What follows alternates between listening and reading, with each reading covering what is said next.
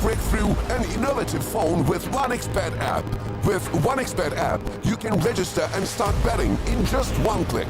Intuitive interface and thousands of sports events every day. User-friendly app. Big wins, fast payouts.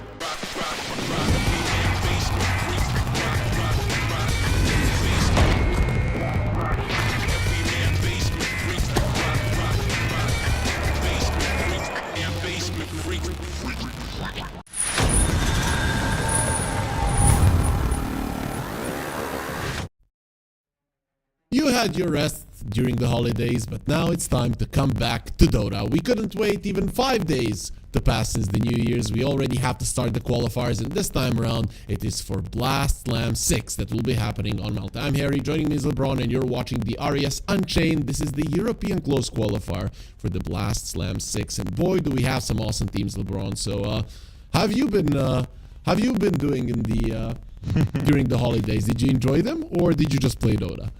I mean, I've been enjoying them. I was 2 days off in some cousins' place, like in village, so I was having fun, But yeah, we are here to have amazing Dota today, I was even playing open qualifier, Harry.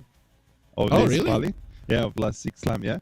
We actually, in first quali, Liga team lost to Level Up, but then we beat Level Up, so basically I beat Liga, right? Okay. In generally, this qualifier is stronger than, it was stronger than TA qualifier in my opinion, because you had teams from Eastern Europe, and you had 4 or 5 teams from Peru, like best Peruvian players playing, and you had Western European teams. So basically this qualifier was insanely hard. So everyone who came from open, they're really strong team in my opinion. Yeah, makes sense. I mean, we saw the schedule. We have 4 best of 3s today. I think 3 best of 3s tomorrow. So it is 2 fast days of finding out who's gonna be making it to the Blast Slam 6. As far as I know, only the first team goes through, so it is gonna be a big battle. I mean, when you see the names of these teams, it's kind of insane. Is Spari still the absolute favorite, or do you think there's somebody who can actually beat them? I mean, for sure they're one of the biggest favorites here, but I mean, we have decent teams decent, good teams, there is Navi, there is Virtus Pro also raising up. There is some teams from Open Qualifier that we're gonna see in next game. I feel this team have a big potential. We see it on the screen, Chiki Briki, they have amazing 2 supports, Sakoda and 1J. So for me, they can be a surprise of the tournament, dark horses. But yeah, in general, all strong teams. We have new patch, so there is some teams with a lot of intel. We have what they played, some teams that we have 0 information. So this is gonna be tough, because some teams played a lot of games in qualis, other teams have 0 games, and it's gonna be hard to draft against them. So what changed, right? The last big tournament that was played was Dream League, and afterwards no big tournaments were played, or of course, as you mentioned, some open qualifiers in various regions as well, right? Because we've got the other RES qualifier as well. So talk to me about it. Any particular heroes that we should be looking out for? Anything that came back into the meta? I mean, it was 14 days till last game of the Parivision. After this, there was patch 740B. So there is some heroes popping up, maybe Trend Protector, we can see. I mean, team still picking same, in this game, particular series, we're gonna see, I think, a lot of contest in Slardar Centaur, but maybe I would love to see some new heroes, like Darkseer, Trend Protector. Probably gonna see some Chen if it's not banned, but yeah, some interesting heroes popping up for sure. On the mid lane as well, Tiny is coming up as well, so both players are allowed to play Tiny on the mid. So I found a lot of similarity into heroes, both teams Yeah, I mean, Violent is a pretty greedy carry. I guess Satanic can be both greedy and not greedy. The guy just does everything, right? But Pari, ever since they changed the coaches, right? So Astini, who was kind of the one of the faces of the team, actually, right? Standing side by side with the players, is no longer part of the lineup. Do you think that's going to be impacting their drafts at all? I mean, I'm not sure if Papi is working now for them. He worked for them in Dream League. But if he's working, for sure, he's gonna do preparation and drafting for the team. So it's gonna impact them a lot. For me, it's most interesting to see what 9 class gonna play because it's new patch, some new heroes popping up. Maybe he gonna have some strong ideas. Maybe he gonna save them, you know, because they're big favorites in this matchup. So maybe we're gonna see them saving strats for later on. How often does saving strats even happen nowadays? Because I haven't seen it lately, to be honest. I mean, and especially in this qualifier, basically, like it's double sword, right? It's like elimination. You lose your out. There is no loser bracket. You need to win everyone to go through. Maybe in first round, if you feel like you're super big favorite, you can maybe save something, but probably not gonna see it. Everyone need to go full like 100%. No, makes sense, makes sense. We got confirmation that Puppy is working with Parivision, so he's a part of the team. We do have a draft and it should be on our screens fairly soon. I'm seeing that it is live and there is a hero that I have to say I wasn't expecting, and maybe that's the 9 class hero that you were thinking about. I mean, Keeper of the Light got really popular in pubs, like position 4 and 5 players are playing it a lot. Plus, there is some mid laner. So it's a flex hero, it's a strong hero. And yeah, we see Tiny. Tiny is as well like flex. On this 9 pick, you wanna have flex hero, so Tiny is amazing. You can put it on mid, on 4, sometimes even on carry. In some particular matchups, maybe against Enigma. 10 seconds remaining. So you mentioned the mid lane Tiny, like what changed? Because we haven't been seeing mid lane Tiny for quite some time. Now the 740 patch comes out, B comes out as well. Tiny is popular. Is there something specific that made him strong? Yeah, Avalanche got to change. So basically status resistance doesn't work. So you cannot press BKB if you're Jagger, you cannot spin, you know. So these things, like your perma-stun, you know. So it's kinda imba. Before you could like do some spells and shenanigans. Yeah, it used to be buy SNY and then you can easily spin or pop the BKB. Now it's impossible. Also a good hero to hunt the coddle, right? Because Keeper Light really doesn't like these heroes that burst you down from 100 to 0. Jakiro, I mean, you and me are constantly talking about this hero. This is kind of the one that you play a lot in pubs, don't you? Yeah, I mean, in last 15 pubs, I think I lost only 1 game with Jakiro. It's still same hero, basically. Talents got swapped. His third skill got nerfed a bit for like 5 damage, but it's still amazing laner. In teamfight, you have this ice pet, which is great. You can scale, push waves, build Aghanim in the late. So, but strongest thing is laning stage, and laning stage is one of the most important things in competitive Dota right now. Yeah, is that ever gonna change, or at least we see some swapping in terms of there's some junglers, there's a tri lane. Is that ever coming back? Maybe, you know, like, but it was a long time ago when you had like offlaners like playing 1x3 on the lane and stuff like this. I was thinking last night, can this happen again? But I don't know. Like Dota evolved a lot, so maybe if some big patch come with some big changes. But in this patch, not for sure. Yeah, makes sense. There's gonna be a Timber coming out. Is that a DM hero or can no one pick it up? 10 seconds I remaining. guess it's a flex because you're not gonna know if Tiny is a mid. And you can put Timber on the mid against Tiny. It's very strong lane. We see Clockwork here. I think Clockwork is like super strong hero as well. Not many players are playing it. It's still like really good. I mean, it's decent laner. In combination with range heroes, it's super powerful against all melee. 5 seconds And in the game, like you have this scouting option, like with Rocket, which is amazing to scout Roche and any area you're going. Plus, you have free initiation. You know, some heroes need Blink Dagger to initiate, but Clock, you just need level 6. So what about this SF? Is this now a position 1 just to make sure that the Timber doesn't have a good time? I mean, this is a flex pick. You can put it on carry and mid if you see where is Timber, you know, because this is counter pick to the Timber. So wherever Timber goes, SF can go. Is it smart to pick an SF into Clockwork? Because, you know, it used to be one of the heroes that you don't like playing against.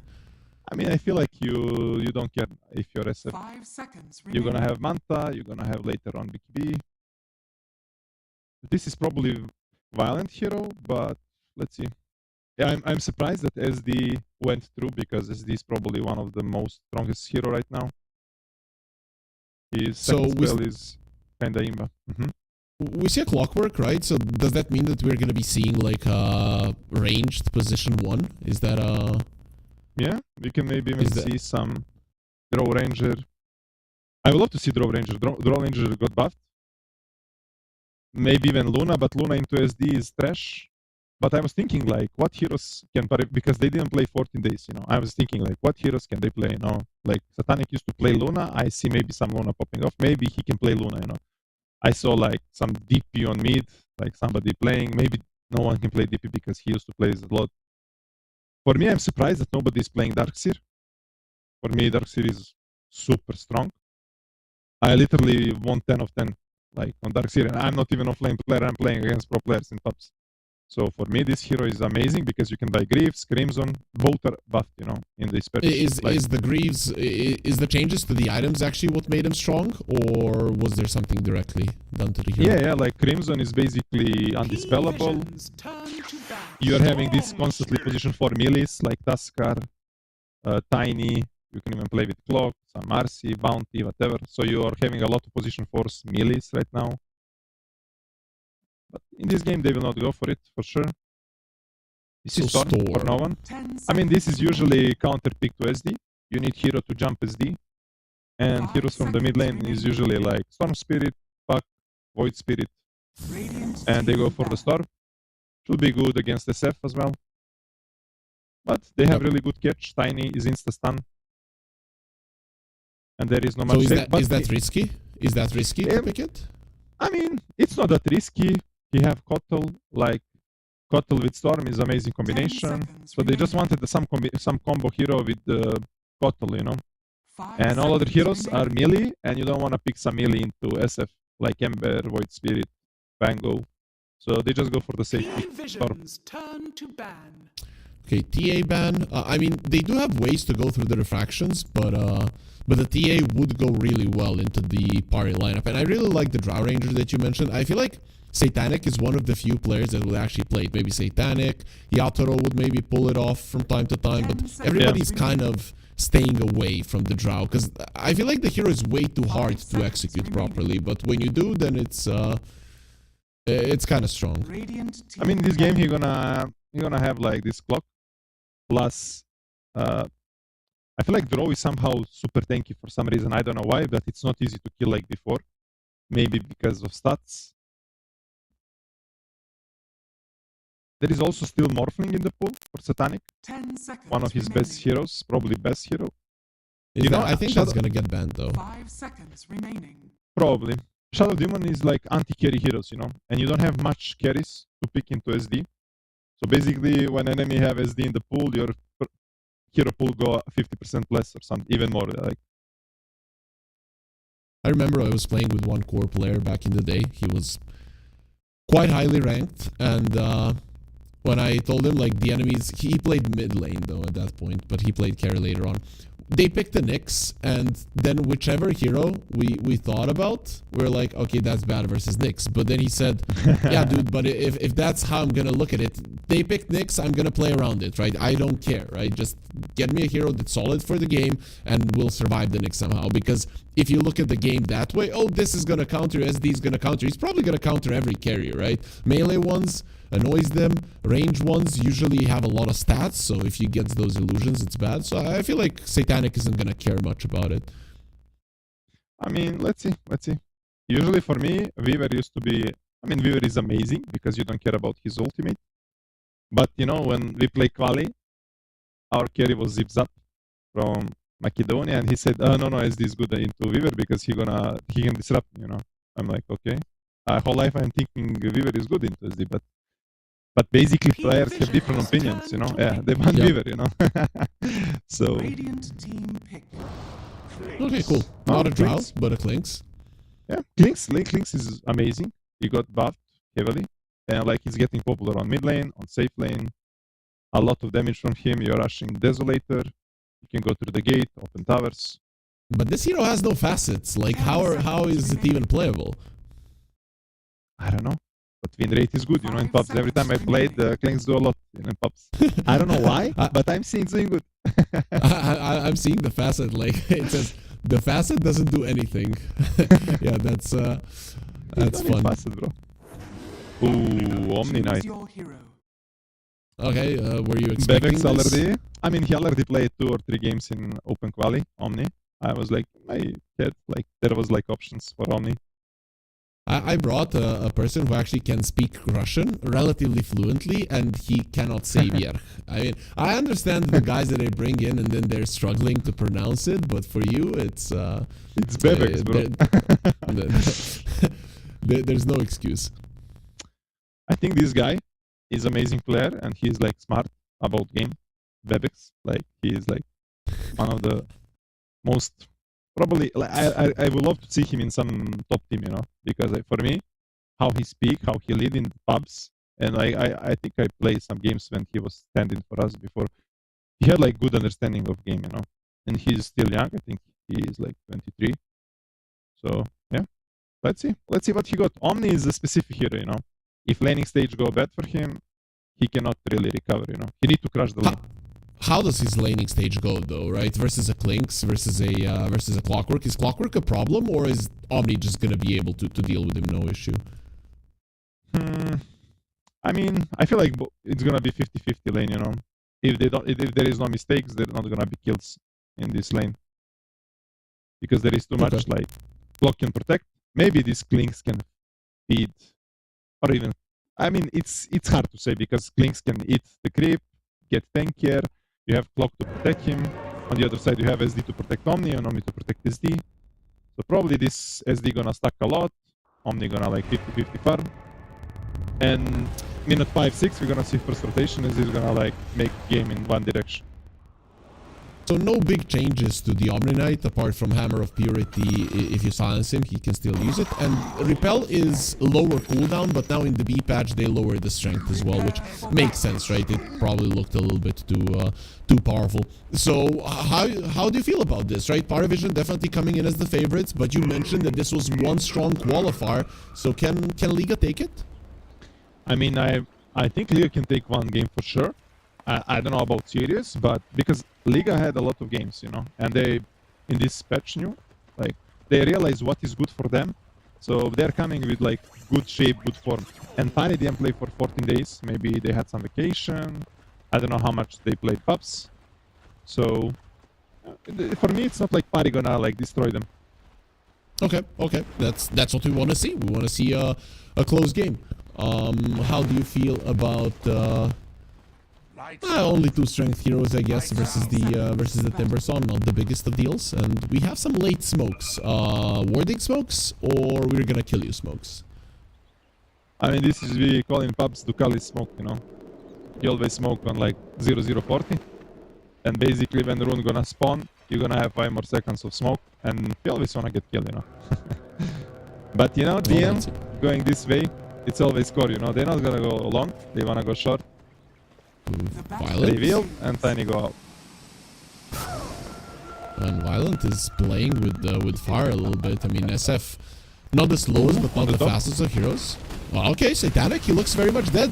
When you don't eat the creep, this hero just dies, and they're gonna give the kill to Vierch. He just waits there and goes for the last hit. We all know that Omni Knight has a pretty strong right click, so quite easy for him to get the last hit on that one.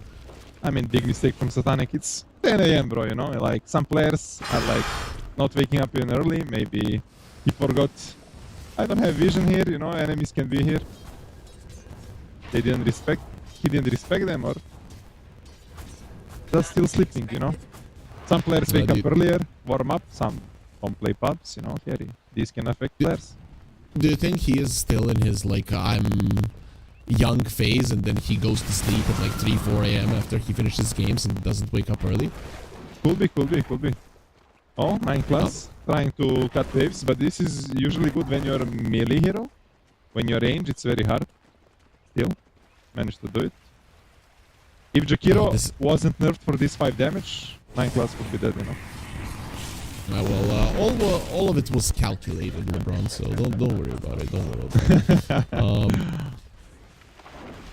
So you can see, I mean, this SF definitely working out when you have a Timber lane and you have to resort to pulling. It shows that it's all going well for you. Only one CS so far. Keeper is very weak on the lane, especially first levels. What he can do is like push wave and then try to pull, like he tried to do. But hero, one of the strongest hero to destroy your face. What about stacks? I mean, Coddle is very good at stacking, but who's gonna be taking them? Like Storm, Timber? Like, which one of those? Storm wanna take big camp. I mean, now it's not big, it's medium camp on the triangle. And Ancient's gonna be for the Timber. Timber is easy, like cleaner of the Ancients. Okay, makes sense. Other than that, first blood, pretty standard start. Storm winning versus the Tiny a little bit. I guess that's normal. The Collis is going in. He's gonna get disrupted, but it's still gonna continue doing the damage even through it. But in the end, they're just going to disperse. Did anything change, or are people still maxing out the cogs on the clockwork? Is that the play? Depend on the situation, you know. Like maxing cogs are very good. In situation where you cannot do damage with your battery, but for me battery is like amazing, like so much damage, especially from level 1 to level 2. Yep, It's like that's 20 a big to change. 45, yeah. It's a huge change. I always look at battery assault level 1 doesn't do any damage, and level 2 just gets a kill. That's how it goes. Yep. I'm gonna see if there are gonna be some fights. Okay. Team Jao, don't give him. Oh, Satanic just gonna get free Lotus. Webex is kinda low. And now Pari on the top lane, they're gonna hit like this level 3. And level 3 for both heroes gonna be big deal. A lot of damage. Dire's structures are fortified. Well, let's see. Let's see if it's gonna be giving them the advantage. You talked about the Omni not having to have a good lane, but I feel like it's not working out that well. And there's the random Hurricane. Can you explain to us why that creep just Hurricane slime? Like, why the hell did it do that? I mean, I guess if there is like 3 heroes around, he will do it. But there was 2. Omni wasn't there. Yeah, I don't know. It's random. I don't know. I cannot give you an answer on this question here. Yeah, sometimes it's just so weird about it. I don't know if they added it to disrupt the pulls or something, but either way, it's fun.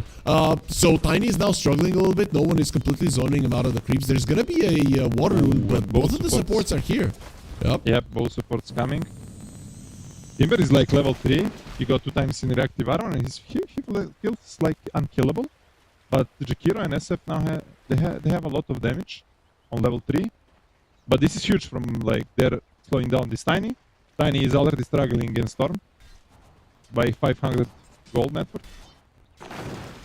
And it's probably gonna continue, right? Yeah. So what do? Can you kill this Storm before he hits level 6? Is there a rotation that can happen? Yeah, minute 6. About minute 6 he's gonna be level 6. They need to do it before minute 6 on supports. And right now Tiny, there is no resources on him. Oh, yeah. He's without mana. He need to run to base, otherwise there is no damage. So probably this Storm is like unkillable. That's a problem. That means no one is just going to continue playing even more aggressive. At least the SF is having a perfect lane, but I'm not sure how much he himself can do versus the enemy team. He's probably just going to be farming, and we'll know that Violent, pretty greedy player, doesn't really get involved early on. Yeah, this is not like Gyrocopter that will love to rotate through the gate, open tower, come on the runes. He's probably just gonna farm and try to be like some big boss standing in fight trying to kill 1x5. Remember the old Dota videos when the SF is going around the map and just raising everybody and killing them back in Dota 1? Like, why don't people do that anymore? I was actually in Dota, you know, SF Grim Reaper. There was like a compilation of best SF moves, and I was one of them in Dota 1. No. Only people with Chinese names were in Dota. No, I was there, bro. I can send you video. There is like Lebron MP3, you know. Okay. Okay, rune fight. Let's see. 3 supports. I mean, everyone is here. Everyone has an avalanche. Oh, he got the AD rune now. This is a problem because he's got level 6. He can maybe even kill all of them. The Collis is here. He's going to be taking damage using the cogs and surviving a little bit longer. There's the extra mana.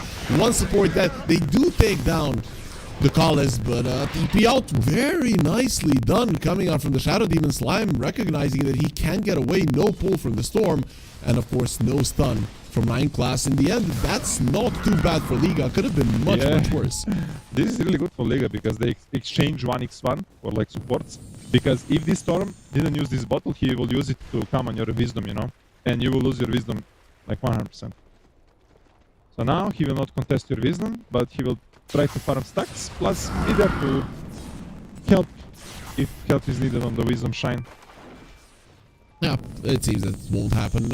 Wisdom Shrine fights now, are they happening a little bit more because it's on the low ground? Are people contesting it more? I know it was highly contested even before, but now it should be even more, right? Is under attack. I mean, they are highly contested, especially from mid players. As well, like carry players, when they have really good lane, they will do it, like some gyrocopters, but in this situation, nobody bothered. For me, biggest rotations moment now gonna be on SF.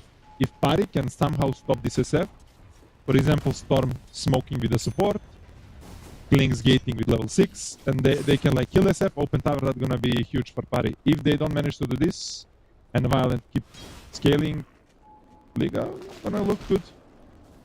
Okay, Good that's the options. play. They have good options to save him. You know, you have like Disruption, you have like Omni tipping in, but this Omni still have no repel. And he's playing full heal and hammer. Of course. I mean, he does have a skill point ready, though, if you look at it. So Yeah. he can skill Yeah, it yeah. if need be. Actually, yeah. Again, He's going for control on an the rune. Orchid. Gonna be So they want to counter the Storm Spirit with the Orchid. Not bad. Looks like a pretty decent item for VR. Is it standard for Omni Knights to get this, or is there a different build that they go for? Is it still damage Omni, like Echo Saber and stuff? Usually people got damage, but I guess it can be situational. Okay, they're reading that they wanna attack SF, so look, SD is already tipping bottom, sitting behind. Very nicely done. But they're not attacking the SF, so Yeah, we'll they're see. not Maybe they attacking, can and kill they the have- Timber. And they have this lane ops. They know SD is here. This lane ops gonna expire. Yeah, SF have perfect. 26 plus killing Lotus, so he's tanky. So he is going with the dice. We kind of talked about how good the weighted dice is, and now it's super popular. Is it that strong? Because when I saw the numbers, when somebody calculated them, it didn't really sound too great. I mean, I don't know, to be honest. I guess it gives you more gold, right? But he's gonna, like, is it that big? Dire are scanning. I don't know, But, but you know, everybody's all- going for it, so... I mean, it's got players, bro, you know? $1, Dude, $1, the you know? Caudal has it. Caudal has it. Storm. Jakiro. I'm looking at the supports, right? There's like 6 weighted dice. Is this gonna be the new Sister Shroud? Dire's top tower Maybe. is under Oh, attack. look, Are scanning. they gated, but nice ops. Radiant's bottom tower Can they open is under tower? attack. No, they don't wanna do that. I mean, Queens don't wanna. He's coming back top. Well, the second that they see him, they might actually go for the Timber Saw. This can be very dangerous for DM. He's trying to push out the wave as fast as possible. Violent gonna get slowed down there by the Solar Bind. Minecraft's dropping low already. There's the Illuminate. They're kiting him, but they don't have the damage to kill him at this point. You talked about it. He has a wand. He has infused raindrops, and even the Lotus and the Fairy Fire in his backpack. But no one is coming with an Invis June. Let's see if he can make the difference. The SF, he did eat his wands right now, and they don't want to go in, especially with the Rays being here. No one is thinking about jumping in. Titanic is poking, and there's the jump onto the SF, but here comes the Omni as well to save his life. That is a long TP, and there's the heal and the repel. He's not going to be going down. Satanic in a little bit of a bad spot, and the Omni will be using his ulti, which means Satanic won't do any damage. Where's the vision? Finally, they put down the sentry to bring him down. That's going to be 2 cores dead. Slime, he thought he can go forward. No one still has enough mana to go for it, but he dodges the Illuminate. There is going to be a Remnant waiting for him and does get the kill. Respect, he didn't see that Remnant, but in the end, with the toss, the college should be going down as well. Violent gets a double kill. No one has a lot of mana, enough to get himself to the low ground. Barely, though. Could have stayed on the high ground in the end. Will live, but it's going to be a 3-for-1 and Liga coming out on top. You know, it's minute 10 and we see 10 heroes on the bottom. I mean, they had a good idea, but they just rushed a bit, you know. They didn't wait Klings, they didn't wait Storm, and they lacked the damage. Radiant's bottom They tower thought they're is under gonna manage attack. to kill Violent, but Liga did Dire's amazing. structures are Like, they had fortified. probably planned who is tipping first, like Radiant structures Tiny tip it are first, fortified. so he made like good rotation, Radiant's a lot bottom of damage, tower then is under Omni attack. second with a lot of heal. Dire's I'm surprised top that Respect tower on is under Jakiro attack. doesn't have like Ice Pet, because level 1 Ice Pet will be amazing, especially with SD Disruption. You can set up and stuff like this, counterplay, but okay, he went for this full damage build. Radiant's bottom tower Now is we Yeah, see, under we are attack. seeing Violent farming stacks. Radiant's bottom tower. Still, I mean, they got the tower on the side of Pari, so Both not the teams worst thing traded in the world. towers. Yeah. Interesting. Could Liga have defended that tower, or do you think after that engagement it's better to just let it go? It's better to let it go. Nobody had like TP from Liga team. So if you want to defend, you need to run for a smoke, and it will be probably better. So they just decided to. Both teams decided to trade the towers. SF is farming the stacks. If you have some Medusa or Templar Assassin, you will love to hold this tower like forever because you're harder to kill. You're non-stop farming this ancient zone. With SF, it's kind of similar, but you're not that kind of a tanky guy that wants to hold this tower forever. As well, if you're like life stealer, you know, if you're life stealer, you will also love to defend this tower because you're harder to kill. Okay, makes sense. But now this opens Klink's like a room to even roam around this bottom jungle. But still, he wanna finish his death zone. He's close to it. But then the damage will start racking up most definitely for the Clinks. He wants a shard as well for the Burning Barrage, just to have a little bit of extra farming. And of course, when you have a Clockwork, the Burning Barrage can be a huge damage dealing spell as well. Meanwhile, in the mid lane with the Siege Creep, this mid lane tower is probably gonna fall. With you having a Coddle Timber, it's not easy, but they're just poking at it and it should go down, no problem. Yeah, one more. DM is coming. Oh, tower gonna fall eventually. They're gonna deny it. Man. Fucking freaking liquid fire, right? You just put it on the tower and it's not doing anything. This is the It's not power about of the the Jakiro, damage. yeah. Power of Jakiro is like laning stage, plus you have this tower damage that there is not much supports right now. You have Pagna, which is not like amazing right now. There is like Chen, but Chen is not pushing like Jakiro. Dire's middle tower is Not under gonna lie, also this game strong. is looking good for Liga, right? Yep. I mean, Party Vision first game of the day, you know, 10 a.m. A bit sleepy maybe, you know, some players maybe. Is that the kind of excuses that you would give your players? Yeah, of course, like, I mean, I'm not kind Or yourself. I'm waking up 6 a.m. so I don't care, but some of my players, you know, that they are waking up 12 or 1 p.m. they will do this, you know, first game of the day. Oh no, I don't want to play. And you in the give them an morning. excuse instead of smacking them? Like, I wake mean, up I early? flame them, you know. Ah, okay, that's You know, good. one time, I don't know, I think it was Seb, you know, he said like every time of the, it's like always at the DI, you know, you have like these games at 9 a.m. and he will say like, you have all this, this information for like how many, 10, 15 years. It's always like this whole season. You know it's gonna be like this. You come to the tournament and you're complaining, oh, I need to play 9 a.m. That was a nice attempt from Slime. He's gonna die. He does get the Shrine of Wisdom, so this death was well earned, but he almost pulled a Pila die there. In the end, he does get hookshotted. I don't know if you were watching it. It was on the main camera there, but the Collis caught him at the tail end of it. I saw it. It was amazing. Plus, he's making, he died, but he's making like Storm and Clock using TPs, which is giving you a lot of information because this is the only catch heroes in Party Vision team, right? So all your cores now feel free to farm and do whatever they want because they know where is the catch, right? Tiny is focusing a little bit more on farm. I would have expected when the Blink Dagger came out that he's just going to be running to kill people. When's that going to be happening? Because they did open up a mid lane tower, so I would have expected him to be a bit more aggressive. I mean, basically right now, you don't want to group up full with your as a team on the Liga. So they just decided to farm, and he's like, I just feel like maybe it's too risky. They were waiting actually Orchid on the Omni Knight. But this is what they wait for. Now they're gonna So now you fight. have 2 heroes. Yeah. And this was good because they actually dodged the gank from the party. Party was also smoking. Well, let's see if they're going to be able to find somebody. Pari are coming in. No raindrops on the Collis. He's going to get silenced up. He did get the cogs off, but instantly Raze goes into the backlines. The Orchid should be killing the Clockwork, and he does die to it as it expires. Ulti from the Omni-Light, keeping them alive. The right clicks really won't be doing anything. Slime dropping low. He's going to be using Guilty on DM, but ultimately no one does take him out. Waits out. the Guardian Angel as they go in, calls back as well. SF is here. That is a strong carry coming into a stance. You knew he had it. No one, he thought that the cooldown was still there, but he made a big mistake. And because of that, he will be paying with his life. Again, Liga get a better trade. 3 for 1 once more. Yeah, Liga playing good. On their timings, grouping up. Pari decided to take a fight. They actually had these ops. They saw Omni. There is Repel is a cooldown. On the top lane. Omni. Gonna die. They saw him on the ops. Repel is really big cooldown. 45 seconds. Yeah, good pick off there. I was thinking that maybe Liga wanna go for the rush. Because SD with Disseminate. Plus Jakiro. So much damage. Oh.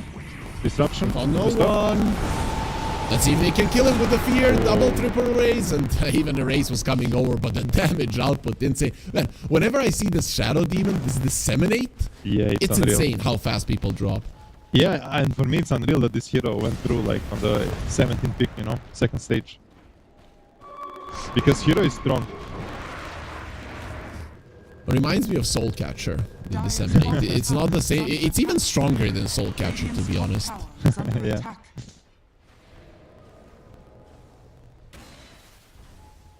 So, let's see. 1k gold lead for Liga. SF completely out of control. Not gonna lie. These are the types of games that Violent doesn't really throw. There are games where he never comes online, but when he gets a game like this,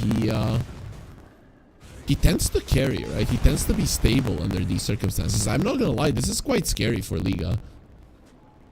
Yeah, that's good, you know. Game gonna be interesting till the end. By the way, I'm surprised nobody have arcane boots in Radiant. And as you can see, all of them are like lacking some mana at some point. When I'm playing Jakiro, I'm literally buying every game Greaves. I don't know, it just feels good, you know. You buy it for cheap, it's always amazing to have it. Drums, I don't know, I'm not like a fan of it. Oh! The college is very dead. Any last words, brother? Yeah, well... How fast did they kill him though, right? How much damage did they have? I mean, they're literally gonna kill him in 4 seconds. I feel like. So they don't have a lot of damage because you know he's not really all that tanky.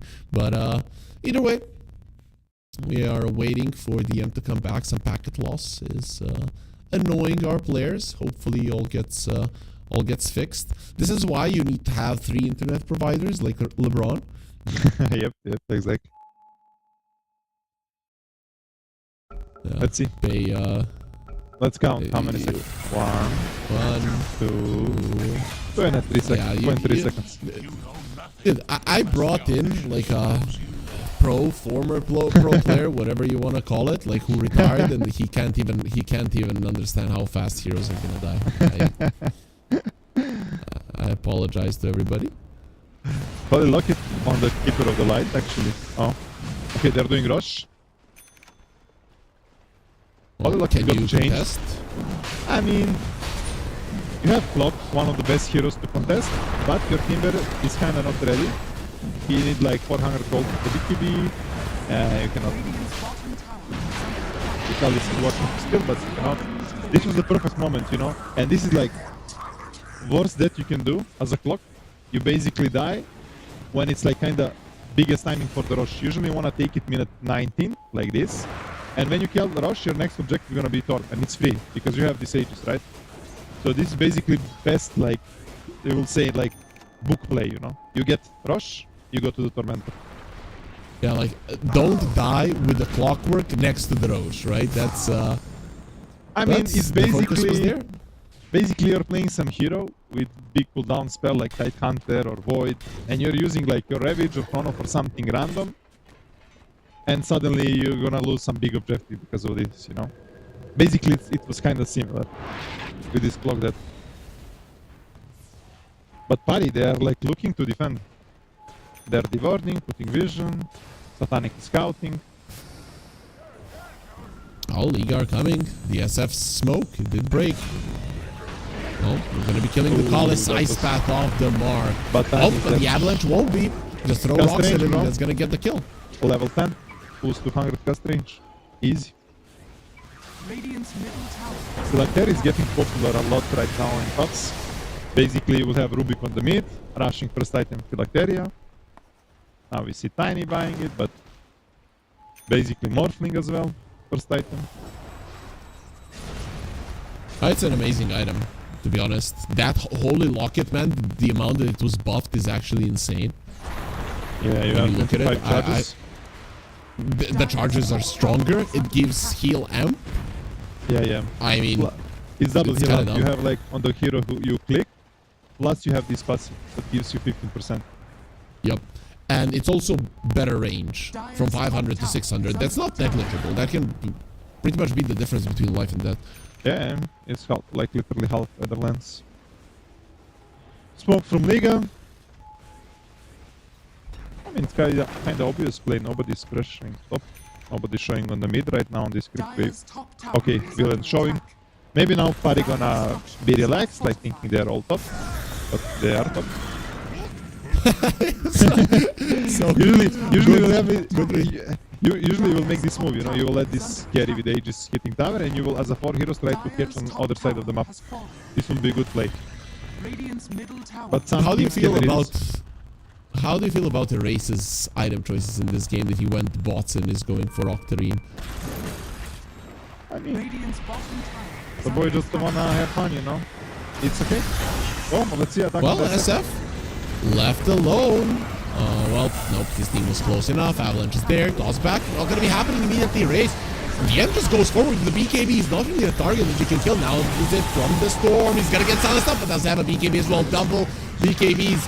That's a late Guardian Angel. Now that does leave Violent all alone. This is the fight that they've been waiting for. Violent is in so much trouble. How do they bail him out when there's 5 heroes waiting for him to come back to life? And then we're gonna kill you all over again. He's gonna use the Manta, but that's gonna be the only thing he uses in Parivision. They play an awesome fight, revealing their BKBs and getting back into the game. I mean, amazing fight. 2 BKBs, insta impact. Like, they took amazing team fight. I don't know if this somehow went bad for Pari, they will lose the game. Because they went all in into this fight, into these 2 BKBs. If they lose fight here, you will lose base. Because this is SF, they will just push your base with the hero. Middle tower is under But attack. amazing fight from them. Good heroes to attack. Like they attack Omni and SD2 saves. I'm not sure how they didn't Radiant's save middle each other. tower is under attack. Like Omni was super low before he pressed any spell. And SD as well, like didn't save. Yep, they're. I guess they relied too much on their spells and they weren't far in. I guess what happened is they went for the SF and then Liga, all of them jumped in to protect him instead of just one hero coming in, like repel and move back. And then they panicked a bit, revealed their position, and then they got hunted. Yep. That's usually what happens. So SF is going for a Daedalus. Is this the right choice? Just go full on damage to make sure that the enemies can't just ignore you like they did in the previous fight? I mean, you have to do it. You're carry. You're only one doing physical damage in your team, kind of. So you need to do it. But you know, there is also some items diff. Imagine Jakiro had like mech in last fight. And SD had Glimmer instead of buying Shard. That would be completely different. Because biggest counter to Storm is Glimmer. Okay, let's see. Storm with the region. Nice ice path. Nice ice path, nice blink out. Liga, good job. Their mid lane tower is still standing, so that's a nice thing to have to protect you. I'm surprised there is 0 team items for any team, like any auras. There is only drums from auras, but there is no pipes, there is Auras no are for crimsons, griefs. They don't care, you know. You go for the kill, my friend. You Yeah, don't yeah. want to survive. You want to kill. That's attack is the Tiny. best defense, as they would say. Let's see Tiny, but he has some backup here. They see it. Good ops here. That's some sneaky ops from Are Ducalis scanning. on this cliff in the river. Yep. It is all 3 heroes. But nobody is avoiding that one. He then cut down the trees for extra vision, and then because that Liga, they're not suspecting that he went for it, but it's giving a lot of information. Storm and Coddle on the top lane. Ooh, nice No one bait actually from jumps Violent. in. He moved the illusion, like it's a real one, and they got baited, you know. I mean, Violent, he played for bait, you know. He know how to bait, bro. You see? Did you play together? No. I was the Oh. first iteration, you know, like first player after the end in the bait. So I was the second. Okay. So was that? Were you successful in bait? I mean, it was okay. When I left, there was like 28 or 30 lose streak.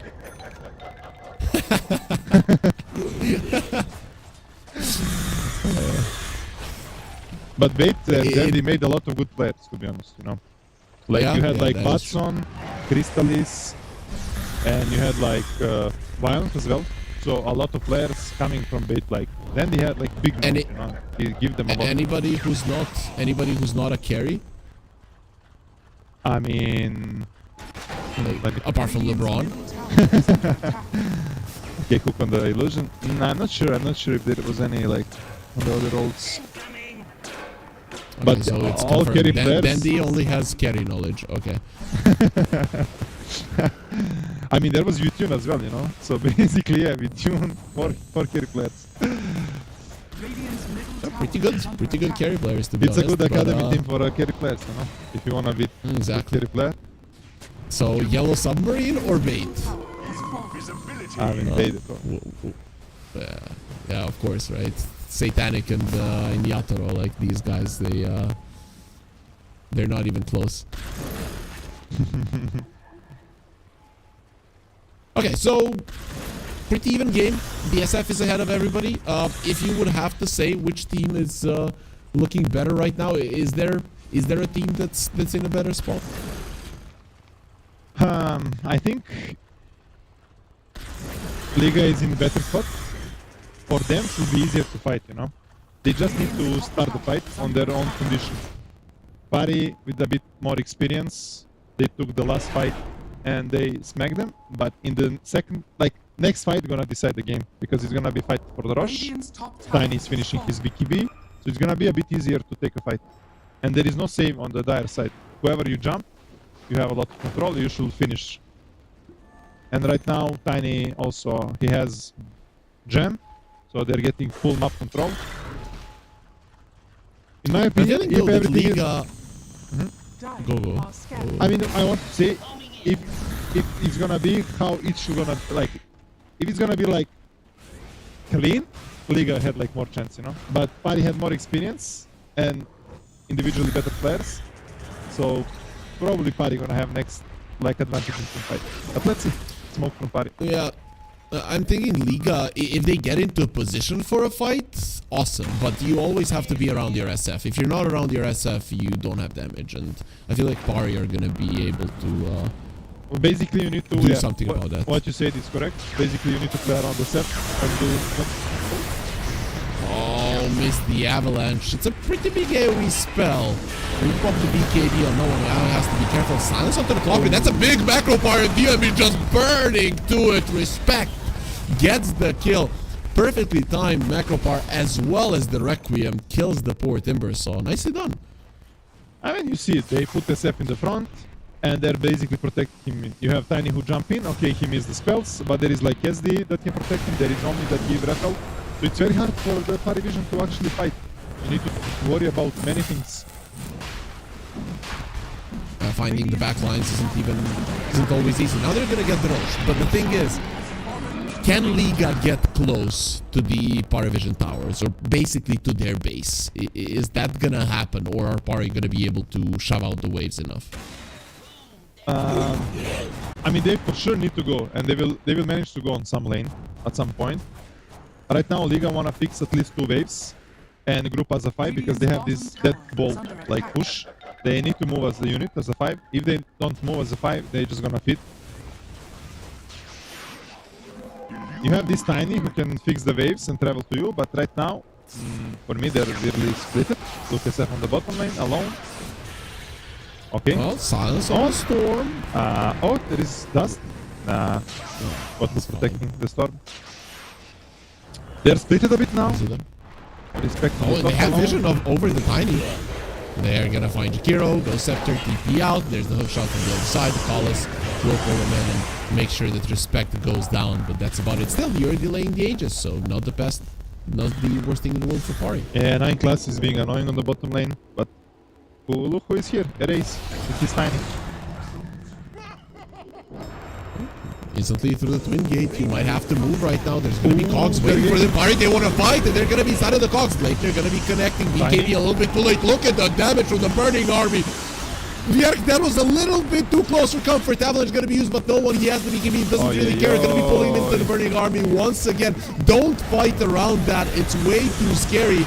And they are going to be finding Violent as well. Goodbye Aegis, goodbye SF, and goodbye Tormentor as well. Paravision, what a play. Perfectly placed cogs change everything.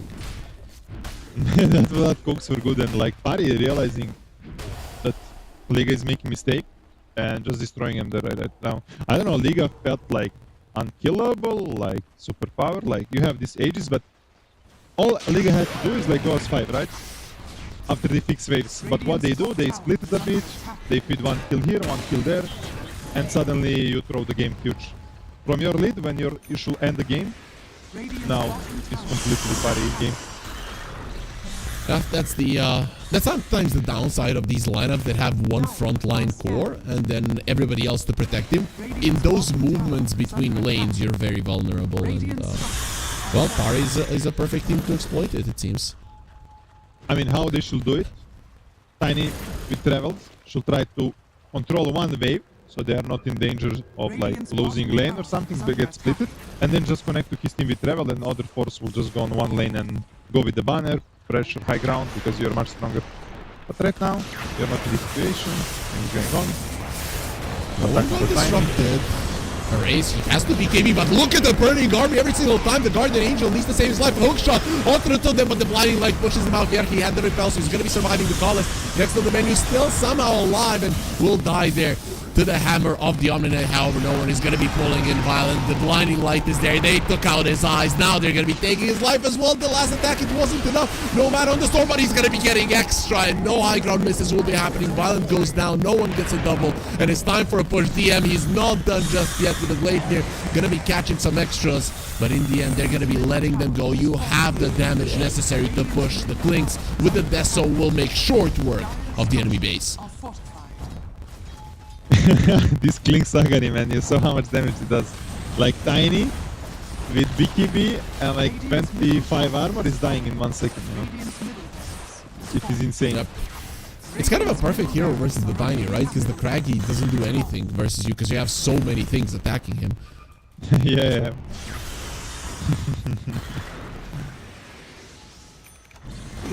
Well, not ideal. Backdoor protection, what? Well, I mean, Liga had everything in their hands, but you know, you're playing against Paravision, tier 1 team, one of the best teams in the world, and any small mistake you made, they will punish you. makes sense, makes sense. A 17k gold lead for Paravision. 3.5 minutes before a potential spawn of the next Roche. But overall, Liga right now, I feel like the lineup that they have just doesn't work in this situation. Yeah. One, you lost the mid lane tower, so Tiny toss back. The mid lane, Tiny toss back into tier 4 is no longer a thing. You can get attacks from most sides. Your lineup works when the SF is in front, everybody in the back. Doesn't really work when you're on the defensive. I don't even know what they do now. I mean, it was perfect for them. Like, their lineup was like this 5-man that snowball that they had. They had like second rush with banner. They had everything to end the game, but they just couldn't group up together and make a good play. It should be clean how to end the game, but they just couldn't do it. And now I don't think they have a chance at all to even play a game. They're just gonna be stuck in their base. They lost this gem. They have 0 map control, 0 wards. They cannot make a single play. They can do some last smoke fight in Russian. That's it. Well, they have one ward on the bottom side of the map. We'll see if Pari even wants to go there. They should be able to understand that. Satanic kills respect. We don't even see it on our screens. We're trying to keep it family friendly. Oh, Avalanche toss back into Requiem, and he got the BKB off. This is a disaster. Vier gonna be healing himself up. There's the repel.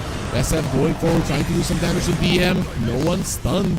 But now this is going to be an issue when you start backing off. Maybe Pari can go for a chase. Blinks is not in the vicinity, so they're going to be waiting a little bit. But still nothing good for Liga. That was almost executed well, but not good enough. They lack 0.2 seconds maybe on SF ulti, like to be faster to do it. It was good combo, but Violent a bit slower on his ultimate. I mean, there is still damage on Liga, you know. You have like Daedalus, SD with second spell, like disseminate a lot of damage, but still you need to execute good, and now it's harder, you know. It's every player from party got like one extra item. Plus you have 0 map control. And this mid lane that is constantly pushed, you need to deal with it. Oh. Violent shoving out the wave. It's not really going to be doing much because DM is doing exactly the same. Our level 25 is looking the Clinks. He has his. Searing Arrows multi-shot with the Burning Army. Yeah, good luck. Good luck playing versus that. Radiant's top tower. And they're gonna have this last fight now in the Rosh. Rosh fight in 1 minute probably, unless they somehow feed now and lose the game. But basically what they're doing, they're moving us 5 because they have 0 wards. And they are weak. Let's see. Oh, that's the only thing they can do. They do have 2 wards though. They don't have 0 wards. They have 2. One in the mid lane, one on the bottom lane. Yep. There is some info. Radiant Let's see. It's a weird smoke because they don't see it. Okay, now they see clock where is rocket coming from. But usually you wanna play around Rosh pit, right? Let's see. Oh. Breaks, the Collis Avalanche is there, toss back. This time around it's executed well.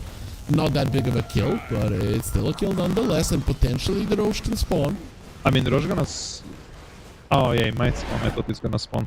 Oh, in 1 minute 20. Okay, he gonna have next ulti for the Rosh. I thought Rosh gonna spawn, he's not gonna have ulti. Oh. Meanwhile, they're just shoving in the top lane. There's still a tier 2 there, so Liga still have an outer tower to play around, which I think is very important. We'll see if it makes a difference. And Liga did move out of the bottom lane. If Pari stays in the bottom with multiple heroes and goes onto that ward, that might be a way back into the game. Yeah, could be. Oh, 9+, up top. Ghost. Holy Locket. There's the Hex onto the Omni. They want to burst him down. 4 step onto the Hydra. He pops the BKB, but no extra spells after that one. Slime in so much trouble. So many trees. There's a Whirling Death. Almost kills him instantly. Erase went in with the Avalanche, but Satanic is just way too fast. And the Burning Army is killing everybody. This SF is already on fire, but even more so after his body is burned to ashes by Satanic. A double kill for both of the cores on the side of Parivision. And there are buybacks on Liga, so the game isn't officially over, but it's getting there. Yeah, there is violence. To ruin your KDA and network, let's go. Do you worry about KDA as a support? Yeah, with my 10 deaths per game, of course I do. Taking a page out of Mali Burgos' book. Yeah. I mean, if you don't have double-digit deaths, it's not a game. I mean, I love to have double-double, triple-double like LeBron in NBA, you know. No, I only know Jokic has triple-double in NBA. That's the only one I know about. Yeah, true. Okay, it's gonna be Mega for Pari. Liga don't wanna... Oh, actually not Mega. One more side. I bet. Well, how are you gonna stop them? You don't have a glyph, and like look at what the skeletons are doing to the base. He can even use the Burning Army if he wants to, but look at the multi-shot. That's insane. Silence, Satanic, Lotus immediately to take it away. There's the zip in, Hex as well. They want him dead. Nice ice path. The Storm needs to be careful. Doesn't have that much mana to work with, but the Coddle will be refilling that mana a little bit. And goodbye, VR. The damage output of DM just way too high. Toss back though. Can they punish DM? He pops the BKB. Yes, I want to be here and give vision to my team so that we can kill all of you. And there's Satanic standing his ground, but versus the Guardian Angel, he doesn't really do much. It's Yerk is going to be coming forward. There's the Silence. They're just going to be running away. Not a lot of mana on this Klings, but there is a solid amount of mana on the Storm going in with a Hex pulling generate. He does have the repel. Now pops the BKB as well, both of them. But look at the burning army. Run away from those skeletons because they're bringing death. And they're bringing the end of the game. GG was called 1-0 Parivision. Well, what can you do? Unlucky, you know? Liga had everything in their hands. It should be easy win for them. I mean, not easy, but if you can like execute good, like with this second rush, you had like Aegis, Banner, it should be easy game, you know, in the book.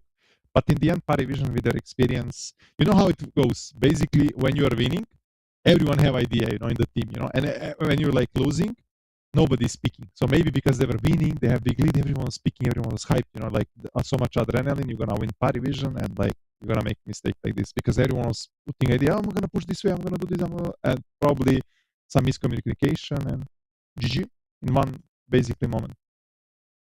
Was that the only game in the series that they could have won? I mean, you mentioned they can probably win one game and they probably can't win a series. So does this mean, was this their game to win? I mean, for sure, this was the game to win, you know. Now second game gonna be even harder. But yeah, it's gonna be probably interesting game. But in my opinion, I think Pari next game just gonna clean them.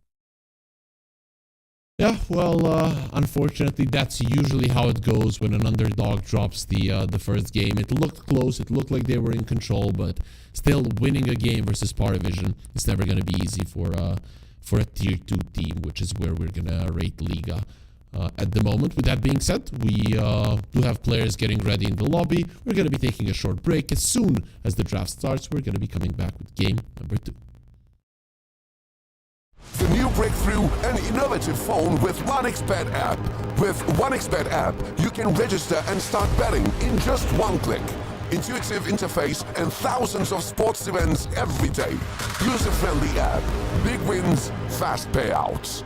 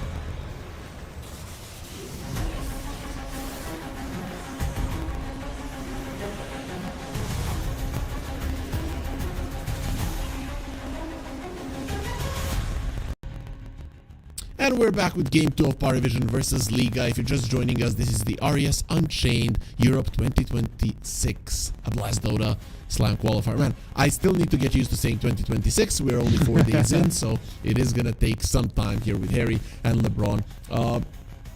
Did you get used to the new year, LeBron? Did you get used to being, what, 45? 50? I need a couple of months, to realize what year it is. I'm still living in 2015, something like this. I'm like 36 now, what? I thought I'm 20. What is this? Looking at the bracket again, just for people to get reminded, or if they weren't watching earlier, to see which 8 teams we've got. Parivision, Liga, Enigma, Cheeky Breaky, Virtus Pro, 1W, Navi, and Pipsqueak plus 4. Who's the Pipsqueak, though? The Pipsqueak plus 4. It's Nande team, Nande Copy, Palantimos. Yeah, I know, but who's the Pipsqueak? You know what Pipsqueak is? A really small guy. I think it's a voice line from Warlock. Yo, LeBron, go into the broadcast channel, please. I'm here. When people say, "Casters, please start the game," go into the broadcast. Oh, sorry. Yeah, when people say "Casters, start the game," and everybody's like, "It's not us, please. It's not us." Well, just so you know, it was us right now, or one of us. See, he's laughing. He thinks it's funny that we don't get to watch the game yet, so we should be getting into the draft fairly soon. Sorry guys, I used to say any penalties for casters, but now I'm like, silence, please. Please no penalty for casters? Because every time it was penalty for players, late, like 20 seconds, penalty level 1, and when production, casters are late, I'm like, okay, any penalty for casters, any penalty for productions. I was always outchat this, I don't think those penalties were implemented that harshly, because one of the players here, who's now a caster, didn't really get into the lobby fast enough. But no penalties, no. With no penalties for us, we're easy. The draft is starting. We should be getting right into it, and there we are. Bans pretty similar. Slark, is it still a good position for? Would 9class still play it? I mean, he will play it, and you just don't want to deal with it. It's just easier for you to ban. I'm just okay. I was worrying about Keeper of the Light, but Parivision, they don't want to play against it. They think it's a first pick hero, so they just ban it. Probably gonna see there is Centaur left in the pool right now, still not banned. Tiny as well. OSD banned. They don't want to deal with the OSD. Liga in game 1, they had amazing draft, They should win that game. Any other stronger team, I mean, will finish that game in that situation they had. But as you mentioned, they're tier 2 team and they're playing against tier 1 team, so mistakes were made. You maybe get overhyped, too much calls, too much panic and stuff like this. I was in situations like this, Too much panic, everyone is talking, everyone is hyped. So Centaur left in the pool. Plus, they banned this live stealer because in last 7 or 8 games, basically 7 of 8, Violent was playing live stealer. Ooh, yes. Are people getting even better with Kez now? Has anything changed, or are they still in smash your keyboard and the hero just kills everybody mode? I mean, after the patch, I basically didn't see a single Kez in my pups. 10 seconds remaining. I don't know. To be honest, I think it's weaker. But so now I'm feeling confident, He played some of the games in Dream League with Kez. I think he had 50-50 win rate. Patch. Yeah. It was. I feel like few games. Maybe last game he lost, something like this, but it was a new patch. When I see 2 pages of new patch for Kez, I just scroll. Oh, you didn't? I just put this hero in the ban. 10 seconds remaining. Forget about it. I mean, something changed from 0.6 to 0.7, what is this? Too much information. Give me something simple, +1 damage on Ogre, this is what I need, base damage on Ogre, +1. So I haven't been competing or trying to compete for a very long time, but now when you do have bans that you kind of set before the game starts, do you always put the same heroes, or do you change your set bans so that you would face some heroes and learn to play against them so that you would understand what to do in a competitive game? I mean, you do this in scrims for sure. In official games, I don't you want to test too much. Maybe if I'm you talking pubs. I'm talking pubs. pubs. Pub. Yeah, for sure. You need to do like change it? Okay. Yeah, you even play these heroes to understand like what is good against you. For example, you see, you think Tiny is strong, but you don't know how to beat it. So you're just spamming first pick Tiny to see what people are gonna pick against you, to understand what is good against you and stuff like this. There is this option. Okay, makes sense. We saw an Enigma ban, we saw a Jakiro ban, pretty much parry targeted ones. So what is left from Tiny is in the Chen. pool? I can see Chen, Tiny. P Vision's turn to pick. Team pick. There's the Chen. There is a Chen insta for Ducalis. Both players love Is there to play. a support? Is there a support that you want to play versus the Chen? Are we gonna see like a Mirana? Tusker is probably best. You wanna have melee hero who like don't care about your hits too much because you have this natural salt shield. You can cut waves, you can block camp for free. If you're range hero, you try to pull wave or you try to block the camp, you're getting so much harass from Chen plus creep. With melee it's a bit harder. So Tusker is also good because you decrease attack speed from the enemies and creeps. I can see Tusker. Okay. On the position 5. On the position 5, Respect love to play range heroes. Karat Mage, Shadow Demon is banned. There is Warlock in the pool. Warlock is amazing into Chen. I would love to see Warlock Tusker combination right now from Liga. That makes sense. And Warlock is kinda hero who secure a lane against anything. Yeah, pretty much. Blind pick. Any new heroes that are coming? There's a Skyrat. You mentioned it. I'm not 100% certain. Kez plus Chen. I feel like Sky is gonna get murdered in this. I mean, game. this can be Sky Post 5. Respect played 2 or 3 games on Sky Post 5. So, it's an option for them. I don't think Team Jao played it on 4. He played a lot of Kotpul, Tusker, SD Pugma, and Lina. But maybe Lina Centaur, but it's gonna be weak into Chen, Yeah, I don't know. I still think they need to go this Tusker. Yeah, I would like it. I really There would is like also it. I Clock. feel like. P Vision's turn to Oh, they just Okay, go so for they're time. going burst. Okay, the Tiny plus Scarlet Mage. That's a lot of the. Even the Centaur's damage is magical, right? The Hoof Stomp and the Double Edge. So the Ancient Seal is going to be one heck of a spell. I mean, it's a steel flex as well. You're not showing anything. It can be position 4, position 2. And you have like, now you're gonna pick carry on 18. And last pick on 23, you're gonna decide is this Tiny 4 or mid. So you're kind of keeping some flex there. So I'm guessing Pari are going to leave the last pick for their I mid want- laner. Yeah. I wanted to Do say they- Darkseer. Do they I steal wanna the see Tusk Darkseer. now? You can go for 9 class Nyx here. Nyx, So- Tusk, yeah. I Solid don't know this if game. 9 class play 10 Tusk, seconds remaining. but he do play Dire Nyx. team pick.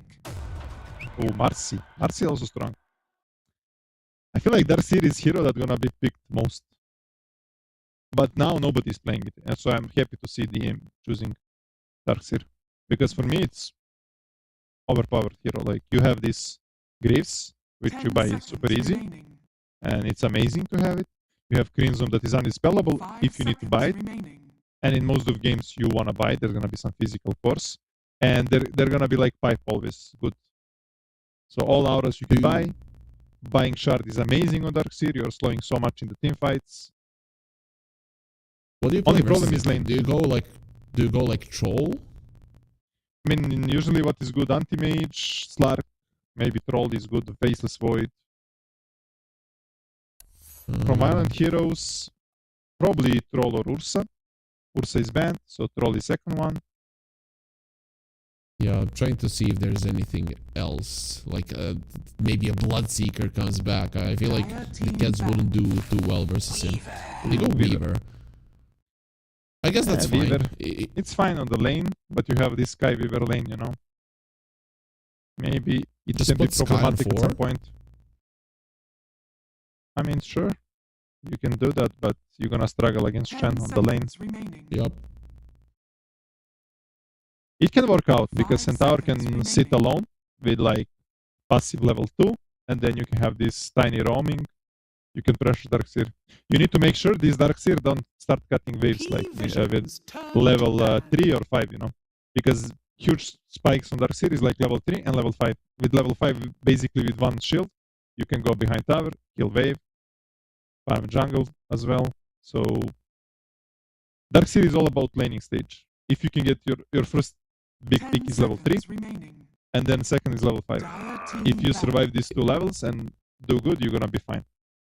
First item, Vanguard or Mech? This game, if you wanna stay on the lane, especially against Weaver, you can go this Vanguard is good. Is good option. Okay. Usually There's what a I do, Tusk ban. I buy 2 seconds nulls remaining. into Arcanes, into Mech. 5 You know, every time seconds Darkseer get remaining. levels, he get like HP and mana. So you can abuse like dropping this Visions stats item in turn to backpack ban. before getting level. You get extra HP, extra Dire mana. team But you're gonna be a bit weaker, like you can die easily if you don't have this Vanguard, as you said, maybe on the lane. You are playing greedy full farm. They are banning mid laners that would crush the Tiny, so I'm gonna assume that this Tiny is gonna be in the mid lane. Though, I have seen, man, Huskar versus Tiny, and the Tiny just buys first item Phylactery. He doesn't even buy a Blink, and then he just tosses creeps onto the Huskar and he just dies. That's because it breaks him. It's actually quite cool, so I know you lose the lane, but it would be fun to see if that's something that you can deal with. Let's see. This AA ban is good. Counter to Chen. Maybe they wanted to pick something like this Huskar that is banned. They're still thinking maybe Invoker can be decent. Okay, they go for the Ember. Okay, you need to punish. You need hero to punish Ember hard on lane. One of the biggest is Monkey King and Huskar. Huskar is banned. Monkey is also banned. So Slardar also banned. I think 3 heroes. 10 seconds. I think you just go like a Pango. Is the hero dead, maybe? 5 seconds. remaining. Pengo. I don't like Pengo into Ember. But what about this Dead Prophet I was speaking about? Maybe DP can punish Ember. You have this 5-man snowball lineup. You can go. You're tanky with auras. You can open all towers. You know, I didn't see no one playing DP, but I just see hero got buffed. No one used to love to play DP a lot. And in my eyes, it can be good in this game. It would be cool. It would be cool. I would also like an OD, but I think he's just gonna go with the melee hero that's up front because the Dark's here, like Earth Spirit, DK, sure. DK does win the lane versus the Ember, though. I mean, it's a good hero because they lack initiation. They had 0 heroes to go in front and make a play for them. So DK is perfect because you have this front laner with a control, with like tower push, basically to force any objective. If they go for DP, as I said, they will not have a control. I'm looking at the DK as... I feel like Pari might be lacking a little bit of damage, right? Unless you have Kez present and Darkseer present, the DK with the 2 supports doesn't really kill heroes. I think that can maybe be an issue. Yeah, true. There is not much damage into these heroes. They just want to play strong 5-man at some point. They're just gonna farm. All of them just gonna farm. At some point when they reach these small items, like for example, Chen gonna get mech, Darkseer gonna get pipe or crimson, whatever. Maybe Chen gonna go different items like drum solar, and Darkseer gonna go these greaves with pipe or crimson, whatever. And they just gonna start going as a 5. If they go as a 5, I don't think Liga have a chance. But there is Ember with Vessel. Ember do so much in this game with Vessel and supports. Liga have a lot of damage early on. They need to try to snowball from the early game. Yep, kill a lot of heroes. That's how I see it as well. Defend tier 1s as much as you can, and even if you lose a tier 1, when the enemies are dispersing across the map, catch, right? If they don't get a lot of kills with this lineup, they're screwed. But they have so many heroes that can do it, right? Centaur, Tiny, in combination with the Skyreth Mage, also the Ember. Does this mean Pari might buy some early 4 staffs just to counter this? I don't know, maybe. 4 staff is really good, but naturally you don't want to buy it on Marcy or Chen. Maybe Marcy is like basically you can buy whatever you want. But yeah, Liga have tools. Liga need to play super active. Try to get as much as possible kills. Don't let Pari somehow get this strong 5-man with all auras, because later on it's gonna be hard for you to fight. We were naturally looking a really strong hero into Chen as well. And it's kinda very Weaver game. Only problem I see right now, you don't have any save. Later on, Centaur can buy Axe. But yeah, Centaur gonna buy good auras 30 for his team as seconds well. battle. Yes. But if Liga Anyway, don't win this game in 30-35 minutes, I think it's gonna be easy for Pari, to be honest. Yeah, it does With look that lineup way, and right? auras, yeah. You need to Pari- be ahead with Liga. Yeah, Pari have like greedy lineup in early game. But let's see. Liga are gonna try The to battle begins. go for the bounties here. It's gonna be a 2-for-2 from what it seems. Nobody's gonna be risking their lives. No Ducales smoke. So you lie to us. I mean, he's playing Chen, you know. And Darkseer is a hero that doesn't want to fight, doesn't want to waste mana. He just want to press double shield on the first wave, push the wave, and then pull the second. This is the play they want to do, like 100%. He's riding a red panda on the Chen. That's actually quite cool. Yeah, this set is really cool. I like it. The reason I never played Chen in Dota 2 because I really hated the model. I played it a lot in Dota 1. And I feel like with this red panda, I would actually play it. I like it. I thought because you cannot control more than one unit, but okay. I didn't know No, this. I'm a Warcraft player, right? So, Okay. My I might apologies. not be. I might not. I don't know if you played a lot of it back in the day, but I mean, Lizard would destroy me, but I feel like I would take you even now. No, I was playing mid bro in Dota 1. Only SF. Okay, yeah.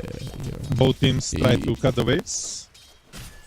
But not respect Ducalis with his Chen, manipulate good. It's easy for him to pull the wave with the creep, don't think anything. Now Also, you see a lot do- of melee force. Talking about units, do you remember the no-tail position 5 mech Meepo?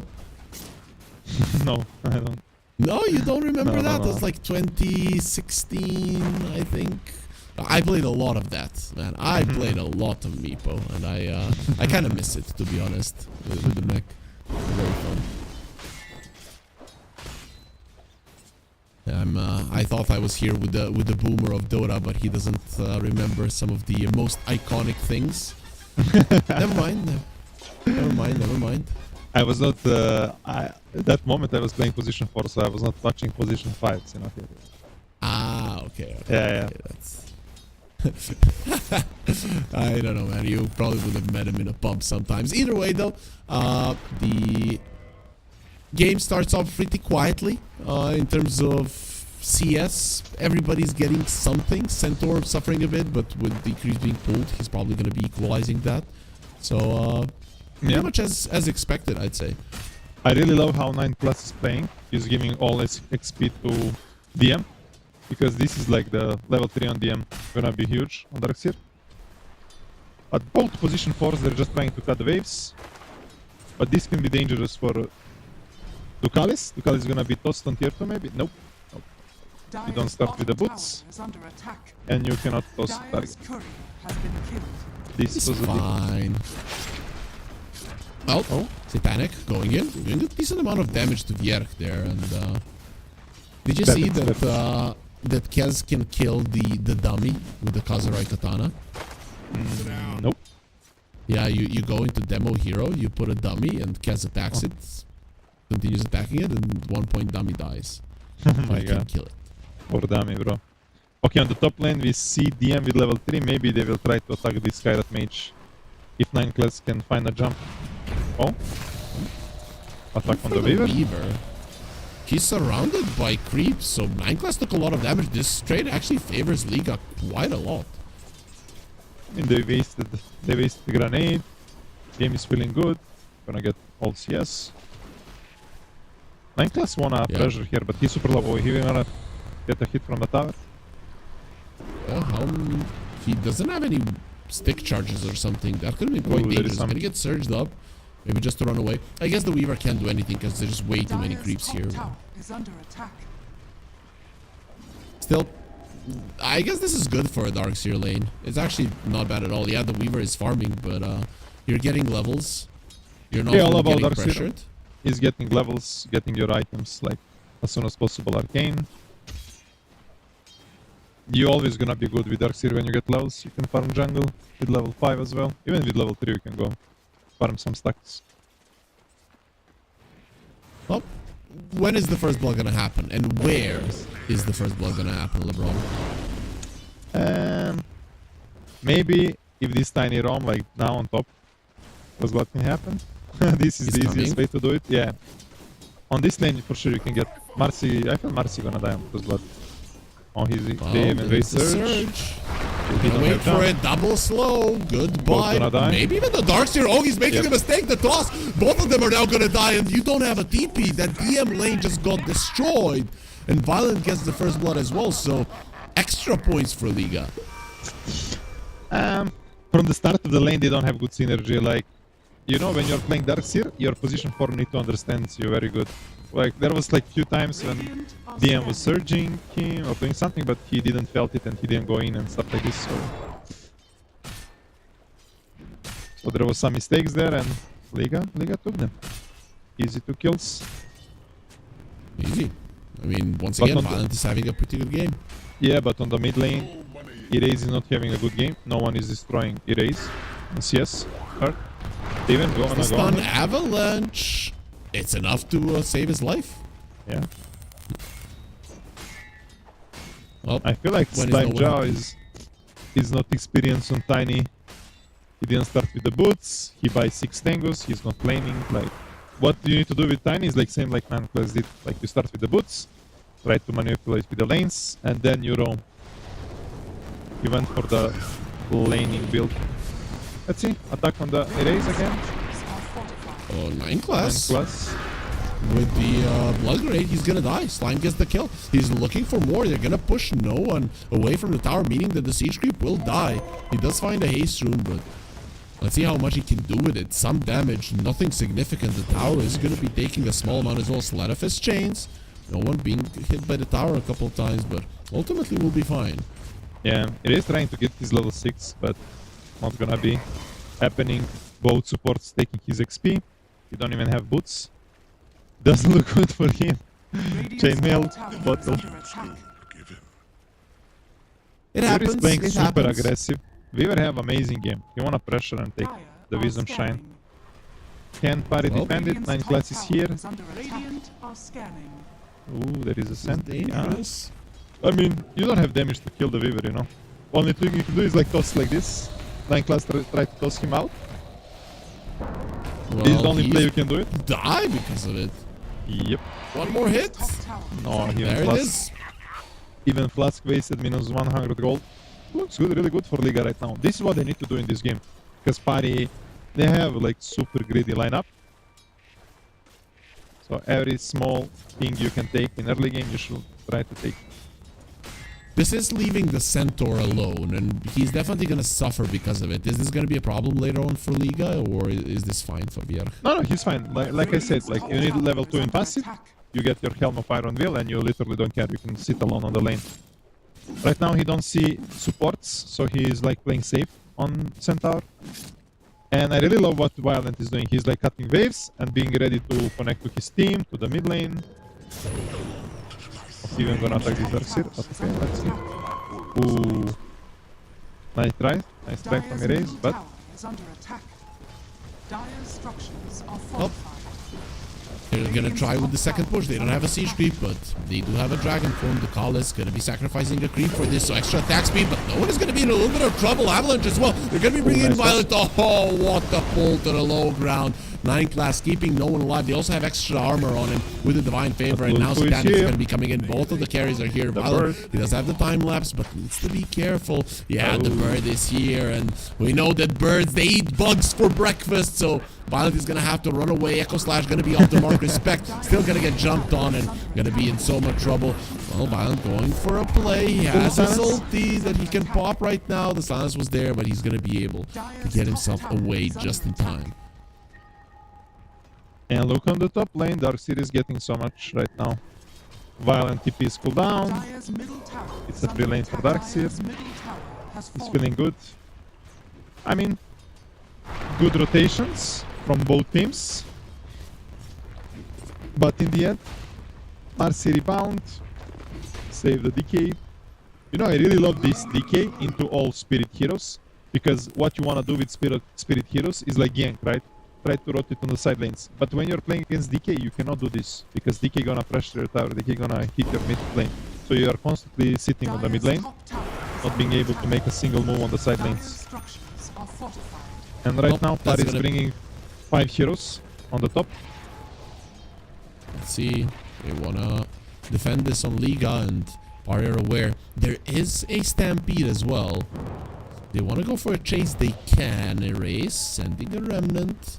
Pari being careful. They're gonna wait this one out. Yep.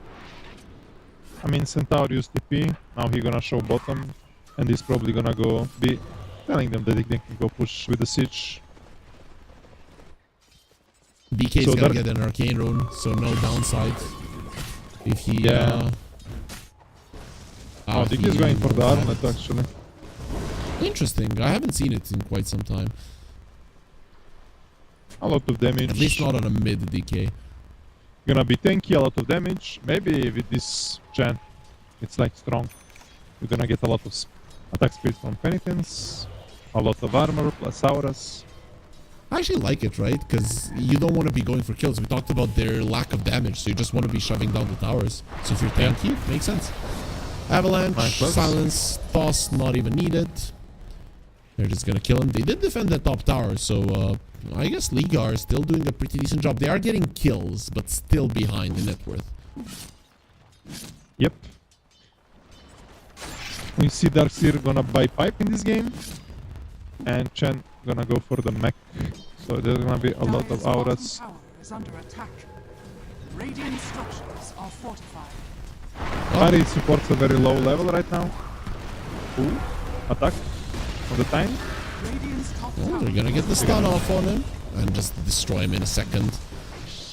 After the Dragon Tail, you don't survive, but they did get a tower. So if Liga can somehow defend theirs right now, getting close to the tower is not gonna be easy, but defending it, also not gonna be easy at all. Dire's bottom Yeah. tower Can we is have under a attack. network just to see network? Yeah, Yeah. yeah, there it is.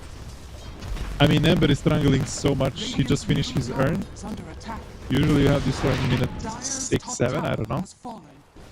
This is like minute 12 urn.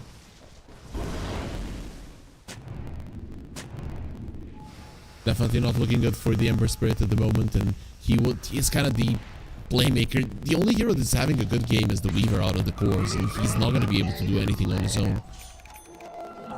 I mean, yeah, he had amazing game, but then he tried to keep him mid, and like to defend the tower, kill DK, play didn't go well. Then he fight on triangle, went to low HP, but he had to run full to the base without the TP. So he wasted like 2 minutes. His game should be even better. Not looking good. Not looking good at the moment for Liga. So when does this change? Is there going to be like a blink on the Centaur? No, he's going for a Crimson. This is bad. They're not going to have any initiation until they blink dagger on the Tiny. So killing heroes, things that we talked about, it's really not going to be that easy for them. I mean, you have Chains level 3 plus Skyrat Mage Ultimate. This is the place you need to make right now. And they need to start playing as a 3. Ember with 2 supports. And this is exactly what they're gonna do right now. Insta smoke. You have damage right now, you know? But when Chan gets his level 6, get his mech, plus you're gonna have this pipe on Darkseid, then I don't see you have a damage at all. They're gonna gate, try to kill the Kez. They have to kill the Kez. They're gonna kill him. Danik, Like, he's still farming this. Yeah, this is gonna be a kill. He's dead. He's very much dead. Mystic Yeah, Flare, nice. goodbye. Tiny doesn't even use the spells, waits for a possible response, and Satanic being a bit careless. Yeah, it was not that obvious because his wave was super pushed on tier 2. And let's see if Liga can open this tower. They don't even wanna try actually. Radiant's bottom tower is under attack. You're just gonna play safe. On the top lane, they find the champ. Well, that's what you need. Kill after Yeah. kill. 2 now Yeah. in a row. This is Still, what they have to is open up towers, right? Yeah, they open only top tower right now, but that is not changing anything for them right now. Which Later one is on the it's mid one, the most important one? Scanning. I mean, bottom one is right now probably most important one because you're gonna push Gaz out of this side of the map because he wanna keep playing here, farming all these camps and wave. And right now we are seeing no one and 9 plus smoking, no one with blink dagger. Smoke revealed. DD on no See, one. He has a lot wants to go of damage, forward. but his farm is Jeez. cooldown for 3 seconds, so he didn't wanna jump. They want to do it. That's gonna farm. Howard. I mean, Well- if he had Skyrat Mage in his team, he will go for the play, but just no damage, you know. Centaur go for the Vanguard, and all their damage is physical, so no go. Yeah, wasn't a good target. You're just better off not going for it. You're waiting for your timings. I feel like the timings of Pari are coming, and Liga just haven't done anything to slow it down. Very soon, they're gonna be very screwed. To be honest. How- Kerry, you are totally right. Like, DM is so close to his pipe, 300 gold. He's gonna finish it literally in 150. No one's still looking to find something. You're gonna go on the sky, on this observer, and die in 2 hits. So much damage. So basically, Darkseer finishing pipe in the next creep wave. Chen got his mech as well, in 40 gold. Yeah, Chen mech is coming, Darkseer pipe is coming. Satanic have Dezoyasha, so basically they have like so much timings, items right now, they are like so strong. And nothing changed in Liga, you know, like they got Vessel on the end raise and that's it. Centaur need 1k for Crimson, Tiny still far away from the blink. Yeah, I don't know what you're gonna do right now. Like, you don't have constant output of damage, you have burst, and the enemies have everything they need to deal with the burst. I can see So, Pari forcing a tier 2 right now and then go for the rush into Torm and then game is super hard. But let's see if Liga can do something about it. Ember wanna fight, you know, with this vessel. But into 5 men, if you fail, you're just gonna even put yourself into bad spot. Well, we'll see. There is a Mjolnir on the Weaver, I guess. Mystic Flare a little bit off the mark. There's gonna be chains, change nothing, and no one just kills Respect at the exact same spot as before. So Respect really should be staying away from there. And this is what I said, they're just gonna go for tier 2, for something, play for the rush, and then play for the Torm. Are fortified. Refused. And look at Violent the is watching, waves. you know? Yeah, Violent is watching, trying to be a good Dire's cameraman, you top know? tower is under Recording Dragon in 4K, but Radiant are scanning. Yeah, let's see what they can do. They have to do something. There's a blink on the Tiny. He's has it on cooldown for 2 more seconds, but he's TPing in. Let's see, Pari. There's smoke behind no one. Even if you toss them back, I don't know if it's gonna be enough to kill him. There's the smoke Liga. They know it's now or never. The call is sending in the creep. The smoke and the creep breaks, so they know they're in the vicinity. Going on the island, and he dies. Gets on a sub vacuum onto the high ground. The race. He comes back. He says, "I'm gonna out though. I'm gonna go in." He's gonna be using all of his remnants just to survive. I think this is paused to laugh, you know? Because you know what happened? Weaver got stunned by this Ogre creep, you know? Yep. Oh, someone was farming these creeps and this Ogre was like taunted, you know, and like start casting the stun. Bro, I'm sure this is the pause to laugh because you... there is a... Dire's top tower is under attack. A pause to laugh. Happens. Okay, Pari's opening tier Dire's 2. top tower has Now they're gonna fix the waves, go for the rush, and then go for the middle Torm. tower is under attack. I don't know if Liga have tools to take a fight. They're looking for a fight. Centaur just finished his Crimson. There's the Mystic Flare, so at least something. 9 class will be taken out. He's always up front, so it's quite normal that he's gonna be the one going down. Dire's top tower is under attack. Satanic gonna get caught. There's the toss back into a hoof stomp. Kill him fast, kill him faster. There's the pipe. You didn't kill him fast enough. So what are you gonna do now? Go with the stampede. There's the hand of God. Satanic gonna be going there with the raptor dance, and you cannot attack him during that one. No one is just standing his ground, vacuum, so that his splash kills everybody. Ray's trying to run away. Slime gonna be going in. Avalanche toss. There was no toss. They do have the surge. No one is running away. The Spirit Vessel won't be enough to get the kill. You need some more. Not gonna be happening. The race, he did pop his regeneration, so wants to continue going forward in this fight. Still a win for Party, but could have been even worse for Liga.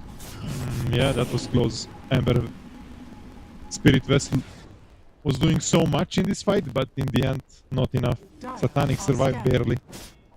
Ducali saved him with Hand of God plus Smack, and with his Divine Favor, like you're also amplifying 10% of the heal.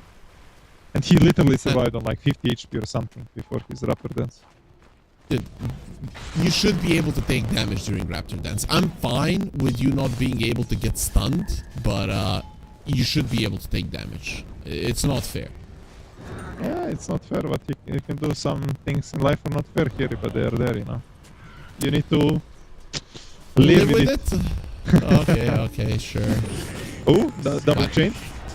Slime, avalanche, toss, mystic flare. Oh, you need it a little bit early. Does nothing, especially when they have a pipe. HP. And there you are full HP.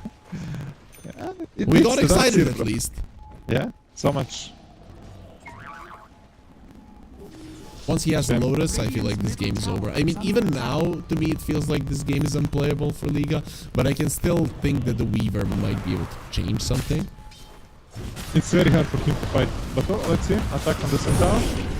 That is the tankiest target. Has the Crimson. They already lost respect in the backline. Satanic is in so much trouble. He needs to be close. Oh, the Raptor Dance. There it is. Life's not fair, is it? And because of that, Liga are going to get wiped from the face of the earth. No chance to turn back time. And maybe if you could decide not to go for that fight, but they went for it. And Liga are going to lose 4. He basically on 1 HP again, he managed to press Manta and then Raptor Dance. Now this is gonna get healed full, get Tormentor,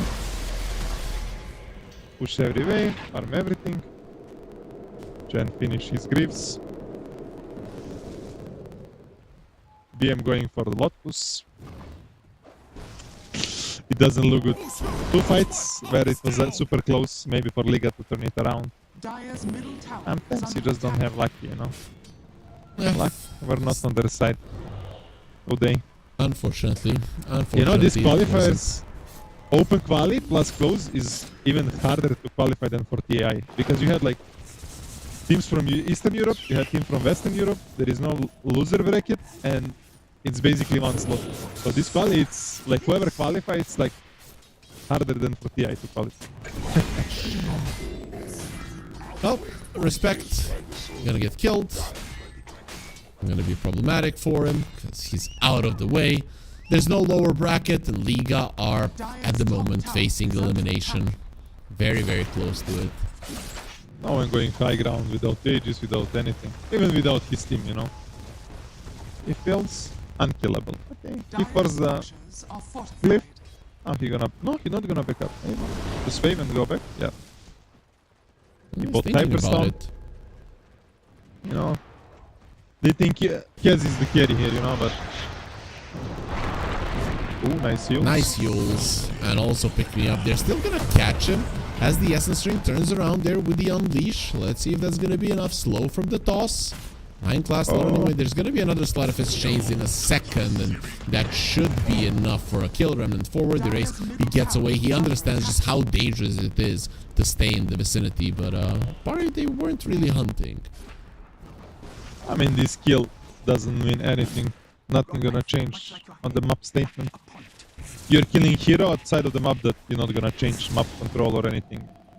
Not gonna gain some area or something. It looks pretty grim, even with the freebie. It's not good enough, and it took them some time to get the kill. Right, it was like 30-40 seconds of chasing. There's the Lotus now on the Darkseer, so extra armor, ways to remove the chains, ways to remove the silence. Things have gotten even harder for Liga, and they were already pretty hard. Yeah, Can you click on the Skyrat mage just to see his item build? Like, what do you think when you see position 5 with this item build? Awesome, In the game you're awesome. losing. Radiant Meteor Hammer, are we're gonna scanning. end. I mean, Meteor Hammer, like, Radiant amping your are scanning. damage plus. Yeah, this okay, stun tower damage, but. I don't know. If I'm post 5, I would love to buy Greaves, you know. I will not love to, like, buy like this. If you compare his impact with Chen impact, right? With auras. Night and day. Yeah. Attack on the tiny. Goodbye, Tiny. Up, going for more. There's the Stampede to try and run away. Bjerg, I want to get close to him. He's going to be popping the Crimson Guard and pushed into his own base. Nothing he can do about this right now. We were speaking in the draft that they could go for the Warlock. We both like Warlock. I think Warlock will be amazing for the team fight. He will provide everything. They will have so much damage, but Radiant's middle tower is under attack. might get some kills with Ember. But biggest problem for Lega was like this Ember got crushed on the mid lane. He couldn't make a single play on the side lanes, Radiant's bottom tower is under attack. and Pari just played clean. Without your playmaker, no kills, no opening of towers. Now League are going to be getting a tier 1, but 25 minutes into the game it feels like it's so unimportant. It's not going to be making a difference. However, it's still some advancements, and Weaver is going for this glass cannon build, which I think that he needs. You get a Daedalus, you get a shard, and you hope for the best. If he can get like 5 seconds of uninterrupted attacks, he can win a fight. Yeah, maybe. But imagine you had some auras from your team, some save from your team. That would be amazing. But he had You got Crimson nothing. only from Centaur. Oh, heals. Pipe. Lotus. Unreal. Saving. Oh, Spirit Vessel. They got him. that crit. Vile got Yep. the hit. But he's silenced up. He's in so much trouble. The Bastions are coming in. Satanic will be able to get the kill. Violent trying to run away. Being killed by an illusion of his own teammate. And he's so Oh fast my God. still. He gets close to him there. With the hook. Zvier, he wants to run away. He does have the Stampede. Maybe you should have used it to allow your Weaver to escape earlier, my It friend. was cooled down. It was cooled down. Okay. There's the I was hook also again. watching. Unloading. MBF will die. Goodbye. Kazurai Katana does a lot of damage. No one does a lot of damage. And 2 cores are dead without any chances of surviving there. Yep, you killed our boy 9 class, but we're gonna take some revenge on you. 2 cores dead for Lega, Radiant's bottom tower you're gonna is lose under Rosh, attack. and Pari gonna look to end the game after this Rosh. You have Satanic, Assault Curious on no one as well, Radiant's bottom so tower a lot of armor attack speed for his teammate as well. Dire's middle tower is under attack. Well, things are definitely looking good for Pari at the moment. Seems like this first hurdle to get to the Blast Slam 6, to go to Malta, isn't gonna be an issue for them. Malta is good, huh? This one gonna be in February, right? So it's gonna be good vibes. You definitely wanna go there, you know? I don't know if you can go and swim in February though. I mean, you can I if don't you're think so. crazy a bit, you know? Dire's middle tower Nobody stops you, Mania. right? You can go if you want. Wim Hof, Iceman, let's go. Dire's middle tower She was fine. on Ember, you know? A lot Okay. of help. Anti-heal. Yeah, anti-heal. But let's see if it's gonna be enough, you know? Yes, with the Aegis. Ooh, no one lost a lot of HP there. Maybe with some toss back, you know? On tier 4s. They could have tried, but Pari are just gonna get away right now. Some damage onto the tier 1. They didn't force out tier 3, sorry. They didn't force out the glyph though. Is Kez gonna be hunting there with the Raven's Veil? No. Just Just gonna show. farming. Show on the bottom side of the map right now. So Liga can leave their base, try to devour. Oh, actually Weaver changed, you know? He went for the I don't like Hurricane back. this. I don't know, man. I feel like they're not killing anybody because of this. I understand that he's probably gonna get blown up anyway, but at least you're gonna give yourself a chance. I mean, if he can survive. in fights. Oh, attack on the center. Radiant are scanning. Well, You just rebound is ready. They're Good gonna news. go in. He did pop his crimson. It's gonna be enough for a back. Kaz is not with the team. Neither is the Darkseer. So it's just kind of the two of them with the Chen being in the vicinity. Did you saw 2 hits on DK from Weaver? He went crit and he removed him like 100 HP. I mean, scratching his back right now. Dire's bottom tower is under Yep. attack. DK a little bit too strong for the Weaver at the moment. Liga is grouping up.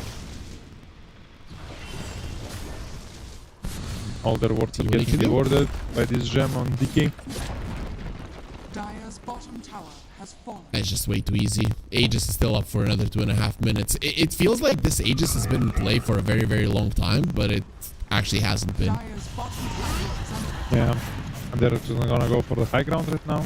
Yes, with the butterfly finished on. Tower is melting. Oh, Toss attack. back. Oh, they can get the Aegis down, maybe. No, they can't. Oh, they Went can. with the Raptor Dance, fine. They're gonna take him down, but he's gotta be KB, and Slime has already lost his life. He does have a buyback, needs to go for it. Crimson Guard still protecting the towers, and now there's gonna be a glyph forced out. Are they gonna go for the Tiny buying back? Maybe it's better just to reset and get away from there. Small victory for Liga, you know, but it's a small victory. You need 10 of this, maybe. Small victories to do something. Maybe I say too much, but let's say they will need like maybe 2 or 3. Is it a victory very good though for them. when you bought back on the Tiny? I feel like if the Tiny dies, it's just easy push. Yeah, of course, are easy. scanning. But now if they kill Kez, be some mini comeback. Yerk, Oh, rebound is there. We have the dispose, the stun. No Nice stampede, but with the 4-staff, he's gonna be fine. There's the Hurricane Pike coming into play, so silence from Even Satanic. Going forward. Race is taking so much damage, the bashes are there. Satanic gets the kill. Well, no Time to go buyback buyback. on the Ember, so no more minus heal, and no buyback on Slime, who's gonna be dead for 70. Opening up for a push. Satanic, where is he running to? Is he buying items? Is he healing people? What's going on? Dire's middle tower is under attack. Dire's middle Well, tower that looks like it's gonna be it. has fallen. Dire's Yeah, middle they just tower gonna go for the Nobody wants to Megas. go. Nobody wants to go throne because of the extra armor. Yeah, you're getting plus 4 armor per racks. Dire's bottom barracks. Maximum plus 24. So just go Megas. Close the game. Dire's structures are fortified. Liga gonna try to defend this last one. Weaver didn't, Bad. so there was a DD on the top, but Is under attack. Still 4 versus 5, right? So that's a bit of an issue. They have no buybacks. Maybe if Weaver can get a kill during this fight, he's gonna have a buyback, but they're just ignoring him. Vacuum wall. That's a dead Darcy. DM loses his Yep. life. Stampede gonna be used. All of them are slowed down, so maybe this is an opening that they were looking for. We still need to be careful. If Satanic turns around and you're all gonna die, there's the Raptor Dance. Is he gonna be able to cut them all down to half? And he's gonna be doing exactly that. Tiny's coming back to life in a second. Violent will be using the time life, surviving because of it. Lotus Orb to protect him, and he wants to run away. Ember, he did get his buyback there after the kill. Gonna be coming back. He did have the remnant, so that's gonna be the ones using the chains. The College gets taken out. They saved the last lane of rack, so they're still somewhat in this game. Respect, he thought he was strong, and once again, that is his death spot. He needs to understand that if you go here, you die. Dire's what you do middle to DK tower is now? under 4.1 KHP with Satanic. 55 armor.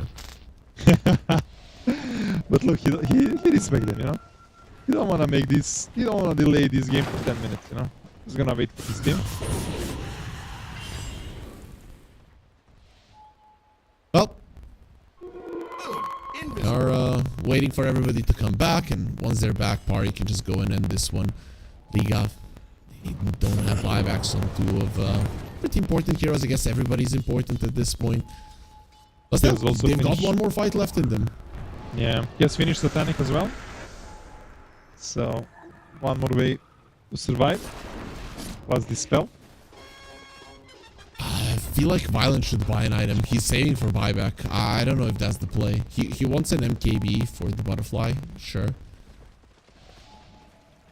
But dude, going with 3,000 you're not gold gonna- extra. Yeah, you need all. Right now, you need to go all in. Remember when rapier gave true strike. Yeah, that was amazing. Yeah. They should bring it Plus back. It's gonna I it's gonna agree. bring in more rapiers. Plus. Dire Well, are 9 class, he has a shard now. That's quite nice. Extra damage. If he gets into a bad spot, he can jump out from the enemies. Yeah, he's close to BKB as well. Oh, look at I mean, Liga look, Chen. waiting. Gen network is higher than both cores from Liga. Yeah, Oh, no one? it's not gonna be used. There's the Hex. If you kill him, it's over, and he doesn't use the time lapse. Got close, tossed back, but where's the constant output of damage? They're attacking them and doing absolutely nothing. That Mystic Flare was the last thing you could do, and 9 class is surviving through it all. GG will be called, Liga will accept defeat, and will be eliminated from the Blast Slam 6 qualifier here on the RES Unchained with Pari going through. Clean game from Pari. Liga had to snowball very hard when they decided to go for this draft. Especially like, it's very risky. You're picking Scarlet Mage on position 5. You need to get these kills in early game, but you're, like we mentioned, like their only playmaker Amber got crashed on the mid. I think at some point no one had like 40 CS, 20 denies, and Amber was having like 20 CS. So complete stomp on the mid, and your playmaker cannot make a single play. Weaver tried, because Weaver had like amazing lane, he tried to help, TP'd mid, play didn't go well, because all 5 heroes came from Parivision. I mean, only Darkseer didn't. And yeah, Parivision with good map movement, good items. Like they just play on timings, you know. They know what they need to win the game, and it was easy. Yep. It really did look easy for Pari in that one, but nice attempt from Liga, I have to say, right? They held their own, at least in game 1. Game 2, it was, I don't know, man. It was kind of obvious that they were gonna lose, but the next match that we've got, I think it's gonna be more interesting, right? Cheeky Breaky versus Nigma Galaxy. That's gonna be a closer one, right, LeBron? Yeah, and in this game I'm gonna favor Cheeky Breaky, and Nigma gonna play with the new carry, you know, ResCircuit, Ukrainian player, new player for Nigma. I think a lot of fans gonna be excited to see what this guy got. He's super high MMR, very talented, but not much experience, I think, in this kind of games. You know, like he need like a bit time, but it's gonna be interesting. For me, Cheeky Breaky, I feel like this is gonna be underdog of these qualifiers. Maybe I can see them high, you know. Yeah, maybe they can win the entire thing. You never know. With that being said, we are on a fixed schedule, so because Pari made short work of Liga with the 2-0, we're gonna have a bit of a longer break. In around an hour, the game will start, but maybe in 50-55 minutes, me and LeBron are gonna be back on the screens, giving you these beautiful faces, and hopefully are gonna be giving you more beautiful Dota. Hopefully a little bit closer than it was in this first stages of the day. With that being said, we're gonna take that break, and in an hour, we'll see you right here. The new breakthrough and innovative phone with 1xBet app. With 1xBet app, you can register and start betting in just one click. Intuitive interface and thousands of sports events every day. User-friendly app. Big wins, fast payouts.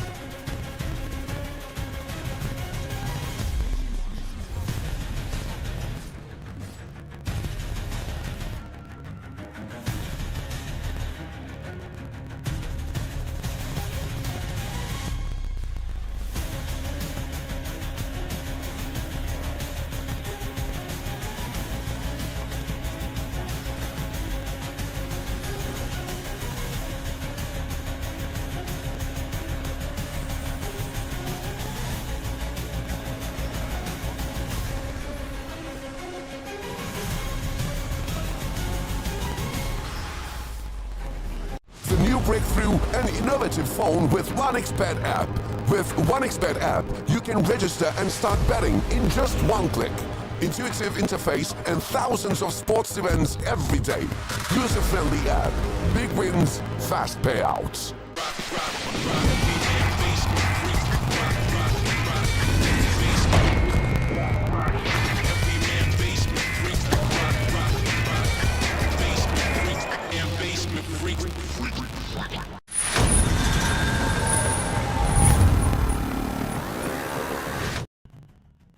A long break because of a 2-0 finish in the first series, but we are finally back with the RES Unchained Europe Blast Dota Slam qualifier for Blast Slam 6. Yes, it has been 5 tournaments of Blast Slam already, and now we're in the European qualifier for the 6th one for one of these teams from the qualifier to go to Malta. I'm Harry, joining me is LeBron, and you're watching Hello. Nigma Galaxy versus Cheeky Breeky. That's gonna be our second series of the day. And it's an interesting one, LeBron. You and me talked about it a little bit before we got into the program. You are a Cheeky Breeky fan. Yeah, I think Cheeky Breeky gonna go 2-0 easy, man. You know. Okay, For me, they're I the mean, dark horses of this qualifier, you know. And they have they like don't even have a amazing. logo. Yeah, that's why they're serious, you know. They don't care about logo, you know. They care about playing, you know. They're here to play and to destroy. They don't care about logo, you know. I don't know, man. I see no logo. I'm scared. What about ResCircuit, right? How do you feel about him? Because he's the new addition to the Enigma Galaxy roster. When Ghost was removed from the roster, everybody was like, "Miracle is coming back," but no such luck. I mean, you know, I had like in my notes what is positive, what is negative for both teams. And for me, positive is like ResCircuit actually played for Bait, you know, and we said Bait made a lot of good carries. So there is one good side there, you know.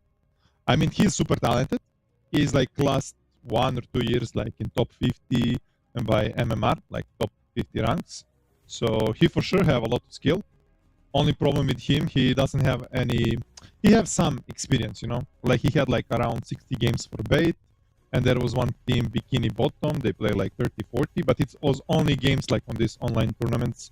He don't like have some big experience. So he's kind of new guy, you know. Okay, that's fine. Also, for Cheeky Breeky, the rosters were not correct. That was one of the Southeast Asia rosters.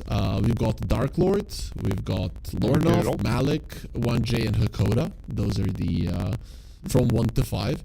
So pretty big. Out of these 5, I feel like Dark Lord might be the least known one. Is that fair to say?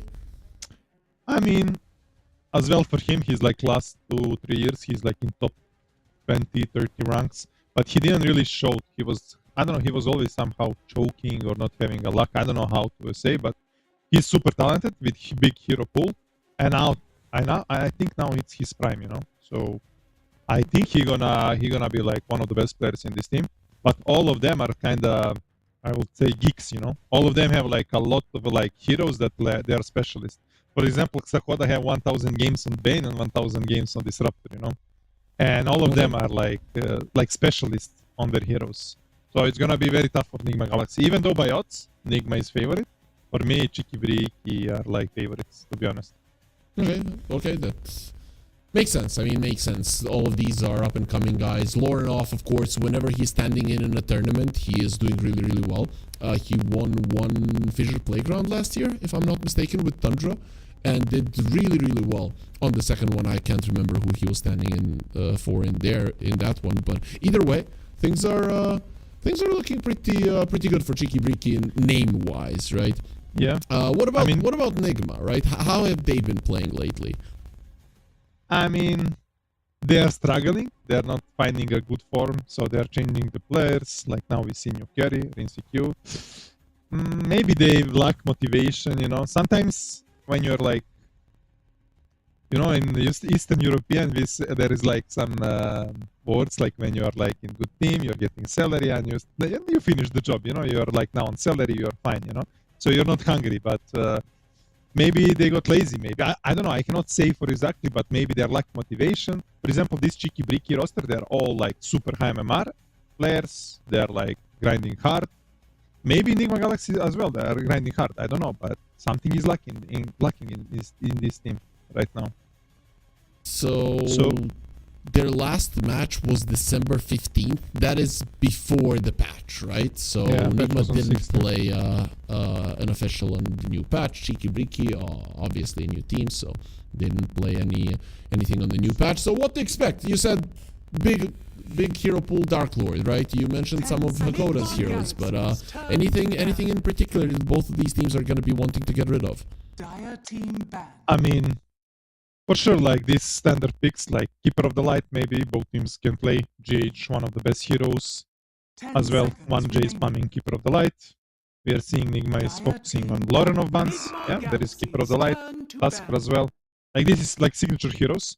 Especially Cheeky Bricky gonna ban signature heroes because there is zero intel, like there is zero 10 data. seconds What is remaining. Nigma players playing? You cannot check what they're playing in pubs. I was checking 5 all players I have in seconds friend list, they're offline. So I don't know if they even played now some pubs to warm up. So they're playing from offline mode, you don't know what they're playing. They have zero officials on your patch. So this is actually advantage of the Nigma Galaxy. They have like zero information, like they are giving zero information. And on the other side, Cheeky Bricky, they had some games, you know. You can see what they played in Qualifier. Even though it had easy run, they win all 10 games seconds without remaining. zero struggle. So 5 seconds Okay, remaining. okay, that makes sense. Either way, though, in terms of bans, nothing too surprising. Ember ban early on, is that just because it's Lorenov on the other side? Is that yeah, for sure. the thing? Maybe even some players are 10 testing now seconds position for Ember. remaining. So maybe you don't wanna. Okay. Maybe Meteor keep it Hammer? flex. 5 Just go for remaining. this max chains with vessel and stuff like this. Not hammer. Boo. But yeah, standard bans. Galaxy's Oh, turn to brood ban. This is like ResCircuit. Like he starts spamming brood a lot. I feel like last Yep. couple of months. And Cheeky Bricky, they're like players from same region, so they know him well, and they know what he's playing. He loves to play a lot of TB, Weaver, Dire team Abaddon. So, there is a I mean- standard pick Slardar, Flex on position 3 and 2, mid and offlane. Both can play, Yeah. Noob and Sumail. You mentioned Weaver and the TD. I feel like we're gonna be seeing one of those for sure. Okay, this is something newish. I know that 1J is a big Shadow Shaman spammer, but I didn't expect it to get first pick here. Yeah, I didn't expect it as well to be first pick, but I expected it to be picked maybe in one of the games, not like this. 10 I mean, seconds remaining. Good hero overall. His shackles got changed, so he's healing 5 more on level 1. seconds remaining. It's really easy to sustain on lane. You have strong Nigma blast hit as well. Galaxy's turn to I mean, a lot of ban. control, tower push, rush, so good pick. Nigma is banning Chen. I don't think Sakoda is specialist on the Chen. He play one game in the qualifier, but this qualifier they play maybe against some weaker team. He for sure gonna play something like Disruptor or 10 Bane. seconds If they remaining. need melee, he gonna play Clock. So from Sakoda, I expect one of those 3 heroes, 5 Bane, seconds Clock, remaining. and Disruptor in the next pick because they have next pick. On the Enigma side, there is not much data Dire like team ban. what they're gonna play. So basically, what is in the meta right now? Maybe some Invoker for Sumail, Dire ResCircuit. team pick. I can see him Nigma playing Abaddon, Galaxy's Weaver, turn TB, to one of those 3. Tide Hunter. Oh, they just go for this tide. They don't want to show support. They insta go for the tide. This is good. You ban Ursa and you insta pick tide. So ResCircuit I'm specialist. Weaver on 18, right? That is Maybe good even one versus Slark. the tide. 10 Weaver is good, seconds but maybe even remaining. Slark because I think ResCircuit is like level 30. He's 5 seconds remaining. spammer of Slark, I believe. And on 18, you can pick Slark actually against tide. I think 2 okay. heroes counter him most in the lane. It's Slark and Ursa. Maybe Razor can also work, but Razor is kind of situation like you need to be Razor specialist. You know, if you have Crystallis, Amar in the team, maybe you will go for it. But not sure if ResCircuit can play it. Right now, we need to see. We're gonna see JH and Omer Nigma heroes. Galaxy's turn to Yeah, I want to say they're gonna go for the Omer Hoodwink. He's just literally last I don't know how many games he only played Hoodwink and Dark Willow. Hoodwink is kind of similar hero like used to be in last patch. You get break mechanic. You have this strong lane with Slardar. On the other side, on GH hero, I'm not sure what 10 he can seconds play right remaining. now. Maybe some Keeper of the Light is banned. Wisp is 5 his seconds signature remaining. hero. It got a bit buffed. Not sure if you want to go Wisp right now. Maybe Wisp Slar can be a good combo. Yeah, that could be a good one. I actually Other would from need that, one. there is Clock that can be decent into Shaman and Tide. I think Yeah, it's GH also the loves to night play pick, Clock. right? Yeah, it's the night pick, and it's very good into Tide and Shaman. Can see him Clock I like pairing the with some clock. range hero.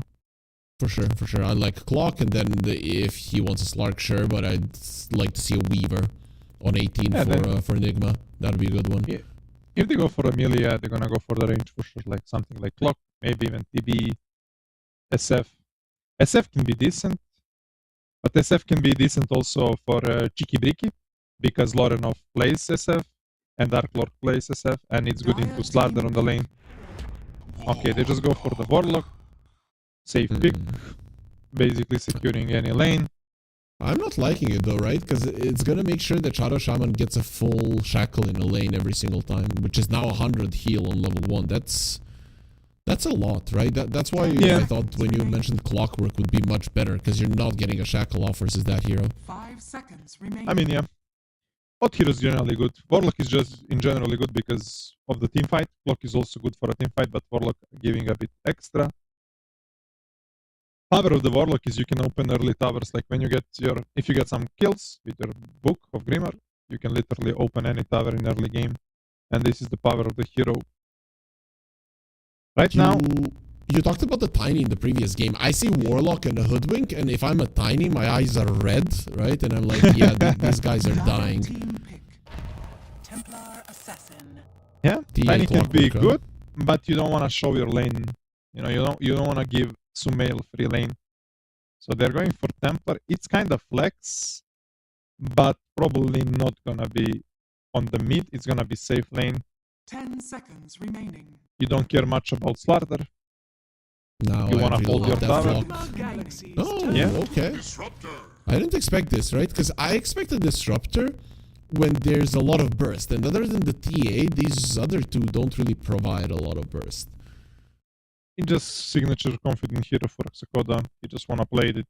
He's spamming it so much. You just feel like he can do much, like so much with it. It's good catch into Slardar though, because Slardar can run out with sprint. You cannot stop him, but with Glimpse plus field, it's a good catch. Probably they decided to go because of this. Nigma Galaxy's turn to... Oh my god. Is this now wherever the TA goes, the Viper follows? Is that the approach, or is Sumail just going to be playing the Viper?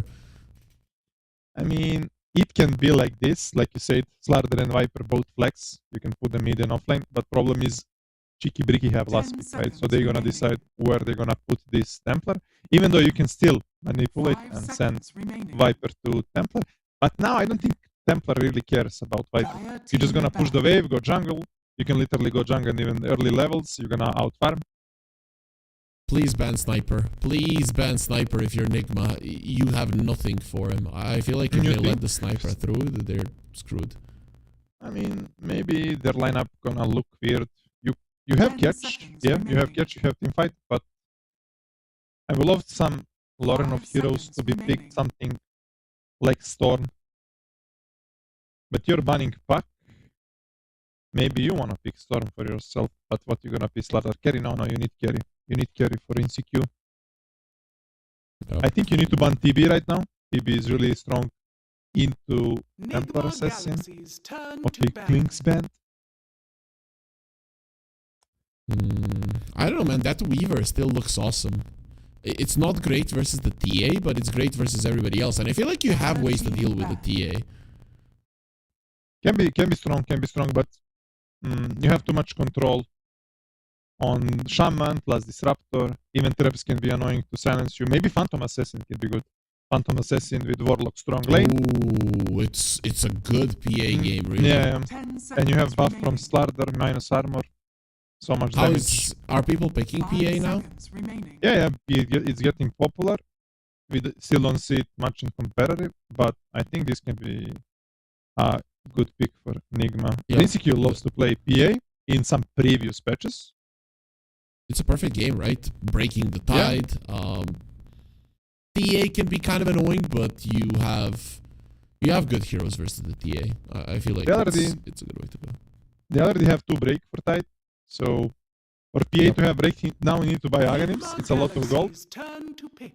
They're banning Abaddon because Rinsecure really loves to play Abaddon last patch, but I don't think Abba was good ban here. I still think like this PA is amazing. He loves also PA Morphling with and DB. DB. Yeah. 10 seconds remaining. Something to Yeah, make it's kinda use of safe. the armor. Dire team pick. I go TB. Oh, DB. Yeah. It's his most pick here. Oh, instant. GG. Sniper. GG. GG. It's over. I don't know how they could not ban Sniper. Like, if they pick PA, then sure, right? When you said PA, I'm like, awesome. You pick PA. The Sniper is not a pick any longer. Now, I don't know, man. I don't know what you do with him. If played properly, I don't see Enigma Galaxy winning this one. Here, if you read it, it's easily how Enigma Galaxy didn't read it, and they have 2 coaches, right? Yeah. Maybe you should be the coach. Maybe. So you are Maybe they favoring Chicky Bricky higher because of this. Yeah, last pick, right? yeah, for sure, right? When I see a lineup that has absolutely no way of closing the gap, and Viper hates laning versus the Sniper as well, I just don't see it. I mean, he need to adapt, I guess, push wave with second spell. It's gonna be hard because you have only 1 heroes that go in. It's like Slardar, but you're gonna fight into tight, into traps. It's gonna be very hard to reach the Sniper. Enigma Galaxy need to somehow snowball super hard in the early game with this Warlock getting his early book, opening tower and stuff like this. If you lose map early on Chicky Bricky, you're gonna be in danger. But if you don't lose map at all and you're gonna have traps everywhere on the map, it's gonna be so hard for Enigma to take a fight and open a tower. And I'm imagining it. Tidehunter in front, surrounded by traps, and then even night vision from the Sniper, right? And vision from the Disruptor and the Thunderstrike, right? Man, I'm loving this lineup, not gonna lie. Prepare for Yeah. battle. I mean, from start, before draft, I favor Chicky Bricky, but now I even favor them more. But still, you know, like in football, you say ball is like circle, like it's 50-50, right? So it's 50-50. Let's see.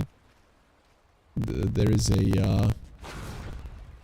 a little bit of a sentence in Young Sheldon. I don't know if you watched the show, where I didn't, but a guy in church says there is a chance that God exists, or there is a chance that God doesn't exist. It's 50-50. And young Sheldon responds, well, you could say that there is a chance I find $1 million under my bed when I go home, or a chance that I do not find $1 million when I go home. So how is that the 50-50? So I don't know, man. I wouldn't say that this is a 50-50. Yeah. Even Dota Plus already is like 58-42. You do not see this too often. damn, son. And is it 50-50 they're gonna find this kill on Dark Lord? Or what do It you is think? 100% that they're gonna find the kill on Dark Lord. I mean, do you see Dark Lord sponsor? It says David Beckham. Yep, David Beckham, the legend. Actually, David Beckham have some esport team, right? Maybe Does he's he? like, maybe he's thinking if I am like visualizing something, it's gonna happen to me, you know. So he's visualizing that David Beckham is his sponsor. He wants to like pull the sponsorship, you know. I'm not sure. Does he? Let me Google that right now. Now Yeah, I'm yeah, interested. Yeah. He for sure David had. Beckham esports. What the hell? I don't. Wait. Oh, Are you killing him? revealed. Nope. No.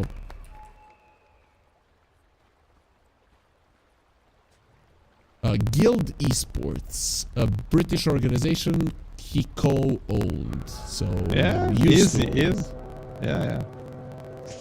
They They're gonna- eventually entered liquidation in 2025, so not very successful. You don't want David Beckham as your sponsor.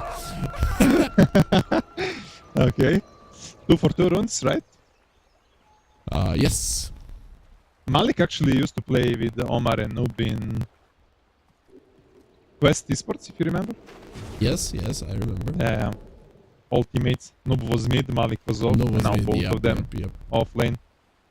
I think Malik is a really strong player. I mean, all of them are really strong players in my opinion. Cheeky Bricky. Let's see how it's gonna work when they play together. Good block there to Slardar. Lane gonna push. Usually you are doing this when your lane is weaker.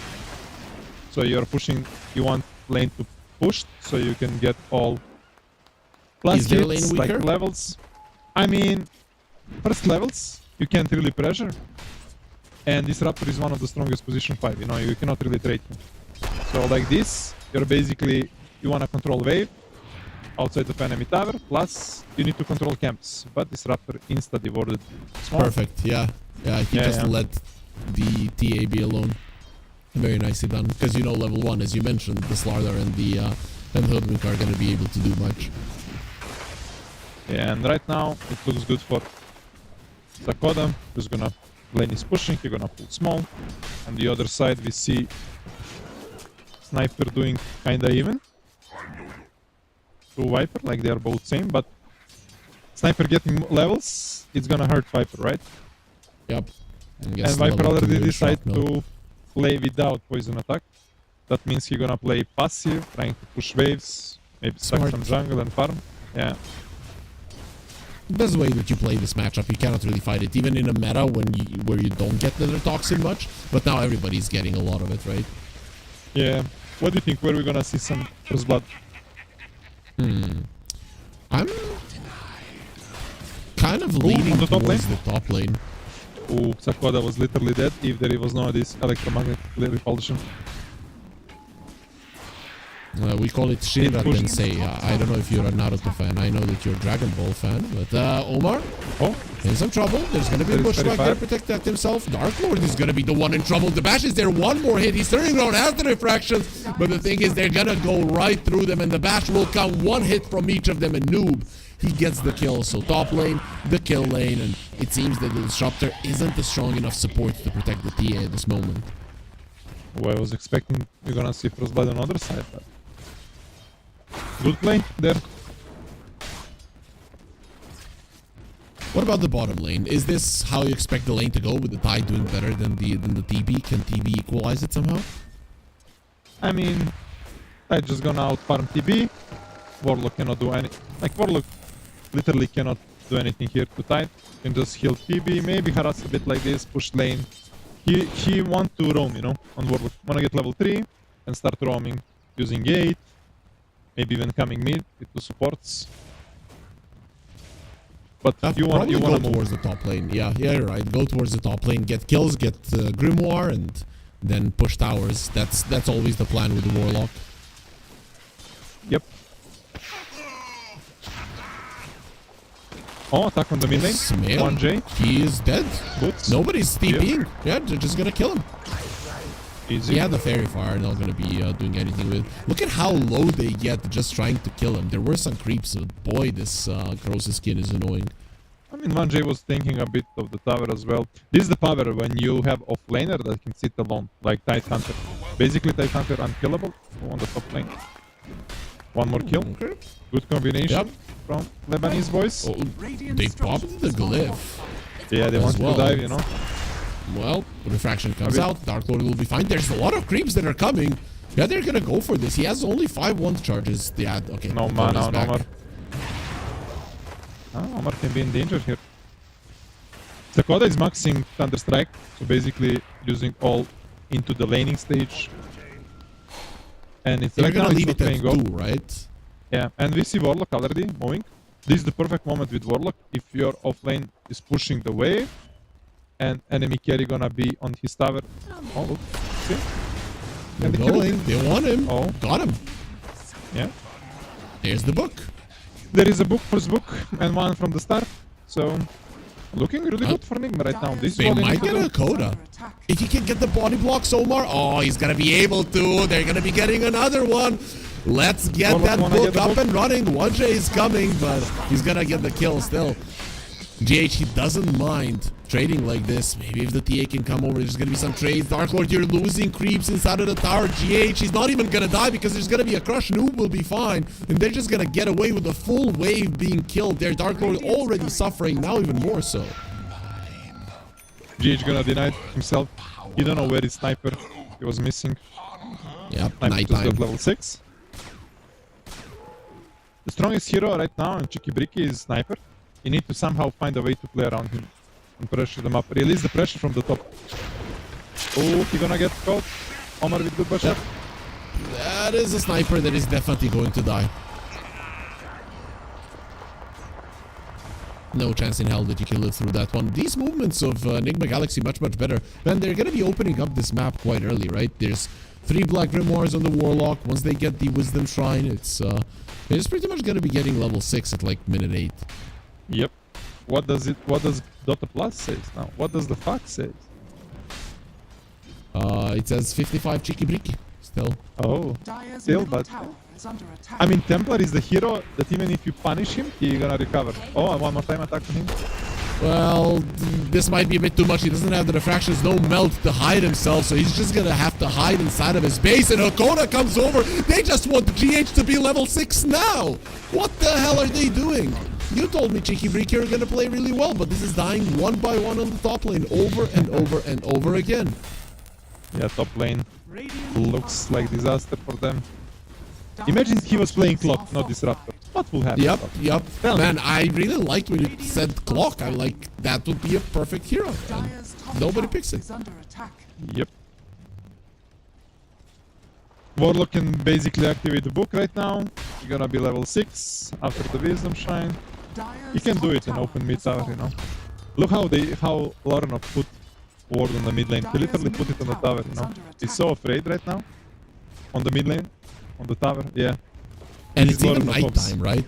So he has more vision, and now he's so afraid. Like, yes, they're covering the entire mid lane with wards, and now the smoke is coming. Man, if they kill him, it's gonna be a disaster. They're gonna run into TA. TA level 4. GH can be level 6 if he wants to. Yeah, there it is. He wants. Golem is coming. Who's stronger? Level 4 TA or level 6 Warlock? They're gonna be raining down from the sky. Oh, the repulsion from Hakoda. Did it save his life? Oh, Bushwhack? No, it didn't. GH is gonna be killing him from afar. And now it's a mid lane push as well. I don't think Sniper can do much about it. I don't know, these wards, they're not really gonna help you. Middle tower is under attack. This is so dumb. Yep. Even though if they didn't get the kill, they will pressure hard on the mid. So good pressure there from Nigma. Oh, Dakota trying to reach. Dead? One more hit. Dakota's dead. He's gonna die. GH is level 7 though, so if you get him that's down big. with the assassinate, they most definitely will. That's a big kill going into the pockets of Lorinov. Yeah, big kill. Nigma doing good, but still, we forget about bottom lane. Malik can maybe join some fights with Ravage if they go a bit deep, if they dive. He's having a really good game right now. He's rushing going Gaganim. axe. Yeah, this is kind of standard build. If you don't need to rush for some pipe. And you don't in this game. I mean, even Crimson isn't gonna help you much, to be honest, versus the minus armor. Cheeky Bricky, they are lucky that they have this Templar. If it's any other carry, I don't think that he can recover. But Templar is a hero that can recover pretty fast. It's one of the heroes that can pass super fast. Super fast with side blades and refraction. The thing is, Sniper is gonna have to fight. And I feel like he has kind of lost his timing, even though he's the strongest on the map still at the top of the network chart, especially now when he finishes the stacks. I still think he could have been a lot stronger without that death. Yeah, for sure. But in a couple of minutes, like 2 or 3 minutes, when Cheeky Bricky group up as a 4, Enigma Galaxy gonna have a bit hard time to fight. Into Ravage, into Static. They're even smoking now, they're bringing tight. They wanna take the fight on the mid lane. They're not waiting Static. And they got Serpent Wards as well. So Yeah. power is a possibility. Omar, can they get him? Sentry gonna get dropped. They know he's there. 1J running in. I don't think that's gonna work. He actually goes in with the shackles and he gets on top of him with the gush minus armor. A couple of hits. That's gonna be a clean one. Now the question is, can they open up the enemy mid lane tower? Dire's bottom tower It's is under hard. attack. You can use snakes actually with Siege. Maybe it could work actually. Viper went for the travels, Radiant maxing are scanning. Nether Toxin, so he's farming a lot. Maybe he can deal alone. Yeah. Raptor is tipping bottom. Try to glimpse. No, not gonna work. Yeah, this is He's gonna gonna stop. defend the mid lane. By the way, 1J on Shaman without Hex, you know. You wanna go 2 times in either shock so you can farm wave. But yeah, having no Hex, at least in one, it's a bit cringe, you know, but still. 1J doing good. Yeah, he's gonna get it probably next level. I feel like level 4 shackles. I don't see. Who on the bottom lane? Right Hunter? Oh, Oh, barely let's see. survived. Barely survived. He had a healing Lotus. It wasn't even close, LeBron. Come on, don't do us Bro, like this. His Fatal Bones dispelled last moment and he survived. They're gonna manage to open this tower, you know, this is like super good for Nigma when you open tower against Light Hunter. And now you wanna contesting his stacks. Can they do it? They have a golem. G is already pinging on it. It's gonna be a bit greedy. But look these wards from Nigma Galaxy. It's like literally 3 wards in the same row, you know. You can draw a straight line Radiant's middle tower is under attack. from the left to the mid and bottom. They're controlling everything. But let's see if they can make good use of those wards, right? You do want this mid lane tower to drop as well. I think with the golem and it not being nighttime, it should be quite easy to do so. Which is a problem, because all of the wards from the other side are centered around the mid lane as well. You lose that tower, your vision is not going to be as useful. Is under attack. Yeah. You're right. And now they're dodging the fight. They don't want to take the fight. They know Noob is here. Noob with blink on Slardar. It's really quick blink. Dire's middle tower has fallen. He's ready. He's ready to battle.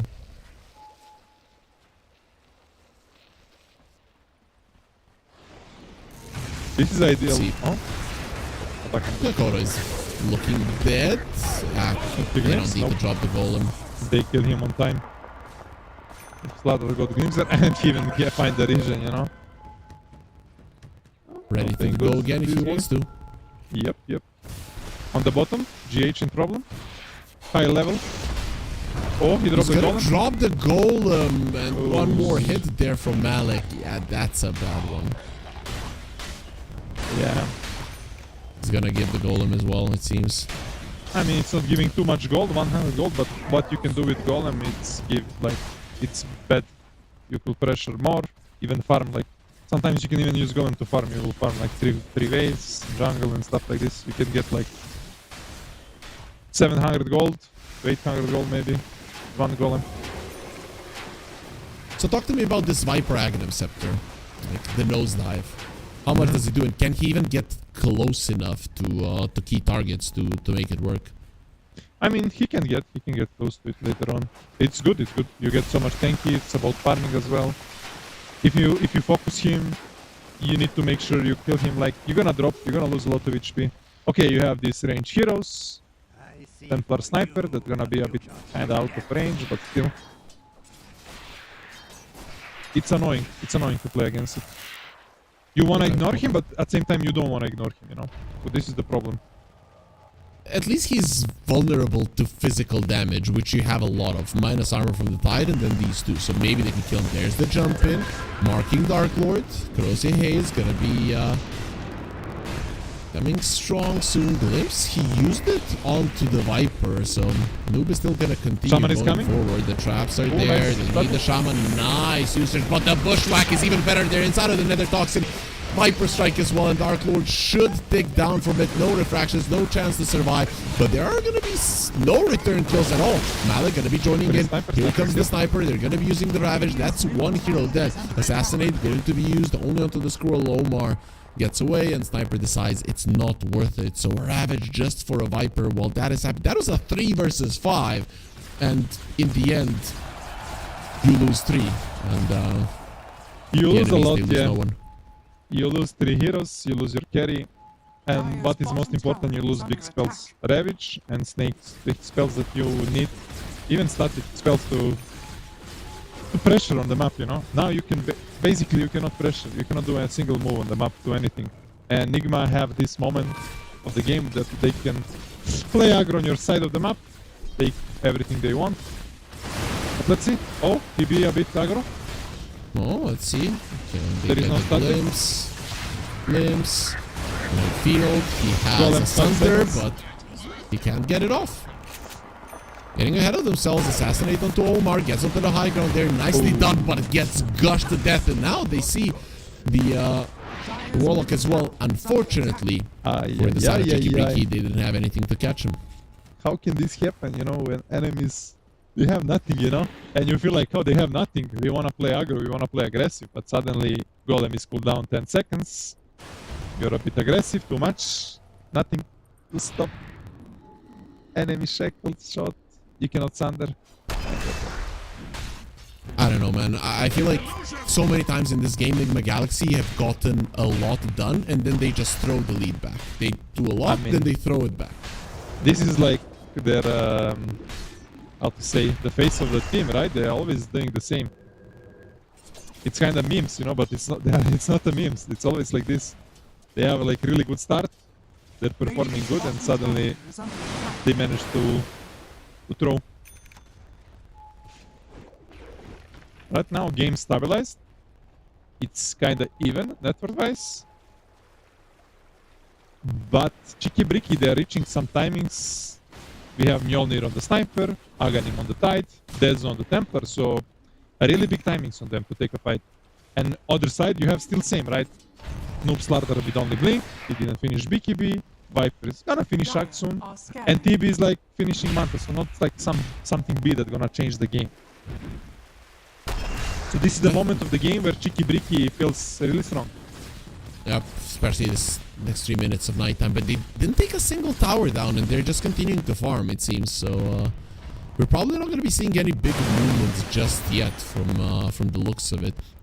When it comes to the late game, it seems that Cheeky Breaky are comfortable not applying pressure. Do they win the late game? I think Templar drops a bit in late game, plus Sniper can be 50-50, you know? So probably you don't want to go into late game. Yeah, not into the ultra late game at least. Right? Yeah, against TB as well. This TB can win this game alone. Radiant are scanning. Now it's gonna be huge timings Dire are scanning. about Roshan, about Tormentor. Both teams can take Rosh, both teams can take Torm easy. Yeah, they're gonna smoke. If they manage to get some kills and stuff, they can insta-go Rosh. So this is good objective smoke. If you can find anything here.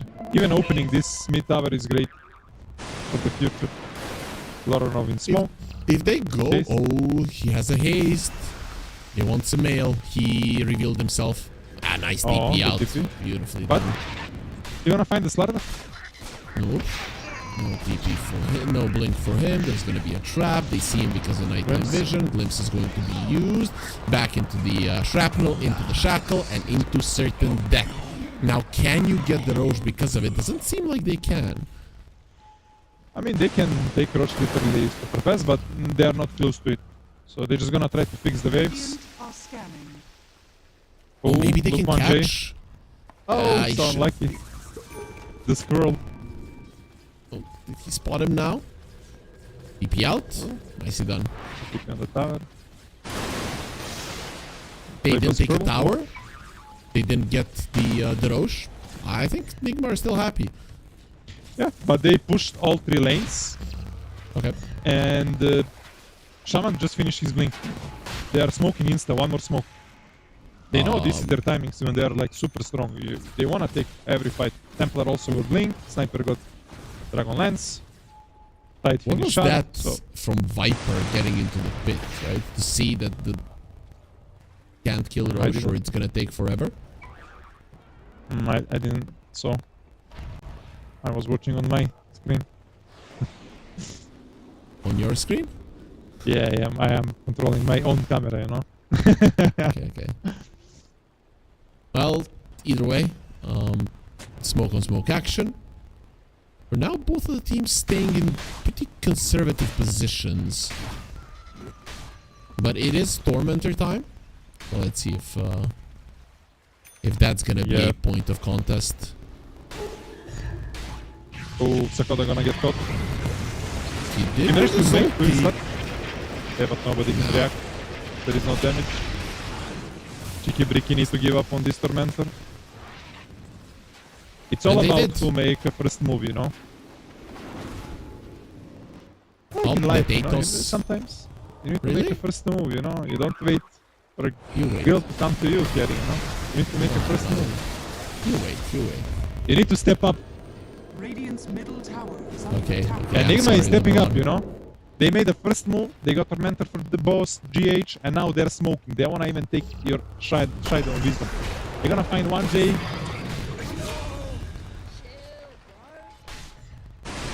But Well, look, Cheeky Bricky is here. They're here. They wanna fight. as you mentioned, the Alex? worst she can say is no. Apart from like you or get away from me, right? That could be pretty bad. As Malik, he gets himself away. He's gonna be fine. I mean, Sakoda tried to say go away from me, but they didn't wanna go away. They killed him and they took Tormentor. Dire are scanning. Guess it's my shout. David Beckham on the top lane, pressure him. Radiant's top tower is under attack. David Beckham is old, it seems, my friend, because not looking But too Wolfrock hot in is this his game. prime. Okay, okay. Well, If 40 David gold lead Beckham is for not looking Nigma. hot, do we others have a chance? Well, let's see. One more smoke. Both teams are pressing smoke non-stop. And they're just gonna find a support. Prince EQ Yeah, committing but the meta. possibly Roche. Now they have a good positioning to just walk into the Roche pit. Radiant's middle tower is under attack. So Sakoda could use Pavisi there and this Legion Shield to delay a bit more.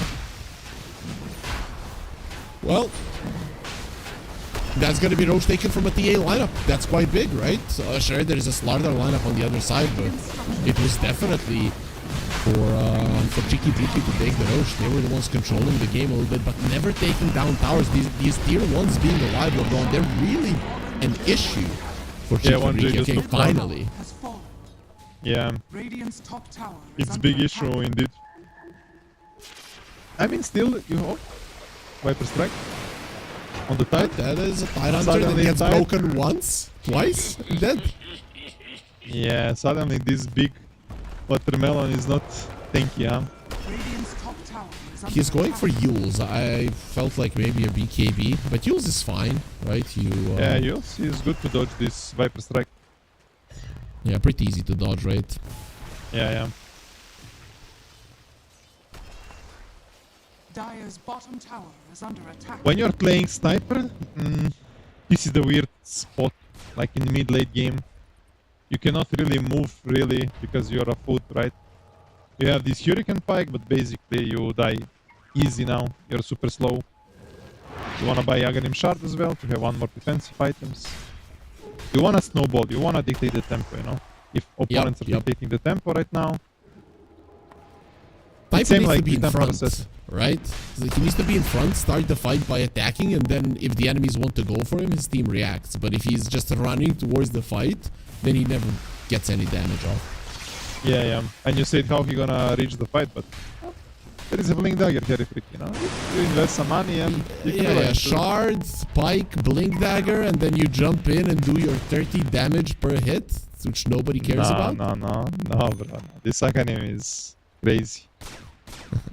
It's crazy, bro. No, buy Daedalus. Daedalus is gonna be his next item. We'll see. No, he's buying Shiva. Okay. There's the Yules on the tide. We'll see how much it helps him now versus the Viper Strike versus the Sharpshooter, because definitely those two have been an issue for him. Yeah, should be good. I mean, Nigma Galaxy, they have this counterplay with Warlock Golem.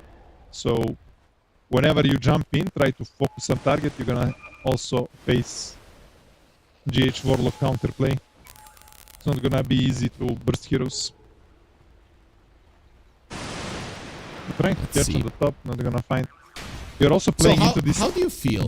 How do you feel about this game? Right, it's 5k gold lead for Nigma, but the sniper and the TA are at the top of the network chart. So who's actually ahead?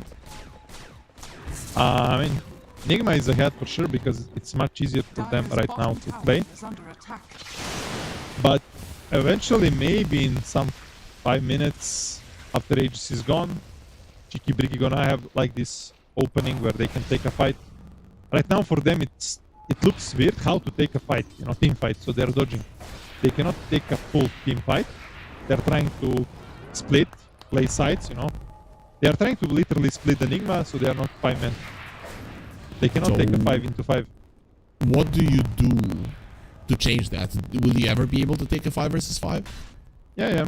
You just need this Tide Hunter to get... Okay, he's not going for the Blink Dagger. I don't know how you can start a fight on multiple targets to burst them, but it's...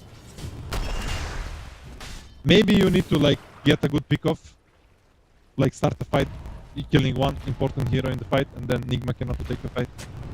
Right now it looks hard for them to do it, because Viper front laning with the Aegis, KB is not easy to kill, he also gonna finish the big KB. Oh, let's see if they can defend this tower. Viper doesn't have a shard, so pushing the tower not gonna be that easy for him. They don't want to take a fight for sure right now. They're just still trying looking in 1J on the bottom lane. It's so annoying, killing the wave, pressuring tower, trying to force some TP's reaction. Radiant are scanning. Not gonna do much to the tower. Yeah, But look, I really Nob is didn't like already it. running. Nob and GH already running, you know, like... He don't know this, but he already forced some... And Viper is still struggling, he didn't open the tower yet. Yeah, I would It have was good, you preferred, see? There is no wait, there is no wait. but he Tower is should not have put the serpent wards in the middle of the wave, so that it kills the next wave as well. I think that was the Yeah, plan. but then Noob will take the snakes and take the farm, you know? Carry. Like this, he took okay. the wave, he loses the snakes, no gold for enemies. Smart guy, he's rank, let me see, rank 30 bro. Rank 30, you know? Don't question rank 30. I mean, 1J and Sekoda for me, they are amazing supports. Especially You know, we together. okay. So we in Serbia, because of Djokovic, are fans of tennis. Do you even know who's ranked 30 in tennis? No, you don't. So nobody cares. Everybody cares about number 1, maybe number 2. Okay. You got me. Radiant's top And tower Lorenov is under rank 4, attack. is it that matters or not? That's fine, right? That's like in the golden days, like Andy Murray, right? So that's okay. I see, okay. Dire's bottom tower has fallen. Ooh, 1J, get caught. But, ooh, even tight, no, he didn't dodge. TP out. Boom, nope. Not gonna happen. If he went for the TP immediately, he would have gotten out there, but a little bit of hesitation, didn't even use. Yeah. Malik, not focused, it seems. I mean, he's doing okay. Can do better, of course, but yeah. They don't see everything like we do here, you know? Maybe he's thinking about turning around. With Ravage and Snake and stuff. Yeah, with the TA being in the middle lane and the sniper being in the jungle. Yeah, for sure. Yeah. Insecure But- with BKB trying to force towers. Oh, GH level 15, you know, giving attack speed to the boys. Look this attack speed. Yep. Blue 70 attack speed. Plus, he's got a shard, right? This Warlock is actually amazing for pushing right now. Yep. And he got solar, his boy. You Ooh, hyped up gonna Cheeky be- Breaky for me so much, and I haven't seen anything from them, to be honest. Not But gonna you know lie. what I said at start, you know, Dark Lord? Maybe he can choke, you know. But his first network. On the lane, he choked a bit. Well, let's see. This smoke, it needs to work, because you lose this fight right now, you're gonna be losing all of your towers. They see yes. Insecure on a trap, but he gets the BKB off. Now who's stronger? He's gonna go for a TP out without his metamorphosis. He doesn't really feel comfortable fighting, but that's only a 9-second BKB that they got out of this move. Lorenov didn't read the play, he could insta ulti and wait maybe there, you know, to stop BKB. If it was Aghanim, it would be instacast, but he didn't have time. Oh. Nice grab there. They still have vision in enemy. Oh, courier, run, courier! It's not gonna run. One sentry down the drain, but also some extra gold for move. Oh, Noob is so aggressive here. Oh, buyback from Shaman. Sumail? get glimpsed. He's probably gonna die because of this. They're gonna wait for Yeah, the shackles. oh, Oh, he goes what a back. bonus. Yeah, no golem for you. What a play now with the Ravage. Yes, GH, we did want a bonus. He was thinking about dropping the rock. He Good actually they wanted decided because against was, it. I think it was cast. You press it and he didn't stop it. So Oh, they shouldn't kill it's him. Let early him drop. Roche. It's early Roche. They're gonna get it. They're back. Oh yeah. This is Nigma curse or what, bro? This is always happening to Nigma, you know. They're doing everything good and suddenly, boom, something weird or something cringe happened, you know. We're not gonna name them, but everything goes on the screen. They are so lucky, man. And they even have a TA on their side, so it wasn't like, oh, we're gonna walk into the pit, he's not there, and then just go away. They knew that it was gonna respawn. Yeah, now you have this David Beckham with Daedalus, Lorenov, Aegis, with Shadow Blade. He's going Silver Edge. That's actually really cool versus the Viper. Break the corrosive Yep. skin, and he's just gonna die in a second. Oh, snakes. Radiant's bottom 30 minutes? I think this tower will fall from only one hero, but it's okay, you know. 1J was tilted, you know, from this tower being alive. He just wanted to send the message, you know. Exactly. What was the message? Message is like, I don't care, you know. Guys, I don't care. I give you snakes. Watch them, how beautiful they are. They're gonna hit your building one time, but they're gonna hit. 1J already trying to set up on the top lane. Trying to be sneaky Mail is ninja. level 20. Ooh, he But that's put a some sneaky lot on of the top damage on lane. the Viper strike. is under attack. Yep. Ooh, he might be in danger. Nope. Ooh, Noob was close catching him. Dire's top tower has fallen. Some tones will all chat, you know, voice lines. We didn't see many voice lines in this game. Who on the mid lane? Oh, Marchik, solo, killing Sakodic. So much damage, actually. Yep, and they're going Level for the 18. push. Oh, you have Aegis. What are we going to do? Where we're gonna kill your base. There's the extra attack speed, and the Imp's coming over. He's Are gonna they gonna stop kill? the upheaval. Malik have blink, you know. Disruptor have buyback. They're thinking about going into Viper. Look, Viper. Jump, Viper, jump. How can he jump? He doesn't have legs. He flies. You're like, fly, Viper, fly. It's not jump. It's like double No. jump in the air, you know. It's Like in some flying. games, like. It's like turbulence, like in a plane. Ah, I see. Okay. Well, they're Speaking still in the about game. They turbulence. still have the Aegis. How does it go from now, right? Can they even get into a position to fight on the side of Cheeky Breaky? Because they don't have a single tower out on the map. Oh. They don't have. So they always need to move constantly right together now because they cannot connect with some TPs and stuff. They don't have travels and stuff. So for them to move together, it's gonna be obvious for Nigma, so they can read it a bit easier. So what you can do, you can force objectives as a 5-man. So now this is what they wanna do. They're gonna smoke. Temple gonna show mid, pushing the wave. Okay, they're gonna find number. They will have to find some bigger kill, but still, gonna be happy getting this scroll, you know. Sakoda still in smoke. Trying to reach. No, not gonna find anyone. Even though Nigma have lead by net worth right now, it doesn't look middle tower good is for under them. attack. They need to dodge Nope. team fights. Radiant structures are fortified. Blink on the Warlock. That's interesting, right? Does he wanna just jump and use the Golem on Dire's Sniper? bottom tower is under No, attack. He just wanna counterplay. Like whenever they jump with their. Oh, look for look. Where is my blink to go out? They insta react, bro. Insta react. But They still, really don't you know, like him. you literally. But this is okay. This is okay because you're gonna use 40 piece. This is okay for Nigma. You use 40 piece on dead zone. This is dead zone. You're losing full map control now. Like look, Viper's pushing mid wave, TB pushing top wave, taking full jungle. So network wise and map wise, this is good from GH. Yep. When is time for a gem? Noob has one, Malik has one, so both of the teams are there with. Because I see some pretty good wards from both of the teams not being taken out just yet. Yeah, nobody running in these zones, but yeah, gems good in this time of the game. 35 minutes plus. It's all about vision and who jumps first right now. Sniper gonna lose Aegis in 1 minute, so it's basically whoever jump first get a first pick off. It's gonna decide the fight. Warlock Right is now, going for it's a bit- refresher.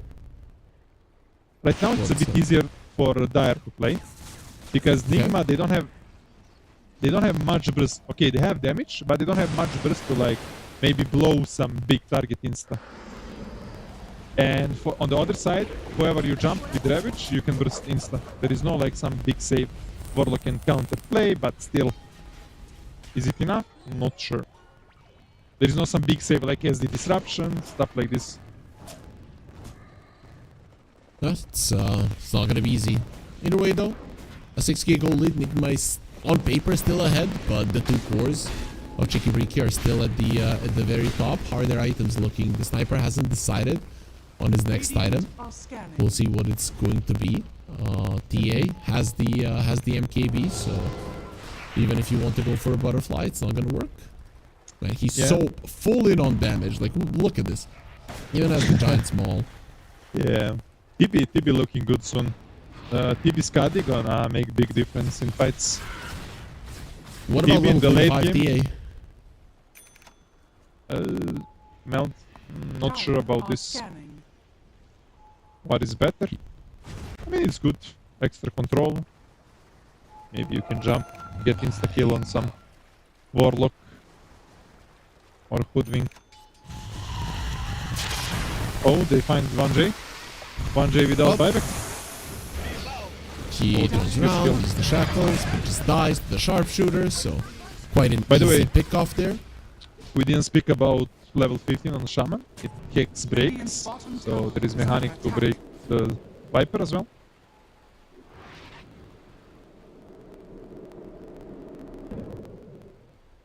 Oh, Also, Malik on his side counter, you know, when this level 20 was introduced, Blubber effect triggered Sanku Smash. It used to be OP in the start of the patch, but now they nerf it a bit, and plus he decided to go for -4 Gush armor, which is a lot, minus armor, -10 armor, with Templar and Sniper. it's insane. Like, how much is Yeah. that? -10, -21, and then 6, so -27 from just Gush and the TA attacking you once. But imagine a double meld. You're just everybody's going into minus armor apart from the TB, and even he's gonna be close. Yeah, it's a lot of damage. There is AC on Slardar. Give some extra 5 armor to the team. Next rush gonna be huge. And the Dire can see actually when it's gonna respawn, you know? This is the third die. The innate ability on the Templar Assassin. So they're gonna It's, have this advantage. It's really OP, man, that ability. Not gonna lie. Yeah, you know exactly timing, and other enemies need to like think about next 3 minutes, play around this. Both Power teams level separate. 25s. Anybody else other than the TA? No, not even close, to be honest. Oh, Sniper is kinda 24. close. Both teams grouping up as 5. I mean, ResCircuit not with them yet, but What is Sniper's last item? that's a good question. Maybe you need to buy MKB if TB go for the butterfly. So you can hold a bit. He's going Disperser on the TB. He did buy an Eagle Song, so maybe they can bait you. Maybe he's baiting team, you know. Go Eagle Song. Let's see when rush gonna be up. 45 seconds, 45. super quick rush. Oh, but it's gonna be for 10 seconds on the top lane. But you know, Enigma the Galaxy, they're gonna decide they don't wanna wait, so they're gonna leave this top area for sure. But look there, they know rush gonna be top. So they actually wanna hold this position. They don't wanna lose it. Dire are scanning. You would want to fight during nighttime as well. see Malik? can break him. Should be fine. He should be fine. Well, still better vision in this area from Nigma, but because the Roche will move towards the bottom lane, then it's not really gonna be doing much. Can they But look, kill look. it? Yeah, they can kill it with Slardar minus armor, and Rosh not gonna roll. Oh, but they decided to leave the Rosh pit. Oh my god, they actually had time, and they had control. They just didn't wait enough, you know? And Rosh will not roar because Dire killed it. Let's see. 1J gonna be caught. Very dead. Ah yeah, no shot. If he had shot, he will be able to press Lotus plus Force. He might live there. No Well. buyback on Shaman. Are they gonna see the Roche now moving? Man, he's just dodging the creeps perfectly. No way.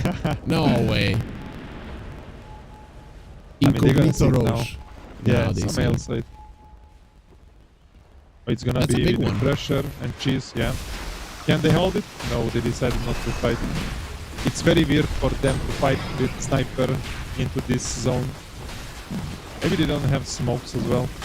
Do you give refresher to Warlock? Or TB? And that TB is okay to have refresher. But you know what? Well. Sakoda finishing his axe. You're gonna sell the stick. You will have axe Okay. ready. That's a game changer. Yeah, if you catch this Viper or Slaughter, they're not gonna be able to press BKB, plus Viper cannot press this cheese. It's huge item, but still, he don't have any ability to cast it fast. Like, he don't have cast range. He had cast range only on this neutral item, plus 400 cast range, but, I mean 100. But he don't have Etherlands, he don't have Link, so it's gonna be a bit harder for him to do it. There is double ravage on Tide, so if he manage to get 2 targets, he's gonna manage to cast it easily. Maybe they can even force him in with Shaman or Sniper. Nigma Galaxy using 5 TPs on the bottom. They wanna go high ground, but going high ground against Sniper, you know, it's never easy. Plus there is Tide sniper Hunter traps. Gash. Tide It's Hunter Gash impossible. Aganim, Glimpse. It's unreal to go. But what So they how can do they catch them? How do they catch them? I mean, basically what you do, you put some lane wards, and you push all waves, make them stay in the base, you're gonna outfarm them. If somebody go outside like Malik right now, maybe you can find a kill, and that can be your opening. How do you Malik right itemize? Let's say you outfarm them. How do you itemize to end the game? Yeah, that's a good question. It's hard. It's not easy, but you need to step up. Right now, they have like everything to kind of go high ground, but they need to find perfect angle. It's weird that they leave the area. I don't know why they leave area, because as you can see on the map, Rinsik farming bottom jungle, Sumail farming left jungle, Noob is farming top jungle. They literally let Cheeky Bricky is under attack. get some wards and the wards. Let's see. So refresher on the Warlock. Double golem in the next fight. That's also a big thing. Aegis is going to be expiring in the 2.5 minutes, so still have some time. Maybe split push and then just chip on the tower. Is that the plan? No. Split push. I don't think it's gonna work. With illusions and stuff. It's hard. It's very hard. But now they're outside of the base, right? And you have vision on this Tide Hunter. If you get this Tide Hunter, you can easily end the game. He doesn't have a buyback. But Nick are gonna play a bit safe. You don't wanna risk. He's surrounded by traps. It feels like, old school techies. You go into that area, you're gonna get blown up. Maybe not instantly, but it is going to happen. A pretty slow approach from both teams, it seems. I think they're afraid because they don't have buyback. Literally only Slaughter have a buyback. So if you make mistake and die, you can lose the game. And on the other side you have Templar and Sniper with buyback. Give us buyback. So it's not easy. Observer. Uvu is our observer, guys. This is the best observer in the whole world. That is, for some reason, not listening to us. Buybacks, please. Let's go. Yeah. Okay. Now you have yeah, Budnik as well. they're getting See, to they're it. kind of... Yeah, they just farm it now. TB. You see now, when they got these buybacks, they're like, okay, smoke. Let's use this 1 minute Aegis. Ooh, Tide Hunter. Malik is fine.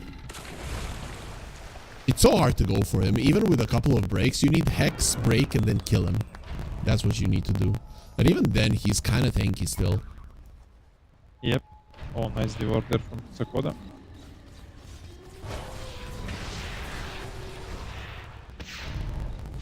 Well, Still waiting. Now it's nighttime, so it's gonna be a little bit tougher. You're gonna be losing the Aegis in 30 seconds as well. And there's the blink you mentioned, so things are gonna be getting a little bit easier for the Disruptor to catch people. You know, now when you're Slardar close to level 25, you're saying, okay guys, let me get level 25, because if he is undispellable. Dire are scanning. Okay, I'm gonna tell you one interesting story. When I played in Navi, oh, wait, JH. Oh, one J blocked himself. Okay, JH gonna die. When I played in Navi and we picked Slardar for a general, like, it was very tough game after the draft, you know, and general is saying, okay guys, our winning condition is my level 25. So maybe it will be saying as well, you know, my winning condition is 25. But this was like on the start of the game and we lost it in 20 minutes. he didn't even survive to level 15. Oh, Omar! Two supports, you know, getting caught. Yep. They get too relaxed, you know. Now you can push. I mean, one of them doesn't have a buyback. You don't necessarily know that, but they're gonna place a deep ward there. Oh, that is a super deep ward. If they can find someone there insta jump from Sakoda, they can burst the target. Any Yep, target he whoever it jumps is. with ultimate, he will die. 100%. Noob now Let's see if his somebody will Slardar show. have this undispellable ultimate. But let's see. Oh, TB, bro. TB's. Oh, look. TB's on the Is he vision. gonna go? He's Of course he wants to go, bro. Insta ravage they know. into disruptor ulti. Look at them. Ay, didn't see you, some 6 and. He knows. He knows. No, he don't. But now he knows, yeah. Sure. When they're all here, hitting here 3. Radiant's They had the opening, but they were afraid, you know. They didn't want to step up. Well, doesn't matter. Tier 3 dropping low. They're not gonna continue. They don't want to stay here. I thought that they were gonna stay here, to be honest. Nighttime, sniper can attack from afar, has the Lincoln Sphere. Maybe could have worked out. Maybe. What do you think about this level 25 on Viper? They took 50%. He took 50% on Viper strike cooldown and mana cost. But I see on the right, people taking the right one as well. I don't know. I feel like you need Octarine for it to really be spamming it, right? Yeah, but Octarine is kinda dead item. It's better to buy a refresher than Octarine. Because you're gonna have double BKB, double spells. And Viper is not ideal to have refreshers, Then but get the other talent, I guess. I don't know, man. I'm not super sold on this one. yeah. blessings. Okay, looks weird now for Nigma. They lost map control. Oh, we're gonna see a pause from Dark Lord. By the way, Both Sniper teams finish. still have gem. Sniper What, finish Lincolns? Lincoln. Yeah. Problem with Nigma roster, I mean not roster, sorry, with the lineup, is you don't have exactly like straightforward. Okay, now you have this hex now, but it's kind of not big lockdown, you know. If you compare the dire side, you have this shaman with hex, you have tied with double ravage, so you need to play very careful how you press BKB and how you commit in fight, because And he's playing approaching again, level 25 as well, right? On the tide. yeah, one more second on ravage. It's very hard to play the team fights now if you don't have this extra life like Aegis and stuff, because you literally get caught in the team fight with ravage or hex. You didn't press BKB, you're gonna lose whole HP or you're gonna die, and then you What does cannot fight. Dota Plus say? It's 54 to 46. So yeah, I guess it makes sense, right? This late into the game, one mistake can cost you the whole game. So it makes sense that we don't give an advantage to someone. But I feel like Cheeky Breaky still, in terms of vision, in terms of damage, in terms of lockdown, in terms of like hacks, right, as well, the Aghanim Scepter of the Disruptor, like they're stronger in every part of it. The only thing is they don't have a single outer tower, whereas Nigma have two, so a lot more access points to the map. Yep, true. Who is holding the refresher? Still on TV. Viper with cheese, but in backpack. Other finish Agarim, so he's gonna get a bit extra tankier, more armor, status resistance. Remember when people were going second item Aghanims when it came out? And it was Yeah. Link, Ags, you put it, and then they can't kill you. It was so OP back then. Yeah, you just go on high ground. It was similar to Nyx Assassin Aghanims. You burrow in the enemy base and it's over. The game's Oh, over. that shit was annoying. That shit was annoying. It still exists in the game. It's just not nearly as strong and nobody wants Yeah. to buy it. Some people buy it sometimes, but yeah. The insecure close to his 25, but I'm not sure it's gonna change something. Dakota. He went through the defender's gate and gets the blink out just in time. He's the hero without a buyback. Would have been really, really bad if he died, but there's the illusions with the extra attack speed and the imps coming in. Goodbye, tier 3. You have a good vision here. Watch. Oh, they're tipping out. Can he catch something? Oh, NCQ glimpse. I can't get him. Nah, he's so fast. They don't have vision. That was so close. That was You so don't have shard. close. He don't have shard on Disruptor, you know? If he had shard, longer quest range, you can put it on ground. You can maybe find something like that. They're insta-smoking. They know Rosh can be up in 20, you know? They can even take the Rosh on the top side of the map. They have They a way could. to hold it, you know? But, let's see, maybe they decide to take it. It's not gonna roar. Yeah. No, No, they're not going for it. They they're want to just gonna fight. fight bot. I guess without the smokes, they can't open up the fight. Shrapnel being used for vision. BKB illusion might have scouted it. Okay, that illusion, if they were paying attention, they know they're Oh, coming big to me. twist. Pops the BKB, Blinken. Goodbye, Shaman. He got broken, so his innate didn't work. And there's the second golem as well. Dropping down. Dark Lord in a little bit of trouble. He needs to get to the high ground, but he's running towards the enemy side, and he's going to be losing that BKB soon. Surrounded by a TV who's going to be using...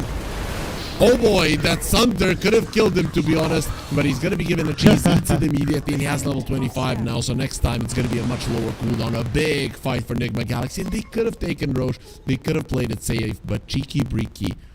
They were cheeky, man, and you're going to pay because of it. Not a single Ravage used.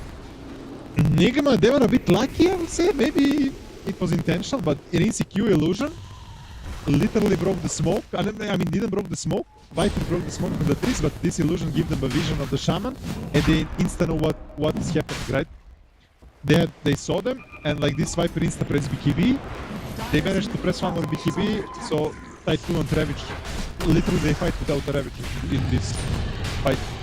They were super out of position, everyone. Like Sniper, Templar, you use 0 Ravages. Oh, but look on the mid. Side Hunter. He tried to be cocky. Is he gonna die? No? Still alive. Does have a buyback, even if he goes down. It's still Ooh, good broken. defense. No way, man. He barely lived through all of that. They didn't have anything to attack him from afar, but that's going to be an Aegis for InSeQ, and Malik barely lives. They use buyback on Sniper though. He went for the Metamorphosis duration. Okay, I guess that's the better one for pushing. Yeah. Can they push? Was the question. Sniper no buyback. Can you somehow catch him? Kill him? There is no golem for 1 minute.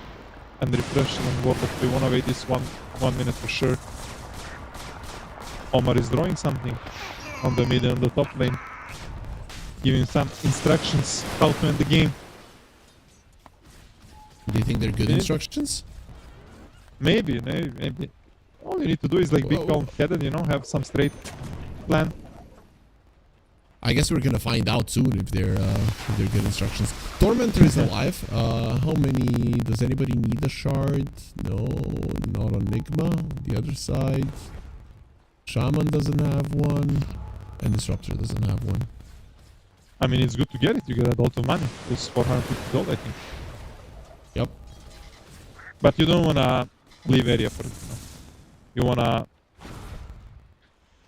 close them in the base, control all waves. I think ResCircuit should control top wave with illusions.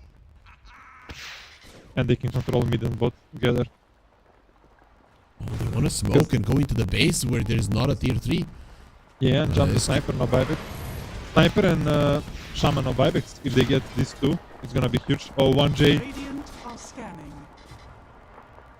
1J. 1J is so unlucky. Oh, is he unlucky? He's so lucky. He's the luckiest guy in the world. Oh no, he's leading them to Malik. Smail gonna be going in, breaking the tide. He has the Windbreaker to run away. 1J's in so much trouble. That's not gonna help you. He's very much dead for 100 seconds. Malik turning into a bug. Or at least that's what the item says, but he just becomes a little bit smaller, runs away. Ay. No buyback on 1J. Gone for 90 seconds. Can Enigma push? That's the question, you know? Sniper, no buyback. If you can catch him. Just take it slow. Just take it slow. Oh, and his courier is dead with Daedalus, you know? TP on the mid lane. She's dying. Oh, she died. She doesn't have a BKB. And it's not She's dead. He's just so freaking dead. They're just gonna kill him again instead of the static storm. Double golem gonna be dropped. GH, look at GH's positioning. He's like, I am in your base. This is mine. But he was so wrong. Even with his golems, he's just gonna get taken out. TP did buy back. He thinks he can win this game right now. Lorinov is standing his ground and shooting everybody, protected by tier 4s. This is my base, and I've got a big ass gun. They want the sniper dead. They want him dead now, but they've got no vision because their supports are dead. Now he's in the Fountain Dark Lord. He needed the buyback as well terribly. He needs to get away. There could be a glimpse coming in, but they don't have it at the moment. He's bought a refresher. He's gonna have his meta. He's gonna have his BKB. Very, very dangerous play. Not a single Rax has fallen. Top lane, maybe the creeps can make short work of the ranged one, but not even that one will fall. They hold. What is happening? Now there is winning condition for Dire, you know? Tricky Bricky can win this game. You just need to kill TP without the buyback. Actually, they use 3 buybacks. Swarm, Viper, and TP. 3 buybacks used. On the Dire side, Templar and Tide use buybacks. So there is one Ravage left for the Tide Hunter. Now it's very cheeky, you know, because if this TP gets Ravage into Static Storm, he will die and no buyback. But still, Sniper Templar as well, no buybacks. You know, Sniper Courier is even dead with Daedalus for like 1 more minute left, and he had 6k gold. And they found another one. Static Storm, and goodbye noob. Ooh, that's a lot of money. But do you need this money? We like money, that doesn't matter now, you know? Dire's middle barracks. Like this Money is like always inflation. matters. It It's matters, but if you have it... capitalism. Yeah, but if you have it too much, it doesn't matter, you know? If you're like billionaire, doesn't matter. If you have like 1 or 2 billions, like, doesn't matter. Of course it does. Imagine you're a gonna billionaire. Imagine you're a billionaire and you're like the worst of the billionaires. You come to a billionaire party and everybody's laughing like that's the guy with only 1 billion. Screw that. Yeah, but you're still gonna have same yacht, same like plane, you know? You cannot get better, you know? Maybe you can buy some NBA club and football club and stuff like this, you know? For fun. Buy an esports club like Beckham and just liquidate in 5 years.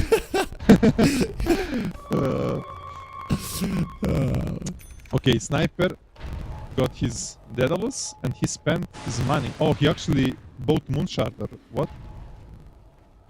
He spent 2k gold extra, I don't know where. But I see Moonshard, you know? Playing without boots. He's so slow. Ooh, Especially this when is he risky uses from... the pay game. Yeah, this is risky from them. They wanna force Slardar to buyback. Radiant's middle tower. Getting this side will not... Radiant It structures doesn't are matter literally, so... Maybe they're thinking... Maybe they're trying to force enemies into a mistake. I mean, they've got a double Yeah. ravage again. Still brave from them to do this. Yeah, I would have preferred if they focused on the tier 2s, not gonna lie, than a tier 3. Tier 3 gives nothing. Tier 2s, it could have made a difference, especially later on down the line. Yeah. Here we are getting into 60-minute territory. So that means neutral items, tier 5, and this can maybe change something big, you know? I cannot tell you who it favors, but it can be dangerous. Okay. We're gonna see some Necros 3. But look,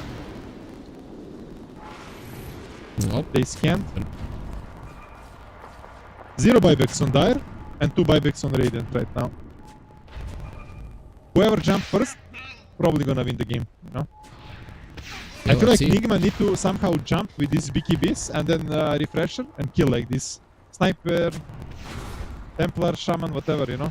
You just go in with BKB and then press refresher. Like insta like. Sniper's buyback is almost back, so that's something that you have to think about as well, right? Oh, So actually you in 30 cannot- seconds. Yep, And Templar in 4 so minutes. he has the advantage because the 2 cores of Enigma Galaxy, they don't have their buybacks. Only Slarzar, and who cares about him if the Terrorblade is dead? Yep. You're right. They're waiting for the rush. May respawn in 20 seconds. And Dire gonna have this information, the exact timing of the rush, you know? So they can play with this info. Split push. On the mid lane we already see crits. Sniper can now play a lot more aggressive. Ooh, when he's look got the Lorna. buyback. He's giving full vision to his team with night vision. Yeah. Okay. Tide is not ready. Let's just tip it right now. He was not ready on Tide. Tide got eye on this, by the way, now. Radiant are scanning. That's a big one. So they His can't ravage press is them 3. any longer. His ravage is 3.4 seconds. If you can make like double ravage, 6.8. That's a lot of control. Oh. BKB Up. Prince EQ has his BKB. Same is true. Oh, he's just dying to the physical damage. The ravage will be used right now. TP out. Viper dead, no he's Viper. got stunned. There's the second ravage and gets on nobody. Oh, but they're like, yeah, it's 4 versus 5. It doesn't matter. It's EQ. They want him. There's going to be a nice golem to slow them down. But the TA comes over. There's the Melt Hill Bash. He needs a target to Sunder right now. Or he needs to run away. He will be able to get away right now. Dark Shaman Lord, on he backline, has BKB. Colin Sunder. Oh, there's the Hex Rinse three EQ. golems. He did an amazing job. And now, Lordoff, you have to run and you're not going anywhere. He turns around, tries to fight Rinse EQ, winning this fight for his team. What a turnaround on the TA. Dark Lord not thinking about it. And LeBron, you said it. He can't choke sometimes, and that was definitely a moment that crushes his team. I mean, I think Malik choked this fight, to be honest. He wasted 2 ravages, Okay, yep. you know, like... True. We're not gonna call these ravages by the name, but you know what I mean. 0 ravages. From 2.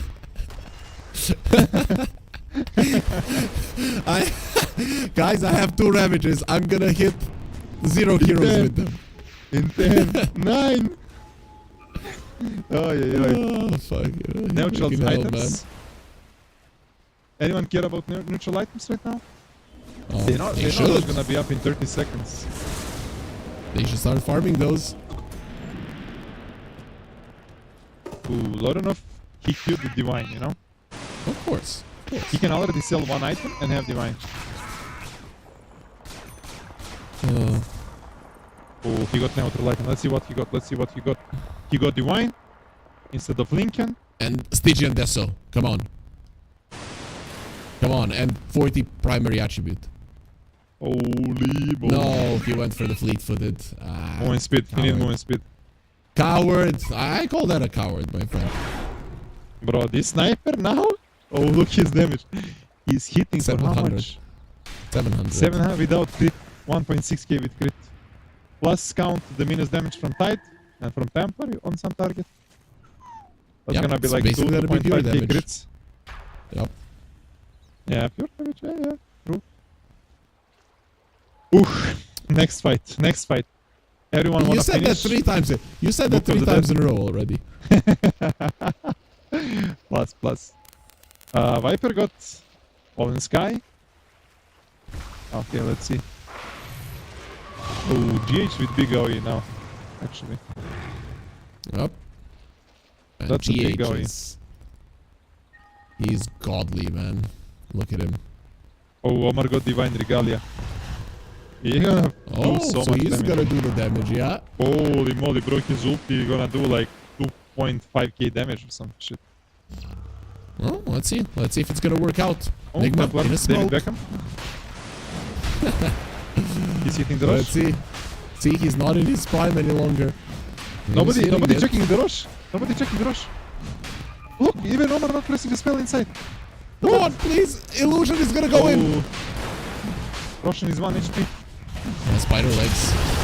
They get the Hex. He's in trouble, but they Ravage this time around. It's a little bit better. Sniper from afar. They caught him. The Slaughter is on top of him. He cannot move away long enough. He's dead. There's no buyback. He's the main hero. Give me that rapier. So now the Golem will be dropped just to kill the Disruptor. It seems that Enigma Galaxy have done it finally. With 3 heroes dead, only one of which has buyback. You can no longer hold your base, and the creeps are already coming in. There's the Roche, just for good measure, to make sure that they're the ones that are getting away with this game. Woo! That fight, man. Tight Steel has one Dire's top barracks Ravage. are under attack. If he press refresh, Disruptor buyback, starting in 30, but I don't know, I don't think they can hold it. Like, ResCircuit pressing refresher. Dire's middle barracks. Dire's middle barracks is Well, now the They're TA trying to bought a play rapier safe. as well. They got the Megas. Yeah, that career isn't even gonna make it on time. Malik Yeah, he goes got in, kicked. he has the Ghost Scepter and just gets yeah. demolished in a second. Rapier doesn't even get delivered, and they killed the TA. Buyback on Malik, but that's gonna be it. He's gonna hit a Ravage. This time around, it's a solid one, but there's nobody to follow up, so the throne will fall, and Enigma Galaxy will claim game number 1. To be honest, they played Dota more. I don't want to say they played better Dota, because Enigma Galaxy, they had some mistakes, but they're the ones that were making the moves, LeBron. Cheeky Breaky, I feel like they were very, very passive for the majority of the game. It all came from the top lane. Dark Lord and Sakoda, they struggle really hard. And like, I don't know. On the wings of the Noob and Omar, this early game, like Slardar and Hoodwink, they played amazingly good. Plus GH, good rotations, getting these early books. What he could be like level 6 early, like it was insane. Like minute 7, he was like level 7, you know. But still, they had really good draft, Cheeky Breaky, and that's why what hold them like was so long, you know. Like Enigma Galaxy couldn't end the game for like 65 minutes. In the end, they won. That is true. Like you mentioned, they play better Dota, but yeah, it's just a game 1, you know, 65 minutes, you know. Maybe Cheeky Breaky can show us something in game 2. Yeah, that's what we want to see. We want to see game 2, and we're going to give them a little bit more time to rest, because this was definitely a nail biter and a game from which you need to recover. But as soon as the players are ready, as soon as they're in the lobby, we're going to be coming back with game number 2. The new breakthrough and innovative phone with 1xBet app. With 1xBet app, you can register and start betting in just 1 click.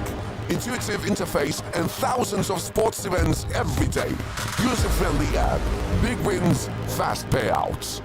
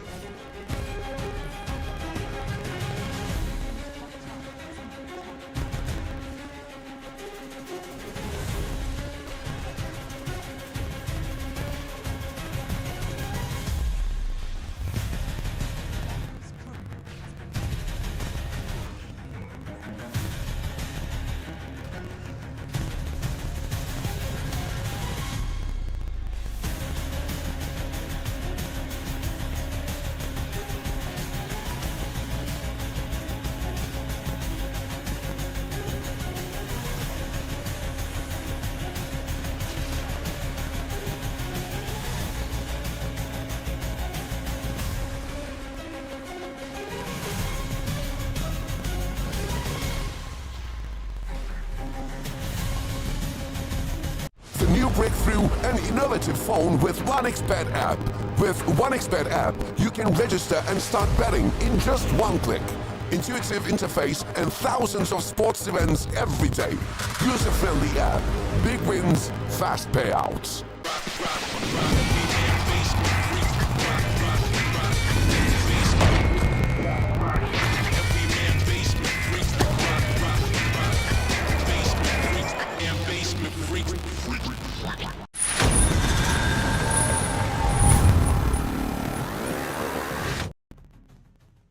And welcome back, everybody, to Cheeky Breaky vs Enigma Galaxy here at the RES Unchained in Europe 2026, a Blast Dota Slam qualifier. So whoever loses this series is out because it is single elimination here with Harry and LeBron.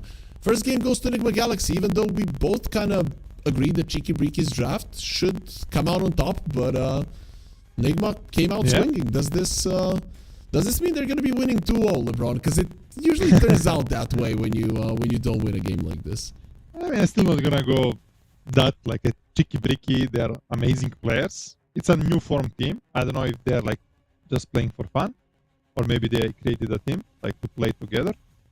Overall, a lot of good individuals, but in this game, first game, there was like big problems. Even though their draft was so good, that's why they managed to hold for 65 minutes. Even though Enigma was like controlling the game for the most of the part of the game.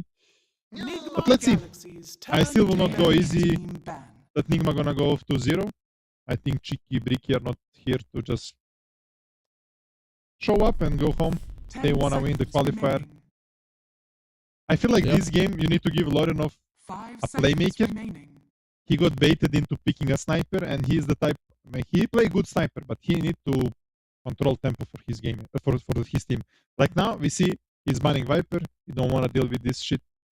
Just give me my Ember, give me my Storm, whatever. I'm just gonna go and kill them all because this is his type of the hero, you know, his play style. Yep. I agree. I really love the sniper there, and Lorenov does play a lot of sniper, but I felt like the team lacked that playmaker, right? And he is the one who can most definitely make it happen. I still think 1J could have done a better job. Malik definitely could have done better in team fights, but it is what it is, I guess. So we'll see. We'll see if that's going to be the approach that they take. If you want to get Lorenov on a playmaker, I mean, you can even first pick it for him. Remember, this guy, they pick Storm for him first, they pick an Ember for him first, they pick a Puck, who is not that popular right now, but he can play any of those against pretty much anything in the game. Probably want to save it for 18. You want to go for some safe pick now. Chen is in the pool, but Sakoda, I don't know. I don't think he's like super expert on Chen, so they're just gonna go for the Tide. Ursa is banned.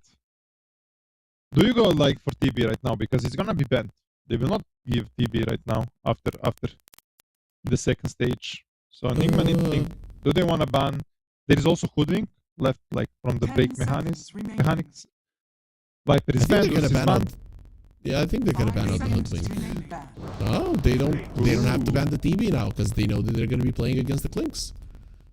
In first game, they ban it in the second stage. But in general, good tight pick in the first pick because you get rid of this Ursa and Viper, one of the biggest counters. 10 seconds remaining. Right now you need to pick strong melee support for Enigma. Tusker probably gonna get banned right now.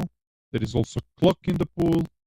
You wanna pair these Clinks with melee. Yeah, they're gonna ban this Tusk and probably Clock. This is two best melee heroes for the GH. Of course, he used to be known for his Earthshaker, but now he's playing position 5, not 4 like before.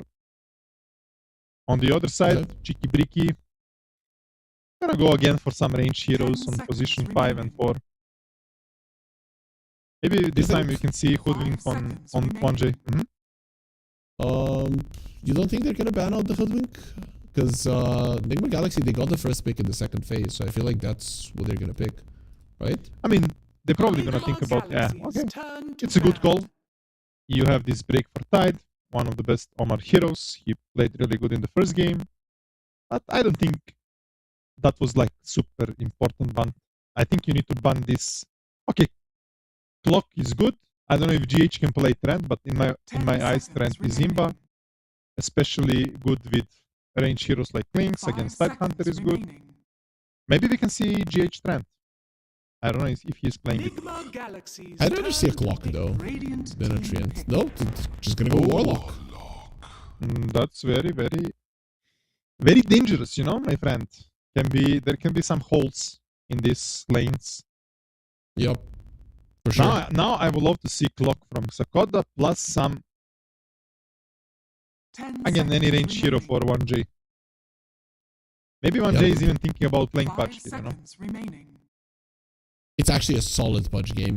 With the Yeah, Dash, you're gonna get the hook 100% pretty much. And you can always hook Warlock and his channeling, his third skill. If they go for this patch, they can go again for Disruptor or Bane. They're probably gonna think about going safe like this, picking Disruptor and patch. From other heroes, Jakiro is banned. Radiant team pick. Weaver? Oh, Weaver. And Clock, please. Clock This is is just Weaver so 4. good. Yeah, now you need catch. Now you need catch. On the position 5 you need catch. Enigma Galaxies. Turn to Okay, I guess that is There you go. catch. Yeah, it's catch. I will love clock as well, because if you decide to maybe put Weaver on 1, you can have this strong lane Weaver clock. But this is probably 1J position for Weaver. It started getting popular a bit in pubs, this Weaver 4. 10 seconds remaining. As a Warlock, you don't do much 5 to Weaver. seconds remaining. Clinks, it's also annoying for Clinks to play into Swarm and Gush. Yep, quite annoying. Right now, Um, Omar, you need to pick Omar hero and maybe some flex for Noob and Sumail. In first game, you had this ladder that was like flex on offlane and mid. Now, I don't think there is like much flex. Maybe you need to go team fight on offlane for sure. Something like Mars. and also like burst from them, like let's say Enigma tiny. Galaxies. Okay, turn Mars to is fine, pick. but like a Skywrath mage right now or some damage, right? Sure, tiny. Ooh, Tiny. Tiny is good. Tiny is good because it's annoying for Weaver, annoying for Tide as well, even though if his second spell proc, still gonna And be it's a stunned. flex, right? Yeah, and it's a big flex till the last pick. But let's see. I want to see 10 Lauren of Storm seconds right now. remaining. It's one of the best heroes on the lane against Tiny on the mid, 5 probably. seconds remaining. Later on, Tiny is good into Storm, but Storm is amazing into Mars. You can go always out of arena if you don't get caught. You jump on this Warlock, kill him easy, jump on the Clinks. And it's Lorenov best hero, you know? And we're speaking, you need Playmaker on Lorenov. From other heroes, there is also Queen of Pain, which is a lot of burst damage. They need some damage right now on the mid lane. Maybe, I think Storm If is the Lauren- best. yeah, Radiant team ban. Yeah. Enigma Galaxies. Turn to ban. So, insta-ban pack, look, he insta-ban pack. Didn't even take like 0.1 seconds. He was spamming like fuck. is there anything else that the Storm is afraid of? Are you gonna ban out the Quap yourself? Ember is banned, which is good ban. 10 seconds From other remaining. heroes, maybe you wanna ban Dragonite. 5 Is Lina seconds coming back? remaining. You know what? Yeah, Lina can be good. Lina can be good. I don't know if it's coming back, but what I would love to see maybe Lion, you know, Lion ban, because Omar used to play Lion a lot, and in the last patch he only played Hoodwink and Dark Pillow. Hoodwink I is think banned. I don't know about if you're Dark banning Pillow. out the support, I think does he play Skywrath Mage? I feel like out of the supports, that the He plays, Skywrath he Mage would plays. be the best. It's, I would ban it's that. good. 5 It's good. A seconds lot of remaining. damage, but then the question is, do you want to lane Tiny against Storm? Some Enigma players prefer to Galaxies. pick Turn to play ban. Tiny into Storm. Laning can be a bit rough, like we watched in the first series. On the other side, Cheeky Bricky, they need carry for Dark Lord into Mars. Ursa is banned. 10 seconds Maybe remaining. Troll can be decent. Even Abaddon can be 5 decent. seconds remaining. They need to decide, I think, between Troll and Abaddon. Abaddon is good because you're never gonna be bursted. What about the Lifestealer? Ooh, Lifestealer is actually really good into Mars.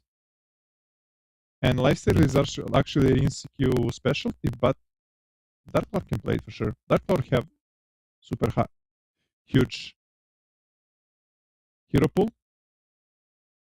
Radiant team pick. Oh, PA band. PA was also good.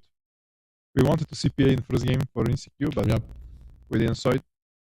It's There's a gonna be lot of banned. minus armor in this one as well, right? If you look at Cheeky Breaky, they've got Gush, they've got the Swarm, so any physical Yeah. damage is gonna be doing a lot. Is there a chance we see a Carry Weaver, or is that just off the menu? It's 5 seconds. It's very hard to remaining. play Carry Weaver into Mars, and there's gonna be like last pick as well. I think we're just gonna see probably Troll or Abaddon. One of those two. I still think want Abba is the kinda. life stealer. I mean, it can work. It can work. You don't have much damage. Kill life stealer. You have this bomb as well with Storm, so it's good. Abaddon kinda safe pick because you cannot get bursted. You can hold tower forever. You can frontline for your team. You can go in, force enemy to kinda panic in the team fight, just to give your teammates easy fight, you know, so they can press spells better. Galaxy's turn to pick. Oh, Gyro, okay. Gyro can be a bit risky. Into Mars. I would play a mid tiny here, to be honest. Gyro needs the front line, so 10 seconds remaining. having 2 spells with 2 cores to move him out of position is really bad 5 for this hero. seconds remaining. So I'd And what do you play pick on post-war? Skyreth Mage. I think that's like my number 1. And then you can play with either the Mars or the Tiny. Both of them can get kills. And you have some really squishy heroes in this one. Storm, Disruptor, Weaver, even the Gyro in early on is relatively squishy and can die. It can work. I feel like Mars is second jump, so you need maybe someone first to play first. Tiny is okay, can work, but I think DK maybe. Okay, Invoker. Now select your hero. Legendary Invoker from Sumayan. He played it a lot in last patch. I'm not buyed by this Invoker. It can work. Now you can literally buy Road of Aetas and burst any hero literally solo. With Meteor, Sunstrike, a lot of damage. This is probably idea how you want to play Invoker into Storm. You are rushing Road of Aetas and going on the map and killing people. Unless he go for this, he's going for Mind of Tornados, so it's gonna be different. You're gonna go for the Vessel What do you into go? Axe. Vessel, yep. Vessel Axe, I think, and then go by Shard and just be annoying. Mana burn them. Mana burn is 10 annoying, like seconds for all of remaining. these heroes, you know. Tide, Storm. It can be decent, it can be good. 5 seconds remaining. Okay. So any preferences in this game in particular? Do you see a team which draft you like more? I feel like Nigma can pop really big early on with this Warlock, like in game 1. But this time they have Gyro, you know. Gyro is kind of different compared to Templar, you know. What you want to say? I'm kind of more on the side of Cheeky Breaky, right? Because Okay. I feel like what they were lacking in the previous game is just luring off on a playmaker, and I think they have it here. And this is a pretty solid Storm game. It's not perfect, but I feel like it's solid enough for him to have a lot of impact. Plus, first couple of levels, he's definitely winning the mid lane, which will give you a bit of an advantage. And you have good supports to play around you, actually. Like, you have Disruptor and Weaver, really good supports to play around you. And this time, like you said, Lorenov on playmaking hero. We have the Dark Lord on the Gyrocopter. That means he should dominate his lane. He can, like, also come on the mid, control rune, maybe go through the gate, be aggressive. So, early game can go different compared to the first game, because Nigma in first game destroyed Cheeky Breaky. It all went from this off lane where Noob and Omar destroyed. Now this time you're playing into Gyro Disruptor, very strong lane. So yeah, maybe you're right, Harry. You know, maybe Cheeky Breaky Prepare looks for battle. stronger into That's the only if draft. they play. It's only if they play properly, right? Because Yeah, I yeah. feel like in the previous one they weren't doing anything. So I'm thinking Lorenov on the Storm will fix that. I don't know if you remember when Paravision forms, that if they didn't have no one on a playmaking hero, they would just fall apart. Oh, yeah, and yeah, with him, true. yeah. So I feel like this is kind of the same idea. Probably, I think. Oh, they wanna cut the trees, but look, Enigma is ready, you know? Well, Dark Lord, you're gonna die because of this.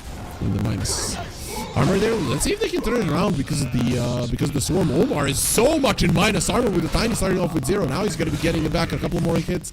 There's the return kill. Can they get something more? Noob is gonna be running away. So it's a 1-for-1. But the first blood does go towards Enigma Galaxy, and I guess it was GH. But still, 1 extra book. So Yeah, some one extra extra book. experience for him. Weaver actually gained so much experience with his facet. He's almost level 2. The thing is, like, this is the pub play, you know? Every gyrocopter in the pubs, he will run on his safe lane with Quelling Blade, cut the trees, so his flag gonna do full damage. You cannot fight, you know? But, you know, Enigma Galaxy players, they read this move. Amazing play from them. It's like same when you're playing against Rend Protector. Yalla, Habib. You wanna cut the trees. Yep. But it didn't work out. So, let's see. In terms of bounties, it is 3 for 1, if am I seeing correctly? No, Yeah, it's 2 for 2. Oh, No, 3 for 1. yeah, 3 you're for right. You're right. Cheeky Bricky. Yep, that is true. So I guess that makes it even. First blood on one side, and then 3 runes on the other. Kind of a normal start to the laning stage, let's say. Oh, so much damage on GH. That hurts. Yep. On the He will bottom have lane Shadow we Word see soon, so Omar with boots trying to cut waves, but no, Disruptor, one of the strongest heroes for this. You're gonna put him very low. Omar blocking both camps.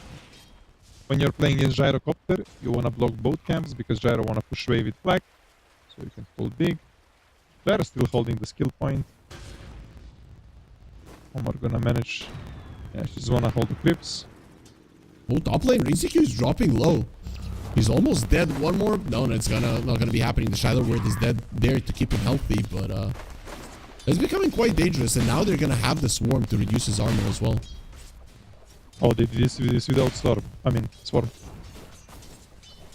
Yeah, this was without it. Yep. A lot of mana is needed for Warlock now to be played on the lane. So he cannot constantly spam the spells. And he got the first blood. He's sending the clarity. Who attacked him from the 1J?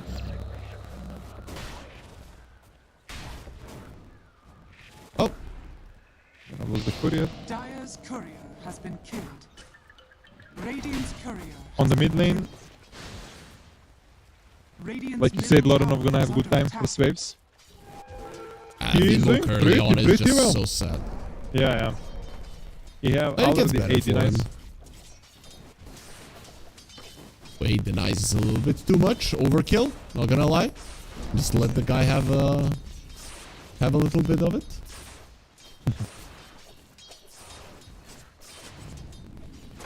Remember when Invoker had extra experience from denies? Oh yeah. Who on the top lane? GH going aggressive on the 1J, but he gonna pay the price. Oh, he does get the kill though. Yeah, he Do get the you kill, get he get the the book. book post-mortem? Yes. Yeah, you do. He's happy. He's happy boy. 3 books already, you know. I guess GH loves to read the books. He does look like a chill guy that would read some nice books. Yeah, for sure. Oh, where is level 3 already? What do we have on other side? Gyro and Mars, and the same, literally same CS. Yeah, I guess that's how it's gonna go overall. But now the lane is in a better position for Mars, and they're even trying to get a pull off here, which they will be successful at. So this lane now is starting to look quite good for Enigma Galaxy as well. In terms of the laning stage, is everything as expected? I think Gyro and Disruptor should a bit dominate more. Maybe now when Okay. Tiny leaves the lane, you can punish this Mars. Tiny already moving mid, he wanna deny water from the storm. But they know about this play. Laronov is ready. I wanna go for the water, he's already full on everything. ResCircuit's in trouble. He's losing armor. They have the blood grenade. He's gonna be using the death back there. Keeps him alive. Barely, though. Yeah, too much magic sticks. Level 2 heal from Olaf.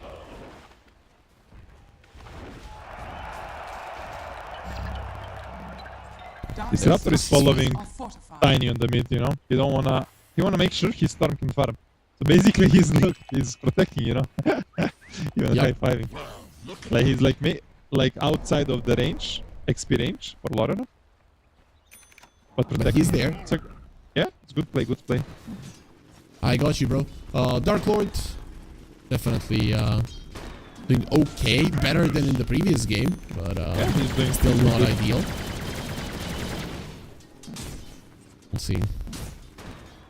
He's the one with the least experience on the team, so that is something that you can exploit if you're Enigma Galaxy. Though ResCircuit is the one with the least experience as well, so I guess we've got the inexperienced carries. Yep.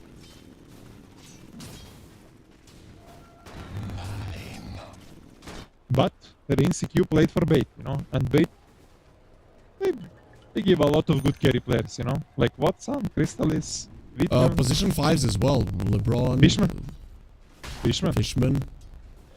Not me. Fishman was top 6 on TI or top 8.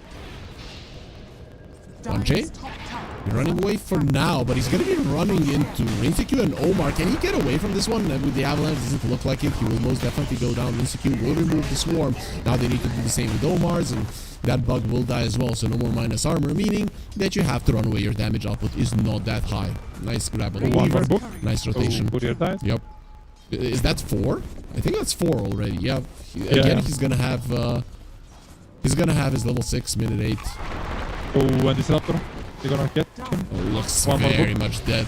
He did push them towards back, so maybe he can kill Omar, because especially with 1J joining in on the fray. As the blood raid, Omar will be going down, but 1J puts himself in a very uncomfortable spot going into the trees. They need 2 more hits. They try to plant the tree so that he can live, but not gonna be happening, and that is a Weaver dead once again.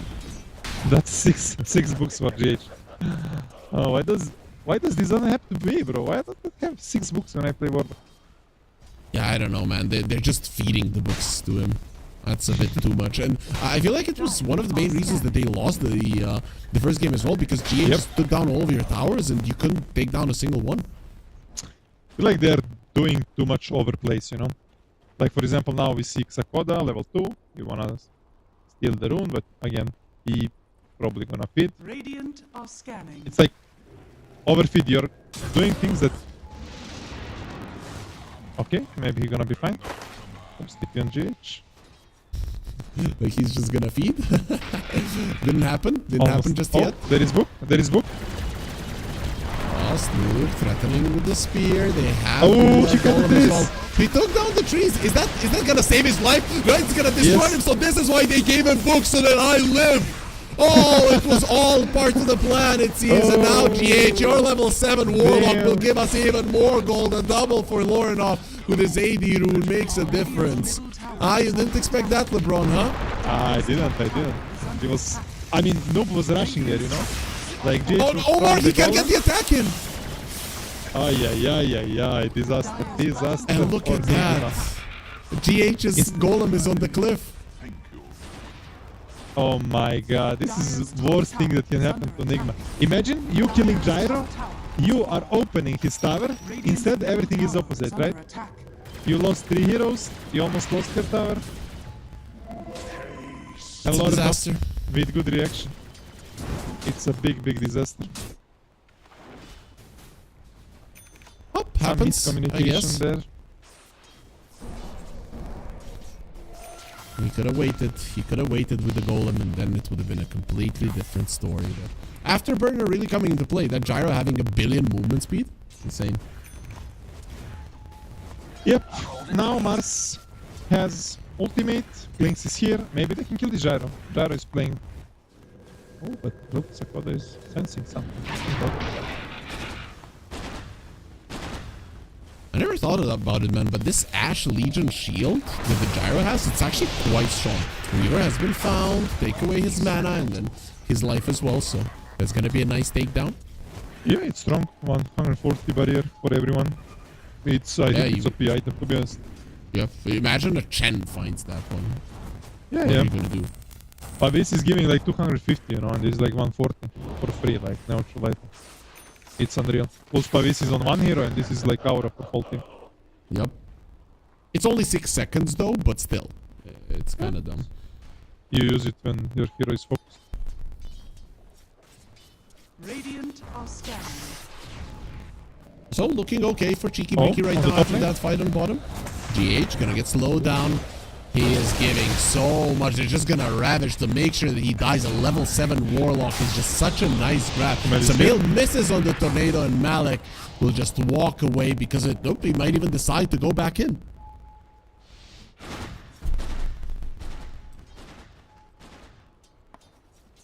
You commit ravage, but it was a huge kill on the Warlock.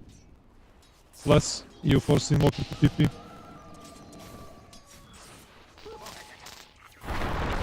Oh, 1J has been found. In the hands of He Samil. has Just goes for the ultimate. time lapse. Fine.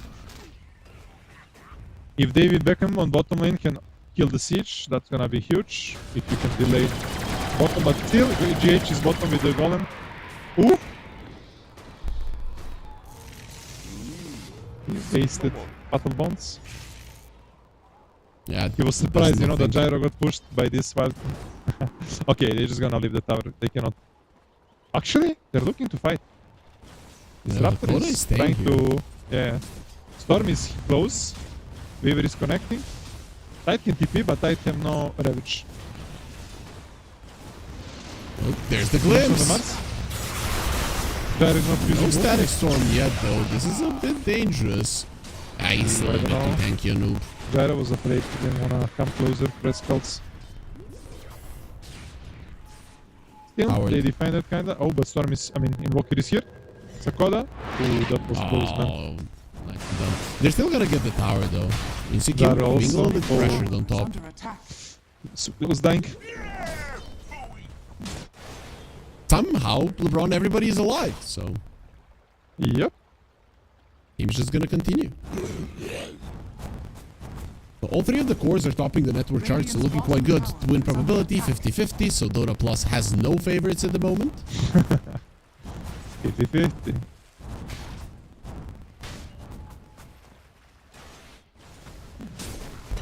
I still think... Okay, so Invoker is going for a Midas. Radiant's So he bottom thinks he tower needs it. is No under longer attack. gives the extra experience though. So now it's only the gold. Yeah, only the gold. And I feel like Invoker is all about Dire's XP. middle tower is under He's Radiant's getting so bottom much from tower these has levels. fallen. Still, gold is good because you're not gonna farm like some storm and stuff like this. So kinda you're securing your scaling. It's okay. It's not like some crucial vessel that you needed. Rinse CQ scout the storm. Do they have enough? Oh, this is gonna be done. Take away his mana, He's he's dead. dead. Nicely done. He even dies in the air. So they combo really all of their spells really well. And Nara is even chasing for more. Hakoda doesn't have his glimpse, so stopping the Mars is not gonna be easy if they get close enough for an arena. Tries the spear, doesn't even need the arena. The golem will be dropped. GH, he knows that after this kill, they're going for the tower, and there's absolutely nobody to stop it. So last game it was a little bit earlier, but this game the golem is making a huge difference as well. Yeah, this is the power of the Warlock. Basically securing tower for your team. He managed to open 2 towers for his team. Like, even though bottom, he didn't use the golem, but it's a pressure, you know? But he can use the golem, and you wanna dodge the fight. So, good objective Kill gaming it. there from Nigma.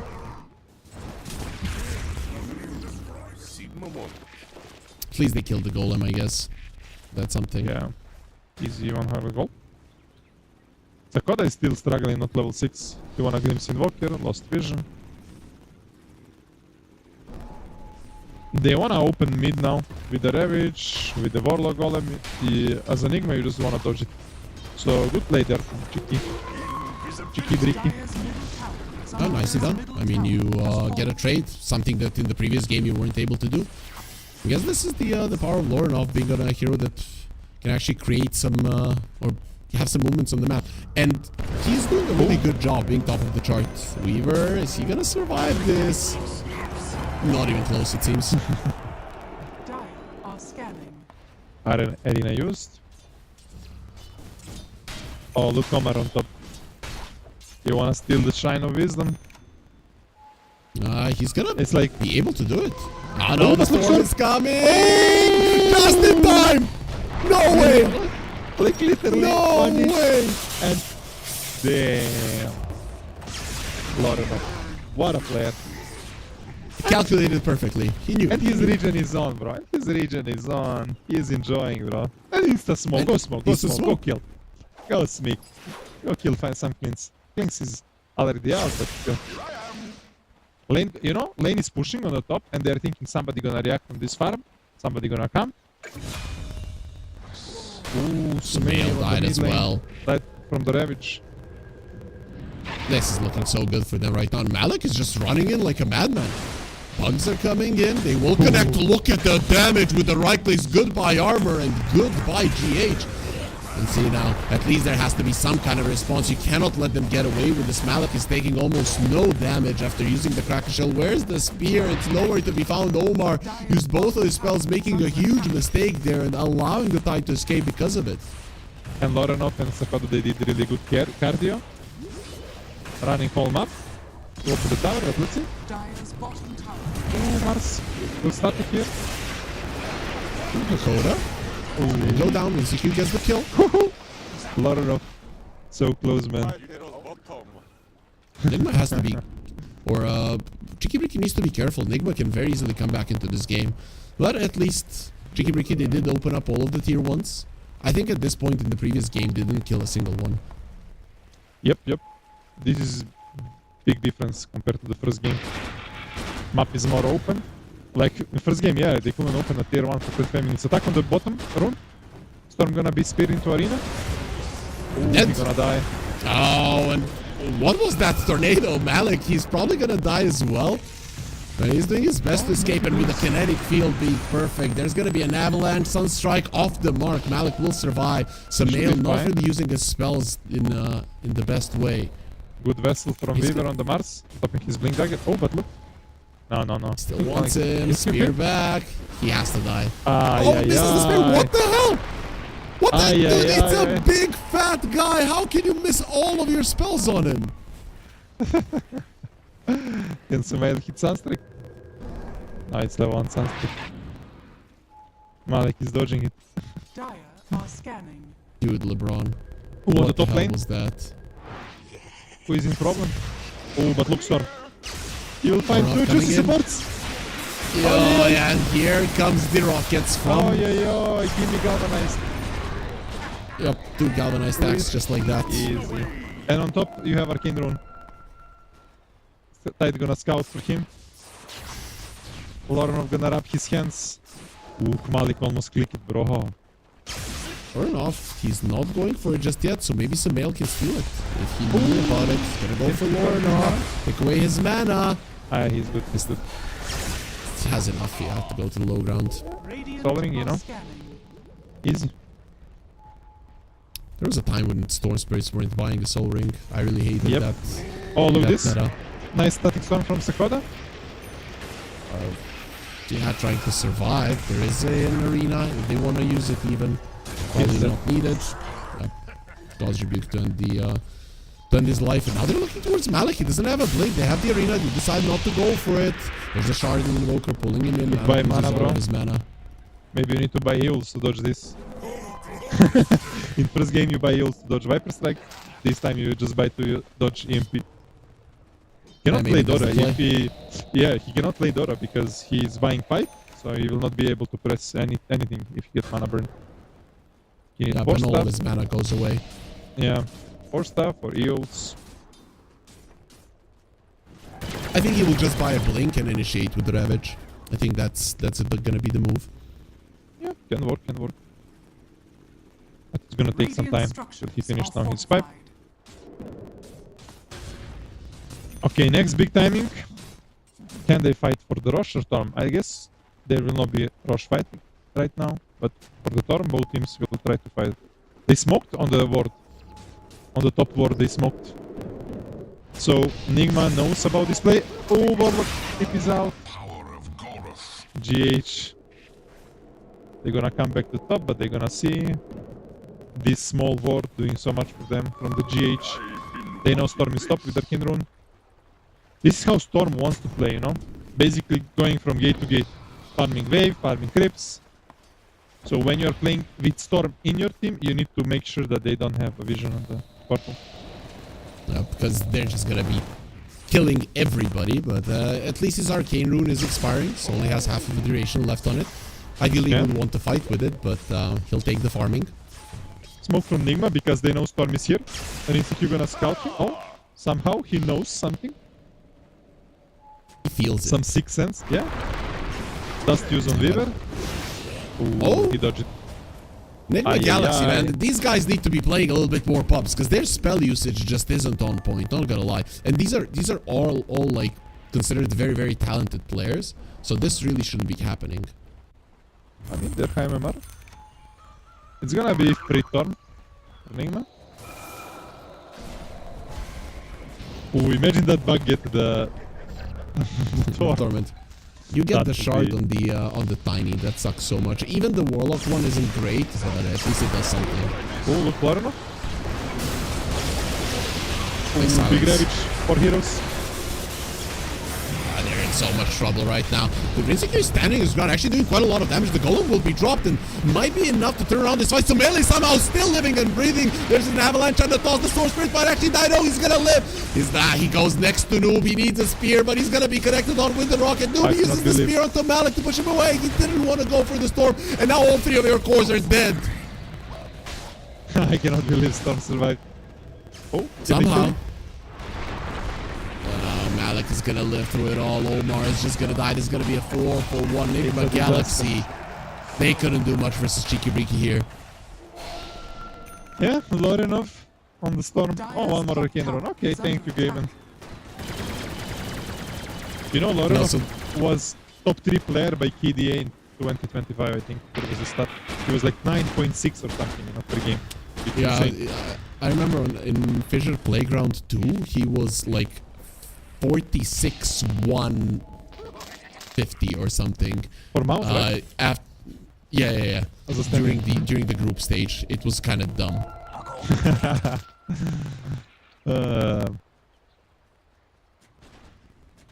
David Beckham close to his BKB. You know why Lorenov is so good? He played for Why? level up. That's why. I mean, I also play for Lala, but I'm not that good. Did you play with Lorenov? No. I play with Noob. Wait. So wait. So you played for Bait that has so many good players coming out of it. You played for level up. Like what the hell? What the hell, LeBron? Yeah, I don't know, man. I'm the problem. You should be the best. You should be the And I have the best. solution. I was playing with Noob in 2 teams, you know. First prize pool Noob got on some tournament is really hairy, you know. Was that tempo? Yeah. Temp Wisp. Long time. But here we are, 2026, you know. Time flies. They're still playing Dota. Amazing game. Yeah, tempo was made when I was still playing competitive. Dude. In ancient history, yeah? Yeah, exactly. I thought it was when I look back at it, like, oh, tempo, yeah, not so long ago. It was a very long time ago. Either way, though, 5k gold lead, Cheeky Breaky doing really well, and Gyro is ahead, and I think that's the main thing, right? Once this hero gets a Satanic, his Daemon is gonna be done soon, but once he gets a Satanic, that's when things change, right? That's when he just stands in front and there's nothing you can do about it. Yeah. And if you compare first game, you had like Temper who was like first like top network whole game, but he was not doing much in the fights. And this Gyro is doing a lot, you know. And he can like always have big impact in the fights. And right now he finished BKB. Storm is close to his BKB. So big time is coming out for Cheeky Breaky. Storm with double damage, still no BKB, but on the other side, Noob and Rinsecure, they need like 600 gold for BKB. So they cannot take a fight. And Cheeky Breaky gonna take this time to take the rush. I'm surprised they're giving to Gyro. Usually you want to give first Aegis to maybe some fighting hero, like Storm, and then second Aegis you will give to a hero that will threat high ground and stuff like this. But still, it's good to give the Gyro. He's gonna front lane, he's gonna go hit towers. Storm cannot do this job, right? So Storm's just gonna play a bit safe, try to jump from the back line, like second jump, third jump.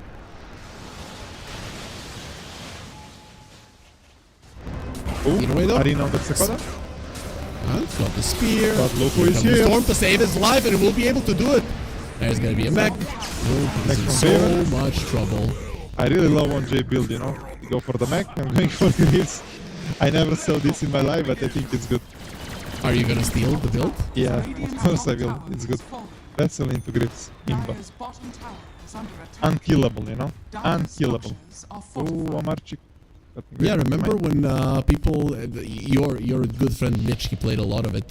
When offlane Weaver was a thing, and then people went for right-click build, unless there was a Bloodseeker on the other side, then they would buy a Spirit Vessel as an offlane Weaver.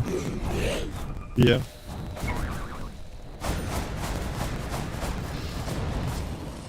There's the blink on Hakoda, so now there's going to be a blink on the Disruptor, a lot more catch. What are the chances of Nigma Galaxy coming back into this game? Because at the moment it looks like they're completely Dire's out of it. bottom tower is under attack. They still have a strong team fight with Warlock Mars. They're finishing 2 BKBs right now. On Mars and clicks, but oh, attack on the Sumail. He's in trouble. Be Golden losing news. armor rapidly, and he's surrounded by opponents. He's just gonna be using his EMP there. Lorenov dodges it for a second, and in the end Malik just finishes him off with a gush. And bad thing is like you wasted Golem. Has fallen. Lorenov gonna get the rune. You still have Aegis for 3 minutes. It doesn't look good, you know. You don't have proper answer to kill any hero right now. Kling's got BKB with Dezo, but I don't know if he's providing enough damage. I feel like you don't want to play Klings this way. Early today we watched Satanic playing Klings, right? I don't think he go for the BKB at all. No, He went no, for not full at all. DPS. Yeah, full DPS, and then you get the Naganim Scepter, and then you don't really care, because you don't need to get close to do the damage. These Yeah. skeletons just do it for you. I feel like against Tide, Ravage and stuff that you need to buy BKB. Attack on the Mars, you're gonna be fine. Dire's middle tower is under attack. I mean, Scoping depends for on one what more you classify as fine, right? Because he just got Yeah. pushed into the base by a position 4. You know this meme, this is fine. Yep. And this is noob sitting, you know, in the fire drinking some coffee and like this is fine. Minus One mana. Marauder Tower left. So, Nigma Galaxy, they're definitely not looking good in this one. Still hoping that maybe at some point the Klink will start doing damage, but it's so far away, LeBron. It's like Daedalus Aghanim Scepter. That's what he needs. And right now it Yep. just seems that it's open season on Nigma Galaxy heroes. Yeah, Jish is trying to put some attention on him, try to cut some waves, push to show enemies basically, so you're giving a room for your teammates to push some wave, get some farm, get some zone. Like these deaths are good deaths, you know. But I don't know how much it will help. Attack on the Tide. Maybe this is the moment for Nigma Galaxy. A Is lot it? of damage. Oh, Tony! Yeah, it is. He's dead. This is all provided by GH, you know, because he showed 3 heroes on the bottom. That means Nigma Galaxy players can maybe try to look in the jungle for some pick-off, some solo heroes. And perfect. Yeah, but what do you get out of it? You killed him on the top lane. I think nobody cares. Like, look at the bottom and the mid lane. You're still gonna have to respond to that. I mean, you're not gonna get pressure. You can release some pressure on some side of the map. You can get some items. Like, look, now they're gonna take their Wisdom Shine. They're still getting pressure on 2 lanes by creeps, but still, you managed to leave your side of the map. You're gonna get some farm. Maybe they can even kill this Weaver. Oh, they're so afraid, you know. Glimpse used. Come back, boy. Come back, boy. You're not going anywhere. Oh, but thanks. Can you pick me out? No, no. That no. doesn't look like it. The damage output is just way too much. And he spent the money. You know, right now, when you die, and when you put item in your inventory, you can actually see. So now, if Cheeky Bricky, they're clicking on clicks, they can see that he got Crystallis, you know?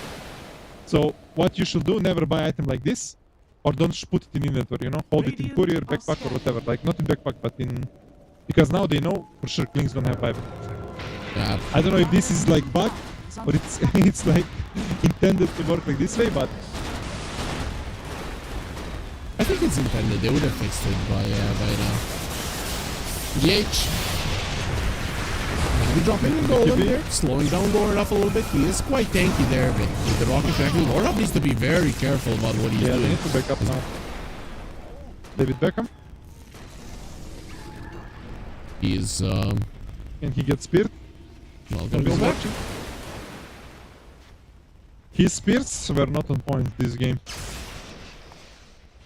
But first one with Golem, that was the game-changing moment, you know?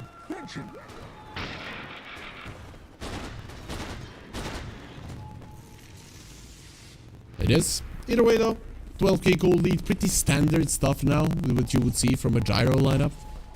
He's just standing in front, his team behind him. Now when he has the Satanic, not much that you can do about him.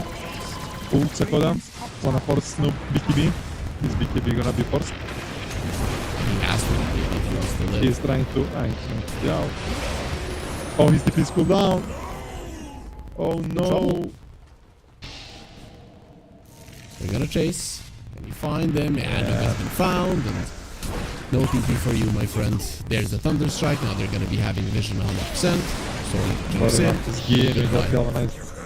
Lornoff is having 21 galvanized attacks. So a lot of mana regen with him.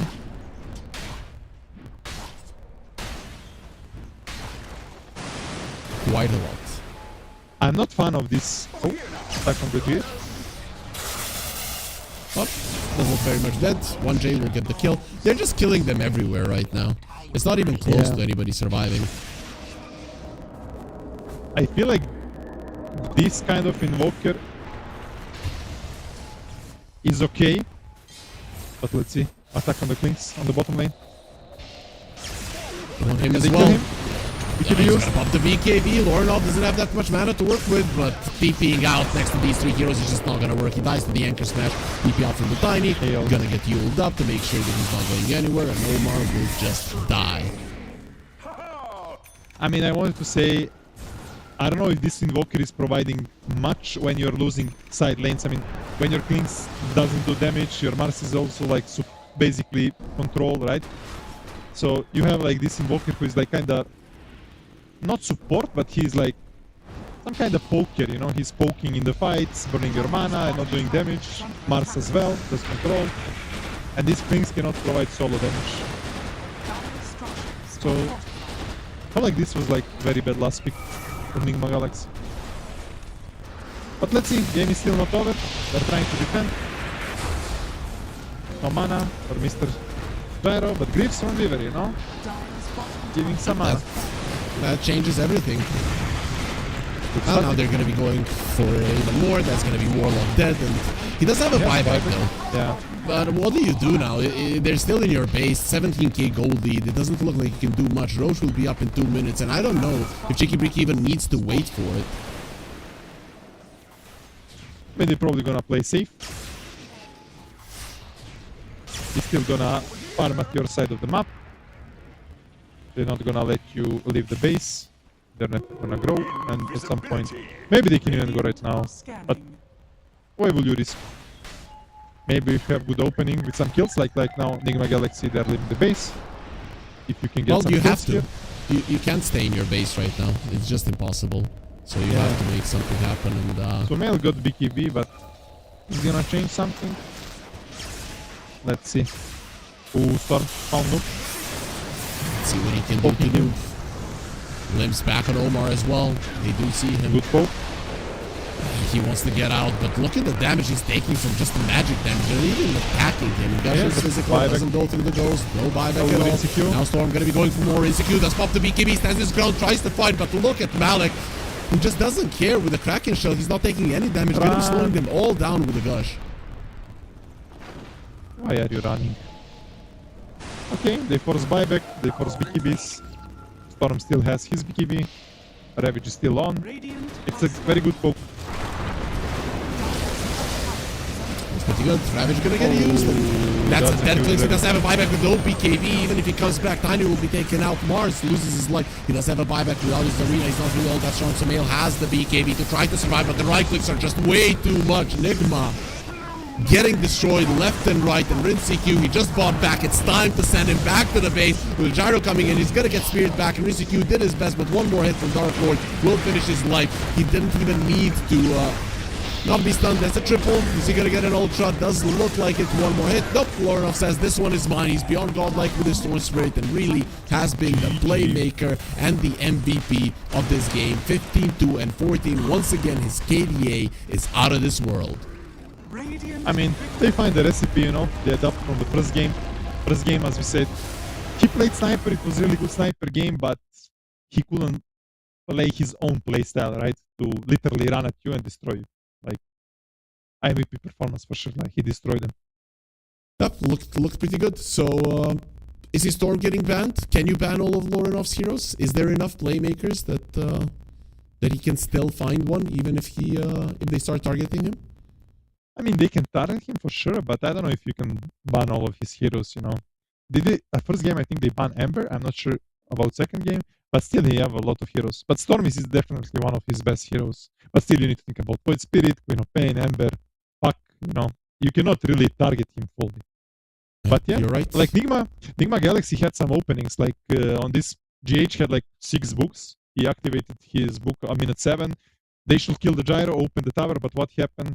They used the golem at the same time with the spear. Spear didn't latch on the tower. Lauren of TP. They killed 3 heroes and like turned the game around. You know.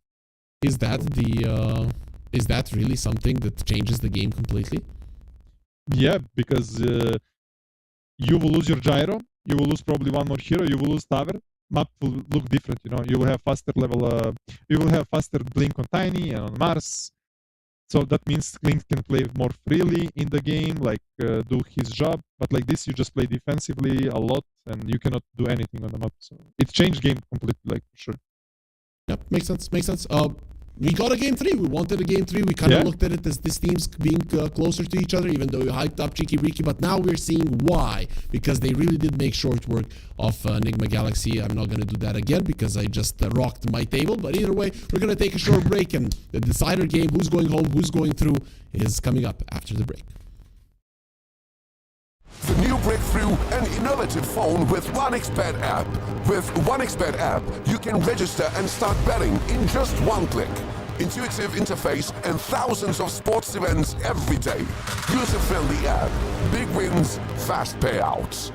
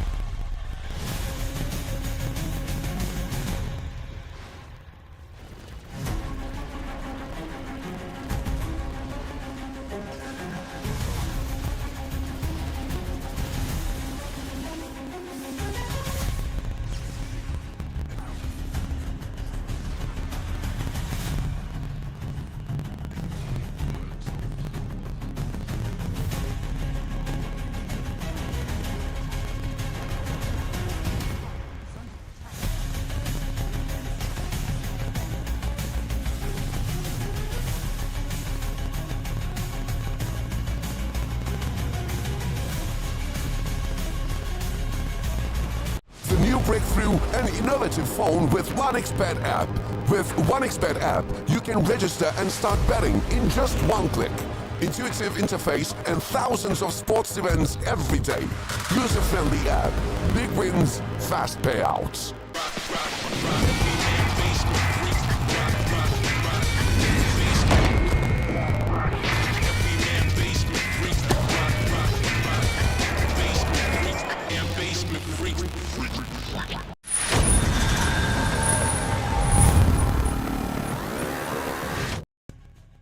We got a game 3 between Enigma Galaxy and Cheeky Breeky here at the Europe Qualifier for Blast Dota Slam 6. That's going to be happening in Malta. I'm Harry, joining me is LeBron, and you're watching the RES Unchained. It is single elimination, LeBron. Whoever loses goes home. Whoever wins is going to be playing versus Spari. So it's still going to be hard, but both of these teams might have what it takes to beat them anyways. Definitely not gonna be easy. These qualifiers are one of the strongest qualifiers I saw recently. Like, you're having teams from Eastern Europe, Western Europe. There was like in open qualifier some 4 or 5 Peruvian teams with best their players, and like there is only one slot, no like single elimination, like you said. So you lose one series, you are out. There is no more second chance. And the winner of this qualifier is going to Blast 6 at Malta, so you want to be there, you know, Gary. Yep, for sure. Creme de la creme. Malta is pretty cool. On Malta, they drive on the wrong side of the road, right? On the wrong, but from your perspective, on the wrong, you know. Dude, I mean, from their there's like perspective, a it's couple of nations, like Cyprus, Malta, Australia, and Britain, right? That's what, like 10% of the population? Maybe New Zealand? If that. Entire team banned. I'm counting them in Australia. Okay.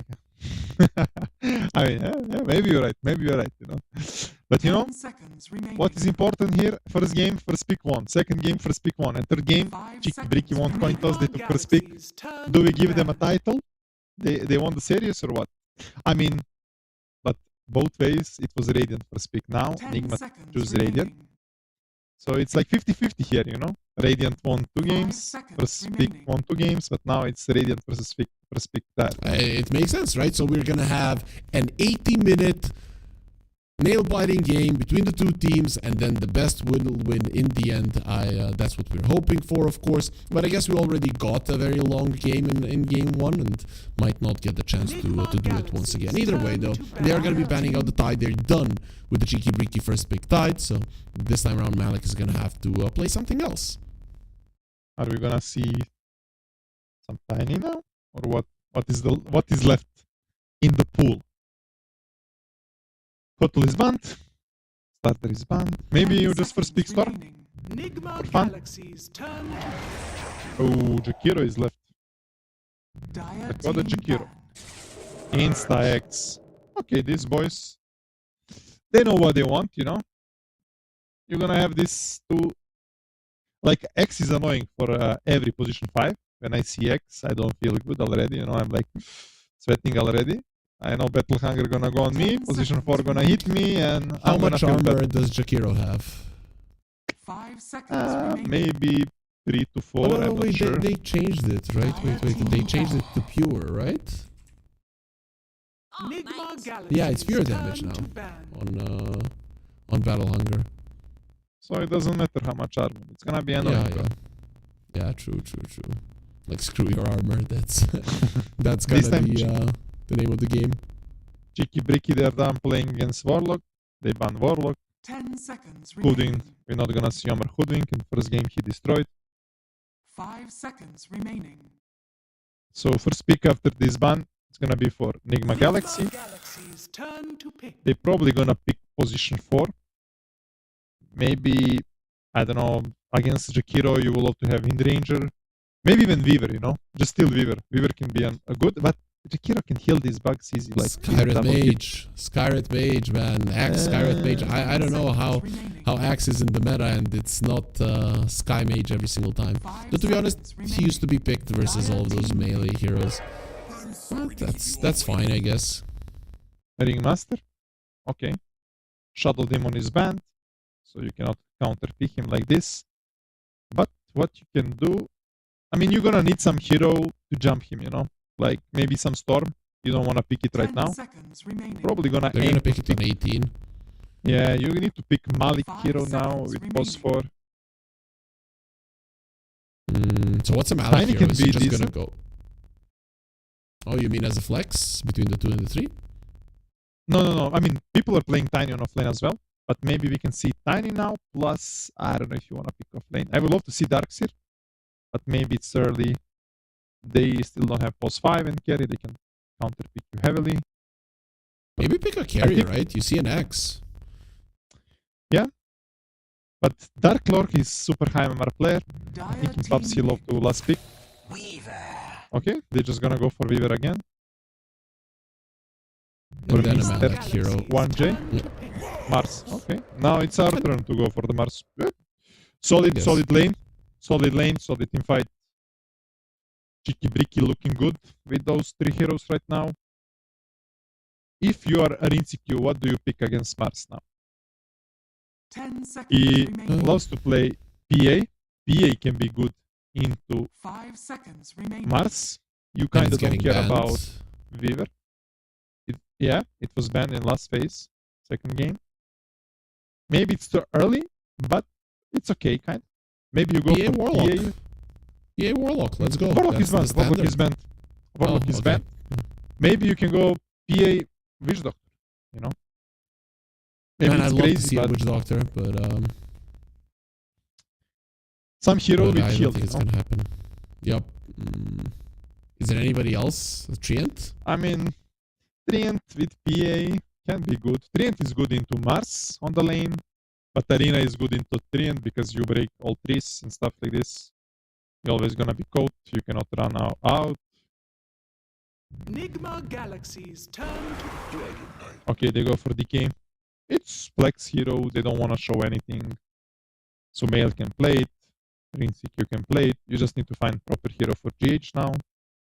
Like a Clockwork would be a solid one, I think, versus a Mars, versus a Weaver. Even Jakiro 10 hates playing seconds versus you. remaining. I mean, Jakiro can break Hogs insta with 2 hits. 5 It seconds. was Yeah, not that's like annoying. before. Yeah, but I don't know. It's gonna look weird on the lane. Log DK. Probably you want some range hero. You have damage. You have save. What is good? What will GH play? Maybe just give GH Rubik. You know, he used to play Rubik a lot. You're playing into This is a Jakiro. good Weaver. Rubik game, yeah? Yeah, it's good Rubik game, and you don't need to provide too much. DK gonna be fine on the lane against anything. It looks really good Rubik game. And you can play Rubik mid now, you know? You're rushing Phylacteria without bottle, without anything. So Male can play it. I love it. Sounds I love crazy, it, man. but it's Dude, I would just want them to do it right now. Like, it's such a good suggestion. Dire team pick. Oh, doesn't. Now you cannot hide the, like, use third skill bulwark with Mars. Like Rubik cannot steal it, you know? So you're always gonna steal Q, W, or Arena. Okay, so now you need what a do you 10 pick now? seconds Storm? remaining. Storm. I mean- Yep. You need hero to jump back line, you know. There is also seconds Puck in the remaining. pool, not good into DK, but Storm, you know. Like It's a there is Storm, only DK who is like catch. X is okay catch. Only if he would want to pick a Ember Spirit just so that they have poke damage if they don't want to commit. But I think they have more than enough to commit onto heroes, so Storm for me is probably the best one. You can also go on the route if Loranov sees 3 of his heroes that they're in pool. He can just go for the carry right now because you see X, you know, lane X.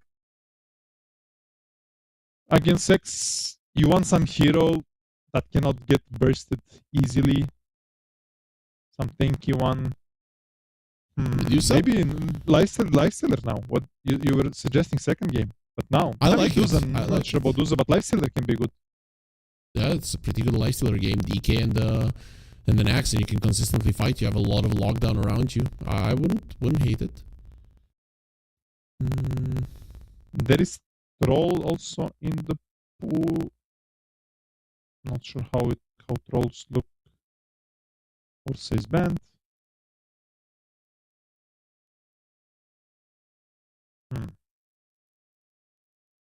I think Abba will be the best, but Abba is banned. Yeah, so lifestealer, Medusa. Not sure what is the state of the Medusa right now in the meta. Yeah, I guess that's something to think about. Dire team ban. Oh, they just go for the gyro again. I mean, Okay, but gyro. I mean, it's standard.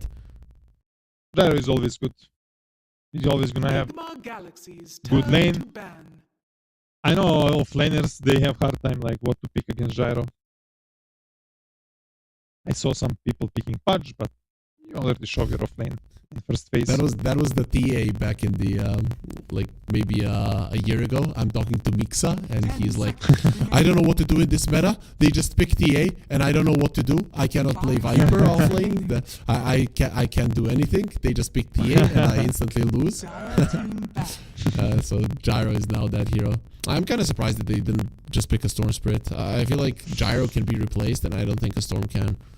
Yeah, maybe they felt first game felt crazy. I mean hard, even though Kerry had like top now on network, but in second game Gyro 10 did so much. seconds remaining. Like from the laning stage to the controlling like runes, moving around, 5 seconds remaining.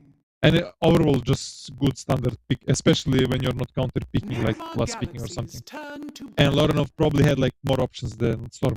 It's gonna be like Puck, it's gonna be Storm, Ember, Quop. You know, Quop is good because Quop ultimate works good against Ringmaster save. You're just gonna push him out of the box. Whoever is saved. I think they're gonna ban 10 out the Ember seconds though. remaining. I feel like Ember that's Vessel is the- annoying, yeah. You need 5 Vessel. I mean, seconds Weaver can remaining. buy Vessel, but also Weaver can buy Urn, and if you have Ember, Ember can buy Vessel. It's not Yep. ideal into DK, but still, I feel you need hero who jumps backline, and probably best hero is Puck, Dire but Puck is team not ideal into DK. Yeah, still they ban it. So that means Ember is in the pool, Queen of Pain is in the pool, Void Spirit. Maybe Void Spirit is good because he go backline, he can go out, he have this Sagarim with silence. All you need to do is like silence Sure. these supports while you 10 burst target in seconds arena. remaining. Because Dazzle can send ultimate into arena, 5 seconds save people with remaining. grave. I still think it's Ringmaster can Lorenov, also and box. he's just gonna pick an Ember. Like this is Lorenov, and he's just gonna click on the Ember. I think that's what he does. Void Spirit. Maybe. What about a Enigma Tiny? Galaxies turn to They go Ember. Okay. Lorenov Ember. Okay, this is a life stealer for Enigma Galaxy. This is the best life stealer game I've ever seen. Look at it. Mars hates playing versus the life stealer. The Gyro and the Ember do nothing to a life stealer. Right? Let's go. 10 seconds Yeah, remaining. good call. I agree with you. Lifestealer looks really good here. 5 seconds remaining. What else? What about this PA? We talked earlier about Gyro still doing a lot of magical damage early on Yeah. in Ember, but maybe later on we're gonna be fine. It's all about personal preference right now. What intrinsic you feel mostly. Ooh. Choose your hero. Oh, I'm not sold on this SF to be honest. It's so risky. Oh, it's SF mid actually. SF mid. DK carry. Okay, this is actually That's fine. Actually, That- okay, yeah, it's good. That's good. You should crush mid lane. DK gonna be good. DK carry is good here. Do you think the King crushes Lorenov in a mid lane, even though it's SF versus the Ember? Because Lorenov has probably played this matchup a billion times in the last 2-3 years. I mean, if Sumail is in his prime, he will crush him, you know. But now Sumail is rank 200 and Lorenov is rank 4, you know. And I don't know if MMR is just a number, you know. I need to call Dentil after the game and ask him if MMR is still just a number. Okay. Call him now. Just like, Dandy, is MMR just a number? Or is Sumail gonna get destroyed?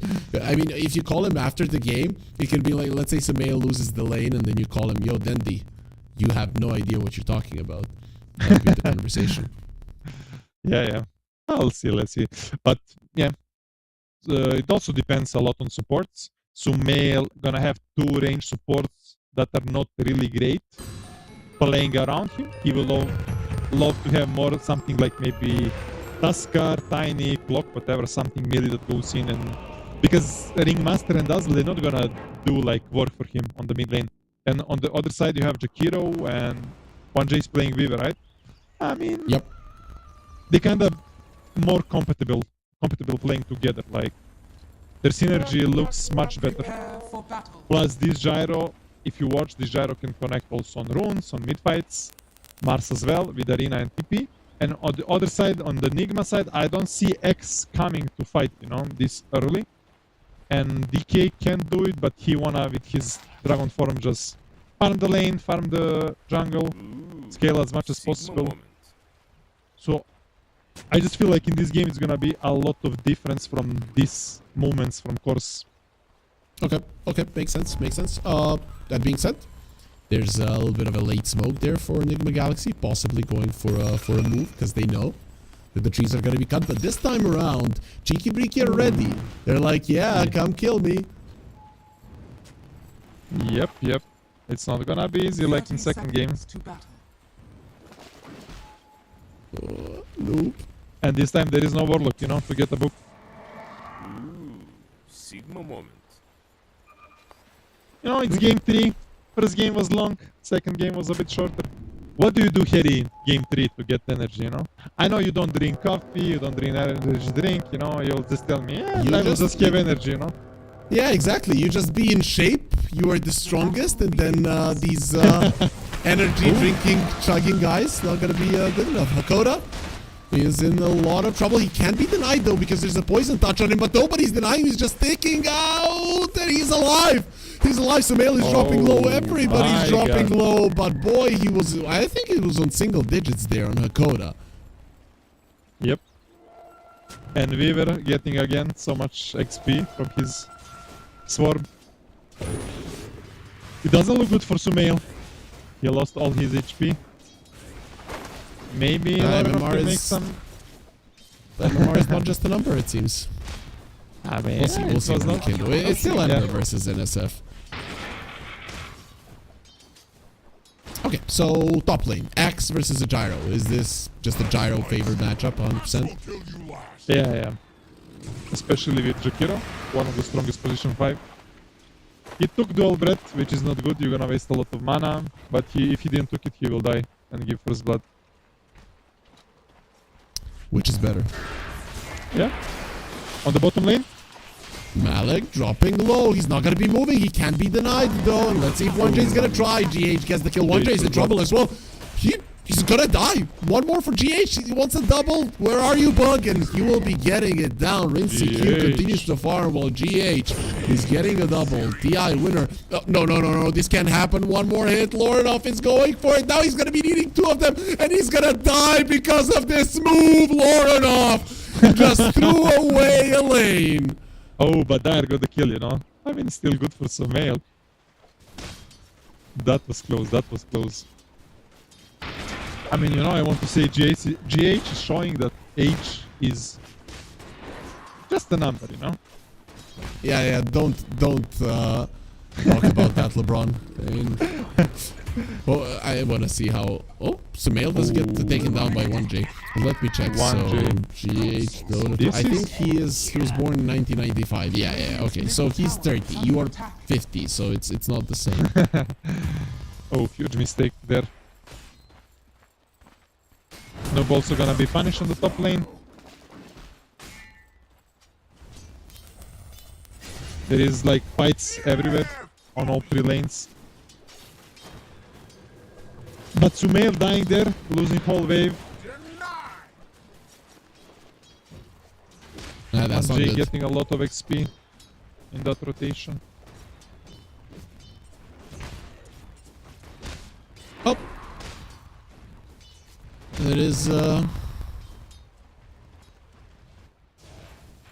still, after all is said and done, the laning stage is just looking normal, right? There's, I guess maybe this Mars has way too low of a CS, right? Yeah, Mars. But it's hard lane, you know. Playing against Dazzle. 1J was also roaming, going mid. They're fighting so hard here. Okay, ResCircuit won the battle, but GH lost so much HP tanking for ResCircuit.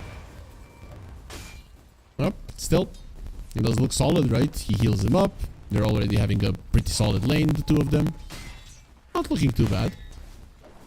big game changer gonna be rotations, like I mentioned, from the cores, but also supports. Jakiro and Weaver are both supports on the top lane. Jakiro in problem. Jakiro, Will is he die? dying? He's gonna He should survive be- because the tango. Should be good. On But Dark David Lord, Beckham? yes. Playing crazy. Are we gonna call I him mean, David both- Beckham? Yeah, of course. Jakiro and Weaver are supports that can make so much impact on the side lanes compared to Ring and Dazzle a bit different, you know, they're more like kinda... I mean, Ring can do some stuff, but I feel like cheeky bricky supports can do much more in the early game. In the mid lane, Sumail is crushing Ember right now. In the CS Yeah, if wise. only. If only he hadn't dove like a madman. Omar, nice usage of the whip there. Noob, if he dies here, it's gonna be a disaster. He gets him with the last right click. That was so close for him to get out, but he underestimated the gyro damage. This gyro looks really good. Network-wise, 2.3k. X 1.7k. On the network-wise, Ember is only 100 gold. Less than SF. So he's actually doing okay. Ember just need level 6. Not sure if he's gonna buy Vessel because Weaver is buying Urn. Right now you can have Urn and Vessel at the same time. Yep. Stuck on the SF, but... Oh, they Not want doing him. anything. He's fine. Oh, Jakiro is here as well. Is under attack. Well, with the Jakiro, try to slow him down, and Lornoff is getting close. He's gonna have chains in a what second. He a- gets in, and Sleight of Fist taken. Dakota will die for his troubles, and Mars dies on the bottom lane. So you have to wonder how worth is this, especially with one Jade now denying the neutrals. But that's 3 heroes off the map. So Enigma Galaxy, they're not gonna be too mad about this. Yeah. Crazy place everywhere. I mean, this is the price. Your Weaver is ganking. This is the price you're paying. Dazzle is one of the strongest position 5 on the lane. If you're alone, you cannot escape.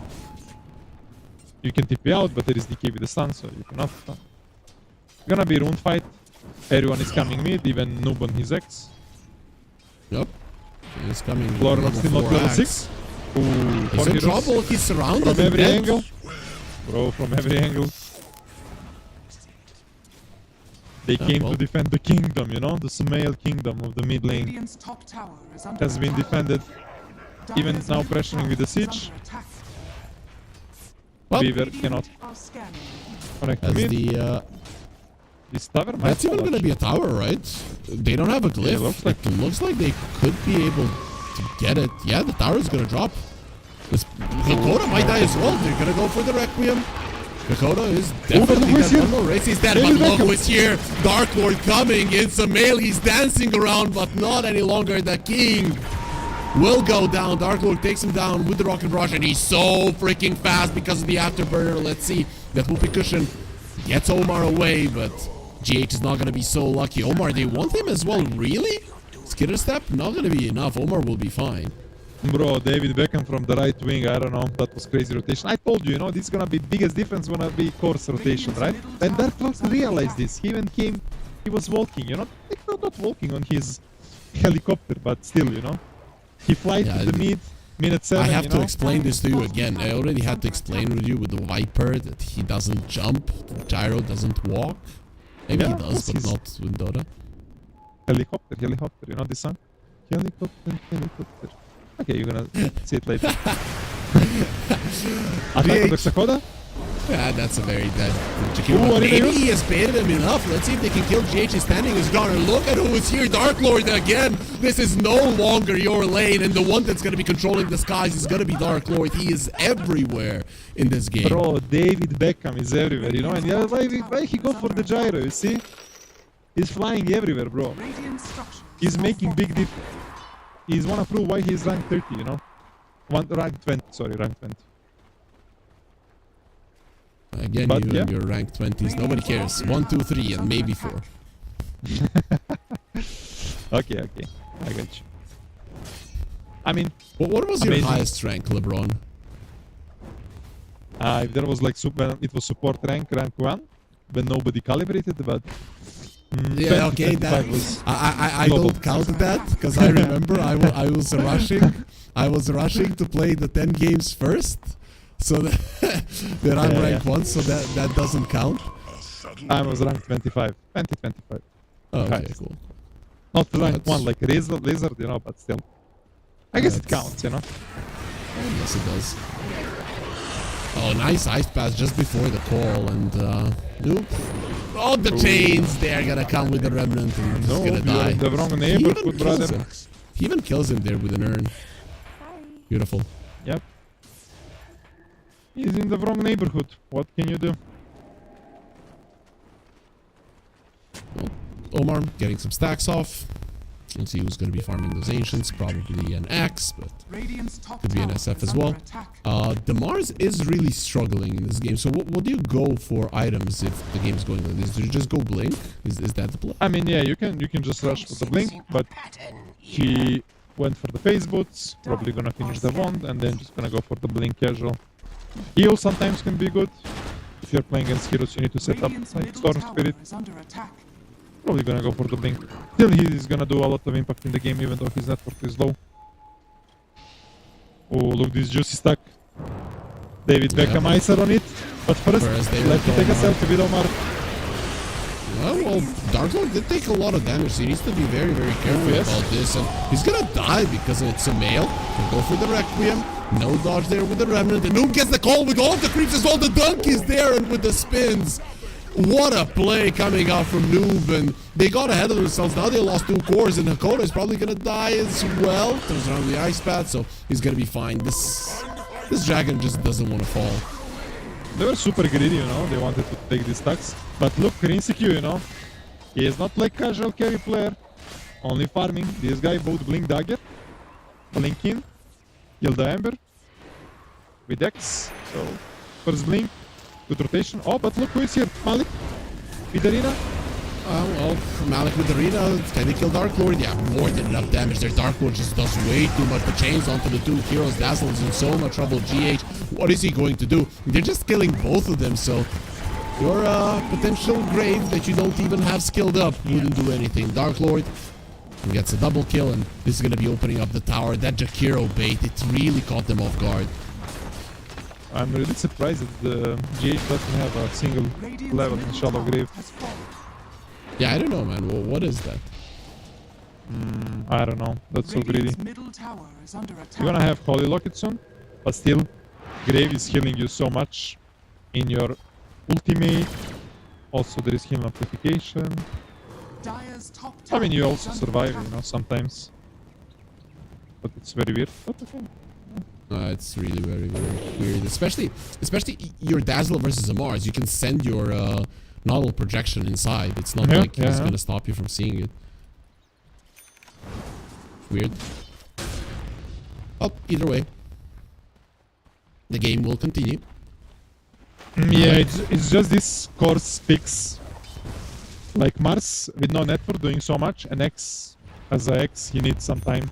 Plus, you have this Gyro who is super active, everywhere going, making plays. DK got Blink, but cannot do Dire are scaling. like what Gyro can do, right? Well, They see Ember, can they he's kill gonna him? try now. There is combination. See, Will of Wonder. Oh, Ward he managed to off. activate Children. Radiant's bottom tower is under Yeah, attack. he's fine. He is fine. Even without it, I think he would have had enough to live there. Right now, it looks so bad for Nigma, even though network is same, because your Gyro not gonna scale. Your Gyro both Blink, he's not getting any kill. Radiant's bottom tower is I mean, under attack. DK. Yeah, DK, sorry. I'm like Gyrobot Blink, like Radiant's move. bottom tower But nope. has fallen. I mean, Dragonite is like the lowest network right now in the game from all And he's cores. not really gonna farm, right? He's going Yeah, Blink I mean- Orchid, so no farming for him. This is like what Skitter do, but when Skitter does this, Amar is like playing some core on the off lane, you know? Also core, off lane, like, yep. Yeah, but now you have this X with Blame Mail. I don't know. I don't see something good later on for if this Gyro doesn't get in next few minutes some kills, it's gonna look rough. Oh, we'll see. We'll see what happens there, but overall, definitely a really good spot for the dire side. Dark Lord is farming in a very aggressive position, but it doesn't seem like anybody can do anything about it. They will put him in a smoke as well. DK has a blink, so we'll be able to get away after the smoke breaks. Yeah, he saw gyro. Nice spear from Malik there. Omar? He's definitely gonna die there. Radiant's top tower is under attack. Oh, they actually did it, you know. Ember with Vessel and Weaver with Urn. Yeah, finally I want to see it, right? Yeah, This change yes. being made, Bottom tower right? I expected every pub to be double earn, to be honest, but it's not. It's not for some reason, you Radiant's know. courier has been killed. One It's J probably tried to going steal to be. the Wisdom Shrine, but GH is there. GH have his Locket, but his Grave. He's gonna provide so much heals, but there is Vessel, you know. So, Is this Holy Biggest Locket being count. buffed? Is this the return of the healing heroes, right? That we're gonna get like Winter Wyvern, Wisp and stuff. Are scattered. okay, let's see first this, then I'm gonna... Oh, okay, it's gonna be fine. Why healing heroes are good? Because now you cannot share a tangos, you know, because tangos have half duration. And you kind of want to have healing heroes on the lane, you know, to heal your carry. Because before you would just give him tango, you know, I will fit him 3, 4, 5, 6 tangos, doesn't matter. But now you don't fit him with tangos, so it's good to have healing heroes. Smoke from... Samael? He's in trouble, Ricky? no Requiem for you, and he's inside of the macro power where he will burn to death. Radiant's courier has been killed. There is Burn two them all saves. to death. As I would say, thank Two you, East, saves. sends Balor back. Goodbye. There is 2 saves from Nigma, but nobody is ready. Neither GH, neither Omar. Radiant's bottom tower is under It's usually like that when you're on the defensive, right? When you're on the aggressive, it's easy to position yourself and understand who they're gonna go for, but when you're just running away, it kind of breaks formation. Radiant's bottom tower has Exactly. Sakoda managed to open tier 2 on the bottom. On the other side of the map, you have 2 aggressive wards, so basically, this is some sneaky ward on Shrine on the top. First time I see these ops. It is quite interesting. It does give a decent amount of vision. Some trees block it, but it does give some info. Yeah. ResCircuit watching top. What Nigma should try to do is make some bait play, because they have 2 save heroes, right? You need to make some bait with the save and try to turn the fight. But problem is, they already see ResCircuit on this ward for last 1 minute. Not gonna work. GH is level 10 and ResCircuit is level 9. That's all good. I don't see how this DK can come back into the game. Like, even with an ult Lorna? kill. He caught the Dazzle. He's gonna be using the projection. 1J. Gets it to Shikuchi before the Dragon Tail gets used, so he's gonna be fine. Did I saw it correctly? He chained one guy with the Remnant and one guy with the structures Sleight are of Fist fortified. on the other side. I don't know. I only saw the one with the remnant. Uh-huh. Radiant's top tower has fallen. But maybe. Yeah, that's some It cool is play. low enough. First time I see. Yeah, yeah. Radiant's top tower is under attack. Oh, Sumail is not close to his blink. X gonna finish his blink. Maybe this is what they need. X blink with blade mail. But So, David Beckham do you looks go- really strong. Dire's Do you go middle BKB tower on is David under Beckham, attack. or do you just go Satanic instantly? Oh, that's a good question. Satanic can be really good. If you can take this rush fast, you can go greedy. You don't have any save right now in your team, but you know, I want to say something that is really amazing this game, that Weaver can buy Axe before game starts. he's And buying. he's actually buying, yeah. It's amazing. You can save people from DK stun, from Axe. Yeah, I feel like with that in mind, he might even skip the BKB completely. Yeah. Look at this. Look at this Dazzle, just how impossible it is to kill him. I mean, he will eventually die, but Yeah, it's but so so much annoying. heals. If they had lead, if they're like in controlling the game, that would be, you cannot kill a hero. But because they're playing from behind, you're gonna die. Even X gets caught Tower in arena. Easy one. Cheeky Bricky playing very fast. I expected yep. from them to be like this to 0, Radiant's top like playing 2 tower is games. under attack. First game maybe. They just needed lore enough on a playmaker. I think Yeah? that's what they were lacking. Maybe they learned something from that game, so it's good for them. I mean, still Yeah. don't wanna sign out Nigma. He can still come back into this game. Oh, but SF it's actually went for the BKB. Not gonna go for the Blink Dagger. Ooh, I don't like this, man. This is playing not to lose. It's not playing to win. I don't see how they're ever gonna be getting a kill. Yeah. I agree with you. We're seeing Cheeky Bricky already going for the Rosh. Perfect timing. I'm always repeating myself like parrot. You're gonna get Rosh minute 19, then you're gonna get Tormentor minute 20. This is like play from the book. Well, let's see. Let's see. Enigma Galaxy, they've read this book as well, and they're coming to fight. They want to change the outcome of this game, maybe with a blink call, but instantly, we're going to go for you. You're not going to go for us, Emil. And if you see the Requiem and Lord up there makes a mistake because of which he's going to be taken down. They do take the Aegis, and Dark Lord is actually running in like a madman. Maybe this is an opportunity for them to come back into it. Dazzle is dropping low. He's been left alone, isolated, and he knows definitely fall. It's just a matter of time, and there it is. Dazzle gets taken out. Hakoda is the one who gets the kill. Ooh, if Tony believed, I mean, no, if he believed, if he jumped there into Rosh Pit, he will call Ember and Gyro, and maybe they will want to fight there into Rosh Pit and get Aegis. He didn't believe. And also there was no arena, so that would have been a perfect one. Yeah. What was that? The double whoopee cushion Double from jump. Omar? It's Tumbler Toy plus this jump. Ah, tumblers. Okay. Oh! Oh! 60 HP. You cannot go 1J. Where are you going, bro? Oh, but the It's like, I want to go through this one. You're gonna get silenced up right now, so you die. Dave the Beast. That was, big mistake there. Big very mistake because he unnecessary. was needed like 100 gold for Axe. Now he gonna need 250 plus. He gonna need some time to respawn. Insta smoke. Jace presses the smoke. They wanna find something more. Can they do it? Well, somebody needs to deal with the mid lane first. There is a Orchid on a decay. So Ember doesn't have any defensive item. He's going for Shivas. So if he get caught, he can die. He's moving out from the triangle, you know. He's a smart guy, you know. Wait. Wisdom Slime. Oh, He's gonna get two of them? Yeah, he was just going for this so he doesn't expire, you know. I think he's just unlucky, man, you know. He will farm the triangle, but because But there's this will another expire, one coming. Dire's There's Yeah, another yeah. one coming. is under attack. Ooh, Dazzle is here. Okay. Dazzle gonna take it. Dire's middle Ah, not Maybe this this time. time? Remember last time, Lornoff jumping in with the storm and preventing this. Yeah, this time. But he gonna kill Dazzle. Cannot use chain. So GH doesn't pick you out. The grave. Oh, they caught On the the other side SF. of This the is map. bad.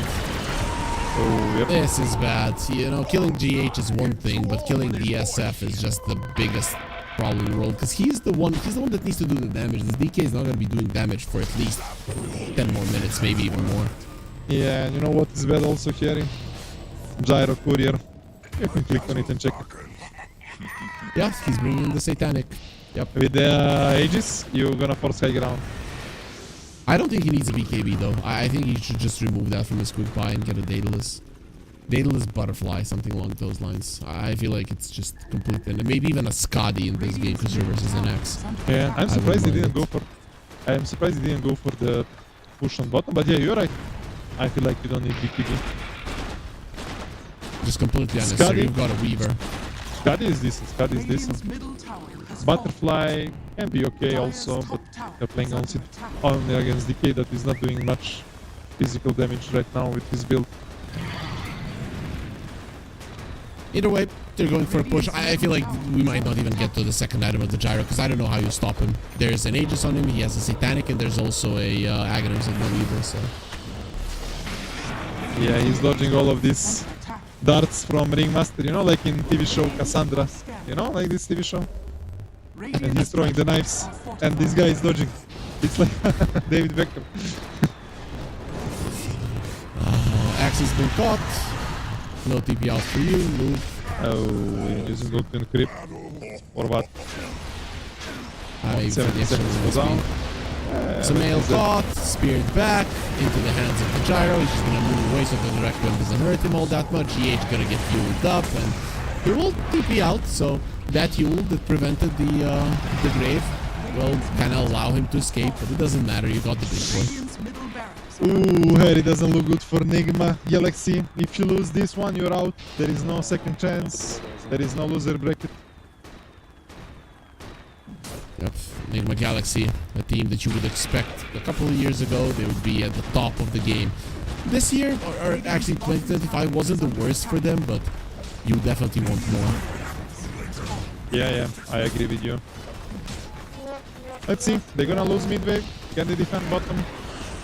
20 seconds for the Aegis on the gyrocopter. Radiant's bottom tower has fallen. See, gonna try. ResCircuit is DK, completely helpless in the game. He's actually at the top of the network chart when it comes to the heroes on his team, but he's just not strong enough to do anything. Dark Lord is being annoyed there by the poison touch, but annoyance is the most that you can actually do to him. So yeah, this is kind of what we expect. He is still buying a BKB. He's like, I'm ending this game right now with a BKB. They can't stop me, but whatever you buy at this point, it really doesn't matter. Yeah. Radiant's I mean, Dark Lord MVP for sure in this game. Radiant's bottom They still need to finish it, but he did amazing. Like minute 7, when Sumail was dominating with SF, they were pressuring mid tower, he rotated, get 2 kills. He went top, defended the lane, go through the gate, killer in CQ, opened the tower. This man was everywhere, you know. Yep. He did everything, really. He won all 3 lanes for his team. Top lane just naturally versus an axe, and then mid and bottom, as you mentioned. Yep, did really well. That's why I didn't like from the draft. They said those 2 cores on the Enigma Galaxy X and DK, they cannot move too much, like Gyro and Mars can. And this is exactly what happened. They made this movement from cores that made the game completely different. Like, they changed the game. He took it personally, LeBron, when you said that he tends to choke sometimes. Yeah. He's like, this guy is talking to me. We'll see how it goes. And, well, he really did do a good job in this one. This is a tier 1 performance of a Gyro, for sure. I mean, David Beckham is tier 1 player. Used to be. If you want to hold his name, you need to deliver. Yeah. Exactly, because we understood that he's not that good of a sponsor. Similar. Well, there's gonna be a call. Oh, big call. What can they do? Well, Malik jumping in, he's gonna get the Yules, and without the Aegis, you don't really do too much. Let's see, there's gonna be a Grave onto Sumail, surviving a little bit longer. He takes so much damage, he cannot leave the arena, so he's gonna die right afterwards. And even with a perfect call, even with Malik jumping into that call, it really doesn't change anything. Nobody's not done. Calling the Jakiro. Maybe he should be done with Laura. He's a little bit too strong. There's 2 supports being caught. Ice Path on a completely different path there. top tower is under attack. Really unnecessary there to try to zone out the Axe. But either way, it is going to be a 2 for 2. 2 cores on each side are dead, and the push is continuing. You do have a Jakiro.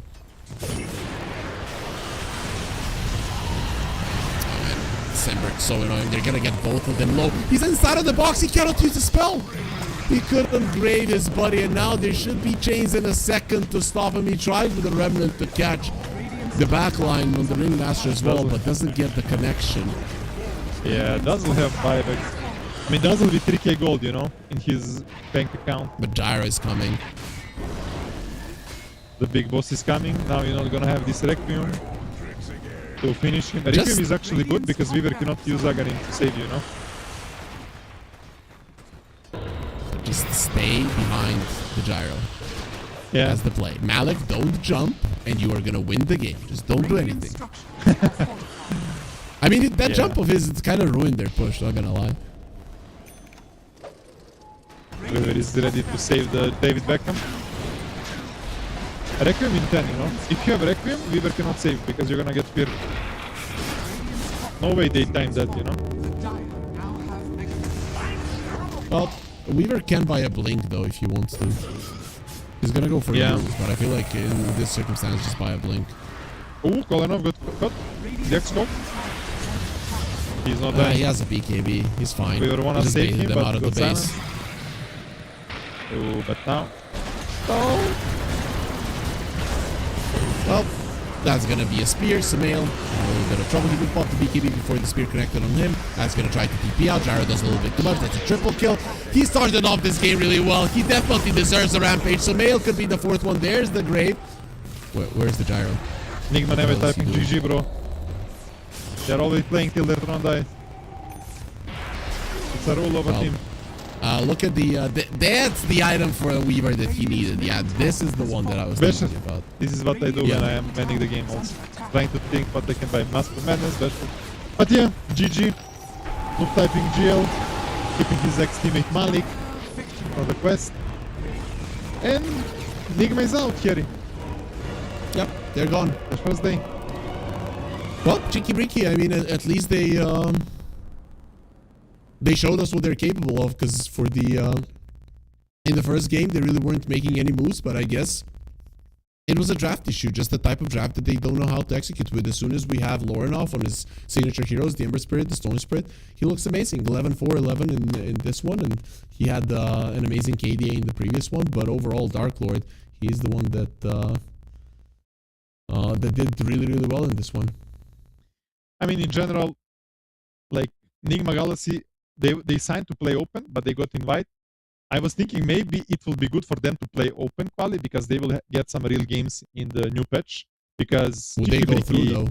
Yeah, I mean, probably it will be very hard, but still, if you went through, you're gonna have like this good understanding of the patch. Because Cheeky Bricky, they played some games in the patch, official games. They understand maybe what is good, what is better, and like I don't know. For me, they're in better form than Nigma Galaxy. All of their players are super high MMR, so maybe MMR is not just a number, Yeah, but we've got 2 more series. Our colleagues are going to be taking over. It's going to be Malibu Jesus and Lizard. Virtus Pro versus 1W, and then Navi versus Pipsqueak plus 4-2. And the day before we send it over to Break LeBron, give me predictions for the next two series. I mean, I played for Navi. Navi gonna win, And on the other hand, we have Virtus Pro against one win team. I feel like one win team is struggling for last 1.5 years. They didn't manage to play any bigger event aside from one Dream League. So I think Virtus Pro and Navi should take these games. But Pipsqueak maybe can surprise. Okay. That's what we want to see. We want to see surprises. With that being said, we are done for the day. But of course, stay for the next 2 best of 3s. Our colleagues are going to be taking over, and let's find out today and tomorrow who's going to be going to Malta. The new breakthrough and innovative phone with 1xBet app. With 1xBet app, you can register and start betting in just 1 click. Intuitive interface and thousands of sports events every day. User-friendly app. Big wins, fast payouts.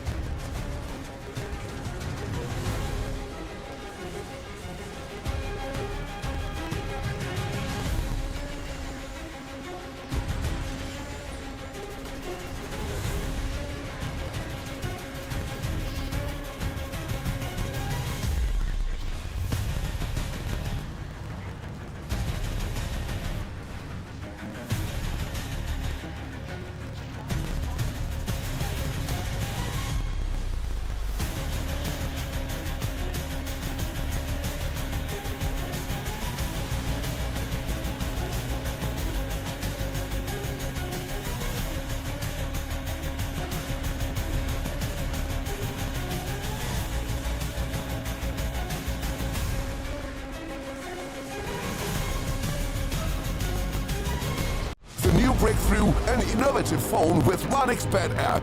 With 1xBet app, you can register and start betting in just one click. Intuitive interface and thousands of sports events every day. User-friendly app. Big wins, fast payouts.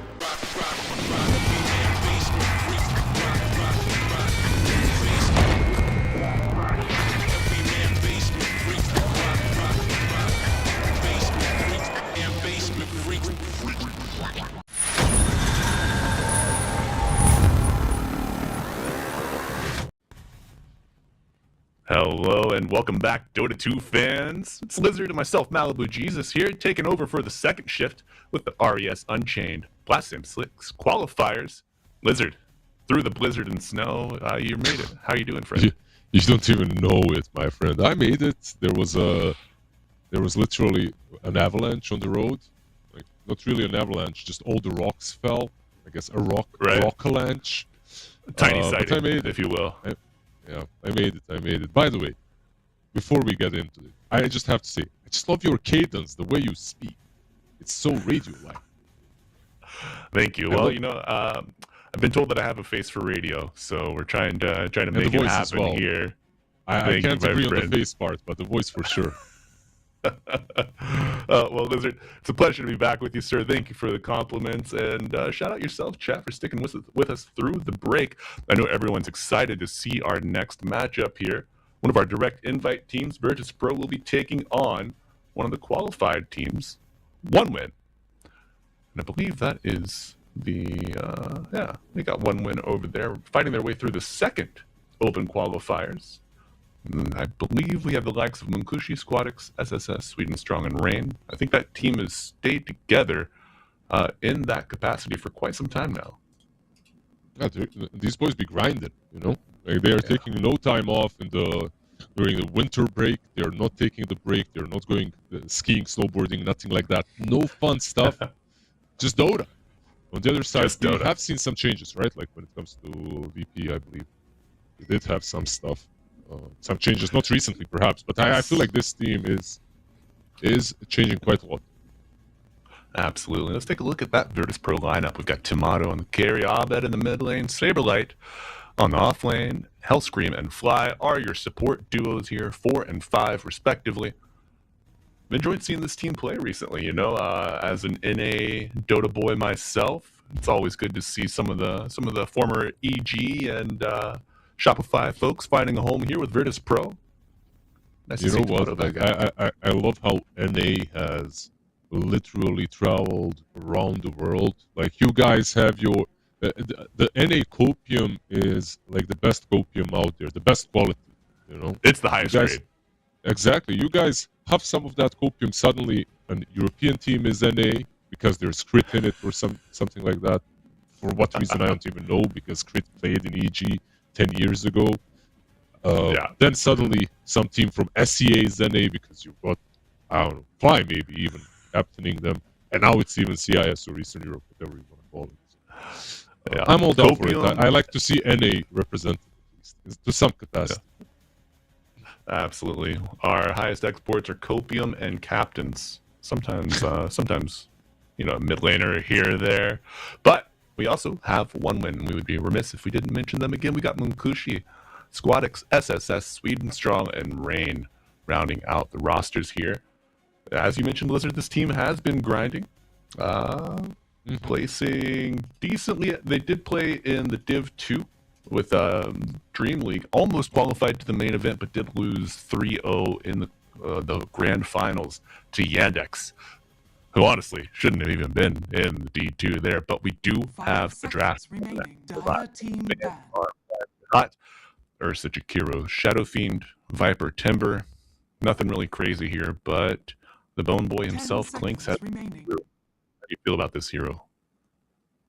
I'm feeling great. Like the guy is just owning me in games 24/7. But what's also owning me is the audio, because I'm hearing you like 4 times, and I'm trying to mute all the mute co-broadcasters. That should do it. No, we're good. Yes. Yeah.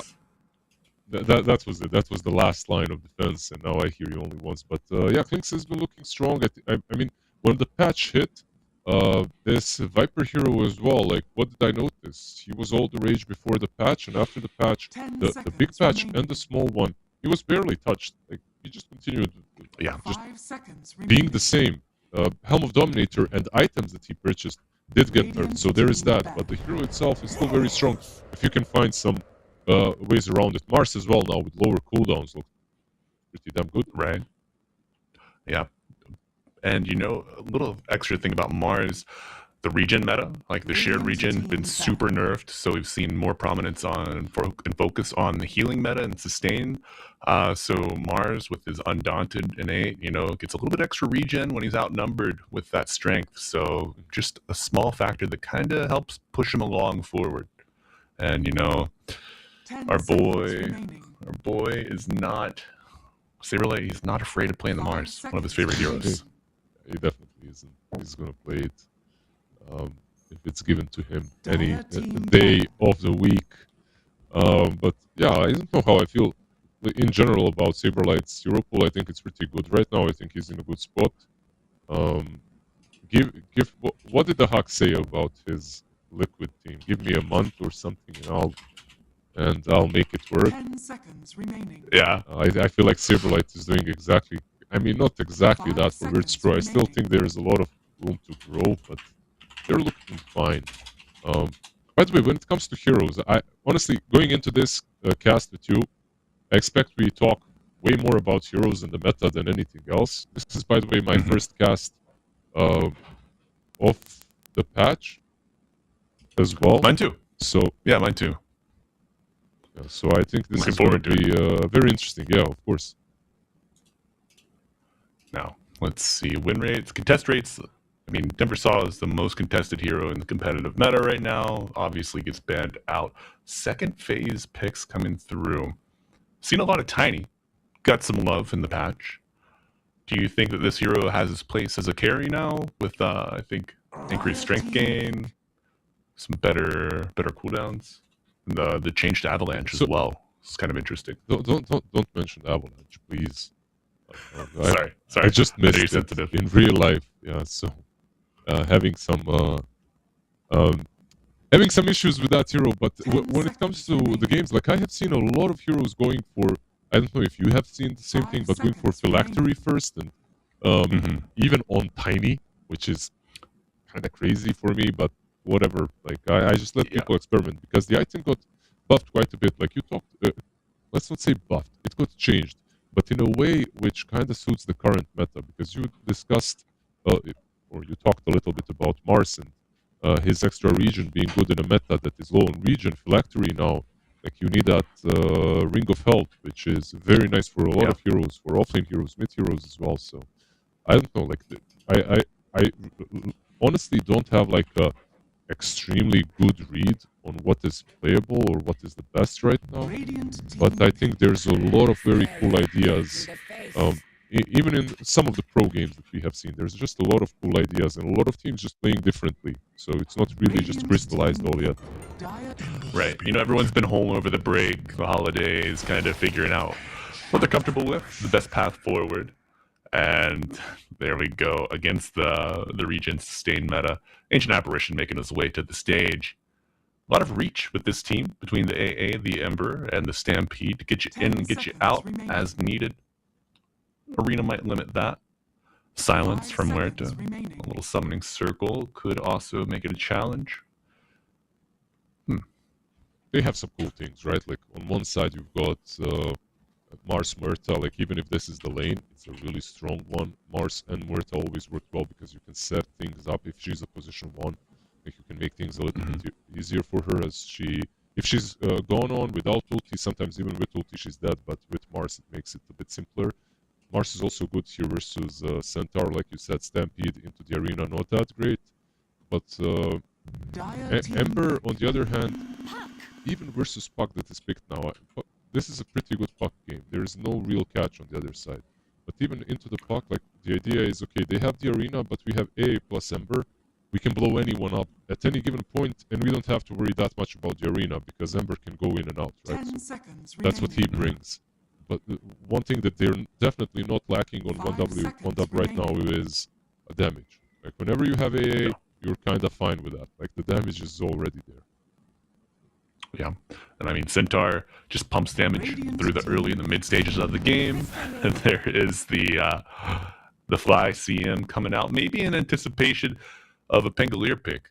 You know, he got nerfed to the ground in 7.40, and then got a little bit of room back in the 7.40B. Do you think he's in a playable state right now? I think that's the hero I haven't seen once in my games at least. Like I've been pubbing a lot recently. Yeah. Not extremely like some 10, 11k average games, not really high MMR, but You don't want to see mine. I mean, in comparison to these guys, they're like 4k at 5k at this point. But usually people mimic the meta still in this bracket, and I'm not seeing a lot of Pango. I'm not seeing any Pango at all. I'm not sure. Maybe the hero is playable, but not in my games at least. They got the CM, they got the puck, they have a lot of like this nice AoE with the coil, with the arena. CM looks alright. Like this hero looks pretty decent at the moment, and you've got another route versus the Ember. I think that's maybe an important aspect of the hero. Not too bad into the Centaur, because you have a lot of nukes in the lane, a lot of magic damage. Right, yeah. I think laning against the CM, you always got to be mindful of the Glacial Guard. That physical damage buff that comes out, the physical damage barrier, rather, can really make these trades just kind of eke out in your favor here for Virtus Pro. But Double Edge and whoever your support is will be able to help you through that. Whether it's the Shackle, whether it's a Chilling Touch, you got answers. But both supports are kind of funky with Centaur, right? Because both of them are, both of them set things up nicely for Cent. I think maybe Shadow Shaman is slightly better on a 4 in general. He's kind of meta now as well. Yeah. But what's really nasty about this combo is how hard they hit. Yes. Just with right clicks, nothing else. Just the right click circle. Yeah, absolutely. How do you deal with this? Do you just try to find a way that you can out damage them, a way that you can out sustain them? 'Cause, I mean, CM, she's got great spell casting, but when it comes to the right click battle, I don't think you come out on top of this. You definitely don't. Like CM is a kind of a hero, like in the lane, she spams you a bit with spells and she backs off, and then when the spells reset, you try to go for a kill. So if you have something like a CM Jug, that's a perfect example of a kill lane, or CM Ursa. Both of those heroes, of course, are banned, unfortunately. So VP cannot pick them up. This is usually the idea, right? Like you go in and out, and then when you have the spells to reset, let's say you bring Rasta to 50%, you can take him down.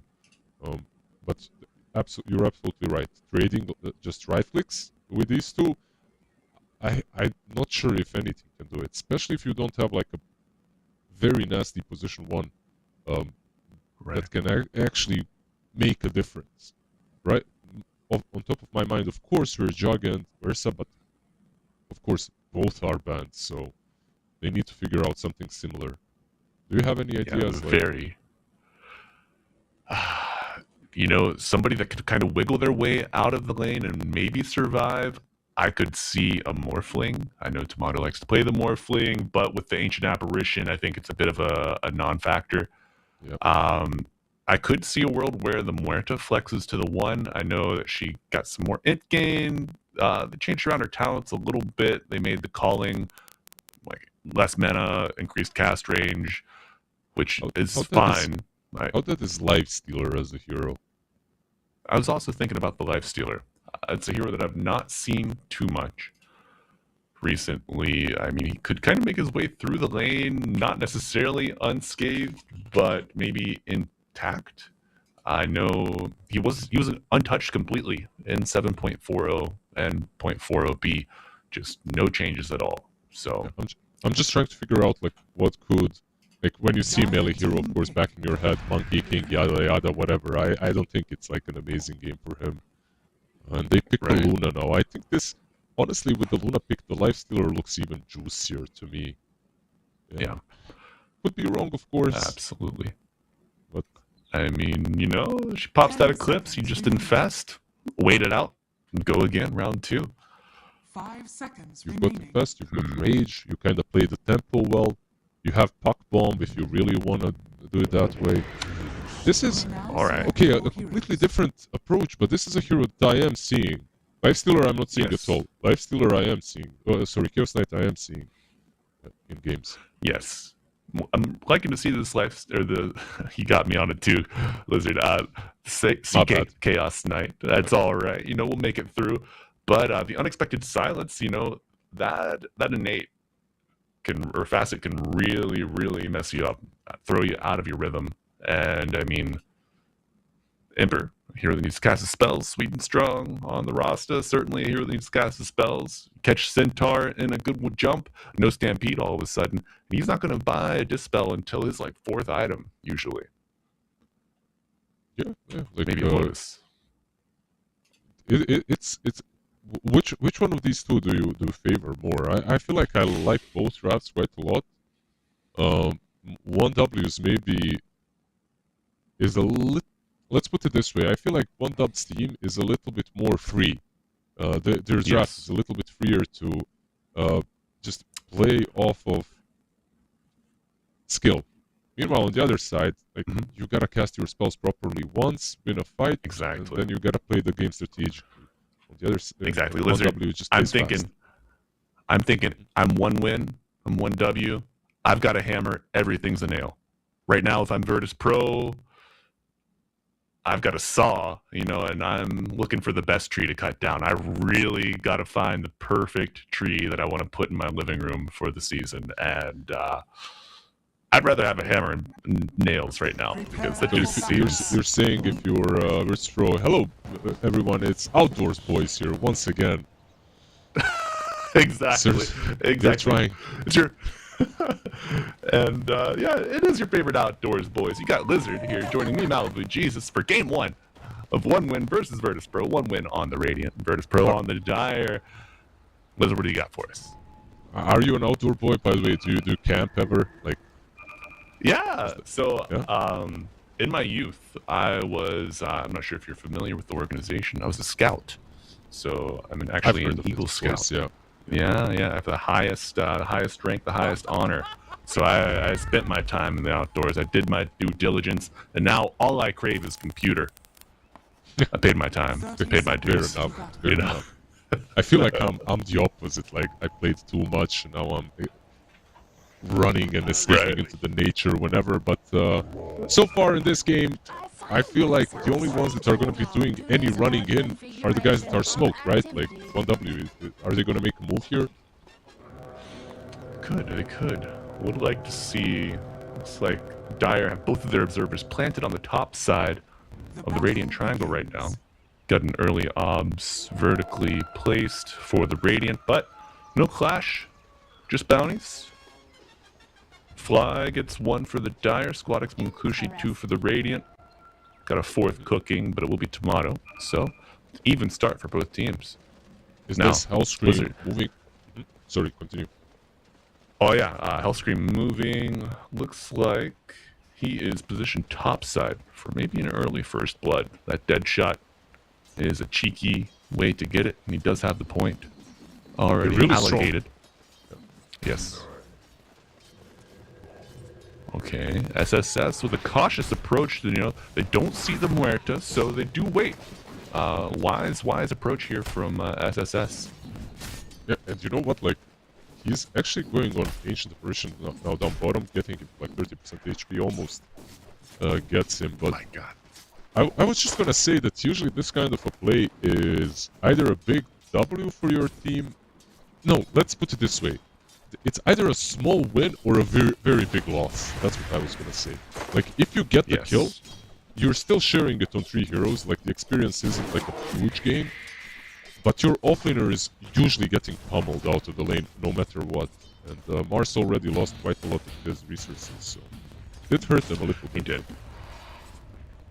Yeah, did bring a salve to lane, or maybe got it off the bounty runes, but it will be full HP here for the level 2 combat that you normally see. Dire's turret Speaking of level 2 combat, Lizard mid lane, orb coming out. Oh, that looking strong. One more right click will not be enough.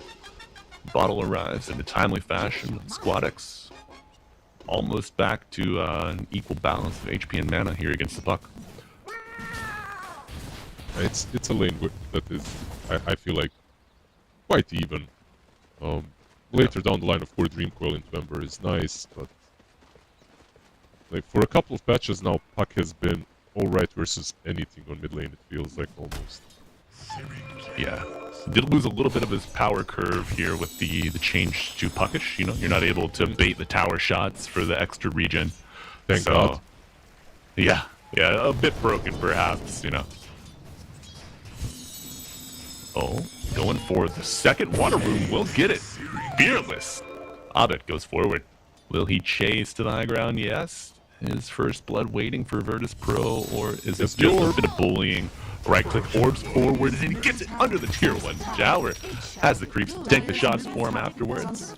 And a big win for Virtus Pro. Second blood, of course, also happening here on the top side. Nice gold swing early for Virtus Pro. It's dangerous whenever you're playing versus any hero with mobility mid. I feel like you just have to trade the water runes. You cannot try and contest last hits and the water rune. You know, if he goes for his, you gotta go for yours, because if he gets back to mid, you already lost the other water rune as well. And if you lose 2 water runes, you kinda lost the lane. You know, like at least for if the lane is played around bottle. So kind of a small mistake by Squadix. Yeah, you gotta make your choices, stick with them, and not dance in that limbo, you know, in between. Just go for it, you know, force them one way, take the other, capitalize. But Squadix, while suffering at the hands of Abed here on his puck, is level 4. So XP advantage, would have to see. Oh, he gets that observer, helping him out even further. Yeah. Both of them, like, it's crazy how they're playing. It's very symmetrical on mid lane. Like, the last hits are a little bit favors for puck, of course, and he got the kill, but very symmetrical lane so far. Absolutely. Abed able to outclick Rain on the Ancient Apparition, gets the water rune. Okay, so 1 win, you know, they move the support to the mid lane, so Luna a little unprotected, but not eating too much harassment from the Virtus Pro off lane. In fact, has a wave at her tower. Will farm it happily underneath. And Do the they have a pool camp? No. The secondary wave, unfortunately, will be pulled. For Luna, I mean, unfortunately. For Saberlight, yes, this is pretty damn good. Oh yeah, yeah. You know, I feel like Saberlight's tail has been. He's always been the core that's been sacrificed in his lines up. I just want to see him get some love. You know, get some space, get some more resources allocated to him. Give him a better start. See what he can do. Absolutely. I mean, it depends on the player and how he likes to play, and also the team. Sure. You know, it's like if you have someone that's perhaps a little bit more efficient with the gold, you're gonna give him the resources, and you're gonna try to make him have the best game possible. But yeah, I think Saberlight is maybe a little bit underrepresented here and there. He can do a lot. Absolutely. Virtus Pro looking to do a lot here in the mid lane. Lizard, Hellscream, sauntering over. Catapult behind Abed, looking to back him up. But not just yet. Conflict is topped, going on. Tomato pulling him back in with the Reality Rift. Will he get enough lifesteal from the Chaos Strike? On the retreat now, playing his cooldowns. As the Blood Grenade lands, but a beautiful dead shot. Hellscream has TP'd topside, and Rain now under threat from Virtus Pro. And they will get the kill. A 3-0 start solidified here for the Dire. And, you know, that gank attempt on Tomato, unsuccessful. Yeah, they tried, Squadix. you know, like they tried to abduct their president. Tomato basically is that, right? Of course, NA boys, they know all about it. They went in, they protected him. Good job by Hellscream to keep in and 5-4 Yeah. Yeah, do you think 1 win kind of got baited into that? Just seeing the Muerta mid, false sense of confidence? Oh, but confidence reborn for 1 win. Looking for their first win as they lose Squadix in the mid lane. Arcane Rune be damned. Abed making use of that coil. And now Virtus Pro, the supports, returning topside. As Tomato forced back to the tier 2 tower. Instead, their focus will shift to the Wisdom Shrine. Crown is jewel sub-diff. of the early game. Dire's top This is a tower sub-diff under right now attack. for sure. The D-ward as well, Shadow Shaman will be Oh falling. my god. Oh my god, the tree, given the perfect balance. Fly cleans up. Dire are scanning. Yeah. For sure, so But- far the rotations from the sports have been stellar.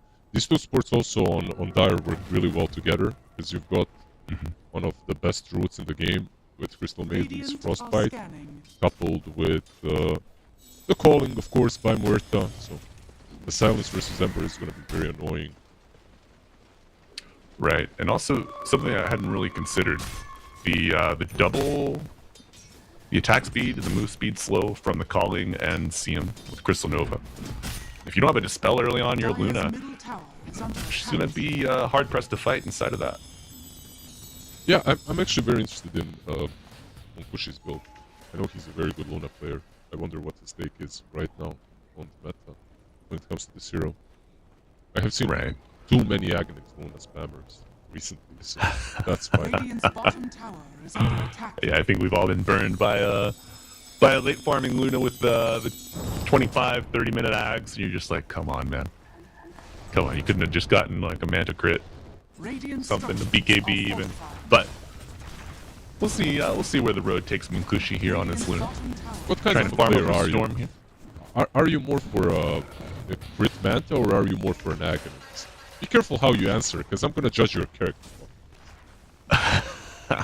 Red pill, blue pill kind of Luna choice here, but we're only going to see a straightforward Eclipse usage here onto Hellscream. Gonna get an early kill, a dead shot, not enough to get him out of there. And now, Sight's turn to Saberlight at the charge of the high ground. Arena invested. Will he be able to get out? Yes. You know, I, for the longest time, was a Manta crit kind of guy. Tried out the ads, had a little bit of fun with it, but you know, my pubs, it's just so hard to get some coordination. Be like, okay, friends, I'm gonna throw my Eclipse. I need someone to jump in on this to make sure we get the kill, you know, if there are 2 or 3 heroes, or throw it on one of your allies as they jump in. So I've been burned too many times by the axe build. I just prefer to play my own game. I see, Get I see. beefy, I take respect. towers. Yeah. Because, you know, he's Eclipse. You don't really want to fight again for another little bit, but the fights will continue here, folks. British Pro looking for another kill. Silence on the jump forward, but it's going to be Hellscream getting low and going down. 1 win. Get their second kill of the game, looking to even out the gap. Very good Stampede, like just on time when Dreamcrawl was ending, so Shadow Shaman manages to get away. The two of them just not having enough damage right now. Like they have a lot of control, a lot of silences, roots, but not enough damage. Once Puck gets Witchblade, I think every support is capable of dying even more.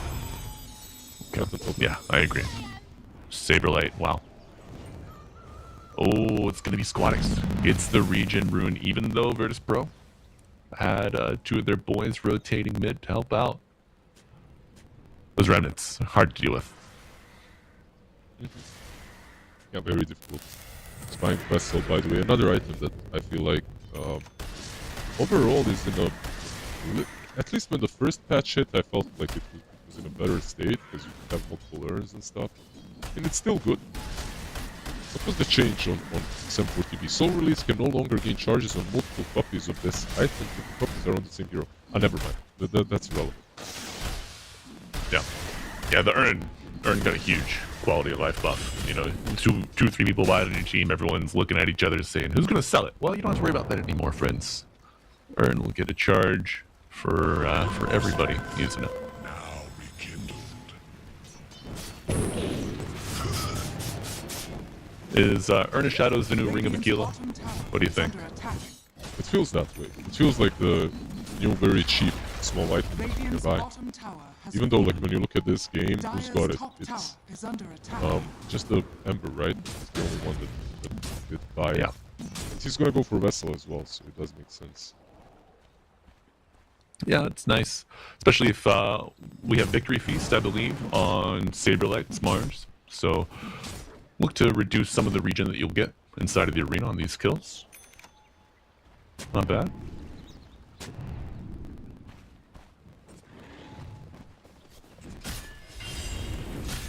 helmed off But by you will the want to on the Centaur. helmet. Ooh. Okay. So reduced gold and XP, be damned. SSS still thinks that it's worth picking up. I mean, Helm Iron Will. The stats, pretty nice from the crown as well. Always the extra scouting, the ability to push in waves off of your hero is quite nice. You know, the vision from Wave Shove is just so valuable. Absolutely not, especially for a Centaur. I feel like this is one of those heroes that kind of benefits from it a lot. I think he really picked Hold that Lizard. We got a coil into the arena spear. Beautiful coordination from the Virtus Pro. And now the tier 1 tower will be the target of the Dire. Nice wave drag from Rain. Gonna buy a little bit more time, but I don't know if Virtus Pro care about eating that tower damage. One when looking to trade in turn, but Tomato, fearless, going forward. Stampede used it, still not enough. Get your Shadow Shaman out of danger. Ice Blast lands beautifully. Wasted God sticking around on the periphery. Munkushi, Luna joining the fight, level 10, mind you. And Tomato going to be very careful, almost at that threshold of shattering. She was so close. Backs off. Ooh, I man. gotta say, this armlet usually is not the best item versus the... Such a good item for CK, you kinda always want to get it. But versus Ancient Apparition, honestly, the armlet almost always feels like sort of a grief, you know? Like you grief yourself with it. Absolutely. It's, you know, I thought Centaur was the only one with a double edge, but, you know, Armlet has a double edge of its own.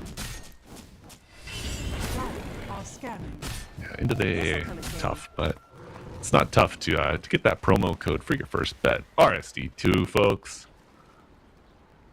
Click on that pin message. Get to work, but one win looking to get to work as well. Smoked up. Ancient Apparition. Ember Spirit looking to play off of the 14-minute rune. Anticipating some movement. Who's it gonna be? Who's it gonna be, Lizard? Who catches the smoke? Let's see, it's gonna be... another guy. Saberlight. Actually, yeah. Completely unpredicted. It looks like Ancient Apparition used Ice Blast, but now Abed has no fear of death, no reason to think it might come his way. Instead, he will find the Frozen One. Picks up a kill. Puck is now 2-0-2. Good start for the Virtus Pro mid laner. It's a really... this was a sort of a game where Puck got first blood, right? Like he got it on his own on mid lane. Solo experience. He's kinda balling off of that, 2-0-2, like you said. This could have been a very difficult game for Puck. Like when you look at the heroes on the other side, like you're playing into an Ember with chains, but you're also playing into a Shadow Shaman. So this truly isn't that easy of a Puck game. It's important that he's having a good start. Because he can be like that extra carry that they might need. Like you are playing into an AA with CK, it never feels that. Agreed. Yeah, Puck, when you're ahead, you know, it's oftentimes you do not have to worry about getting a defensive item, so you can focus on doing the damage. You know, you get your Witchblade, you get a Blink maybe if you need to help you get in those advantageous positions. Third, fourth item, maybe you're thinking about a BKB just to enable your right click. Make sure you don't die to the Eclipse, but more on that later. I do hear a Hex with the wards afterwards. It will be Saberlight caught in the middle of it. He gets croaked even, and the Pentagram of Ghosts not enough to help him out. But Tomato now, without the threat of Ice Blast, does he stand his ground and fight? Yes, but he dies in the end. Virtus Pro unable to save two of their cores, trying to create an opportunity, maybe fly. Just, you know, others thinking better of it. Just leave the CM to die. I think it's the right call, certainly. I feel like the nature of these heroes and the way they should be played right now doesn't coincide with how they are playing the game right now.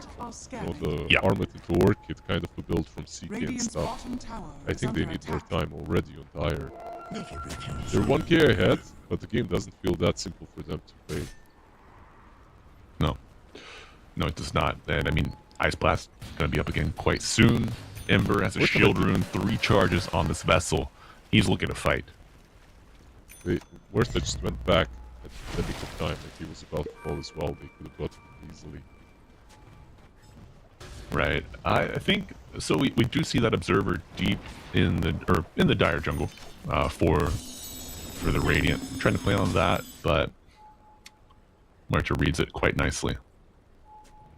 Now we do have a blink on Puck. See Saberlight next to Abed as well, looking to maybe put together this peanut butter and jelly sandwich. Who's the must-kill target? Are we looking to get the Luna off the map, or do you want to get this last tier 1 tower? I feel like the tower is always nice to get, but Luna, of course, is a major pick-off right now, just slowing her farm down. She's already reaching that critical mass where slowing her down will almost be impossible. But once she gets like a BKB, even with Manta, she's a hard kill. Once she gets a BKB, like, how are you actually taking her down? If you're trying to gank her, that is. Slowing her before that could prove to be crucial, because you want to also slow her this insane tempo that she brings, right? Like you're playing with Chaos Knight. Yes. Your Chaos Knight is going for blink or kill. Like this is Dire's middle all tower about is under getting attack. kills more or less. Yeah, you need these kills early on. But the Manta reveal Dire's middle from Luna tower here has fallen. gives Virtus Pro an idea of better what they're playing against, and I think maybe now Virtus Pro with that 2 to 3 person kill that they experienced on the top side of the map, they're maybe realizing the folly that they had and just kind of planning in advance, thinking, okay, friends, next fight we want is probably going to be around the Tormentor. We know they have an Ancient Apparition, so they might just kind of try to get vision on it, play it safe, wait for us to take it. Maybe we can find them split up, find a better timing as well. But Lizard, you mentioned the Puck needs to be fearful of this Rasta, and that rings even truer now. The Blink Dagger picked up on the Shadow Shaman, full pipe finished on SSS. So pipe up your Shadow Shaman, let him jump in, hex this Puck, see what kind of unfolds, find your fight. You very rarely see a Witchblade into straight link with his own Puck. Yeah. Yeah. It's not a common build. I'm not. Like, Abed is one of the best Pucks in the world, by the way. Has been for quite some time. But I wonder if this maybe hurts them to an extent, because they cannot play the map at the moment. They have Blink on Mars, of course, but he can't be involved in every play. Right. Oh. Very close here. Both teams, all 10 players, shrunk down to this bottom quarter of the map. Tomato scouting, but it will be fine. Who's the first point of contact here? Virtus Pro losing 1 right off rip. And it looks like the boys will scatter as 1 win. Want to take this off lane tier 1. That was still a pretty good positioning by Five, even if he dies there, like you block the gank from Chaos Knight. He's got no blink yet. Lane. Oh, hell scream. Yeah, we're gonna see it. Already used the calling, so no silence to save you. Will pierce the veil, trying to buy some more time, but the magic damage is present to go through it. Nope, like, considering they had a decent laning stage, they're not making anything. Uh-oh. Oh, yeah, Yep. decent laning stage, leading to an even better mid-game. The roaming limited of Virtus Pro and 1 win are looking strong. They played the early punishment quite nicely, weathered the storm, and now they're going to get a Tormentor for their troubles. Everything is connecting for them, and you know what? Like, their heroes are hitting these critical items. Like we talked about the Manta Luna, now she's going into the BKB Butterfly next. Once she gets the Butterfly, I feel like the plan is very simple. Take another Oh, yeah. You take Aegis and you take all the tier 2s. That's it. You're not really worried about most of the things that they've got on the other side. Meanwhile, Puck is still buying Lincolns, it will help him a bit. You're playing into Shadow Shaman, of course. You're very limited when it comes to offense. yes. Yeah, your offensive options. I don't even know, man. What would be your other alternatives? Like a dragon? Is a Dragon Lance crazy? A little bit of beef, a little bit of agility. You turn it into a pike eventually if you need. I know, like Puck, you mean, or on yeah. I Puck, really Puck. think like if you're not doing this, what he's doing. By the way, I think his read is correct. I think he needs this item. I'm just wondering if Yeah. Blink first was maybe would have maybe activated Something. his team Radiant earlier. are scanning. It's like Links, Right. Link and Lincolns. Just the order of it is. I'm not completely sold on. Let's put it that way. Okay. I mean, I also have my questions to raise, but it's not a particularly slow Lincoln's. 21 minutes in, 22 now. It's not like the game has slipped out of your hands and the Lincoln's is now irrelevant.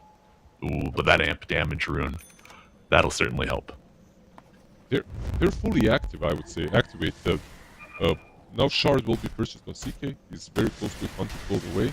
They have a BKB on Mars. Like you said, it's a pretty early Lincoln's. Net worth lead basically does not exist. These two teams are very even at the moment.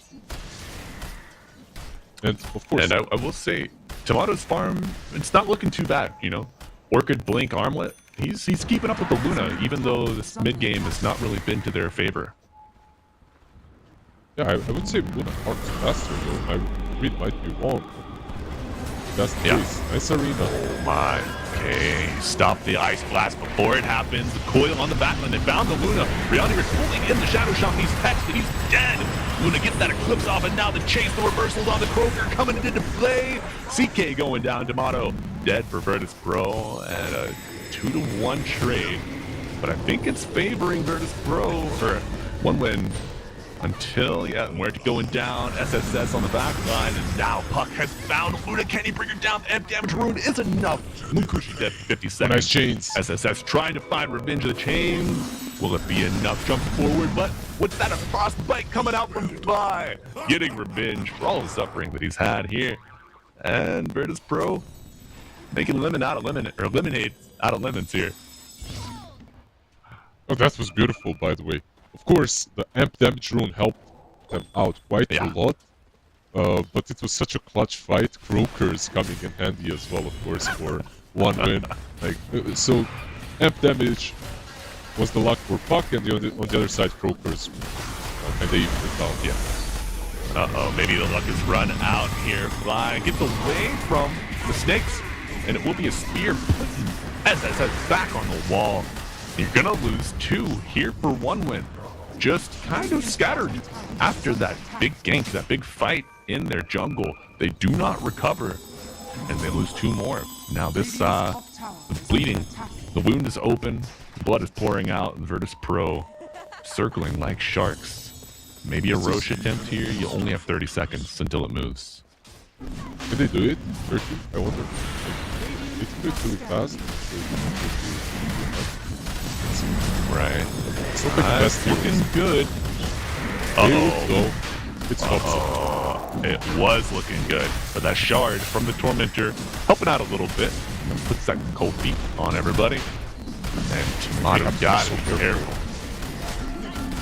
Okay. Ice Blast fades. Life Steal will be back online. Ember. He's in the area. Doesn't get the steal. No, Tomato gets it. Kill goes to Roche or the Dire, but they lose 2 supports. Arena in the Puck back. having to get out a big blink. Arena in the back. Let's take a look. Yeah. Ancient Apparition dead, but you're gonna lose Saberlight. The Hex coming through. That's the problem. You kill the Ancient Apparition. 1 win loses a lot of damage if they haven't used Ice Blast, but the control's still present from the Shadow Shaman. If you only have 1 person jump in, there's no way they're getting out. Oh, this BKB on Ember, right? Like it took them. First and foremost, it took them way too long. That was a greedy rush at them. It was a game in which, like, I was kind of wondering if they were gonna even come online because of some passive builds, but they definitely did manage to get to the stage of the game in which they feel strong, and then they overgreed it with Roche. Like the A ult, once you get hit by A ulti, 9 out of 10 times you run out of it. It just does way too much, and it gives visions. Right, and I mean, you provide vision for the Luna, for the Ember, for the Centaur to select their targets. The next steps that follow, not likely going to be in your favor. And Virtus Pro, they consumed the Aegis, right? It went to the CK. Yep, he died. He was able to get the blink out, but man, do you think Virtus Pro were fearful of a 1-win Roshan attempt, and they just wanted to kind of get it off the board no matter the cost? I feel like they felt the momentum. so they went into the pit, and Roche was a little bit too tanky for them, and that's it. CM, bye. Oh, CM not too big at all. Will go down. Squadix claiming the kill, level 16. 5th on the net worth charts, loving that gold infusion. But Luna at the top.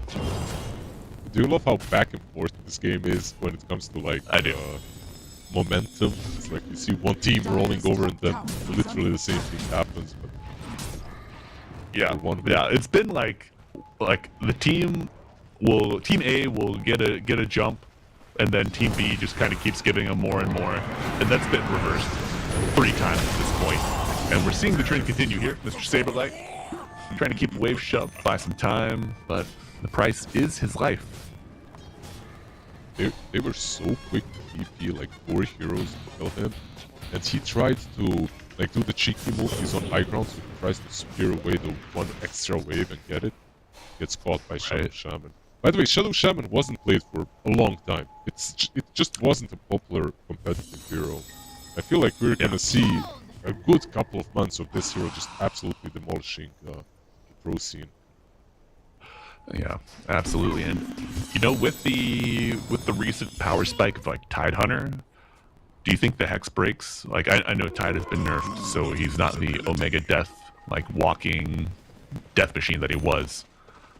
But do you think that's the reason why Shadow Shaman started to get picked? I know his leash got a little more damage, and by proxy, with more damage you get more life steal, or life restoration from the leash. What do you think the factors are that brought him back?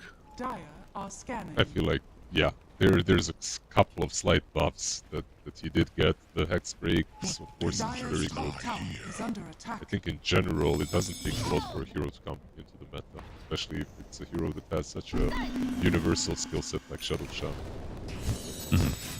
The numbers need to be buffed just a little bit. People will start playing him, which they have, of course. I feel like another hero that's in a similar position but isn't played just yet is Coral. I think Coral support again is... Like, he got buffed, not a lot, like just like 15 damage here and there, but still good. Man, I mean, Lizard, we've been discussing the power of Wave Shove, the power of Vision. Sustain, I mean, you know, Eliminate will heal in the ult, you get a Holy Locket, you get a Solar Crest. Like, Coddle's a hero that gets a lot of gold. Whether it's just blasting enemy games, blasting enemy waves, blasting enemy pucks, or the flares that even Ice Blast coming through, but it's meant to be Arena. Frost on the backline will be going down. Saberlight gets the kill. And a brief reset for Virtus Pro, trying to warm up a little bit, get Frost from their toes, but man looking to protect Fly, as will not let that happen. Rain does get a kill and a spear back into the tier 2. Squadron going forward, Stampede to help out. Is it enough to bring down the Mars? Yes, Luna gets it with the Ballistic Beam. And a CK falling under his own tier 2s. One win only, losing the Rasta. Not a bad deal at all. When I said it's a nice spear, I meant it's nice for Centaur, because it's a free blink. Was the short straight in for another double stomp. Oh man, your Pudge hooks the Tide Hunter, who did not have a blink, but he's got Ravage ready to go, you know. Oh, makes sense. That kind of a feeling, exactly, you know. When you're missing all the good hooks and then you hook some Ravage or Blackfall, yeah, sure. You just paint your face red, white, put on the palm nose. That's the feeling. Right, but Doctor, I am Pagliacci, the clown. Yeah. Do you know that story? Yeah, of course. Okay, good. You know, it's just Dota, such a beautiful worldwide game, multicultural. You know, you always wanna see if the links connect. You know. I myself haven't experienced an avalanche, even though I grew up in a mountainous region here in the U.S. You know. Hey, me neither. Like this wasn't really an avalanche. It's just like a rock slide. A lot of, yeah, basically rock slide. Like a tiny avalanche, you know, like when Tiny uses all the rocks, it's not really snow. the frosty set that he has, right? Yep. Radiant are scanning. On point, but no frost over here for Munkushi. He's warming up. Lizard, full butterfly finished. What's he going for next with this ultimate orb? What could it be? Skadi on? Do you think Not sure, really. maybe a Scotty? Lincolns? I'm thinking. It's Lincolns. Don't think. It's, Yeah. it's done. Radiant's top Yeah. Don't think. tower is under Okay, attack. nice. I was in the item tab doing some digging. I was like, what could this go into? No, it's gonna be a Lincoln's. It's a good Lincolns game, right? Like you're playing into CK. Uh Super annoying. oh. Super annoying is one win, but yeah, CK quite annoying as well. Nice death shot. Hey, question: are you able to get HP back with Puckish whenever you like go into your phase shift with Puck because you're not really affected by the Ice Blast? I saw the plus numbers Radiant's there. top tower is under attack. Like, if you saw the plus numbers, I'm confused because my answer would be no. My answer Right. would be you aren't able. Because it always looked like a heal to me. Right. Well, chat, if you're out there, you're not in the game, give that a test for us in the client and report back. You know, we love hearing from you. It's a bit of a Dire's bottom two-way tower street is under here attack. with Dota. You know, we can learn all together. And, you know, you can make me look like an idiot. So take that chance and find that out for us if you don't mind. But, one win taking no chances. They're smoked up looking for another kill. Looking to crack these tier 2s between the mid and top lane.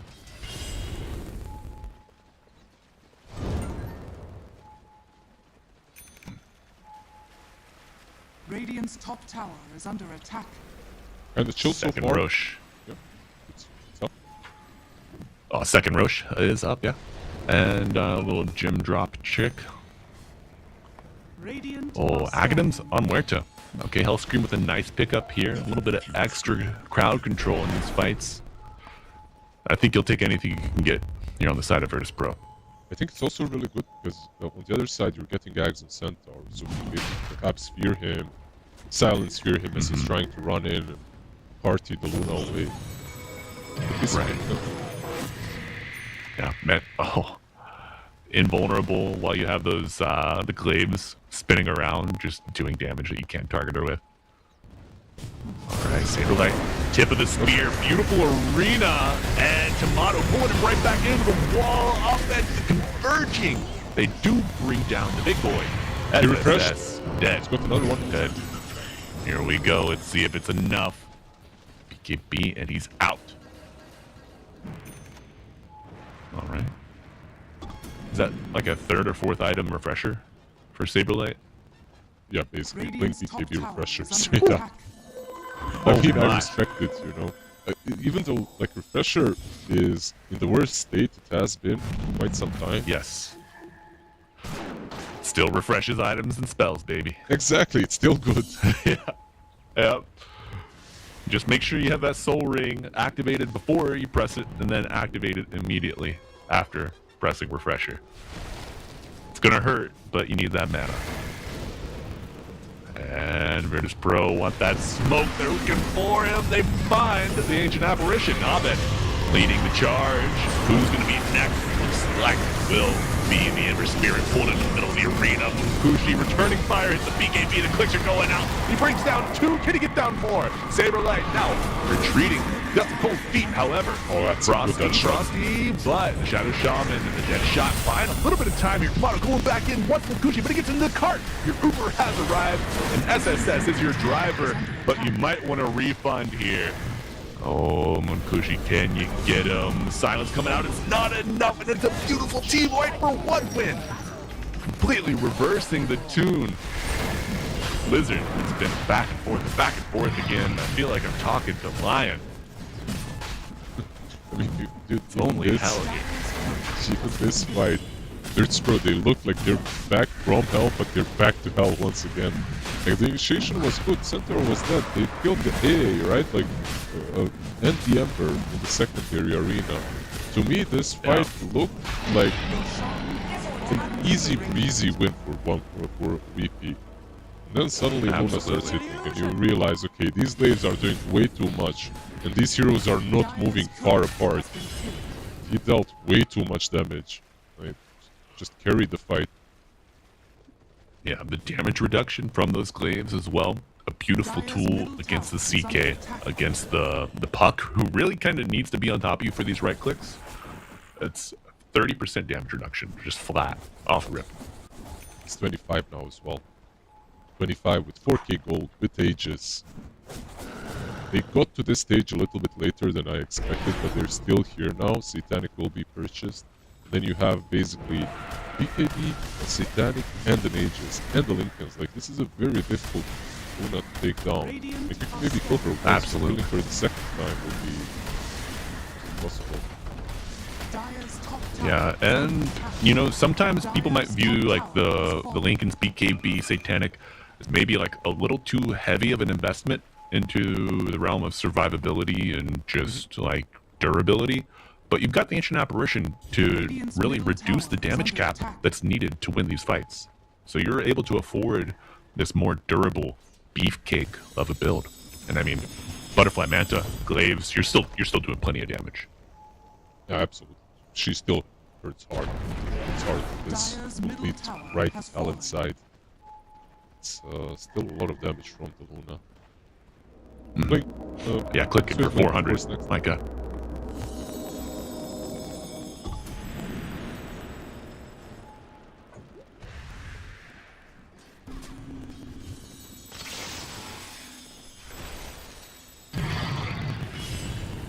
Mr. Lizard, what is the next move? We got an amp damage rune sitting topside. No vision on it. They have taken all the tier 2s. This is where your ingenuity kind of has to shine, right? Like, how do you reach the high ground? Where do you catch them? How can you catch them exactly? You need to find an entry point. Or they can just YOLO it down mid, like they're doing right now. Yeah. There we go. Yellow, no spear back. Oh, push back a little too far, and Saberlight gonna have to retreat. However, Stampede's gonna make it very difficult. A D'Amato trapped in the wards. Will not be able to find his way out. That's 90 seconds. He is gone indeed, Lizard, and it looks to be a full ransacking of the mid lane. After this fortification expires, Deadshot doing a little bit of work, but this banner protecting the creeps until Fly's able to pull them away at least.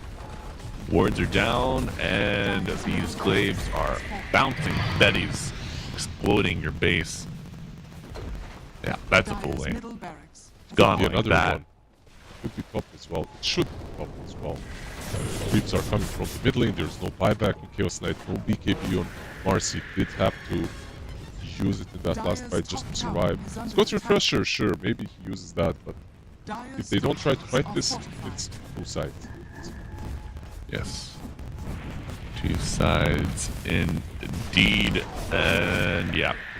No Tomato, no buyback. Got a lot of problems here for Virtus Pro, and they're going in. They want to end it with this fight fire. Oh, but the Eclipse coming out will bring down two more. That shot not enough to scare them off. Fear has not sunk its claws in just yet to one win. They don't get the secondary side, but they get another fight. Now they're going mid. They still have the Aegis for 1 extra minute. It's kind of... This, what happened here was... It was at first such a good move by VP because they cleaned the wave top and on mid lane, so the push couldn't happen. And then they just gave them free kills and the buyback. Yeah. Yeah, you get a little bit of room, but it seems like Virtus Pro is still in the spirit of giving here. As Munkushi will turn his attention to these barracks, and they will go down post-haste. Auxiliary building, giving an extra glaive bounce. You'll love to see it if you're a one-win fan or a Luna fan. And now, Aegis soon to expire. One win turn their attention to the final lane of barracks. 20 seconds without Mars. However, Saberlight does have buyback. Will he be forced to use it? Or maybe after Virtus Aegis Pro want to play against Megas? Yeah. Okay, Tomato starting things off. 10 seconds left for Saberlight. Get in the cart. SSS with a nice save. And a full lane of barracks that committed the snakes. Left side of the fight, we see Puck opening up on Sweet and Strong. Stampede coming out, no coil available, but a nice spear will do it. Pulling them back, dead for 60. All right. One win in Mega Creeps versus Virtus Pro now. I was honestly, I know he only had 10 seconds, but I was thinking that he's gonna buy back as Aegis is being claimed, and then they go on Luna and try to go for it, but I guess it's a very difficult fight to take regardless, like he said. Satanic BKB, even without Aegis, which is a hard kill to make, and if you die there with the buyback being used, Okay, well, Saberlight might die here without a buyback being used, but Centaur. Okay, Bloodthorn's a good item still, especially for CK refreshing. Does he find Luna stuck to the wall like a pig in the trough? Oh, is she gonna get out of this one? Pop the BKB, pop the Satanic, Life Steal Eclipse is enough to bring down Mr. Saberlight. Did I hear a bing bong? Uh-oh, I may have, as Kamado going in, finding the Ember Spirit. there's no buyback. Fly is left. No buyback at all on the Ember. 1,600 is the deficit that he has. Luna It's kind of hard to push though, right? Like the creeps are pushing in, you have to defend, and at the same time you're really not that great at defending versus Megas, so a core has to do it. Still though, getting a couple of very good kills, might have a bit of a longer game than I expected. Right. I think we'll, maybe the next respawn, one win, probably smoke up, look for a fight. Maybe a pick off, and, you know, Virtus Pro, do they have the tools to weather that? The Swift Blink, now on Luna. My god. She can, at this point, like... she can even just jump the backlines, right? Like, together with the Shadow Shaman, and the hero dies immediately. Free BKB, it's an option. If you're 1W, the ball is in your hands or legs, whatever you tend to play there in NA. So, the ball's in your court. In your court, yeah. You can do whatever you want. Yeah. You can wait for Rosh, or you can get something off, smoke up. One of the great things that Mega Creeps give you is vision, right? Yeah. 100%. Good scouting blast.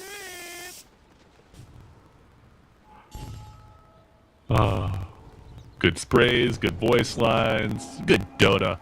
Lizard, what a good way to end the weekend here, as we're in our third series of the day.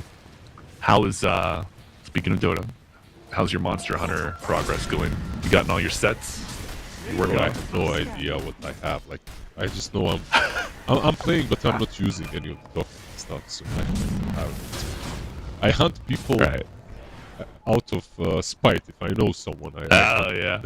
That's it. Lizard's got a note. He doesn't need the in-grain tracker. He's got a notepad on his desk, keeping a tally across games. He's like, okay, this guy's a griefer.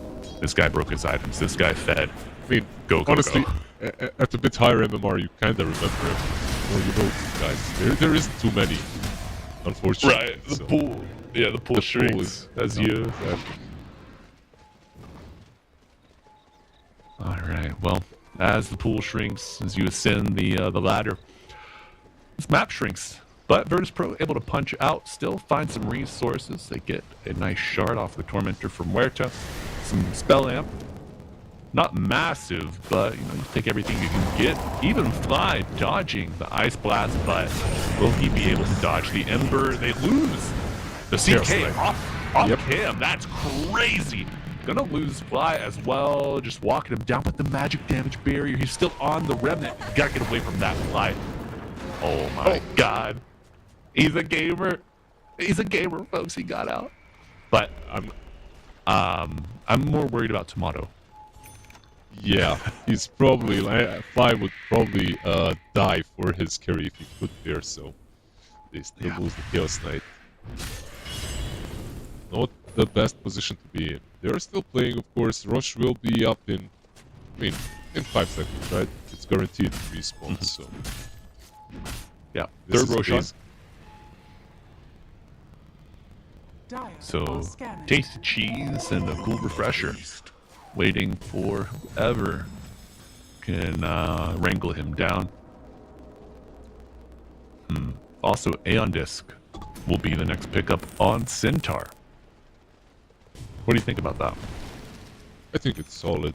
Like, usually as a Centaur, you don't die, right? Like, you're the hero that goes in and out, that kind of saves the carry, but so far they have proven that they can take him down. They can take him down, of course, because they have Mars Arena and Dreamcoil. Now, I was just getting to this. Another option is a BKB, because with a BKB you can just run through the arena. The only problem is you cannot use it if you get stun locked. Mars? Right, if you're disabled. Oh, here we go. Who they found? They found the Mars. I thought maybe Mars had found somebody, but no. Saberlight. His best Nightfall impression. It's out of that. That was Aeon's, by the way, on Mars as well. I feel like on him, it's also necessary because you're playing into Shadow Shaman. Right. Yeah. And, I mean, you know, Mars, you're not always concerned about doing a ton of damage. So the debuff that you get where you cannot do damage or really receive damage after the Aeon Disc proc, you can still stun, you can still CC, you can reposition. So, interesting pickup. Do you think this is going to be the new, like, off-lane meta build? Where you have to have an Aeon Disc as part of, like, especially if you're behind, right? I think it's maybe a little game specific this time around. Yeah. It's a great item, but also in this game, it's like you can see why they're buying them. Offlaners are usually beefy boys that don't tend to get gone on first.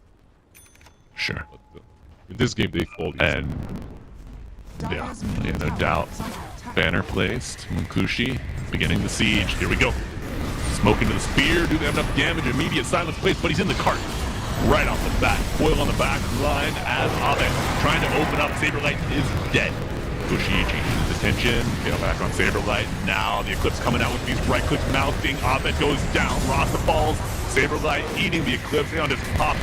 And can they get this Luna? Get the first life off the bat? I don't know. Yamato trying his best, but he is going down in the middle of the arena. It's not enough. Luna simply too powerful. And Blizzard, GG, called 48 minutes, just shy of 49 here. One win. Take game one. And do you expect to see Luna banned out in game two?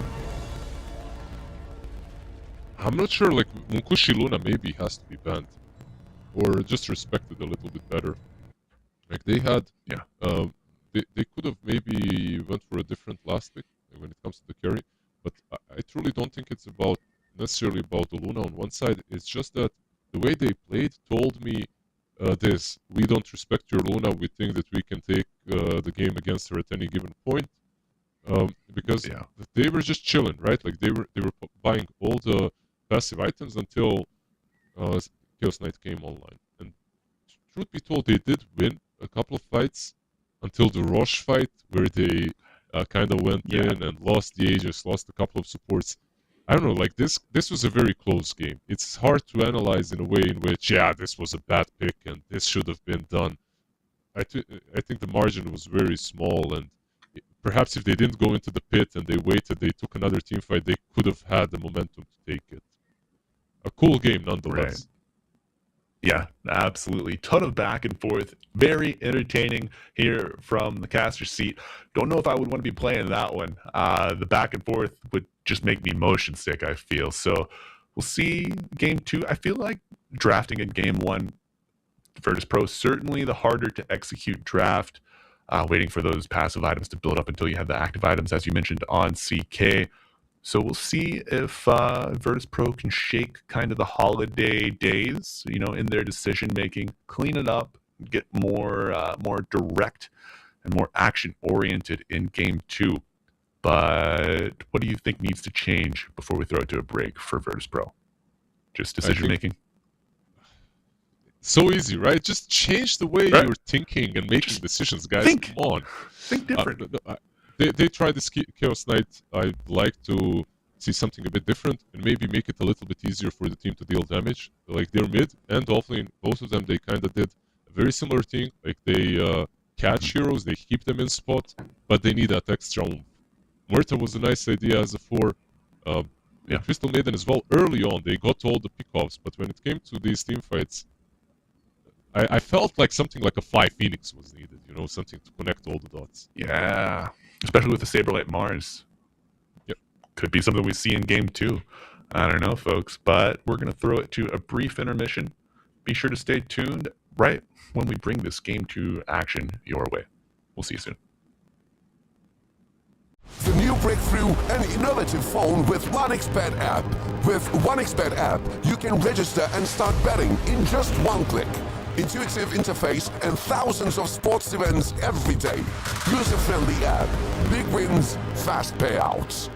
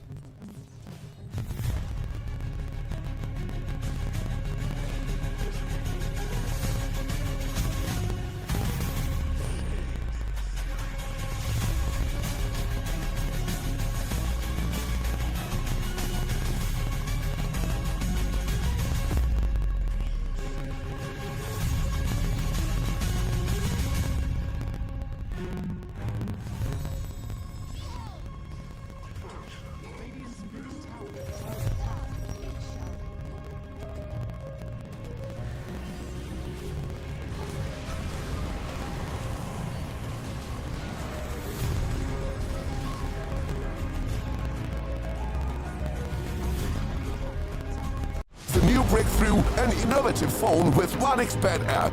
With 1xBet app, you can register and start betting in just one click. Intuitive interface and thousands of sports events every day. User-friendly app. Big wins, fast payouts.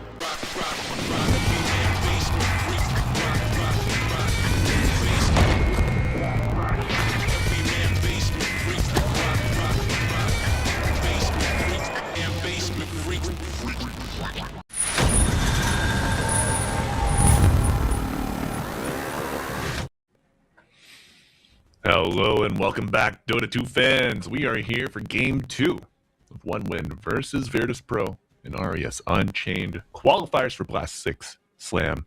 Hello, Lizard. How was your break? You ready to go? I'm very ready to go. Yeah, I was just chilling here. I literally didn't move. The way you left me is the way you found me. Oh, that couldn't be me, man. I gotta get up. I gotta wiggle. You know, I got that ADHD kid brain. Went refilled the coffee, terrorized the dog a little bit, said hi to the wife, and now we're back for more, refreshed and ready to go. Do you think VP you're gonna claw it back? There's a chance. I think this last game, like going into the series, I expected one dub to be a little bit stronger. I feel like in game number 1, they did show some weakness and some strength, and it all depends on Virtus Pro how they adapt. Like, I feel like this is a team that has very seasoned captains, so it's a team that definitely can take almost any series to game number 3. Yep. All right. Tried and true opening for One Win. The Centaur coming back. Same bands, I believe. Ursa, Jakiro, Shadow Fiend. Yeah, pretty much. Lynx was very late ban last game, right? Like you talked to me about it very early on, but it was very late. They get themselves the Centaur again. Like you said, not very different. I feel like last game, Jug and Ursa were both banned out versus the Centaur. This time around, only the Ursa so far, so there are still some options. We'll see. That all depends on the CM, if she gets picked up again or not. I honestly think that this snatch of Ember Spirit is already quite good, because what's the difference between Ember and Puck when you're playing into a Centaur is on Puck, of course, you don't go Vessel, which is something that Ember does, so you have that extra very natural item progression into the Cent, but also you have a very cheap route from your mid lane, right? Like, he's got a lot of damage, yes, and a cheap route to catch Centaur with or without Stampede. Right. I mean, route multiple targets too. You know, one good route could rule out the Stampede strength. We'll have to see it. But I mean, if anyone could do it, it'd be Abed, right? 5 seconds Yeah, remaining. absolutely. I think he had a good start in the late game. The last game. Let's put it that way. Like, he went 2-0-2. Yeah. Went for Lincolns. He still made it work. I think the global decisions from their team just didn't make it that easy for him. There you go. There it is. Yep. Lizard, prophet of the patch, folks. 7.4 OB has one game knower, and his name is Lizard Dota. Hell yeah. Now, position 4, Coddle, do you think? I'm not sure. We'll see. I think this hero is actually playable right now, even on 5, because his difficulty before was the fact that he couldn't play the safe lane very well because of the Illuminate, right? Like, it's too wonky in the lane. You're pushing it all the time, and it only works with heroes like Gyro, where you want to be pushing anyway, and then you're just pulling the hard camp. However, right now, I think even the Blinding Light is pretty good. It got buffed, so you can kind of spam it. I still like it on 4 more. I think it's still a better position 4. But to put all that aside, I think why he's good here is because of Ember. Already, like, you've got double slide, right? Like, you just feed him that mana, and he just constantly, you just feed him the Chakra Magic, and he constantly uses a slide. And it's actually a really big deal. Like, in the mid game, once he gets like level 6, even before, like level 5, if you have a level 2 Chakra Magic, level 3 is already wonderful. But even level 2 is alright, because he can just dominate. This Ember is set up for success with the Kotal in the game. Let's put it that way. All right. Let's see if giving Abed a perfect Ember game will be enough of a recipe for a win. Yeah, I think that level 2 cooldown reduction is 4 seconds. It goes like 3, 4, 5, 6, right? For Chakra. Okay. Now, something I want to mention. We see one win pick up the Tiny. I think this could be. We've seen position 4 Tiny earlier, played by Nigma. Didn't work out too well for them. Spoilers. Sorry, folks. If you're a Nigma fan, they didn't make it through. They lost to Cheeky Breeky 2-1. One of the first upsets of the tournament. You could say, you know, the more established team falling to the ragtag band friends, but great players in their own right, of course. However, I think this Tiny is picked up in anticipation of a possible Clinks, because, you know, the Clinks, the new innate, you pierce through armor as your attacks build from your skeletons and from you, but insurmountable Tiny's innate gives a flat or a stacking damage reduction to the target. So even though you are having your armor pierced, or, you know, if there's a Slardar, you know, armor reduction, you're still reducing that attack damage that comes in. So it's kind of a way to get around the Clinks innate without, like, you know, having to do anything. Yeah. Do you think what?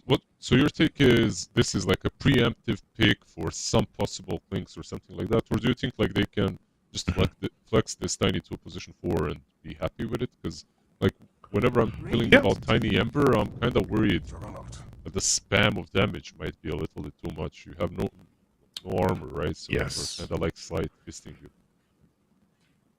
True. That's also a factor to consider. But wow. Okay. So yeah, I think the Tiny 4 with a Centaur works out just fine as well. I mean, it's a beautiful toss stomp combo. I mean, classic, you know. But the tempo here coming out from Virtus Pro, Coddle, Chin, Jug. 5 seconds remaining. It's a 4 Coddle then, right? 4 Coddle. Yeah, 4 Coddle. 99% with Chen being your 5. I think this is also this. It's not so new, but usually people were doing the Mind Stealer on Chen and mana burning everyone to help. Right now, what I'm seeing more often is Chen with the help. The tomato. 10 seconds. Yeah, exactly. And then if you have some really strong right clicker like Jug, 5 seconds. it does a lot. Wind Ranger as well, being one of those, you know, just the heroes that can right click well at the moment in position 1. So yeah, I kind of like why I dislike it is you're more on, okay, we're just gonna play this lane and we won't be killing anyone, but we won't probably get killed and we'll farm. That's the approach, right? When you're picking Chen Jug, there are no slows, no ways of actually killing targets unless they're really out of position. Yeah, absolutely. And I mean, you've got spin to work with, so you can fight through the box once this Ringmaster gets to like level. You might take a point in box at level 4 if it's needed. But I mean, your dagger, you're at least 1 point in Tame the Beast. You do have to dodge two stuns. You know, the Hoof Stomp, the Tame the Beast. You're going to be most likely eating one of them from this off lane of 1 win. Yeah. Like it's not easy to dodge everything, but if you're playing, if you're one up, like you can decide whether to, like, if the Tiny is a 4, which I believe 10 seconds remaining. might not be the case right now. I'm not even sure if I like it that much. Like if you could have something that actually right clicks Jug from range when he's spinning, like Centaur and that hero might even be able to stand their ground and fight. Like Jug is one of those that if he is able, if the position 4 on the enemy side is too weak, like he's gonna bully you, and the offlane is going to be very difficult. But if you have something that hits him during the spin together with the offlaner, suddenly like he spins and you just turn him, and that's it, 24/7. So maybe there's a chance that you rearrange this Tiny on the mid lane still, put a different 4, pick it up, maybe, or maybe even put the Ringmaster there. I'm not sure, but I want to mention that this Abaddon is a fabulous pick. You have someone that doesn't care about Omni Slash, but you also have a free Dispel for Chains and for Solar Bind. So for both of these spells. Yeah. That's, as you mentioned, Lizard, a great pick here. Durable. Can play in a way that's selfless. You know, he goes in, he eats the Omni, dispels somebody else, sets up like a good escape with a stampede, and then he's ready to go again full health and has another orthotic shield to contribute. However, the Abba doesn't want to lean into the Tide, the Beastmaster, Saberlight specialties. These are banned out. Do you think they're trying to force his hand at Mars again? I mean, Mars Coddle, not bad, you know, ton of rebukes, ton of spears in lane. Not terrible at all. Is there something different that you'd like to play into Abaddon? Because I could see a Viper's banned out. Yeah, no Viper, no Timber, Doom. An option. Like when you mentioned Viper, I'm like, I want a hero that is good against Abaddon, but I also want a hero that can lane with Coddle, because that kind of shrinks the pool a little bit. You want to have something that is actually decent with this guy. Not every hero really. I think Coddle on his own is pretty good. Let me state that first, but I still feel that you need a good combo with him. 5 seconds remaining. I think like Mars works. I think, as I mentioned, Doom works. I could see like a Pango being a sneaky pick. Mana Burn could do a lot for you in this game once you get that Diffusal online. But this Necro. Wyvern 3? Is that crazy? I mean, with that art, with the Abaddon, you know, you get the that passive working against him. Hear me out. Listening. Put Ember 4. All right. Go ham. Put Ember 4. Make this Coddle.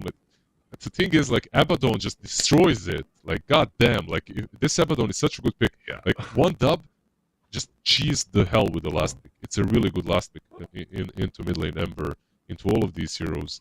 But if you could put Coddle versus him with a quick level 6, like, Necro does not have a good time. However, you can.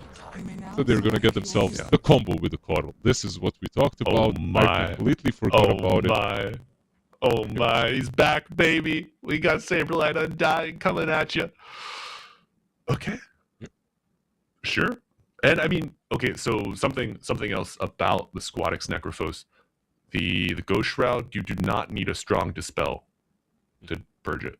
A basic Dispel will purge it. So, you know, you get a Yules, you get Fly to get an upgraded Satyr. You don't have to get the Mind Stealer Satyr, you know. Once you get a couple levels, you can get the level 2 with the Purge. So, you got answers. Purge the Munkushi Shield as well. A little bit of reversal. But, man, what a tempo-oriented draft here from Virtus Pro Lizard. Do you think it's enough to give them a leg up over one win?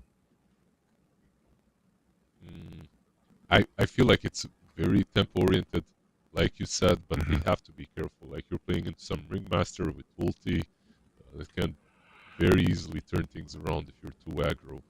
But like you said, I feel like if I could choose one of these two drafts, I think I'd choose VPs. Okay. At the same time, I don't know. It's kind of even for me. Like, Munkushi's Abaddon is such a... You know, like that meme when you're driving a bike? Well, no, it's not really that meme. It's not you throwing the stick. It's actually Abaddon just pushing the stick into it. So you actually have someone to blame. Like, this hero, to me, feels so good in this game. Unless he gets dumpstered by Coddle and the Undying. Which I can see happening, right? It's a pretty good combination. Yes. Prepare for battle. Absolutely it is. Decay spam out the wazoo. And all of our facets coming out. Nothing out of the ordinary. It was Hellbear Convert, as you predicted, Blizzard, and as is normal for the meta right now. But folks, if you were just joining us, welcome. It's myself, Malibu Jesus, and Lizard Dota bringing you Game 2 of Virtus Pro versus 1 win. And just to be mindful, this is a single elimination tournament with one spot to the main event of Blast Slam 6. So, if Virtus Pro lose, they are done and dusted, as everyone's saying nowadays. 1 win looking to stage what some might perceive as an upset, but this squad, they've been together, they've been getting the reps, they've been grinding. If you've been paying attention, maybe it's more of an even matchup than you might think. But Lizard, first blood coming out for who? Call your shot. Yeah. Last game they were very chill when it comes to the rune fight, at least. So I'm expecting, Boring. yeah, the boring approach. Undying is kind of deep. Yeah. The battle Oh, I do like the Ceaseless Dirge on a core Undying. You know, super value. But it's going to be 3 bounties for 1 win. Good start. And the knobs. And an obs. Oh my god. Alright, even better start. Now, Lizard, are you a fan of saving up your early obs to like have more on the map during like late laning stage, early mid game? Or do you think the early vision is mega value? I think it depends sometimes on what supports are being played. What lane Chen, by the way, got some serious beating. Missing it. Oh my god, yeah. And you know, you get a beautiful Blade Fury onto 2 targets, but it's Centaur tiny, man. Their HP pools are unreal. They can eat it. Way too tanky. Like, maybe they don't hit this hard, like Tiny. Attacks. This is what you want, though. Yeah, you get Tiny in the 1v1 matchup, and as you mentioned during the drafting banter, not a lot of armor. In fact, no armor. So, the right clicks from the chin, from the little hellbear. Add up.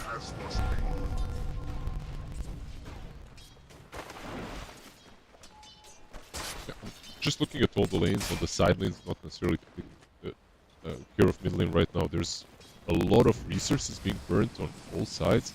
Bottle already wasted all of his tangos and the salve, Undying basically without anything at the moment, and mostly because of rain. Like, he's been doing a fantastic job. Just literally, Yeah, this the Imperial dagger. cards, he hasn't missed. Yeah, he's been owning them. Right. And I mean, yeah, it's unreal. That max HP burn on Dagger, a great tool against the Undying offlane, you know, who relies on that decay to stay strong. And Hell Scream now finally level 2, so we'll see a bit more regular decay coming out there. A beautiful double one. Abba, though, full wand already with the 2 branches. Speaking of branches, the economy change. Now 55 gold each for these basic iron branches. And that's going to be a first blood. Chin balls. Sweet and strong. Gotta imagine that was a toss back into the Centaur. It was tossed back into the center, but also under the tower. So it was basically impossible for Chen to survive that. Yeah, but like you said, Definitely. Branch is kind of expensive. Rain top lane. Yeah, Rain top lane. Let's take a look. He's got the barrier from the Aphotic Shield. Gets to tame the beast. The damage burst pops, but Hellscream will be the victor. All right, does he tick? He's got the fairy fire. Oh, he has to use it. Okay. Economic damage has been done, though, Lizard. How will he survive? I mean, it's getting harder and harder these days, man. We have to use our fairy fires for some damn blood grenade. Right. We don't have the gold for tangos. The branches are expensive. It's getting rough out there. It is, man. You know, I was wondering if we would see like a return to the headdress meta, like bringing a headdress to lane, just for that early sustenance. But I guess, you know, if you don't have stats, then you're not going to be able to harass the enemy down reliably. And then if you're not doing any damage, why do you need your HP? But the good old meta where you go Basilisk, Buckler, and Headdress in the lane, right? Like one support buys the Buckler, one support buys the Headdress, and the core gets like, Basilisk. Like good times. But I don't know. Like when it comes to Headdress, I've been playing more. Like back in the day, I used to play Io. Now I started playing him again. I feel like Headdress kind of feels good on him at least. It does. You know what else feels good? A nice avalanche and a toss, but Fly will TP to the tier 1, avoiding death for now. Just gotta be cautious for the length of this cooldown. Could not die again. Leave your jug stranded, but Fly with a nice body block prevents SSS from getting the early grab on the wave, and now D'Amato level 4 approaching, but a beautiful avalanche stops him from capitalizing on the good positioning and blocking of Fly.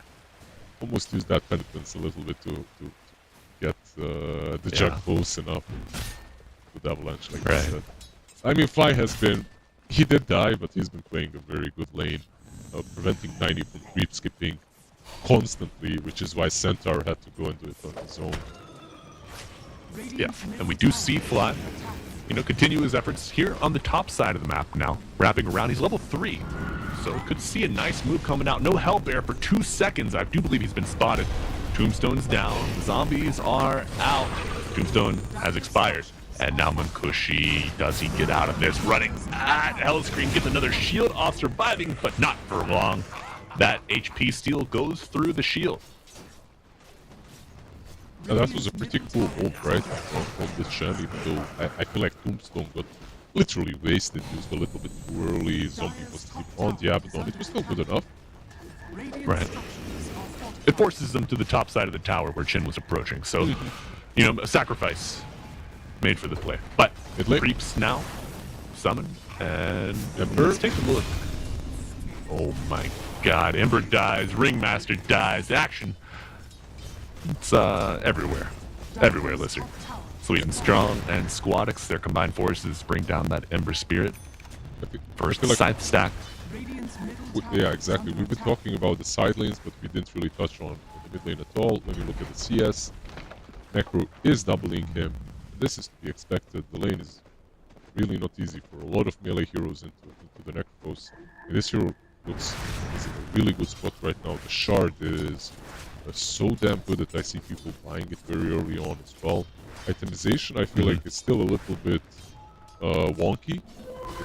There isn't like a strict item build that you need to go for, but the hero feels right. Yeah, I think Necro, hold that thought. Lizard, Mr. Abed suffering here at the hands of one win, but Chakra Magic, will it be put to use? Stampede and the chase is on. Abed gets the root, but he does die. Tomato TPing in, no level 6 yet, but a nice Blade Fury puts some damage onto Squadix. He's reaching so hard. Well, however, he is feared. Can he get... No creeps are dying. The heal coming out from Saberlight. Tombstone down. Right clicks are mounting. Accelerated, but he's put in the box. Survives for now. 3 dead on the side. What the hell? Bro. He is the raid boss here at 7 minutes. It's an early encounter, folks, but tough one nonetheless. Multiple zombies on this tiny Saberlight. Immovable object versus the unstoppable force. Which one comes out on top? Now he's level 6, gets some damage, yeah, but he gets cut down by the Scythe and Hellscream. Has to turn tail and run, however. With an instant respawn on Saberlight. I do believe his TP's on cooldown. Yes, see him walking out of the base, but my god. Squadix, the Godix, 2 Scythe charges already. Just absolutely insane. While this was happening, by the way, Ember died, then died again, and then he was like, I'm not playing this game anymore. He literally just went bottom lane. Like, he went bot to just get his levels, to get his urn at least. This is like, yeah, he has less in CS than Abaddon. The Abaddon that has been playing into the Undying. Absolute hell, and Abed, he wants to leave the mid lane, but Squadix is going to bring the mid lane anywhere the Ember might be now with these boots of travel. I believe it was a sub 8-minute acquisition, and he's already got 1,000 gold working towards his next item. Will be the Lotus Orb. We saw this at TI. This item is the Bane of Juggernaut, reflecting the Omni Slash, completely nullifying it. Gotta choose your battles carefully. You can get a Lotus. It's very natural for Centaur to get the Lotus as well. And you have a shield from Abaddon already for this spells. But like you said, Lotus for Omni Slash is also really good. Okay. A little bit of action here in the mid lane. Get the full Soul Ring on the Courier. Puts him in the box. Does he expire? Stampede and the heal from Squadix. Abed gets brought up, but the Scythe will bring him right back down. Hellscream not able to do enough, and SSS gets the tower. Oh, it is all coming up 1 dub here. Just shy of 10 minutes into game 2. This is a disaster. Like an absolute disaster. The lanes did not go their way. This is not looking good at all. Even like this kind of a cheese lane with Undying and Keeper of the Light. You know what? It's really good, but you're playing into Scythe. does it really matter how much HP you've got? As long as you drop under 50, you're probably dead to the necro. Yeah, I mean, you have burst damage almost on command with the tiny. You know, if you hit somebody with a scythe, okay, I'm going to crash landing, toss, target this guy every time. Eventually, the centaur is going to be online, so he's going to be able to blink stomp double edge. You've got some really sneaky burst damage coming out. Now, Tomato, Abed chasing. Do they find him? But the creeps that you dragged right to the Omni Slash. He gets the TP out under duress. Please get the tiny at least. I just want them to get the kill at this point. Is that considered being a biased caster? I don't know, but they've been missing so many kills in the last 5 minutes. Right, and Lizard, before you go on, that was not a misplay of Virtus Pro dragging the creep camp up. That was Centaur, his Helm Dom. He summoned the skeletons to mitigate the Omni Slash. Heads up play, all around. He had Ghost Shroud, right? Like, he's not gonna... Yeah, he did have Ghost Shroud. So they were just, between the Ghost Shroud and then those skeletons, they were just completely nullifying the Omni. But, tossed back from Sweden Strong, gets hit with a Solar Bind. And now the power of the Chin being felt, taking the tower. 2 towers down for both sides. Gold advantage narrowly in favor of 1 win, and now the chase is on. But Saberlight, I love it, man. They're standing behind Big Bro. You know, you throw a rock at the town bully, then go hide behind your big brother. That's exactly what Virtus Pro are doing. Basically, as long as he's got his ult, you know. At the moment it's out, maybe they need to back out a little bit. I like that he's going for a bite burst. It's a really good item this game as well. Playing into tiny into this necro. I love the Lotus. Like you talk the Lotus up quite a lot. This is basically the item that I'm seeing on him. What was that thought? Bye. Oh, there's another kill found. Look out below. 4 heroes here for 1 dub. Now, there's a Midas on the Abaddon. The changes to Midas recently, no bonus XP. But a lowered cooldown, I believe, right? Yes. Yep. By 20 seconds. How do you feel about this? Well, I feel great when I'm playing heroes that only need gold, and I'm feeling very badly when I'm playing heroes that use my Midas for experience, right? So it depends. Even though I'm still seeing a lot of like invokers going for Midas and stuff, right? Heroes that did buy it mostly for the XP. So. I wonder what the logic behind that is. Just he also needs items, the invoker. I would say that Midas, to me at least, does not feel any worse. On heroes that needed to buy it still feels good. The only difference is that I'm wasting a bit more time on camp because I'm Midasing a small creep, which is I'm not sure if that is like the correct path. By the way, it doesn't have an experience multiplier, but you still get the experience. So when you go into the camp, you can still. I was literally just thinking about it. You can still Midas the big creep, and it hastens the process, if nothing else. Right, and I mean with the 20 seconds off of the cooldown, you know, we do see Ringmaster fall here. The roaming squad of 3 for Virtus Pro. Hopefully. With a 20-second cooldown reduction on Midas, I mean, oh no, that's not good if you're a Virtus Pro fan. Tomato farming in no man's land. He wanted to TP out with Blade Fury, but they just had way too much damage, so they take him down anyway. Yeah. And looks like they used the scythe as well. However, Squadix, able to dodge, and a beautiful stampede gets him out of danger. Saberlight committing the ultimate, looking for the damage amp onto the tiny onto Mankushi, but Fly goes down to Centaur off screen. And now another Ghost Shroud, buying more time for Squadix. A zombie army, however, chasing him down, and Saberlight is leading the command. A big solar blast coming in from Hellscream, and it's Saberlight, the offlaner, claiming the bounty on a Necro. But revenge for their comrade might be achieved here. Saberlight falls to a double edge, and now it'll be Abed having to zip right out. Haste Rune in the river. Does Hellscream get to it? Yes.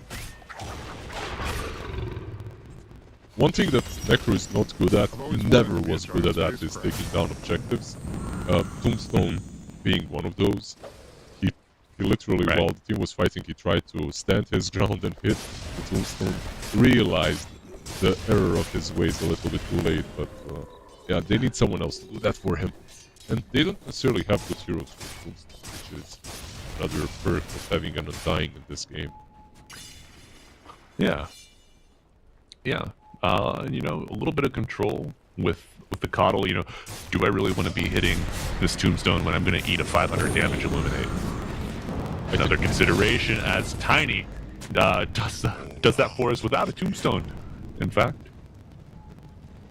I think another good thing that they could do this game is buy Ags on Hellscream, and of course I did click on him to check his buy. Yes. He's going for Ags, and why I had this idea is because of the Tombstone and the way it works, and the fact that you already have very bad heroes when it comes to hitting these kind of objectives, and then on top of that you put Will-O-Wisp.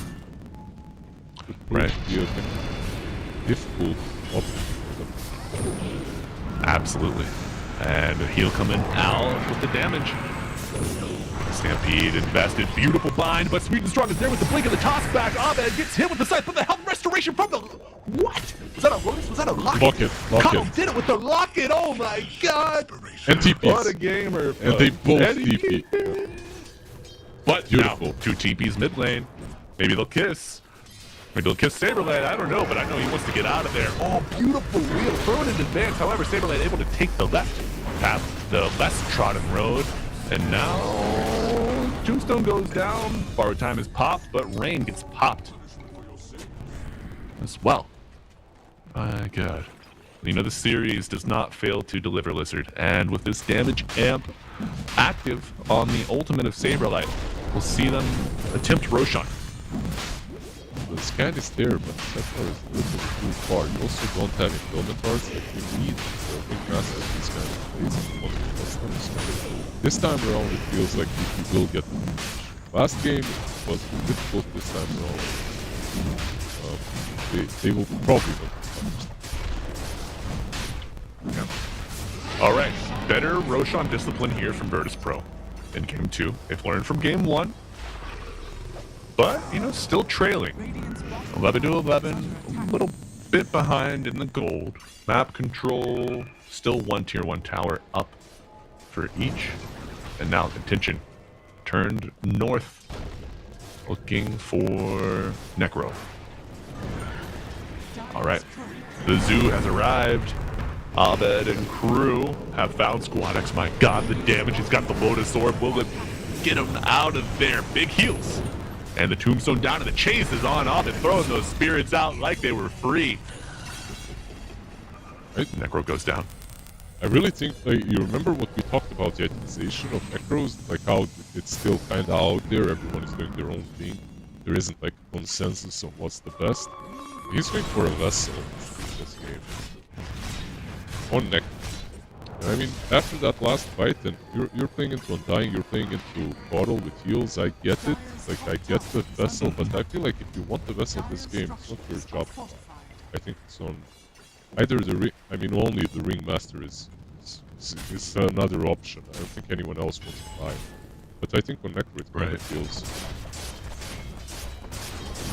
At least if he had shard. Yeah. I think at least if he had shard, these kind of plays could be maybe avoided. Like the one where he died. Does he not have shard? Nope. Oh my god. Maybe yeah, it's on that's the courier dead, I'm not sure, but he doesn't have it for now. Dire's top tower has fallen. Okay. I hope it's on the courier dead, because it seems like a bit of a blunder. No. No, it's not showing up. It's not, right? Yeah. Uh-oh. Alright. Maybe they're praying for Tormentor, and we do have a jump. Will be a nice hand of God coming out from Fly, and now Tombstone on the high ground getting perfect vision, perfect coverage here for a fight for Virtus Pro. Sweet and Strong will fall reduced to rubble, and the chase might be on, but no. Just gonna get their waves fixed up, and there it is, the artistry on the map. Necrophos does look like the Grinch.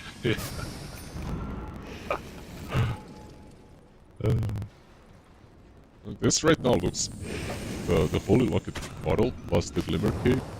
It's destroying their strat. Like their strat is literally being countered by these two items. This combo where they toss combo with Tiny and then Sight is just not working. And I wonder if the team fight for them will work down the line once they have to go 5-on-5 and not for these pickoffs, because yeah, Abaddon won't be able to hit the Tombstone that easily. Maybe with some Blink Manta. Right. Well, listen, something like we waxed poetic about the Holy Locket, but a consideration that is lost. It amplifies heals received by the target for a couple seconds after its initial usage. So the heals from Chin, the heals from Undying, those are even further beefed up by another 10%. And I mean, laugh all you want. Dota's a number game. You gotta think, you gotta know that feel. And when these amplification factors get added in, you tend to lose the feel for what your hero can do accurately. So that might be problematic for one win as we kind of move into the established mid game. Oh, absolutely. Especially when you're playing versus something like Bottle, which is a hero that's all of a sudden has a burst of heal and damage somewhere from the sidelines, from the trees coming. And on top of that, when you're playing something like a Necro that literally relies on knowing that he can use his ulti at a certain point. So, it's a good point that you just made. We'll see how they deal with that. Vessel is purchased from Necro. Sense why they bought it. Oh, Omni. Omni. D'Amato wanting to donate this Aegis. 45 seconds left. Borrowed time not used, but okay. So that aggression solidifies the snatch of the Wisdom Shrine here for Virtus Pro. You know, further digging a hole for one win. And Abed Without focus. I don't know. Maybe they're waiting. Okay, they have port. Aegis is gonna expire here soon.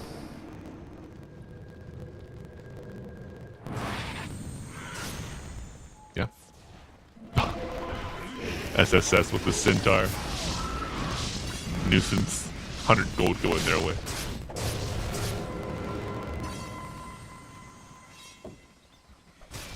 Radiant's middle tower is under attack.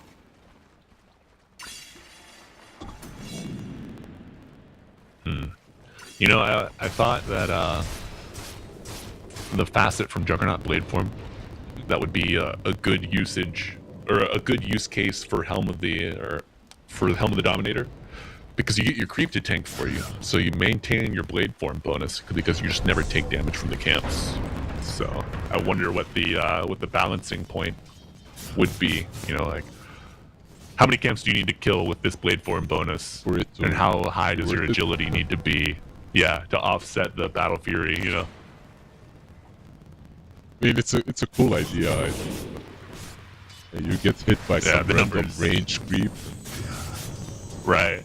You rage out. The Croaker. Yeah. Yeah. I don't know. I'm not Croaker's really just sure like about a- that efficiency, but I feel like the itemization on Radiant, by the way, is way more efficient right now. When it comes to the items that they're getting. Aghanim is not Alright. on Undying. Radiant's bottom tower is under Shiva attack. soon on Ember, Nullifier being queued up, plus Skadi, of course, on Jug. Like, every item that I see on them kinda scares me, or would scare me if I'm dire. Yes. Especially the way the fights have been going, you know, somewhat in the favor of Virtus Pro. Now with the appropriate itemization to really hamstring one dub, you have to be more cautious, more judicious. But the map's starting to shrink for the Dire. Still a very close game when it comes to network, right? Like, very similar to game number 1. 1k advantage, nothing crazy. It's all about that rush number 2, where the game kinda absolutely goes ham. Maybe similar thing will happen this time around. Now the itemization. Just finally see that shard queued up for Necro. And you know, as like it's a large investment, the 1400 gold. You get no stats, which is a huge bummer because Necrophos very squishy hero outside of his Ghost Shroud, outside of his heal capabilities. If you get stunned, you have a ton of problems. So like an early shard can feel like buying an early blink on like a very squishy offlaner. You know, you blink in, you stun, you get your ult off, but now you have no way to get out, no way to survive the assault, the response from the other team. So, I mean, I can kind of get the idea behind delaying the shard on the Necro. Of course, it gives you more mobility, more heal. So, it's a different case. But, going for fly, another side kill. No room for error. Maybe the idea was, if I buy the vessel early, we'll be able to fight versus Chen and Coddle with the heals. It didn't work. But, he gets it now. Because for me, this shard is just dead. Yeah, you get to reposition yourself in and out of fights. If you position yourself badly, you still have Ghost Shroud. So you have basically 2 defensive tools to work with. You can use them on your allies. Yeah, the cooldown's not bad at all. It's very low. No. Speaking of low cooldowns, with the heals online here, Verse Pro, they can fight. They can push like no one's business. My god. Yeah, Healing Ward, Chin, the Hand of God, the Holy Locket, the Coddle Blast, the Undying, the Sustain here. Let's see if it's enough to come together. Toss it back, Saberlight in the fight, pops the ultimate.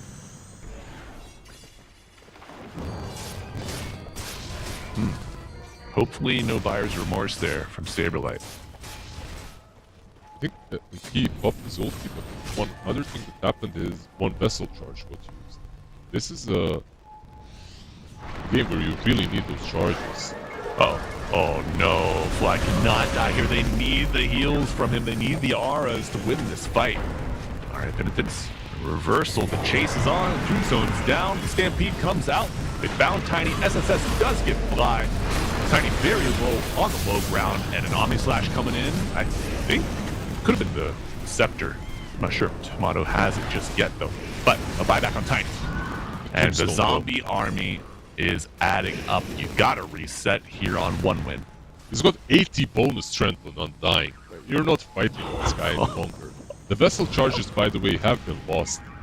I think that's now a really significant bonus for the next fight. For one dog, that is. They get the vessel charges. The respawn timers are starting to get high, so it's not like you can just kind of, you know, go shove a wave, have them kill you, you get a charge. Now you can fight at Roche because they're across the other side of the map and you'll be able to respawn shortly. We're past that point in the game.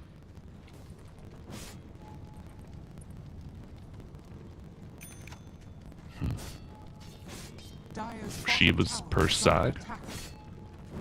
Abed looking to steal the next Wisdom Shrine. I believe that's 2 intervals now. Oh, toss back. Just outside of the Roche pit. Saberlight getting low. The Scythe is not enough to get him off rip, but SSS does clean up the kill. However, that's an instant respawn. Expect Saberlight to TP back in. Blinding Light pushing him back. And Mumukushi resetting. Now, what will Virtus Pro decide to do next? A Sleight of Fist scouting. They see the ward. And SSS stepping up to bat. Will dodge the blast. Procking the Roche Roar to go ahead and get it off the table.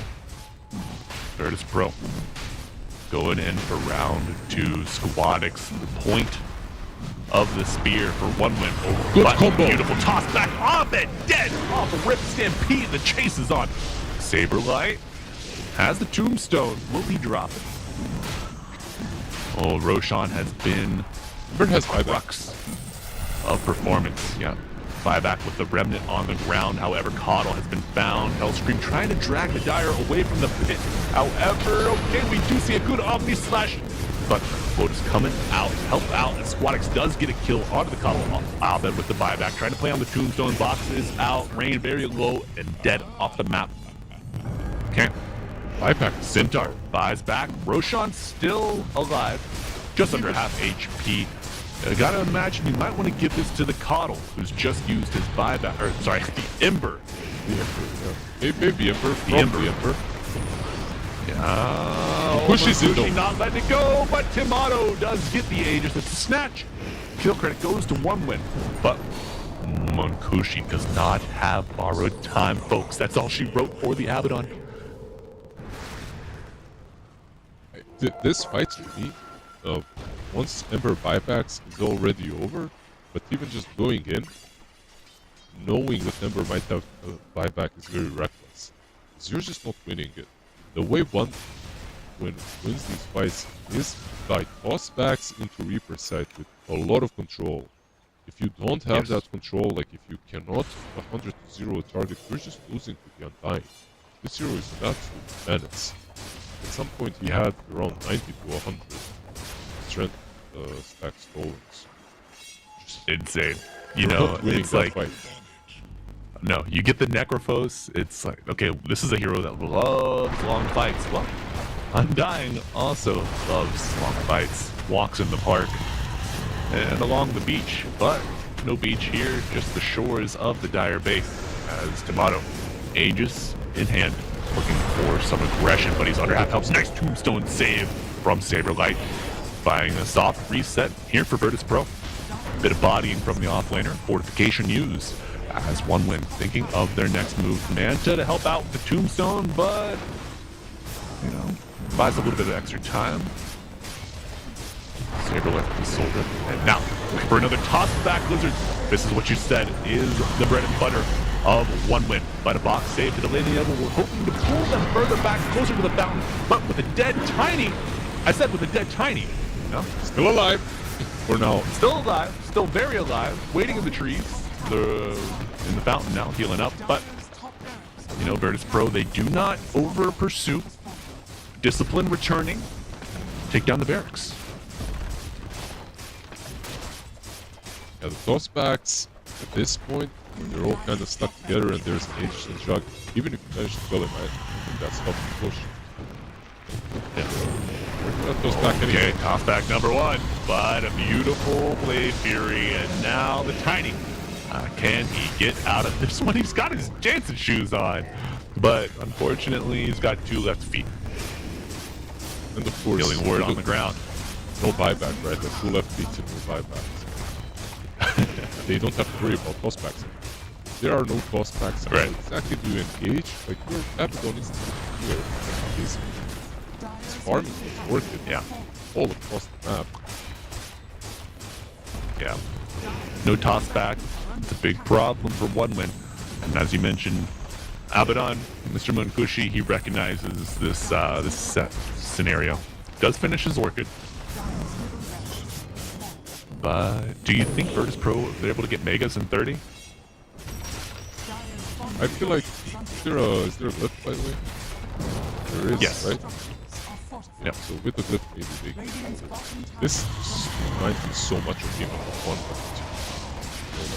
Right. Table has a lift. Just like, yeah, the tables have flipped, you know. Now it's Virtus Pro doing the dogging. But, big stomp. Still has the Aegis and a nice tombstone save. Practiced approach here from Saberlight. You know, we've seen it before. See it again. Makushian gets the healing ward. One of the faceables, but you still got zombies to deal with, and they're making it a little slow. Borrow time Pock with the Lotus Orb. Timato just turns his attention to the barracks. He's like, yeah, I'm an objective gamer. Number 4. And there you go, Will with a Wisp, making a great opening. Oh, Abaddon goes down, big toss back. We still got the Aegis. Will Wonder hold him in place, but a spin will get him out for now. Notification flies. Chasing him down into the fountain.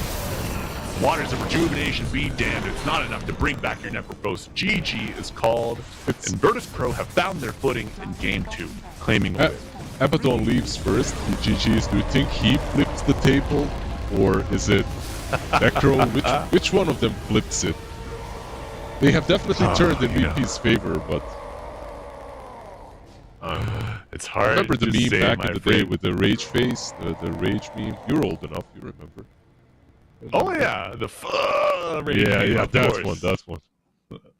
Yes, yeah, no, you know, it's interesting. I think 1 win in Game 1, they handed that meme to Virtus Pro, and then Virtus Pro said, no thank you, we've had enough, please take it back. Evening out the series here. We got a 1-1, we got a Game 3, folks, our second of the day. You looking forward to it, Lizard? Absolutely. Considering how game number 1 and game number 2 went, I feel like we're in for at least very even game number 3. I feel like both of these games, Okay. you had a team that kinda is taking control and winning, and then they itemize way too defensively. That's how I saw it. Game number 1 and game number 2. I feel like this Necro had a fantastic start. If he went for a little bit more of an aggro build, if he was able to play with his team, maybe things would have been different. All right.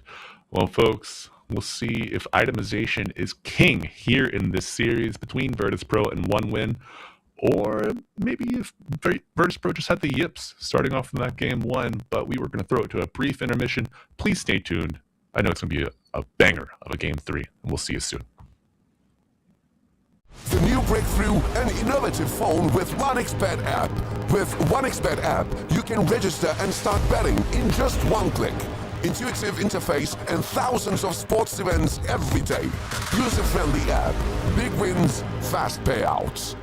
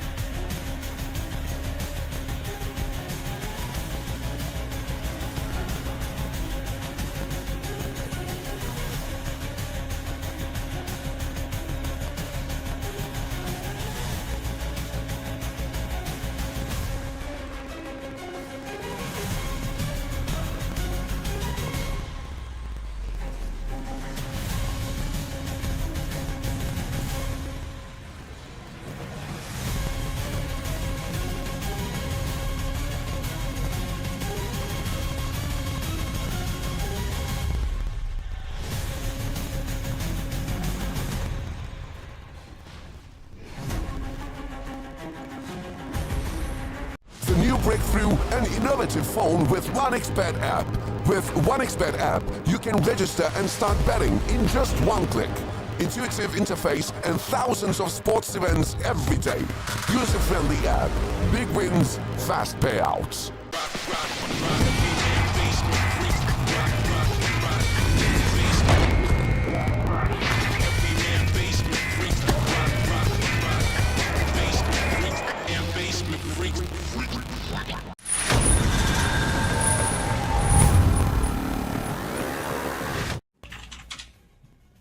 Hello and welcome back, DOTA2 fans. We got a Game 3 coming at you.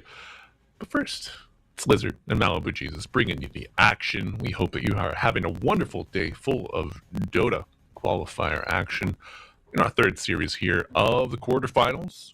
Just a reminder, this is single elimination, so we are at the door of heartbreak here for Virtus Pro and or one-win team.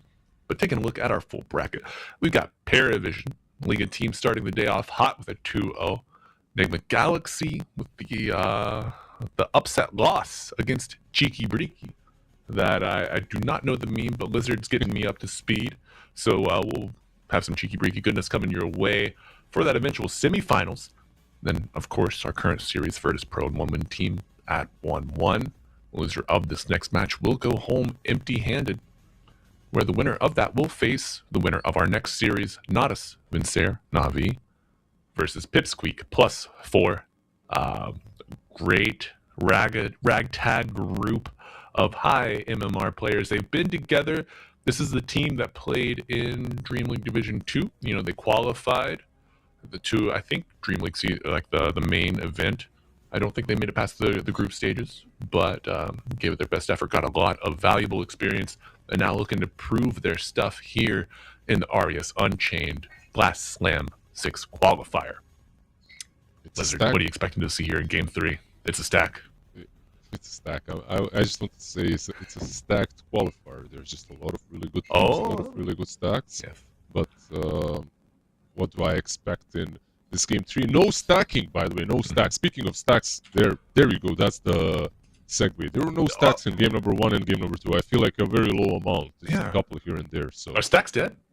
It seems stacking so. dead? It seems that way. For now, at least. That's bad news. That's the best part of my game, man. Oh my god. I gotta go back to the drawing board. I gotta reinvent myself. I was building Helmdom on Luna and Sven back in like 2014, 2015 to stack for myself, but man, not anymore. Hey, you could do it in the last match as well, realistically. Yep. All right. So, no Helmdom on your carries here, coming out. Same bands for one win. It does look like the sides have flipped. So, one dub will be on the Radiant, Virtus Pro on the Dire. Carbon copy here when it comes to the first 4 bands. 10 seconds Is Shadow Fiend really that strong? I don't really have a read on why it's banned out every single game out of these two. Like when it looks, when I look at the SF games that I have seen, like he looked alright, but I haven't seen too many insane SF games. Maybe that's just a sample of my own games where SF wasn't that great when in fact the hero is really good.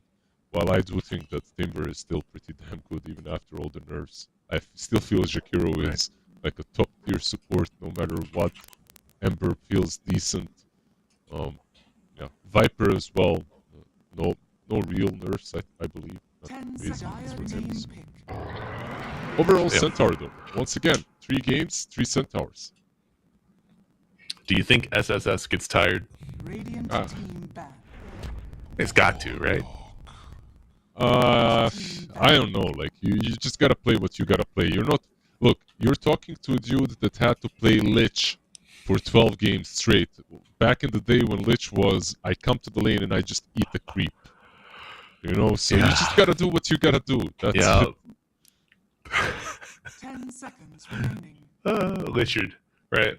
Yeah, I wish this Lich right now was back then. I would be the Lichard. I'd love it. You have a shard, you have some like good spell casting, like you can actually outplay someone with a nice shard. Ulti back in the day, you literally toss your ult and you hope for the best. You hope they stick together. That was it. Right. You throw your ult. Guess I'll go deny another creep. I don't know. That's it. Sounds good.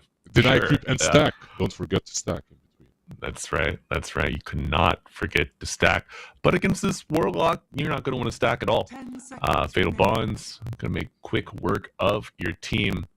Now 5 seconds remaining. we're gonna break here from pomp and circumstance, from the disciplined casting approach that Lizard and I take so regularly.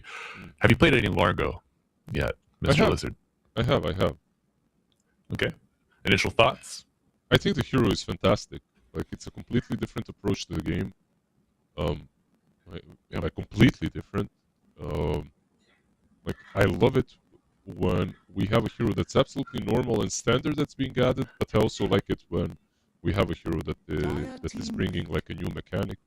His ulti is a lot of fun. Radiant team I pick. did play a massive amount of games. I don't want to pretend like I'm some Largo spammer. How many games did I play? You're a frog wizard. I played 4 games. I lost 3, won 1. So, it's not a good win rate for me. But I like, some of those games weren't winnable. Some of those games I still had impact, even with no games of Largo. So I think the hero is Radiant in a good team spot, pick. decent spot. I like the concept as well. Yeah, me too. Now, Largo Warlock safe lane. Largo core, Radiance Ags, Fatal Bonds on everybody. Chaos. It's beautiful. It's ineffective. It loses games, but it's fun to try. But, however, folks, back to reality. We do have 2 more picks for you. Keeper of the Light for 1 dub. 5 seconds remaining. Tiny for Virtus Pro. The Tiny Tomato, something we've seen before. Does Hellscream play this on 4? I'm not sure. I think so. I think it could be played. Okay. Scream 4 Tiny, like we have seen it in the last game. The Tiny was good. I don't think the Tiny was the problem on 1 dub. I think it's a hero that they definitely needed, and he played his part well, even with the buybacks and everything. And even with him dying, it's like someone had to go in and get those tossbacks, and unfortunately he was the one that did die most of the time. But yeah, I liked it, and I liked it on position 4. So I'm probably expecting it to be the same here.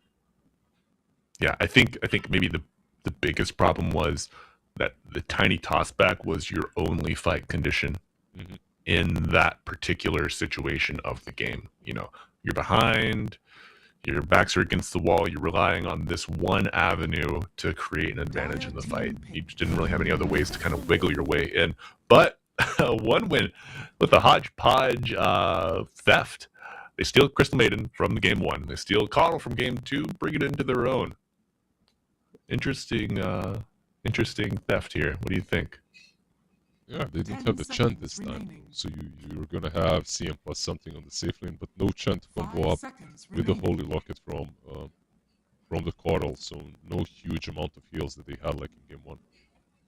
Yeah, I feel CM she did get buffed, right? So overall the hero is being picked up a bit more. Not in my games, I gotta admit once again, but yeah, it's just the support. You get some nice roots, you get some nice nukes, you get some nice mana regen. Nothing bad about her right now. Now, Lizard, for the wrench into the machine, Coddle mid. Thoughts? Get It's Chin still- 5, Chin 4, Coddle mid, CM5. It's still very early. Like it can be done. It could be done.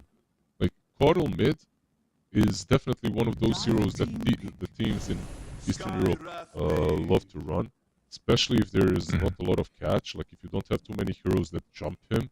Like right now, what do you have? You have Tiny. You have to be careful of some avalanche toss combo, but that's not what I'm talking about. That's not what you're worried of. Like if you're playing Coddle, Right. you hate playing versus something like a bot mid, and then you hate playing versus all these like pucks and like Storm Spirits, Ember Spirits, heroes that get on top Right. of you easily, that control you. Yeah, the heroes that can stay with you as you ride. All right. Now, you and I both anticipated somewhat the Life Stealer in game 1. Did not make an appearance. However, Virtus Pro take it for game 3. Is this just for the strong laning presence against the Centaur, the fact that you can rage and dispel frostbite, solar bind. What do you? That the read pretty much. That's the read. You basically nailed it. You're playing into a CM, into a Keeper of the Light. You're also playing into a Centaur. I feel like it's a no-brainer. You go for the Lifestealer. You also have a Rage versus Will-O-Wisp eventually, so in general, just feels like a good hero to pick here. Gotta be careful about some of the position 1 counters that could go your way when it comes to the offlaners. You don't have to worry because Centaur is already picked, right? So you're fine. But it's gonna be Centaur, Coddle, most likely CM, and some position 1 plus Void Spirit on mid. So even though we have seen some Void Spirits played on 4, right? Recently, it's become a bit more popular. 10 seconds I think remaining.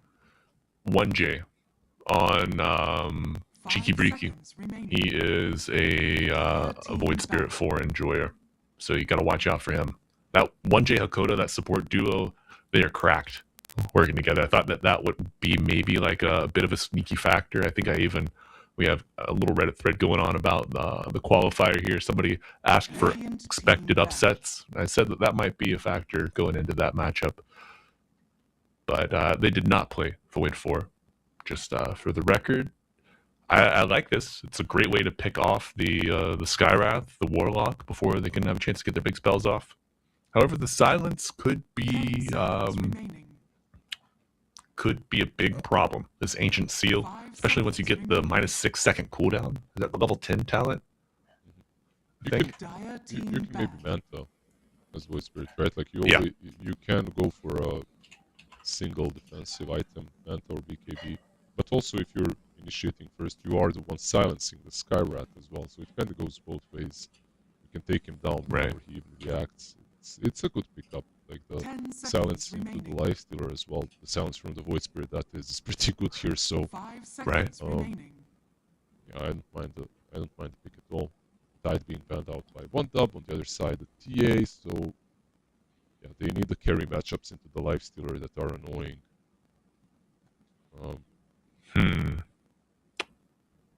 Clinks still hasn't made an appearance yet in the series.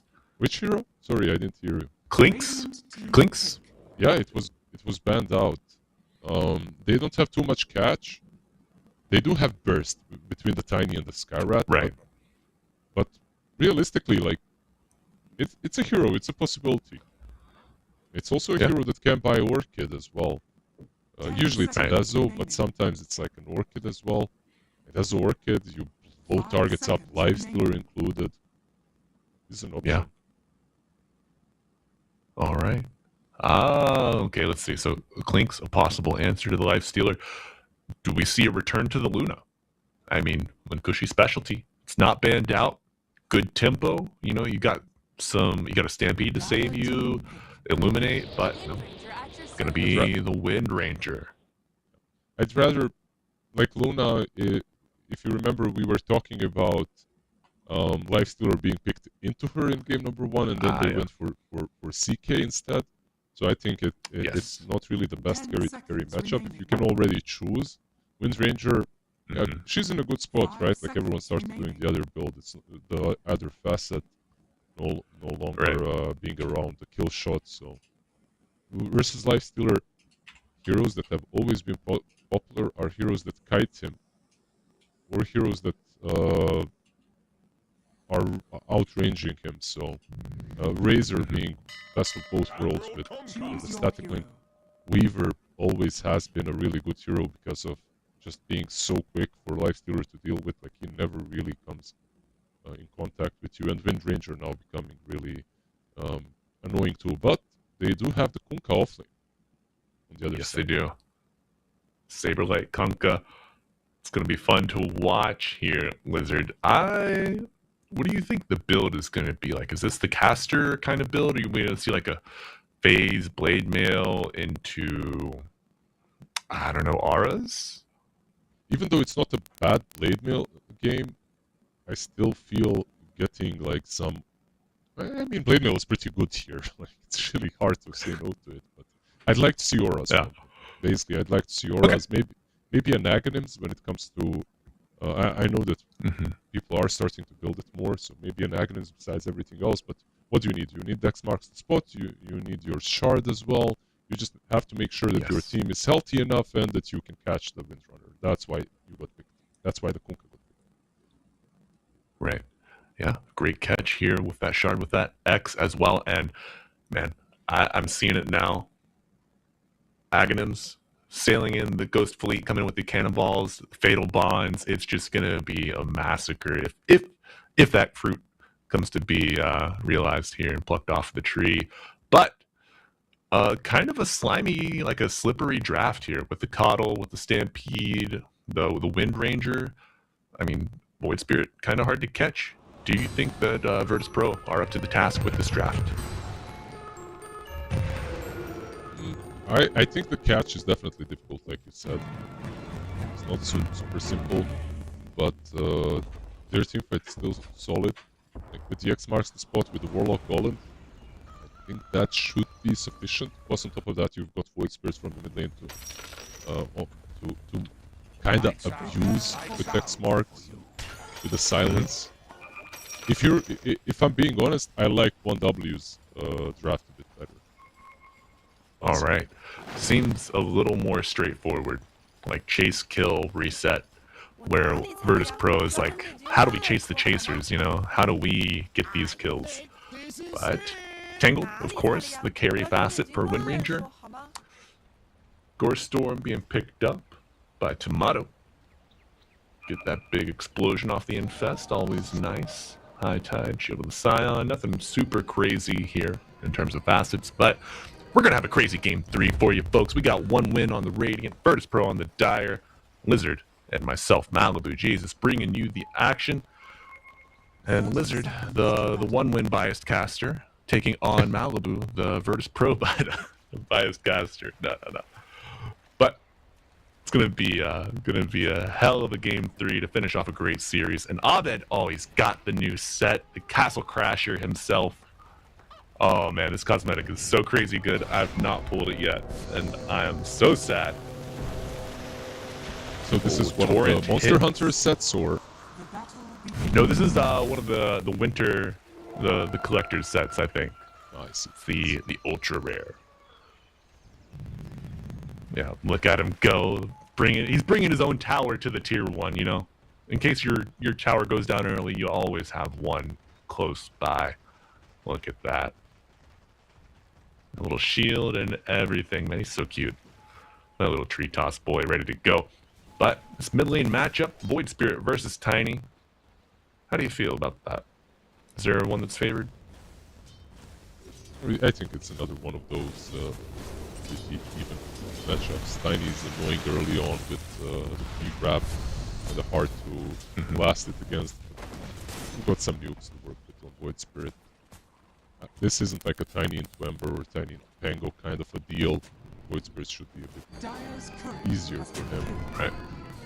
Oof. Nice courier snipe for Sweden Strong, but losing a large chunk of his HP already. Brown Boots should make it so that he's not really in danger of death anytime soon. But Fly throwing both of those shadow words at him, trying to keep him back away from harassing.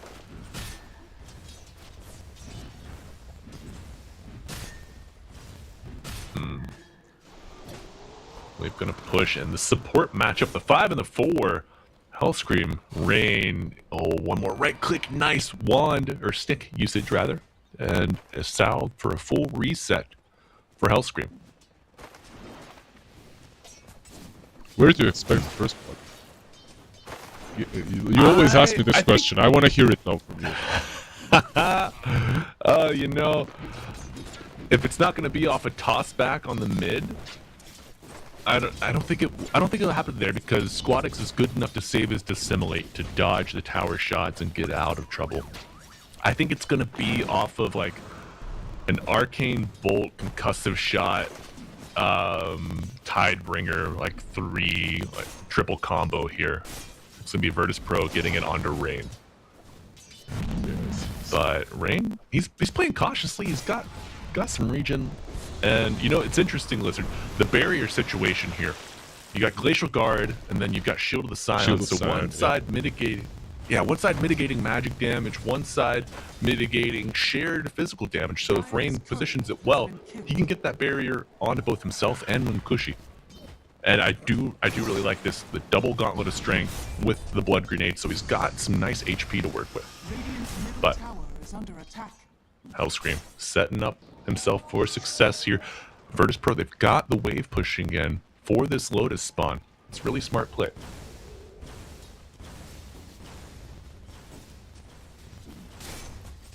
It's a kill lane. Down bottom, I feel like it's very likely that we'll see builders. The Sky could come. You're out of position a little bit. Top lane, however, I could be wrong. But on top lane, the way I look at it is like these two teams are just gonna stack farm. There we go. Warlock is already bottom. He knows top lane is basically neutral. It's dead. Right. Boring.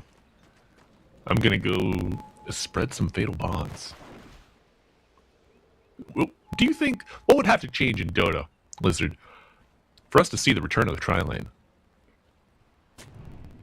Ooh, that's a good question, actually. Because I used to... I mean, I enjoyed trials. Yeah, you're a Lich player, of course you... No, you play I'm not a tri-lanes. Lich player. I absolutely despise that hero, by the way. But I just was forced into playing him. I am a Visage player, though, and Visage scum, they love tri-lanes. They do. Soul assumptions faster on dying as well, of course. But right. I'm not really sure like what needs to happen. Me too, because I'd like the game to be in a state in which both are possible. Skyrat. Oh, nice turret for Saberlight. A little bit of HP restoration, but Power Shot will miss. In fact, Hellscream survives. Here comes Warlock. Fly has only made his presence recently known. And off the top rope, Fly! You know, I think I would be more scared of Fly IRL than I would be of him on Warlock at level 2. He came, I've he used Fatal Bonds on one target, and that's it. Poor guy. But back for round 3, we have the tri-lane experience, and Coddle also a hero that likes the tri-lane. But Hellscream, very nice movement speed, 7-watt stick charges. There you go, like your answer. This kind of a game is necessary for tri-lanes to come back. There you go. You just need the sheer will of the casters to summon it, make it happen. Bruh. I've said the ancient words, and somehow, my god, Saberlight, on a chin hair of HP, gonna X himself, TP back. Oh my god, Munkushi gets the first blood. Poor Fly. Saberlight. Oh. Comfort is your enemy, Munkushi. Will it be enough? Stampede. Okay, so another factor of the tri-lane. The 1v1, they're going to get a hell of a lot of levels. So Centaur, no split XP for quite some time now.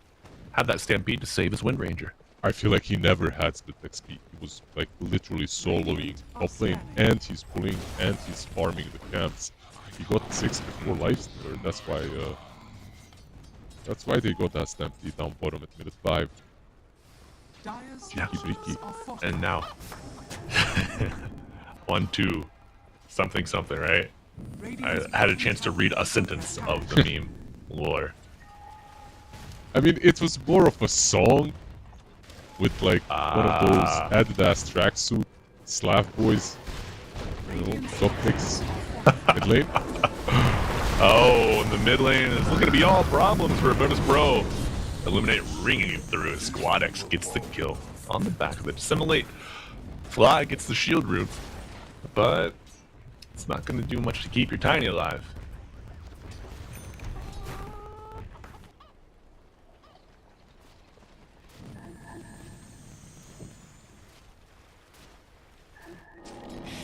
All right. Blizzard game state. 1 win. Up 2-0. Wisdom Shrines are spawning. Do we have any invasions? We have no invasions, but what we do have is a ton of stacks on the Radiant side. Yes. All right. You know, I summoned the tri-lane, you summoned the stacks. Between us, We asked for them. I think we asked and they have delivered. My god. The Centaur is so fat. In the words of Winters, relax, guys. I'm so fat. And he's gonna get some help from Bottle as well to farm all of this. He's gonna be a very, very happy boy. When it comes to taking down the Centaur, though, they do have heroes that deal a lot of damage to tanky boys, so it's not impossible to take him down even with tank. It's sometimes an optimal deals out. Right. Oh my god, okay. Tomato, they get the kill after with the Gore Storm damage. Wow. He didn't TP to the fountain. I think that played a part as well. He TP'd Oh. You gotta double tap. That's the rule, Blizzard. That's the rule around these parts. Now, can they bring down Squadix? Saberlight with the X marks, but it's dodged and effectively does not get aboard. Does not set sail.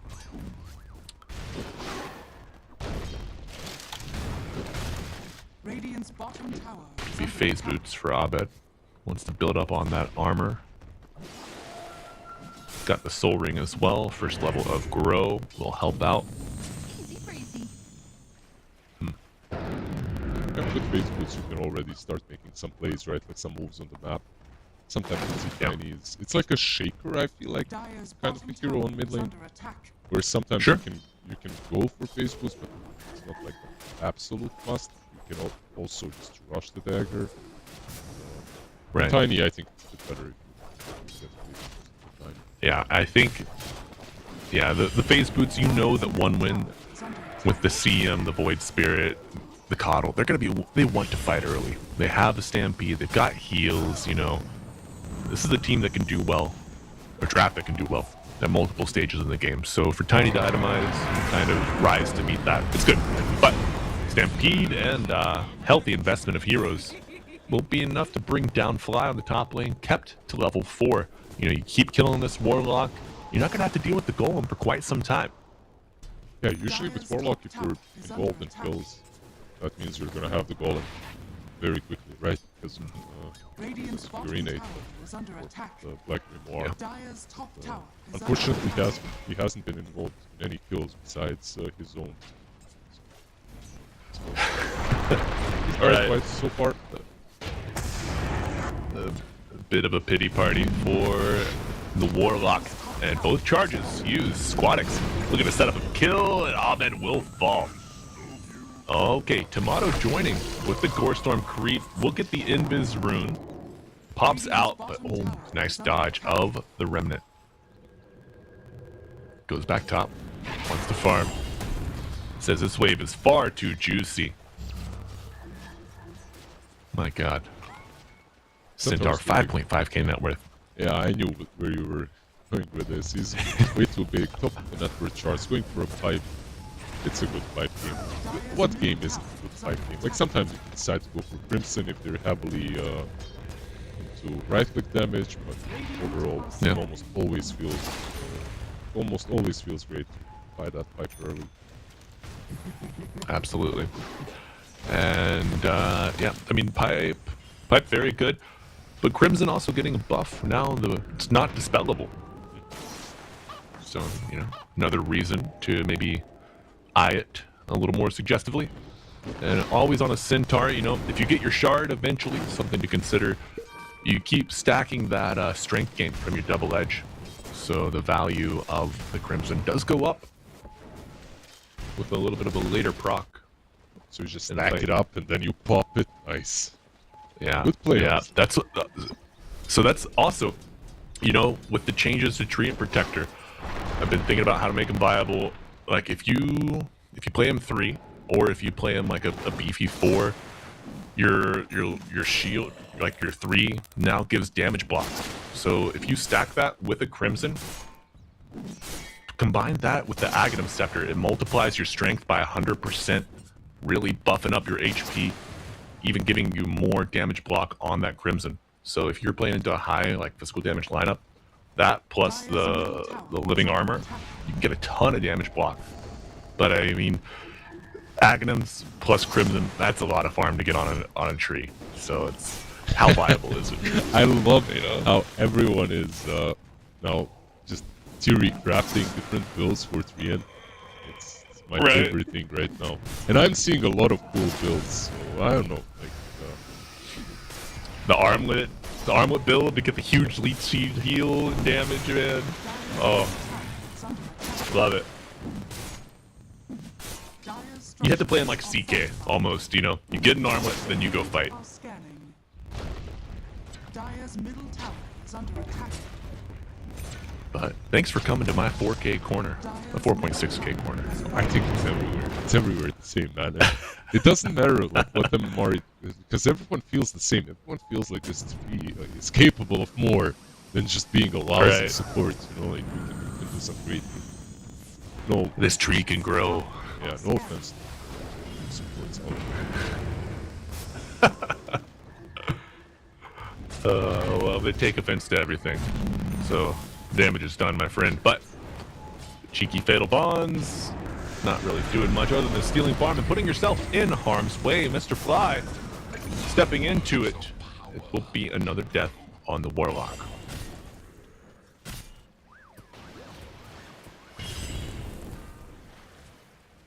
Now, question for you, Mr. Lizard. Sweden Strong is not from Sweden. Why is he named Sweden Strong? I think we asked him that exact question in one of the tournaments. I can't remember what his answer was. It was something very generic. Oh, I found something like that. Alright, Stampede to match the boat. Saberlight walking forward, trying to get out. Will they have another interrupt? Yes, the Frostbite will do it. Saberlight making the best out of a bad situation, trying to buy some time, but will not get much in return for his life. He's Russian, right? Sweden Strong is Russian or something. If I Yes. remember correctly. Yeah. Yes, all of the one-win players are Russian. Munkushi Squad, SSS, Sweden Strong, and Rain. They are a monolith, but Hellscream trying to make it out. You know, your offlaner died. He's still stuck around. Lotus Pool is a bait. Confirmed. How weird is this bridge to you? Like the one next to the shrine, Wisdom Shrine. Yeah. Like the wooden bridge. It's I did, you know, I'm a big fan of terrain changes. I wanted something to be shaken up in 7.40. I mean, there have been some pretty hearty, like a healthy amount of changes. Maybe not as much as I'd expected. I did kind of expect a change to this off side of the lane area, off lane area. The bridge it's fine. I do like the low ground play being an option to get to the rune. I think putting these high value areas like the Wisdom Shrine on low ground is a good change to make. You know, if there's something valuable, it should be dangerous to approach. So I think maybe the Lotus Pool should also maybe be on low ground in addition. For me, it's a cool idea because it's on the low ground, but it's on a safe low ground for Dire, but if it's on the Dire side, right? But it's dangerous for Radiant because it's still on low ground, but far from any vantage points that you would. But the bridge is still so weird. I don't know. I get it why they put it there, but it just feels it's like a bridge to a rock nearby. Like in real life, where do you see something like this? Right. Yeah. It's, oh my god. So that Wisdom Shrine has been active for 2 full minutes. Mr. Fly finally benefiting. Level 7, 1 charge on the Grimoire. He's got 1 book, as our friend LeBron would say. And oh, there we go, some action finally. Toss back. Is it enough? Hellscream survives the magic damage shield from Shield of the Scion, doing so much work, and they get 2 return kills. What has been a very quiet game of suffering for Virtus Pro. Finally, they find a little bit of love on the map. These 2 supports have to be careful. Tiny hasn't, like, up to this point, not even supports ever. Besides the Centaur, I would say, because he's got Pipe, Massive. And Whisper doesn't have Manta. So no Manta, no defensive tools. Windrunner as well. No defensive tools besides Windrunner. So Tiny finds you probably dead. He just might find you. And the hunt is on. Here we go. Golem committed. Stampede coming out after the fact, and it will be enough to get Munkushi to safety. Now the Locket committed as well, maybe just with these arcane bolts following, a little worried. But now Kata won't have any charges. The healing is amplified from the fountain as well with that Holy Locket application. So you get your Wind Ranger back on the map faster. I guess that's fine. You know what? If Skyrat and Warlock just switched places in this fight, I think Windrunner dies. Sky was way too far, so the bonus damage from Ancient Seal. Ancient Seal is not only about the silence, of course, it's one of the biggest increased magic damages in the game as well. Not Yeah. biggest, I think it's 35% point and click for 5 seconds. It's insane. So Tiny needs it. Yeah, Get it. he does. He really does. I think maybe one of the only other ways to get that with a hero, Techie's Mines. If you get all three, Yep. Radiant's top tower has yeah, that's quite significant. I know Requiem also does like 10%. There are probably some. Probably there are some. What about? Right. Oh, Radiant's top Nice save tower throw. is under attack. Mr. Abed. But can they make a play off of that, or is saving it enough? By the way, even in this game, you've got Coddle with Solar Bind. I'm not sure like how high does Solar Bind go? Coddle it goes. It's an old goal. 20-ish? It's an old 25? Tower is under attack. Yeah. 40. Magic resistance reduction. 40? Oh my god. Alright, well, let's see if they can resist this. Tomato in, they find the Crystal Maiden, and now silenced up with this avalanche. Okay, we do have Stampede. 2 arcane bolts chasing. Dire's middle tower And they're is not under done yet, buddy. You're gonna have to blink a little farther if you want to get away from these. Pop, pop. Oh, No, he's already going back to Fountain. What's the difference? 2 more arcane bolts, no problem. Alright, so good kills for Virtus Pro. And they get the Stampede out. Maybe, do you think this sets them up for a Tormentor kill? Definitely 30 seconds away. Warlock mid. Oh, okay. Taking a look mid lane. Did he go too Warlock deep? has fallen. He may Went have too gone too deep. Blizzard, he's getting pulled right back. Tossed up with the torrent body block. Great play from Tomato here with the silence arriving. No escape will be had for Wind Ranger and Hellscream. Healing up a little bit, getting that magic damage barrier. Nice infest from Tomato. He pops right back out, looking for another kill. They bring down the Coddle. Will they bring down the Spirit? Boyd jumps away. Dodging. Oh, Abed nice with a bad dodge. read. Not that I would have had a better one. And a nice remnant. Oh, okay, Abed. Cheeky placement from Squadix. He puts it facing him. So like the immediate normal read would be like, okay, this remnant is going to face uphill. I need to dodge, but no. Buys himself plenty of time to get out with that. It was a really cool play by him, and at the same time, a really bad play by one dub in general because of the way they went for the Warlock. I think Warlock was that without committing so hard. They had Solar Bind on him, and they had Illuminate. All they needed was probably the Polish. There was more than enough bonus and damage. Not sure. You went really anyway. Auto? Uh-oh. Speaking of depth, we will see Sweden Strong does not have enough to escape.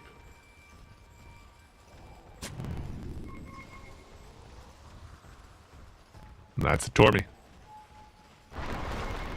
But yep, this game, a reversal of fortune for Virtus Pro. They take their beating, play with patience. Now all of a sudden, a 2K net worth lead. Lifestealer sitting pretty at top of the charts. And oh, what a shard, He's very happy with that one. On Warlock, it's not bad, but on Skyrat, it's even one of those shards. Like this shard on Skyrat, for me, the way I feel about it. I never truly want to buy it, but I absolutely always want to get it. It's like, Yeah. it just buffs Look at that. your farming speed so well. Yeah, exactly. He farms a full ancient camp. A quarter of his mana, of course, he has the Kaya. So he benefits from his passive regen, it's amplified, anything else that would come across his way as well. But going forward with a toss, they have found the Centaur Stampede coming out, but it's met with the Golem. SSS even eats the X, marks the spot, pulled back to his death. No Centaur for 50. One win, presented with a conundrum. Straight into the pit, no stampede, no defensive tools yet on the Ranger. But you know what, like we talked about this early on. Even though Centaur has an absolutely fantastic early start, right? An insane game to the top of the number chart. He still is only second behind Lifestealer. It's still not the game in which, as a Centaur, you feel unprepared at any given time. You can always fault these guys. There's X-Mark spot, there's a ton of magic camp, and there's always Lifestealer, of course. Just choose. Yes, those teeth are sharp, Blizzard. I think this Kunkka pick just was beautiful. Last pick Kunkka for Virtus Pro. Saberlight, very comfortable on the hero. Not Grandmaster tier, only gold, but plenty of experience, and I mean, this is certainly a great game for it. His build, what has he gotten all so far? Taking a look here, Mr. Blade mail, Kunkka. Pipe, blade mail. Yeah. Yeah. Ah, yeah. That's good stuff. You wanted the blade mail like you talked about it during the draft. You went for it, you went for some auras as well. Butter build bottle once again. Yeah. Yeah. The support's playing the role of sacrifice here in this series. It seems like Fly was on the chopping block all of game 1, some of game 2. But now it is our Keeper of the Light, Mr. Sweden Strong. In the flesh, the captain, the heartbeat of this team.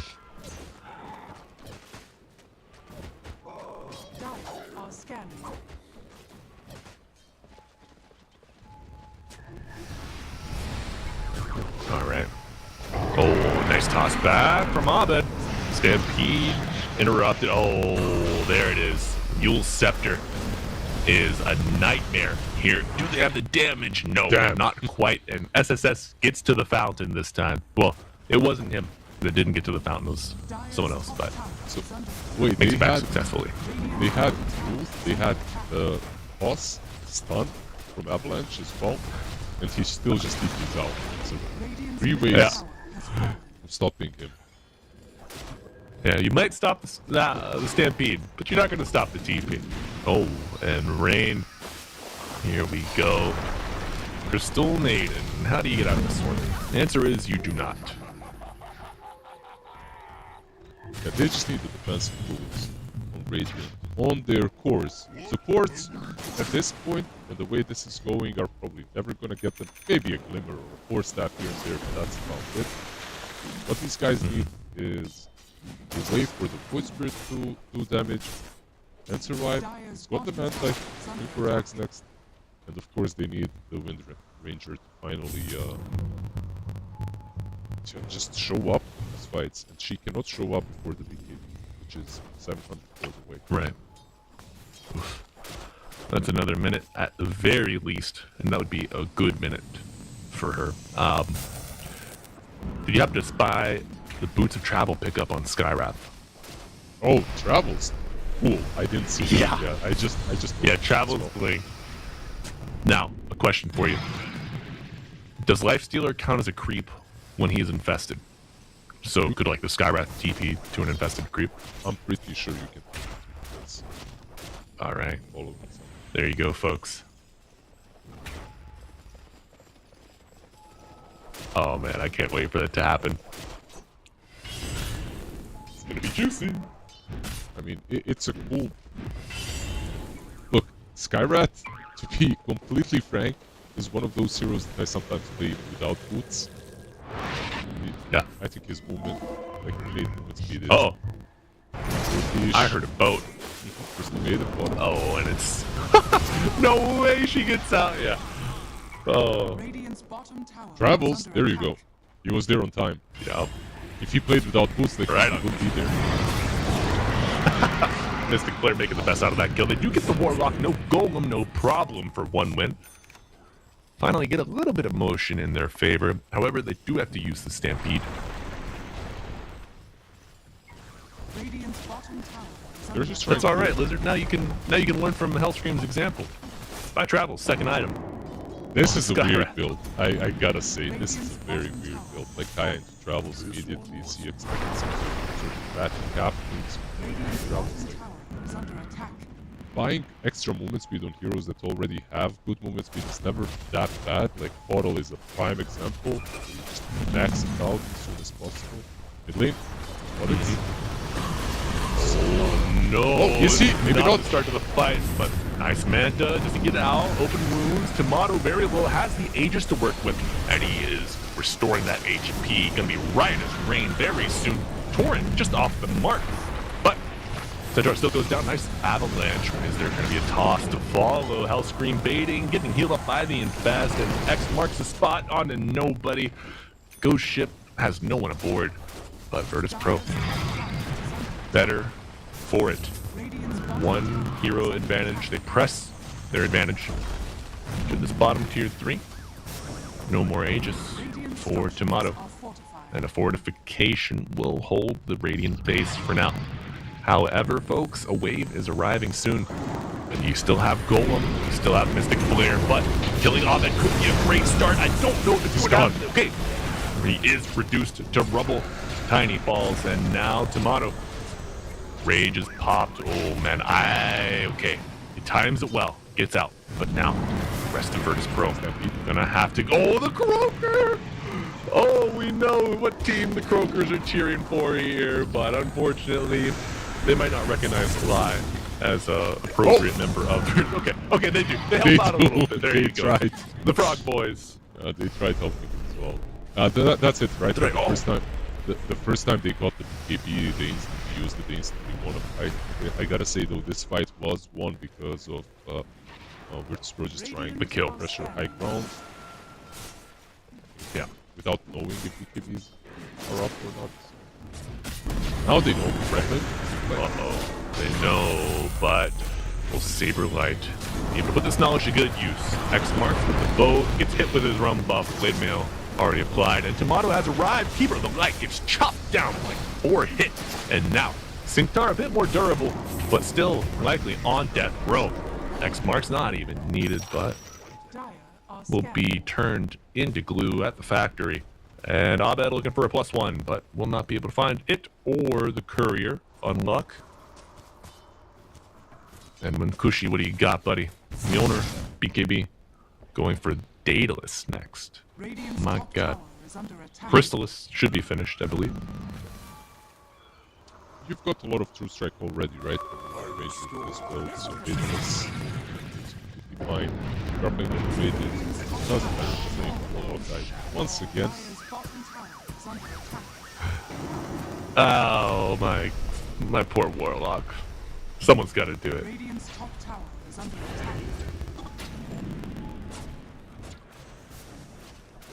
This Void Spirit Shard is a nuisance. Man, I can't tell you how many times I've walked into my own jungle and I just see a remnant just disco balling my camp. And it's gone. Walk to the next camp, it's gone. Radiant are scanning.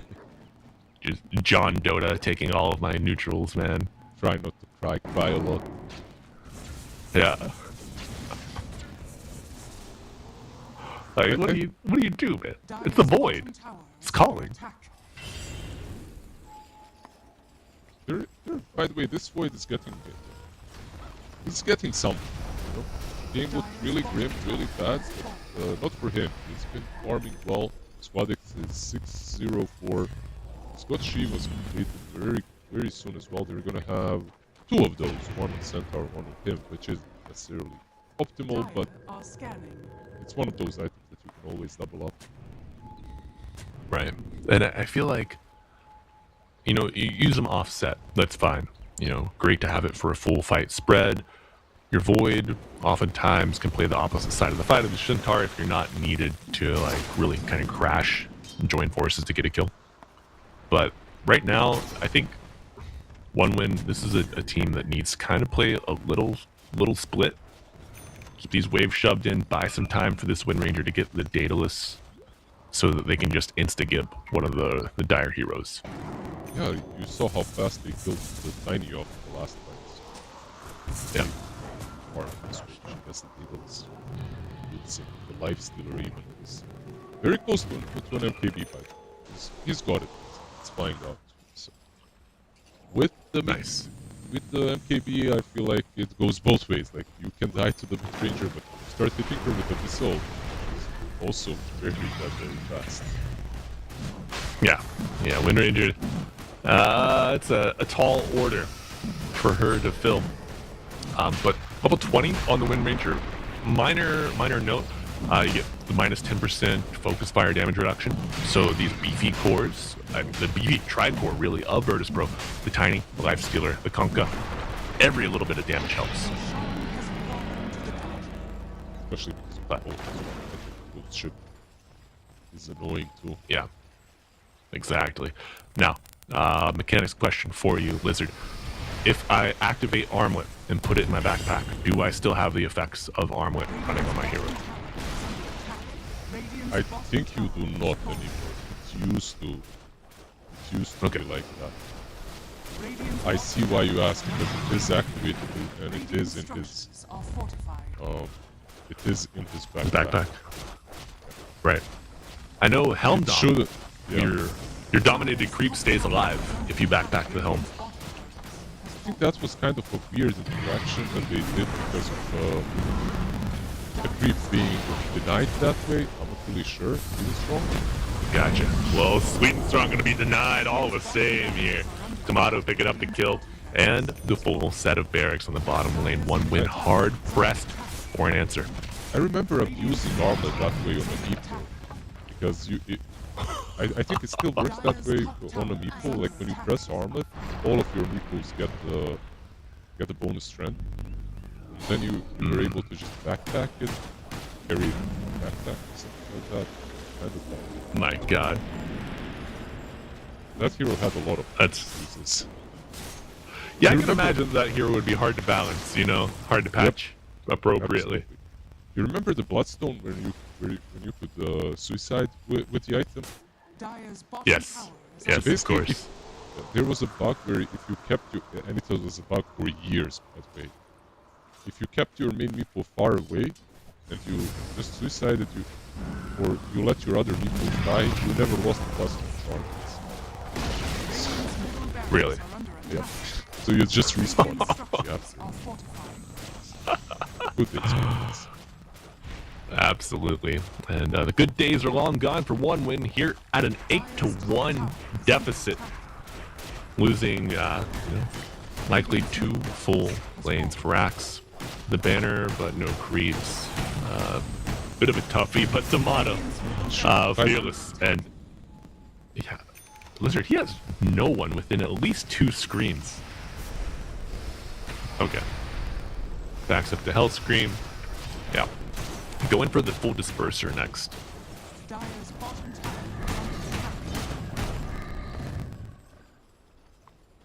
Great item. Able to dispel Windrun until she gets Windrun undispellable, at least. I know Wind Ranger also going for the Ags. So always a pain to deal with.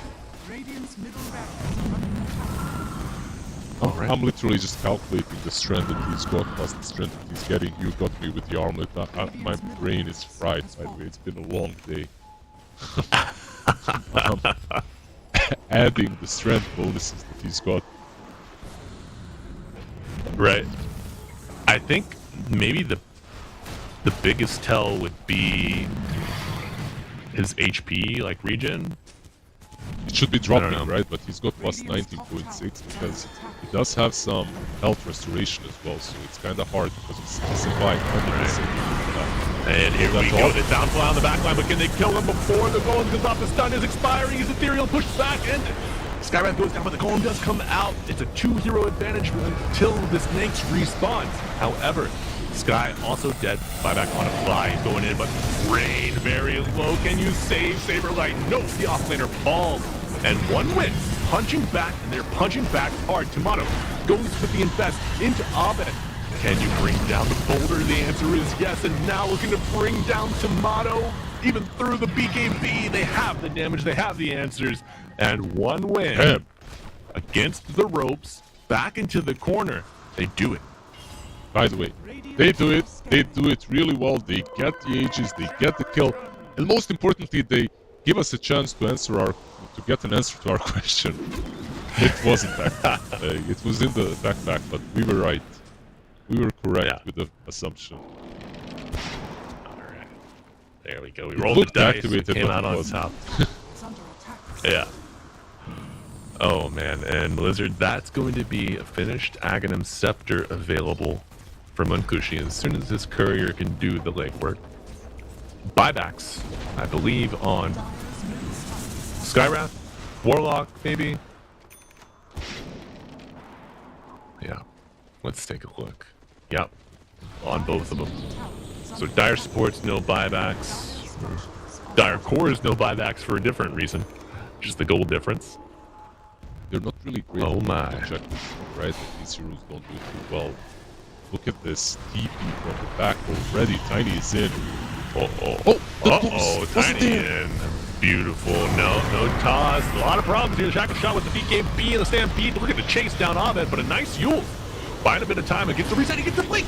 Nice, but CM ultimate on the backline will be enough for a death on Fly, and Saberlight will be next up on the chopping block. It's Disaster City for Virtus Pro.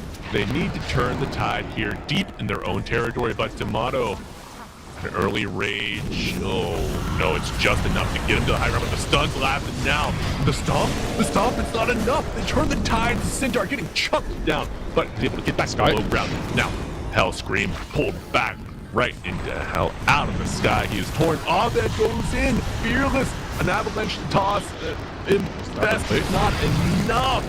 No, and Abed, the sole survivor, falls apart so quickly for Virtus Pro as the carry disintegrates. It feels like a troll, I don't know. But now, you got a troll at your door. One win, full fighting force available. I said troll. Can they go troll? Not is it a troll, but it looked like they were trolling the lifestealer because one after another they went in. They tried, by the way, delaying with the couriers to get the wave away unsuccessfully. What the hell was that? Like, even if the Tiny initiation connected, like he goes on the Wind Ranger hoping she doesn't have a BKB yet, which was a correct assumption, but he doesn't get the toss. Yeah. Even if you get the toss, your lifestealer was still dead for like 25 seconds at that point. Like, how the hell do you take that fight? It was impossible. It was. They just... I don't know if you know this. Huh? The saying, your eyes are bigger than your stomach. Have you heard that, Lizard? I heard that, of course, yeah. Yeah, Virtus Pro. Their eyes are far too large, and now Saberlight stepping up. He is X, so he will be pulled back. Interesting Lotus Orb application. They only lose one lane so far, this last tier 3 being challenged. 15 seconds without Tomato. And SSS with the dominated creep gets the last hit on the tower and one win. All smiles as they walk away from the Dire base.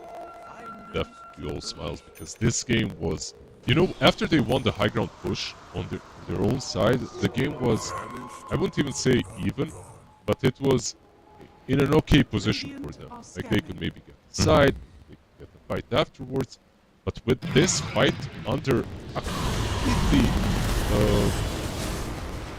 I would say this was a very pushed fight from Virtus Pro, like an unnecessary fight from. Now it's one win, completely in control, 18k advantage. They didn't even out the sides, of course, but they're not playing versus Megas. Right. Okay.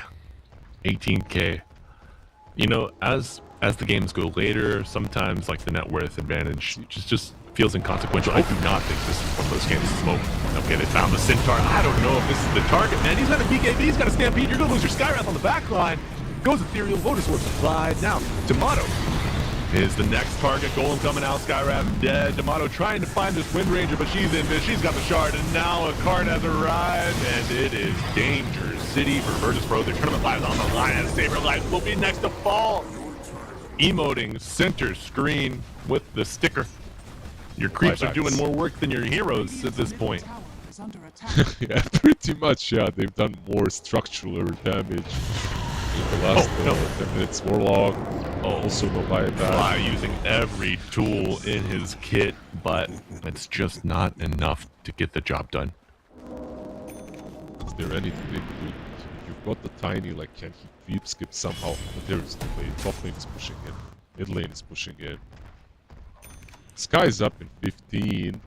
And you can't really go Throne because of the... I mean, you can, but you know that they reworked the armor and stuff Barracks are with the under barracks. Right. So it's a bit harder. Yeah, the remaining. Right.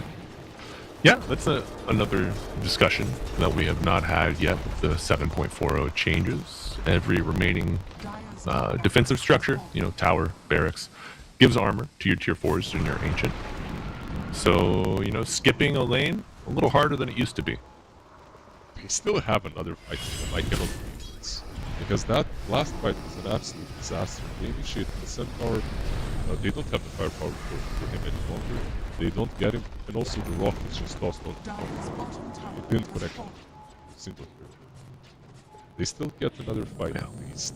They're 25k behind, but if they could find a better initiation, maybe they could take a fight.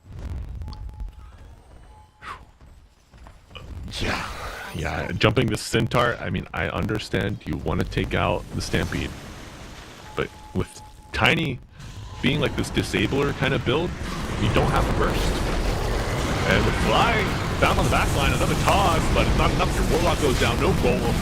Crystal Nova, an ultimate on the high ground, and now Saberlight will be next up on the block. He's dead. Blade Mail be damned. And Tomato trying to fight on an island over here against all of the raiding heroes. He will not be up for the job. GG. Lizard is called. And we have what we might call the second upset of the day. Cheeky Breeky, of course, taking down Enigma Galaxy, and now one win, taking this third series of the day, 2-1 over Virtus Pro. Congratulations to one win as they will advance to the semifinals to play the winner of our next series. But my God, I knew this game 3 would not disappoint. It didn't. I mean, maybe Virtus Pro fans are disappointed, but because this game was more or less in the bag. They kind of were on a timer, I gotta say. Like, this is a kind of a game where they had to pressure and they had to play the way they played, but they played it well. And they were taking control, they were killing everyone. They took two sides, goddamn. Like two sides. Usually that feels like you are winning the game.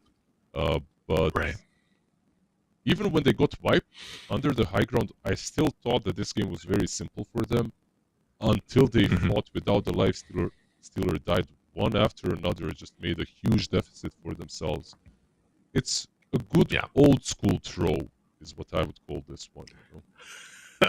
Classic Premium. 2018, 2019 era throw. This is vintage. You cannot get better than this. It's been curated for your tasting, folks.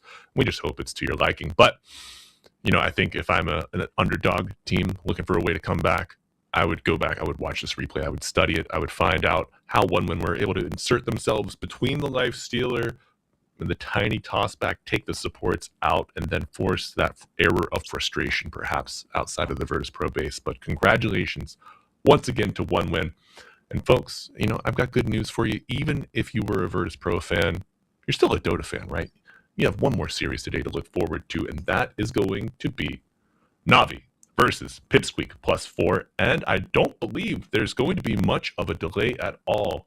The game should be cooking up here quite soon for you. We might just throw it to our normal break coming up. It's supposed to be at 1900 CET, but you can see the full schedule of the day. 2-0, 1-2, and then another 1-2. So our semifinals are almost set. Paravision will take on Cheeky Breeky. One win will take on the winner of Navi versus Pipsqueak +4. Beautiful bracket laying out, and man, I like this single elim bracket. It's punishing to say the least, but allows for some great storylines as the underdogs will be taking shots at what might be the top dogs. I mean, Paravision certainly the favorites here, but they still have 2 series left to play until they might be the champions. And I know that Cheeky Breaky one-win team, and Navi and Pipsqueak will have something to say about that. But Lizard, we are going to throw it to a brief intermission before we bring you the fourth and final round of Dota action for the day, folks. Stay tuned because we've got Navi versus Pipsqueak +4 coming up shortly.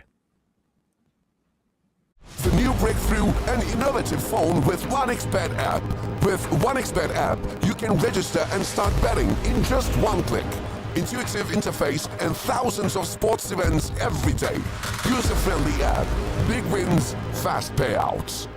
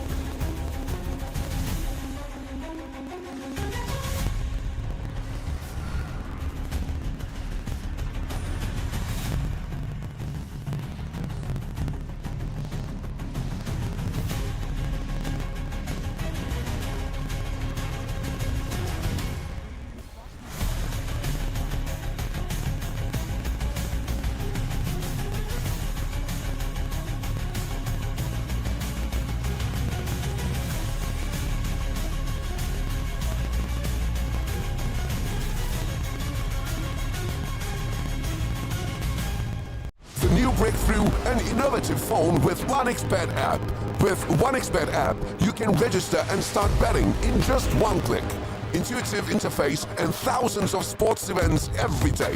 User-friendly app. Big wins, fast payouts.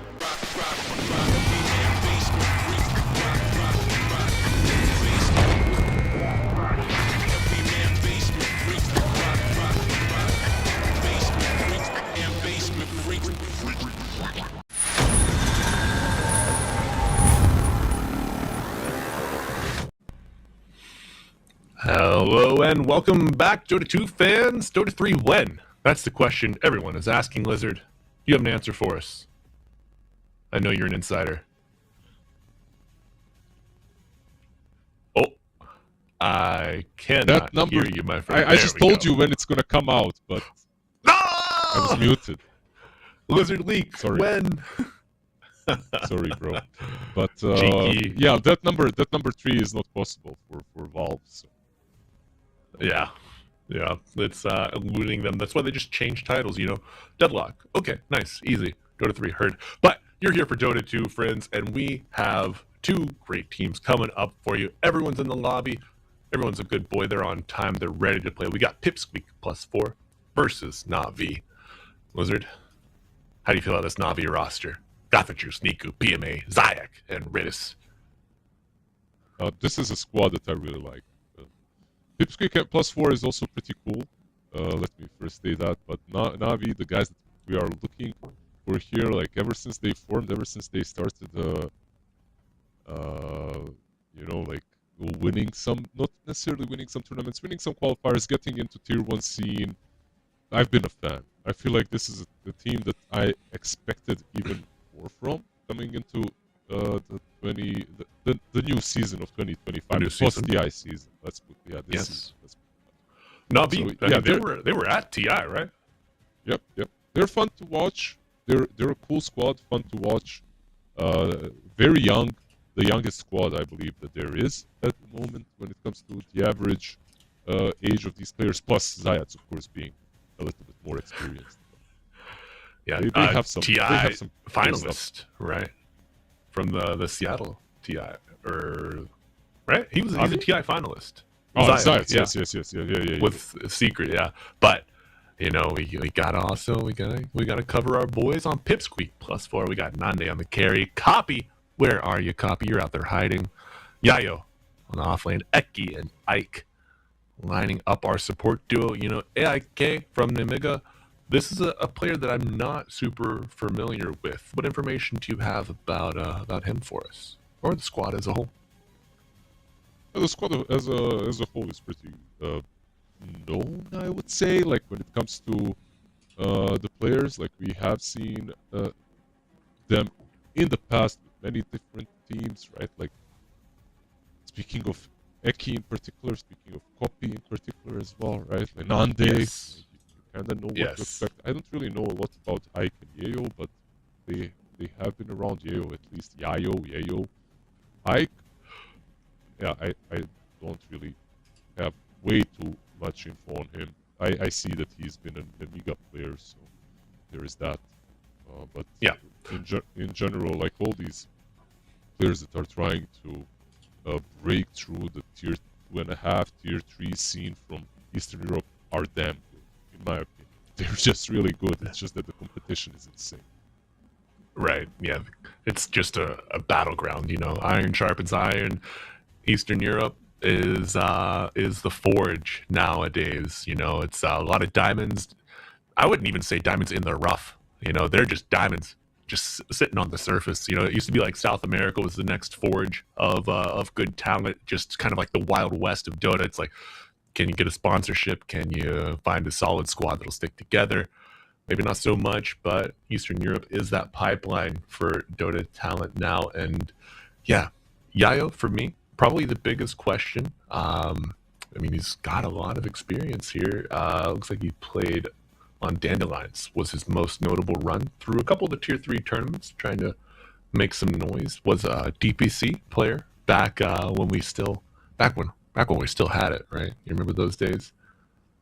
good old days. I don't know. good old days. I look back with fond memories on DPC. I mean, those were difficult days as well because we have COVID and whatnot. But Yes. in general, I don't know. Now when I look back, I look back with nostalgia, but at the same time, I do feel the DPC days kind of wrecked the scene a little bit. You know, we just Sure. funneled everyone into a single Valve sponsored, not really sponsored, Valve Ecosystem. ecosystem. Exactly. That's a good way of putting it. But yeah, we bounced back. I think there's a lot of tournaments, a lot of different people making them, so it's nice. Still good. Yeah, absolutely. And yeah, I would say it's almost a Wild West in its own sense back in Dota land now. You know, we got Blast back on the scene. That's a huge boon. Love working with RES as well. Really nice to see that marriage of organizations and talent bringing us all together here for our final series of the day. Now, I got to be honest. I love our Pipsqueak boys.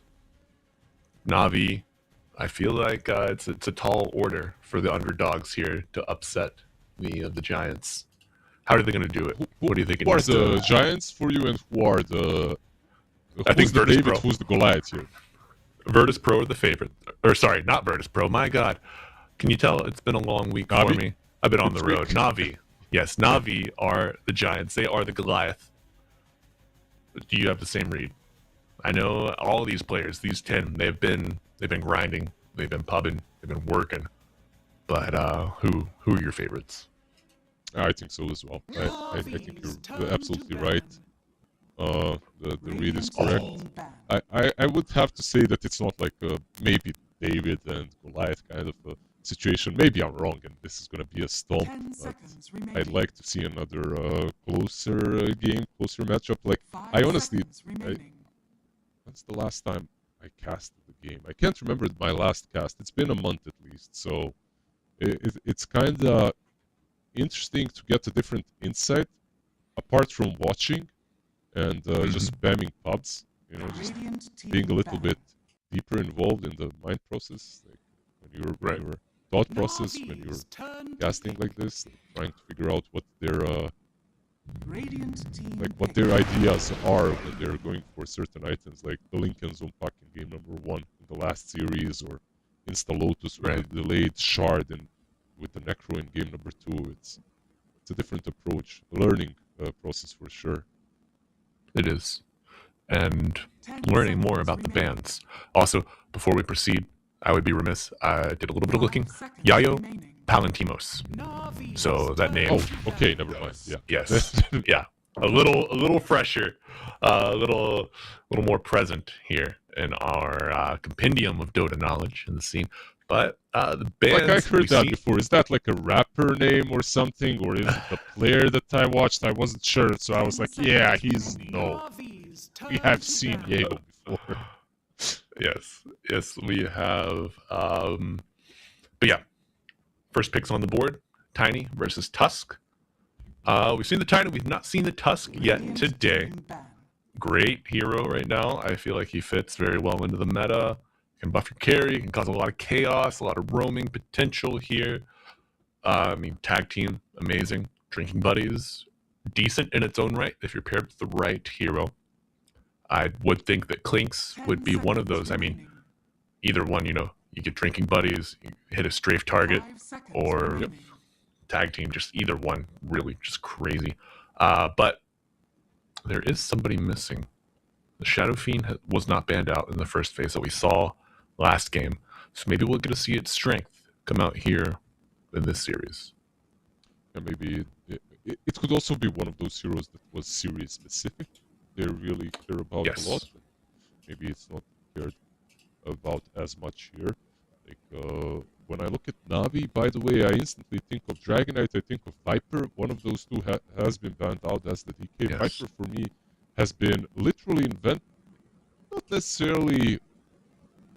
Is it Navi though? Like I'm trying to think who started the Viper trend, and I'm pretty sure it was one of the streamers. Maybe ex-player Thompson? players, maybe Thompson started This it. Thompson, But look, I'm pretty certain I saw Navi play it pre-TI, like on mid lane. mhm. And he was doing like Viper with Boots of Bearing and stuff.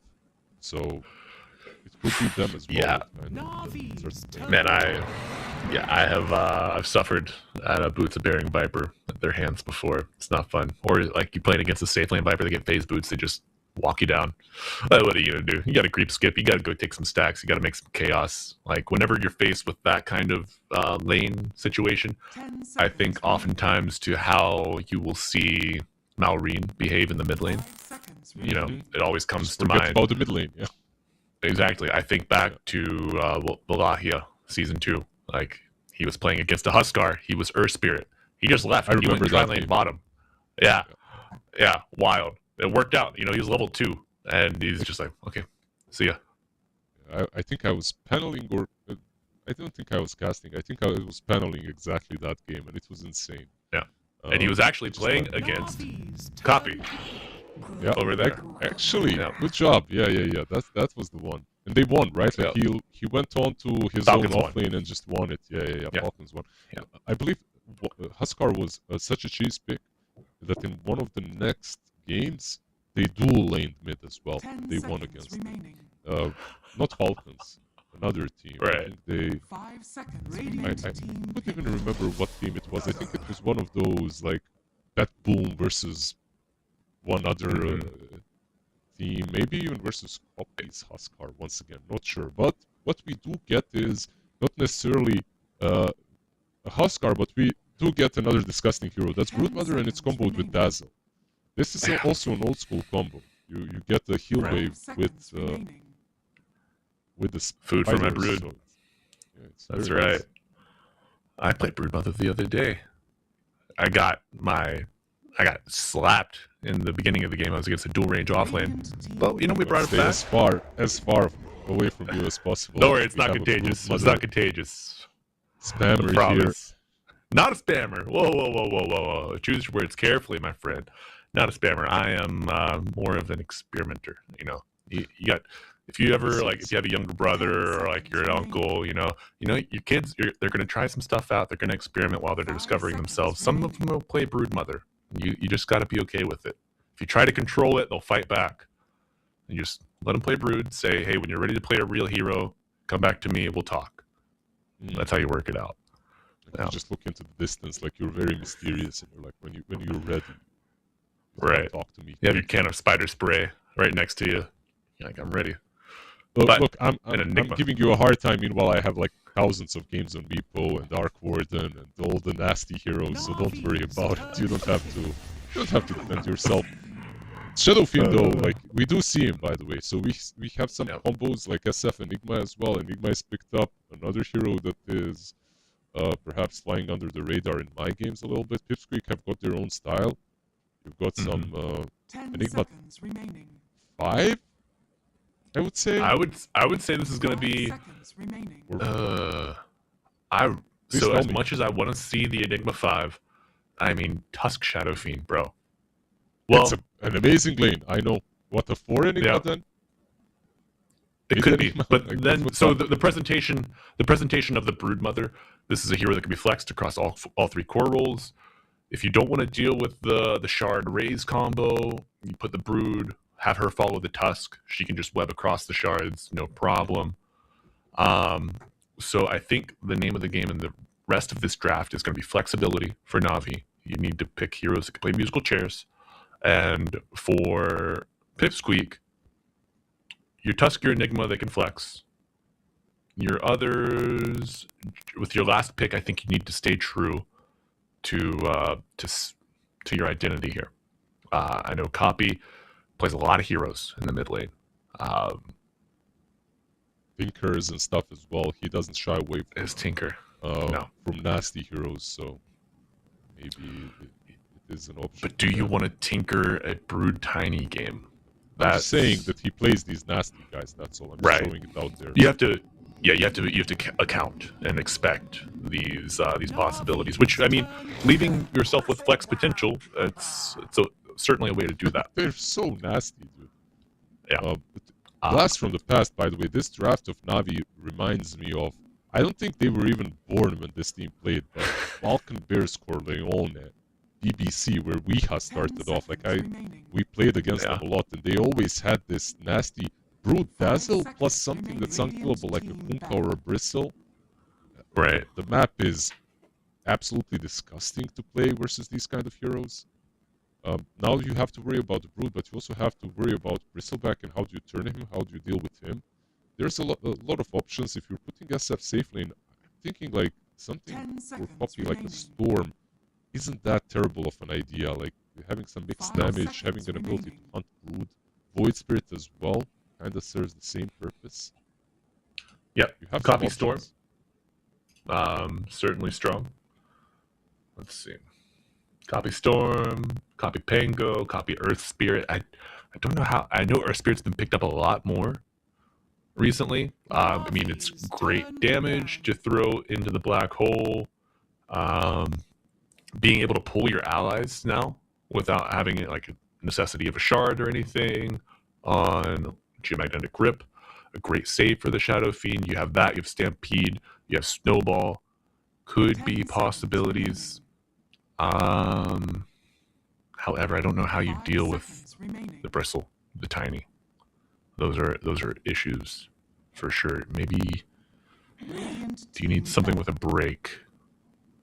It's boring, but I could see copy Viper working out. Yeah, it's also an option for sure. I Yeah. don't really care about the brooding that much. Like Viper into Brood used to be the worst matchup for you, but right now I don't think it's that bad. You're actually fine. It used to be that you just get Viper into anything with summons used to be the worst. Any sort of beast, Prophet used to be the counter to Viper mid, but ever since the Nether Toxin changes, we're actually very good against these guys. But Quap and Ember are banned out by Navi, so they're basically deleting some of the mid laners that they expect, that they think are strong. I think when it comes to the break that you asked for, SF can go for it. So sure, have that it's not.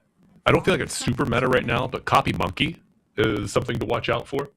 It's not in his top 3, top 4 heroes, but it's certainly present on that first page. Good mobility, good armor to offset the Bristle, the Dazzle. You're going to be going against melee cores, so your Jingo stacks are always going to be up in a nice place. I do worry about the rotation potential of the Dazzle, of the Rasta. Could complicate things, but you've got the reach of the Tusk. Good. The Shadow Shaman pick here is a preemptive pick. It's to prevent some of the heroes that we discussed earlier, or to say, yeah, you can pick the Storm, you can pick the Void Spirit, but we already have the Shadow Shaman against you, so maybe it might change what Copy picks for himself. As much as I'm seeing he's the captain for them, he's carrying the crown at least. He's still gonna pick himself the Storm Spirit. Like, that's look. I still feel that it's not. There are some people when they're calling for picks and stuff, they go off of, okay, this guy likes to play this. I'm gonna put this out there, and I'm probably gonna be right. I've been that guy plenty times in the past, but right here, it just feels like a decent Storm game.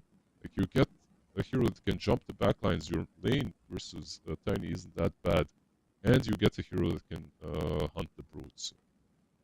Yeah. Although you have to be careful of the Hex and Shackles. Yes. Yeah. Having vision on this Shadow Shaman will be paramount for the team fight and the mid-game potency of Pipsqueak +4.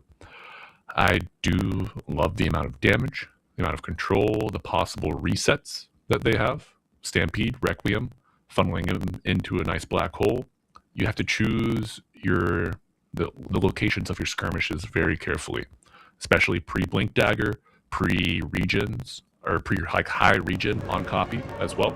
You can find yourself at some difficult spots, but if there's anyone to upset Navi here, I think Pipsqueak +4, they might be up for the challenge. What are the most important timings in your mind here? For one team or the other, for both of them, let the game load a bit. Yeah, now I can speak. I was just buying time because I forgot the heroes in in that 1 second of, Prepare for battle. you know, when the animation Oh. happens. My God, I've got this brood skin, bro. It's nightmare fuel. It's actually disgusting, yeah. It's some Dark Souls, Elden Ring stuff, you know. Oh, but then we have the nice cuddly Christmas or holiday Tiny coming out with his decorated tree. Look at that. How do you feel Jingle like bells and all? I love your question because I'm trying to like think about it and go a bit late down the line in the game. Like, look, whenever I see an enigma, I feel like the cookie cutter and the easiest answer to make is there's an enigma in the game. Eventually, he's gonna win, right? You're gonna get some Blink Dagger BKB. It is a Neki enigma, but I still feel Eki finds farm on the map, whatever he plays. 4 or 5. Like if you remember his Bat Riders, he's most of the time Eki Bat. more farmed. Yeah, more farmed than his course. So, if he plays the Enigma to the same extent and he's Grandmaster on it, it seems like he can be the difference maker. So maybe Navi are a bit to play faster. Yeah. This guy knows his way around a gravitational pull, if you know what I mean. He's seen 1 or 2 black holes in his time. But bounties. Gonna be 2 for 2. Even start. Just like our previous series. Game 1, no one wanted the smoke. And yep, I think like you're always gonna have to worry about the black hole on Enigma. The lane presence from the Centaur Enigma. You've got right click, you've got stun, you've got magic damage. You can block the creeps to kind of, you know, allow your Enigma to be helping out the Centaur while, you know, not having to worry about the side camp too much. And Eki already showing some nice micro here on his Eidolons, but we'll give up 1 with this last right click. Oh no, he denies it! It's the biggest deal in Dota history, everybody pay attention. Oh, there we go, look at that nice camp block. Hopefully it doesn't expire. Yeah. But yeah, Dazzle Brood is disgusting. It's disgusting, but we are still in early stages of the Dazzle Brood, right? It's in the lane, yeah, it's kind of nasty. Later down the line, it becomes harder. How did this creep skip is allowed to happen for some reason? That's wicked. The PMA dodging the level 1 power spike of this Tusk Shadow Fiend. I feel like you don't want to block the hard camp here on the side of Pipsqueak +4 because you know that they're going to be looking for this wave dodge, this creep skipping.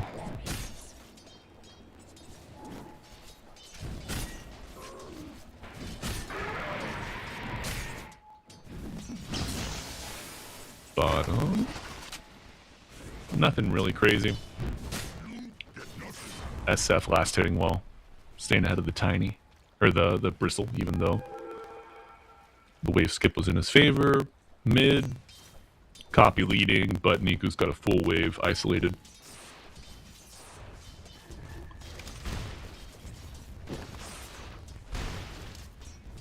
Are you with me, Mr. Lizard? I am. I'm sorry, I'm zoning into full Zen mode in the Bristle Shadow Shaman lane. They are trying to pressure this and get the Tusk. Like, they're bringing them down low. 5 kill sprays on. We're on both of these targets. So, like you said, we were talking about like the creep skip and not blocking the camp, and all that is right. But I feel like Shadow Shaman and Bristle at some point can even turn and fight. You know, it's not that hard. They hit hard, for sure. Now, boots, brown boots on SF before anything else. Oh, tough for Ike there. I mean, I understand the brown boots. Like, if you get caught out of position against Rasta Bristle, you're probably just as dead as if you get caught out of position as Tusk against Tusk Shadow Fiend. As Bristleback against Tusk Shadow Fiend or Rasta. Yeah, whichever, like, positioning is huge for this lane, regardless of which team you're on. And it also helps you with just the race setup. The races, yeah. So it's an aggressive brown boots. I see. Oh. So basically what happens here is... You're thinking he's gonna throw him in? Maybe. Throw the Rasta! Throw your friend! Yes! But no, Coffee, get out of there, kid! Oh, the shackle. It's painful, and that will be first blood. Coming out for Na'Vi. However, with that absence lizard, I find the bristle. It took them a little bit too long. Usually what happens is, with this Shadow Shaman rotation, I've seen the same move many times. Is you try to TP just as he's avalanche tossing the hero back under the tower, and then you shackle the hero under the tower. It didn't really work out this time, and it took them way too long, which is why Bristle dies. Still a good play, they get the first blood on Tiny. Yeah, a welcome addition to the coffers for Niku on the Tiny. Also slowing down Storm, you know. I feel like the longer you can keep him at bay, the better. Now a Tiny with the level advantage as well, probably better positioned to contest this eventual 6-minute rune.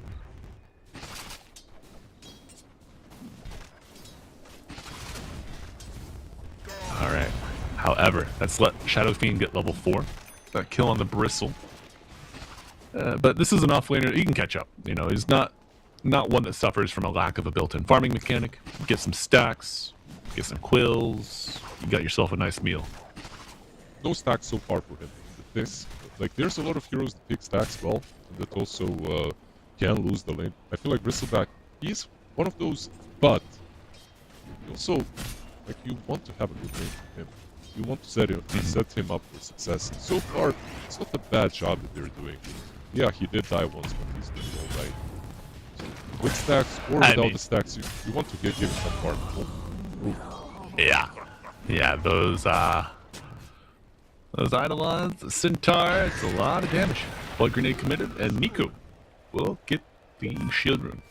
But yeah, Bristle, he's not somebody that wants to sacrifice, because to take stacks, you need those levels.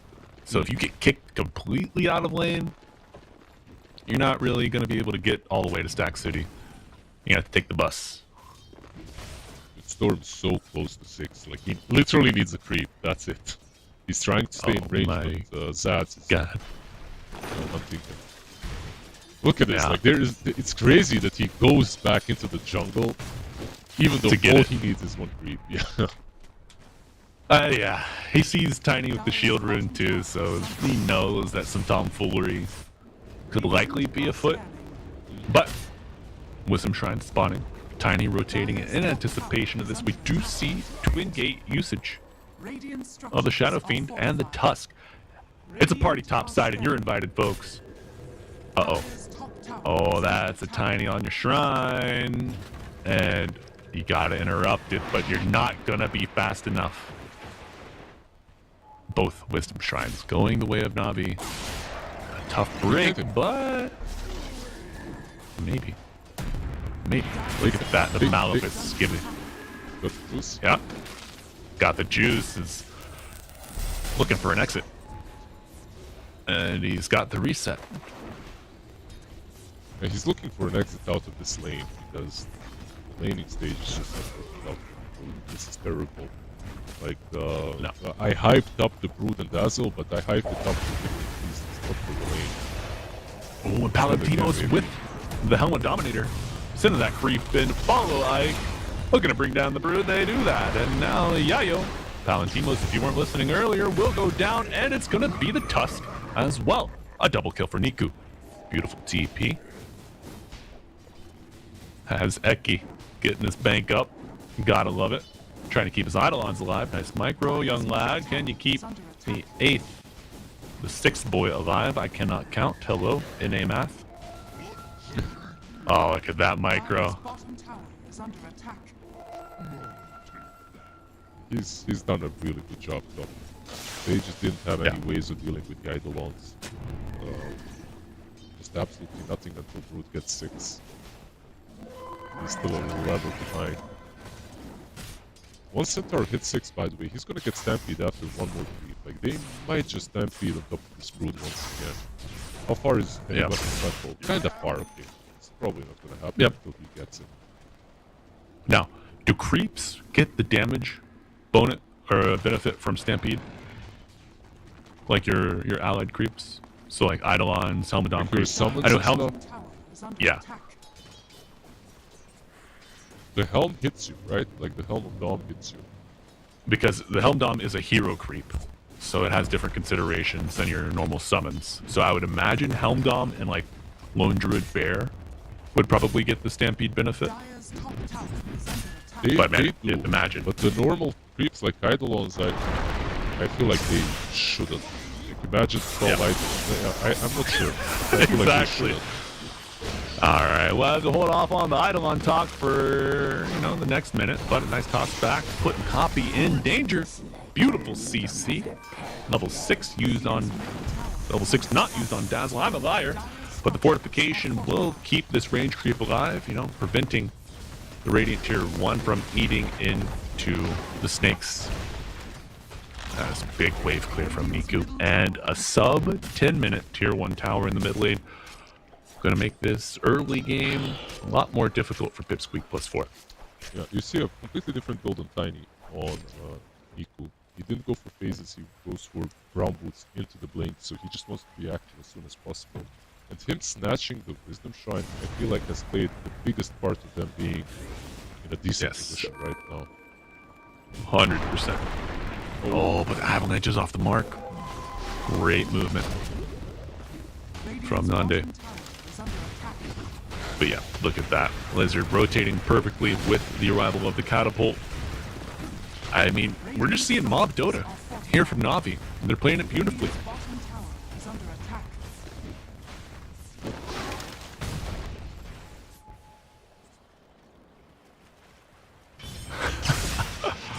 Spider on the cliff. Good patience from Got the Juice. Big wave under his tier 2. I wonder when this Brooding comes online in a game like this one. Because it's way too slow. Like, he's bottom of the network charts when it comes to force. And I feel like even in this game, you kind of need two items. It's not only Manta. Yeah. Manta activates you, but in some games, Manta you can fight. In this kind of game, I feel like you need Manta BKB before you're able to do a lot or anything at all. 100%. I feel like you're playing as if this Brood is a PA right now. You're not going to count on her to show up to fights. Maybe if you're able to draw enough attention elsewhere, she can shove the wave to the tier 1. Now that she's past level 6, maybe she even gets some chip damage on the tier 1, unlike you would expect your Phantom Assassin to do. Yeah, PMA. Found out, level 9. Blade Mail is online, waiting. They use the black hole, seal them off with the shard, but the Dazzle is there. It's not enough. And now they are going to get a nice +1 here. Ridis, oh my, has to get the grave, and now the attention is on Zayix. Already committed the ward. Stampede coming out as well. Can you save Eki? As Niku searches, will need one tree toss, but the snowball to save Ike, showing why he's on this stack. Look at that beautiful coordination from Pipsqueak +4. Lizard, they do it. They take the lead right back. I mean, the initiation was good, and also the fact that Brave wasn't using the Bristle helped them out. They had a tier 1 tower. I think if you're playing a Bristle in this kind of a spot, you're expecting to get that Brave. I don't think it would have changed a lot, but if you Brave the Bristle, suddenly he can maybe start hitting together with the Shadow Shaman, and you can get the counter color too. Maybe one. Didn't work, unfortunately, for him. Yeah, I think the snakes being so far away from the Bristle, if they'd been a little closer, then maybe they couldn't push past the snakes to kill the Dazzle, and they have a little bit more time there. But yeah, not the case. Pipsqueak +4 looking for another. Niku on the low ground, in trouble, but nice poison touch. Put some damage back onto Tusk, and it's a reset.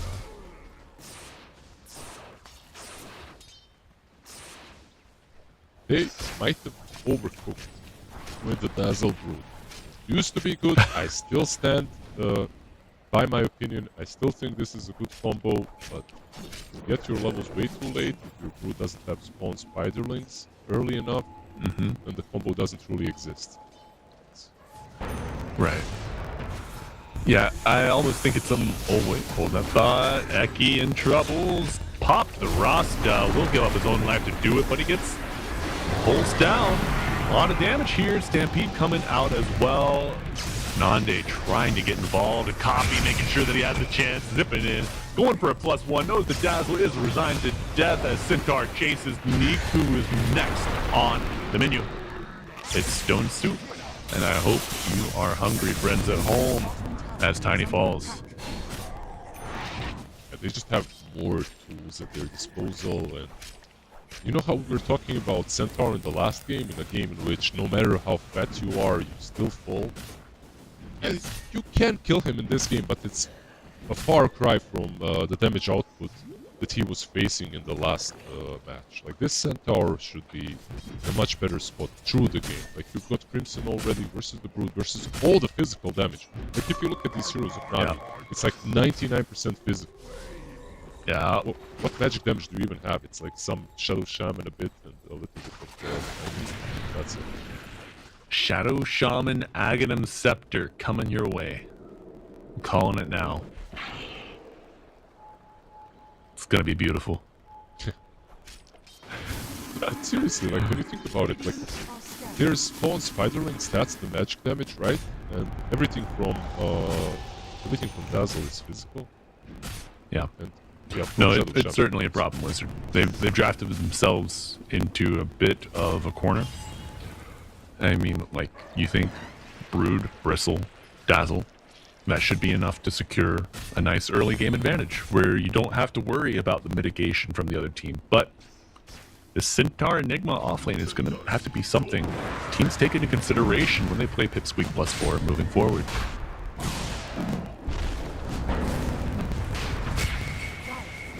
All right. Now, tag team.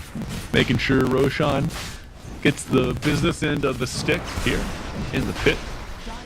And, you know, you love to see these teams taking Roshan before the Tormentor is available. That way you have the Aegis to contest the entire map, and then eventually the Torm spawn at 20. And it's like Pipsqueak are no exception to the rule. Aegis on Nande.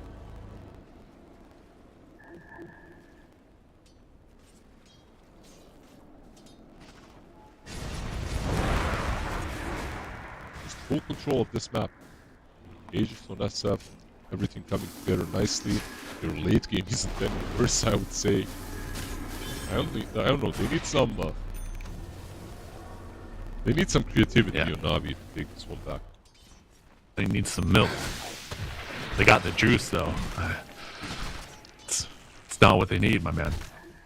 But yeah, creativity certainly will help them, you know, wiggle their way back into this game. It's not too far gone by any means. Just a 1k net worth advantage, but I think it's more so the map dominance that is the current problem for Na'Vi.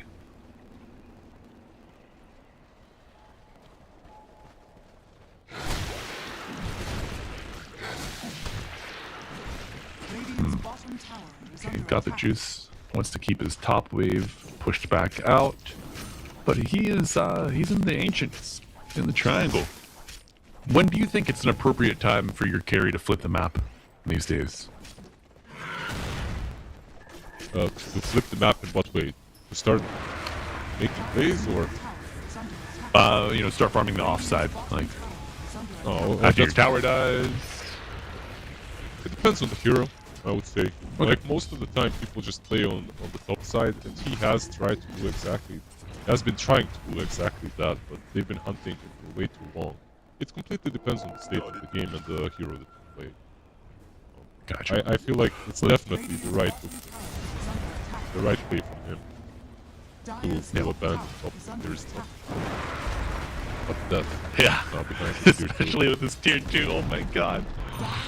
Oh, the skeletons from the Troll Summoner plus the Eidolons, man. It is...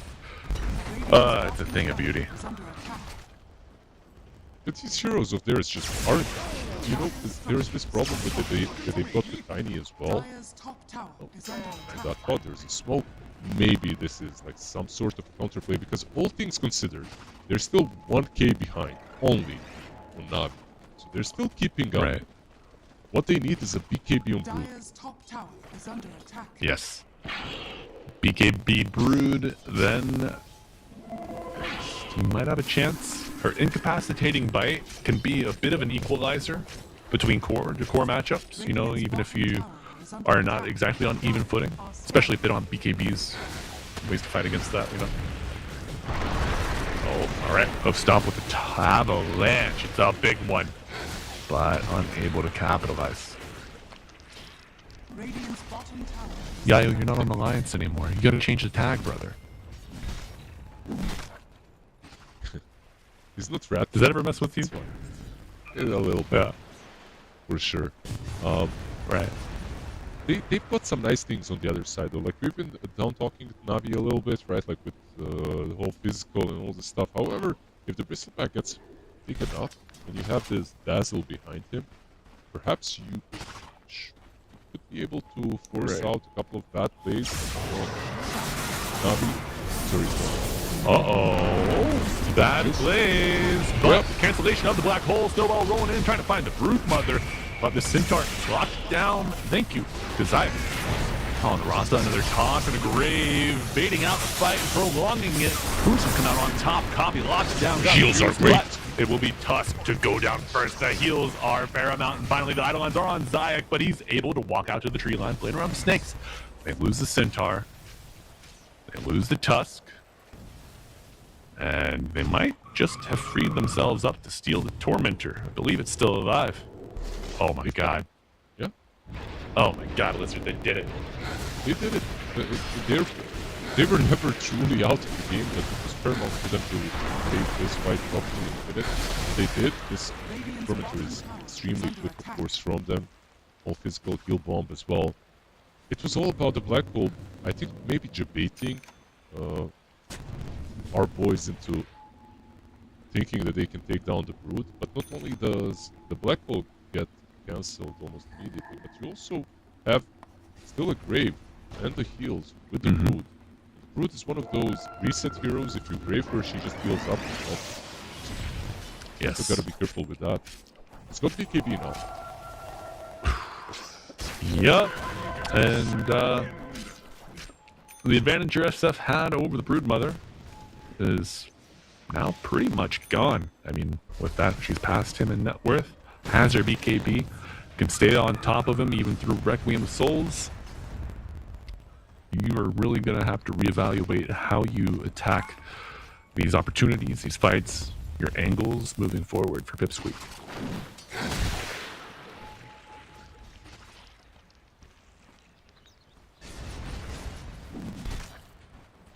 Ooh, Lotus online for Bristle. Just leading the charge, right? Not smoke. He's just like, I'm coming. I don't really care what you've got. If you want to cast a spell or two on me, you're free to do Right. so. But it's very obvious, Yeah. of course. No one is showing you the maps. You're not gonna do that. Radiant's top tower is under attack. No. Doing his best Amara impression. Has been killed. Palantimos loses a courier. And it will be the Feeding Frenzy. It is the Feeding Frenzy facet. No necrotic webs for the Brood Mother. Oh, nice. Very nice shard block from Ike there. Radiant's middle tower is under attack. All right. Radiant's Here we go. structures are fortified. Wards on the tower. Dire's top tower is under attack. Fortification used. That is your tier 2 fortification. It will not be renewed if this mid lane tower goes down. Dire's bottom tower is under attack. Dire's bottom tower has fallen. But the situation switched with one bad fight, or Pipsqueak, it's crazy. Radiant's middle tower One is bad under fight that they attack. took, instead of killing the Brood and delaying the BKB, they just gave her gold, and now Navi are in pretty Right. decent spot. Now it's the Enigma that's waiting for her BKB, or Aki is waiting for it before he takes the next fight. How far off are we of this BKB? Bottom tower is under attack. It's not terrible, like Okay. it's about 1,000 gold. 1,000 gold. I like the creep skip here, but you do have to be cautious. The Enigma is a target worth TPing for. Yeah, we see Niku. Shield Rune, he's got some time left on it, so it's not like Copy can really make a play here. I mean, the hero's got 4,000 effective HP and a BKB until this Shield Rune expires. Yeah, he's unkillable. Basically, is what you're saying, right? And also, the Enigma is probably uncatchable. Like, he's got Cobalt Cup, Cranked with 2 Strums, and Flint Dagger, and a Speedy up. Yeah, this is how a support Enigma kind of has to be played, you know? Wave shove, farm some really dangerous areas, spreading out your Eidolons so you can see multiple approaches and position your hero in the easiest escape path. But doing it well.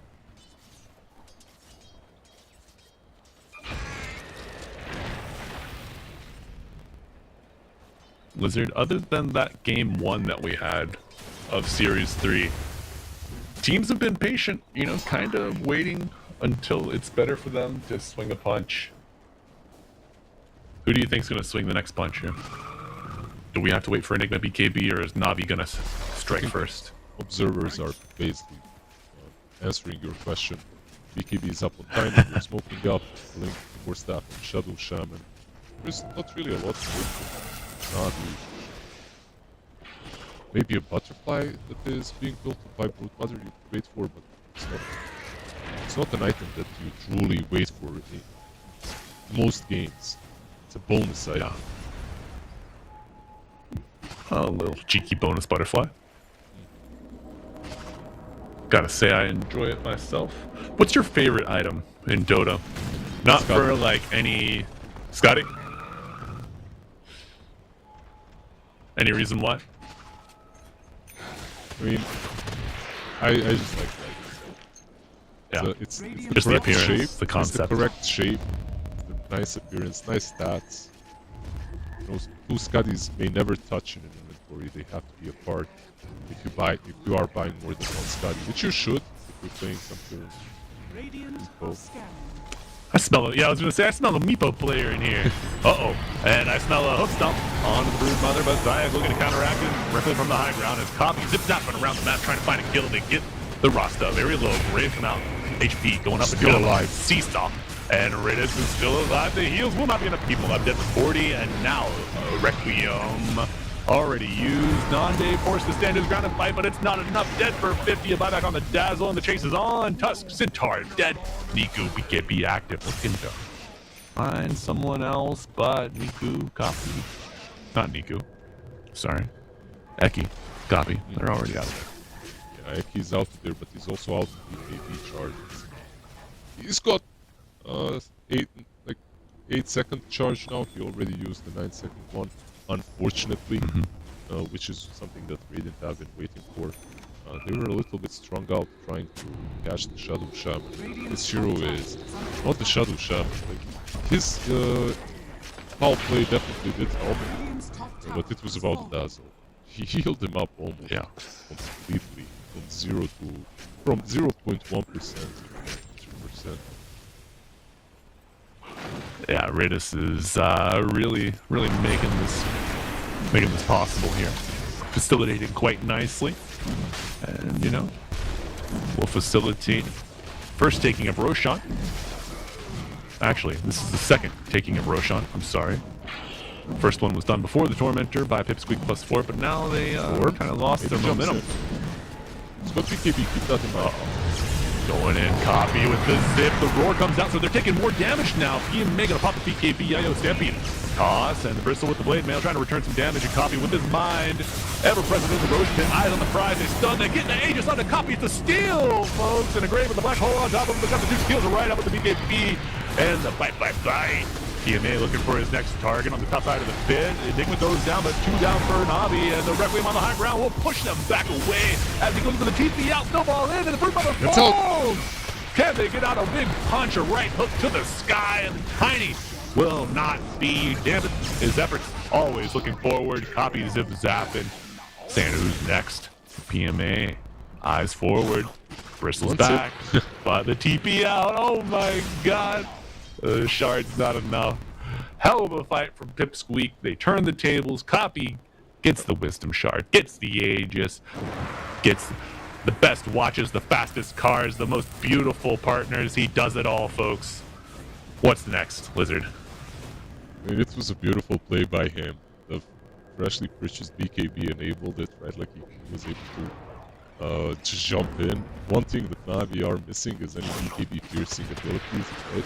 So disables that is. So Storm could really go in, snatch it. Nice Black Hole as well. It was on point to prevent anyone from. Sure, they don't kill the Brood in the Black Hole. From having any fun, right? Yeah, exactly. It was still good enough as a disable. Cool fight in general from both sides, I gotta say. Like the Dazzle again with the heals. Yeah. It's all good. What's this? Is this Invis Rune or still Shadow Blade? Invis Rune. Okay. Yeah. Hard to Going for the do AC. anything with it though. Yeah, oh my god. BKB used. Rasta coming in, gets the gray. Run. And Ridis will just not stop. He's like, my job is to save, I live to serve, master. Oh! That falls. Both supports dead for Navi. And now it is Pipsqueak in the wolf's clothing. Life of the support, you try to save your core and you die. Both of situation. Tell me about it.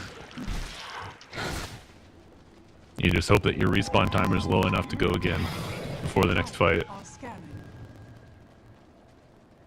A back and forth game so far, but you know, it's getting harder with Enigma being bigger and bigger. There's Yag.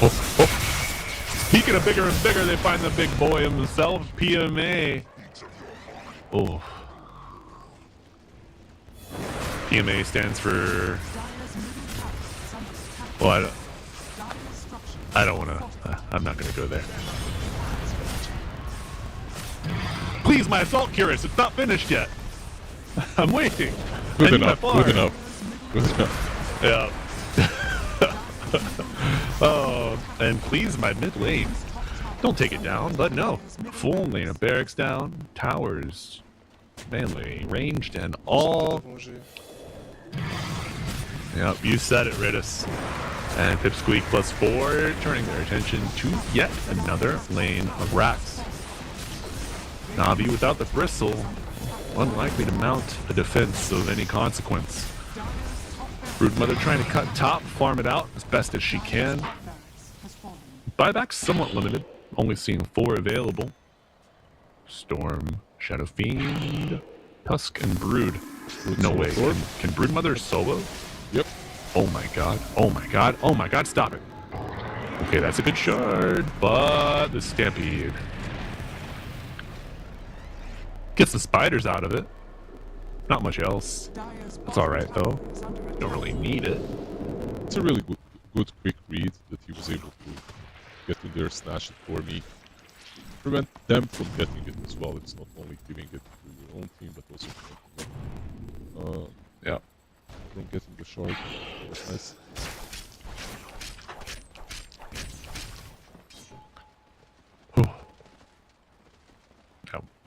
Shard for Dazzle. More healing, more better. That's what they say. Now, what do you think's next for our Brood? Oh my god, a BKB and Aghanims on Enigma? When did he get this farm? Uh-oh. Rasta, locked down, Zipper zapping. They find the Shadow Shaman. Brave coming out from the high ground, but is it enough? Copy low. He wants to use his Aegis. He says, heal me, please. But what? What? Make it stop. He's getting the shackling heal. It's amplified from the Dazzle. Oh my god. Still not enough. Got the from the high ground. Oh, damn. Copy says, oblige me. Show me where my Eking black hole and it's arriving. Probably that damage. We will have it as enough to squash the spider. Niku, not even with the toss back, can save it. And, uh-oh. I think We have an upset brewing, folks. Pipsqueak +4 get a full team wipe. GG. Demon Bristle falls and GG. Called at the end of the day. It's a 33-minute game 1. They got a cooked series, well. folks. They cooked, but maybe a little bit too well now, Navi. A little bit too many spices at the end. Or actually, no. I take that back. Only one spice. It's called physical damage. That's it. That's all they cooked with. No, nothing else. They needed something more, some extra pizzazz in there. Right.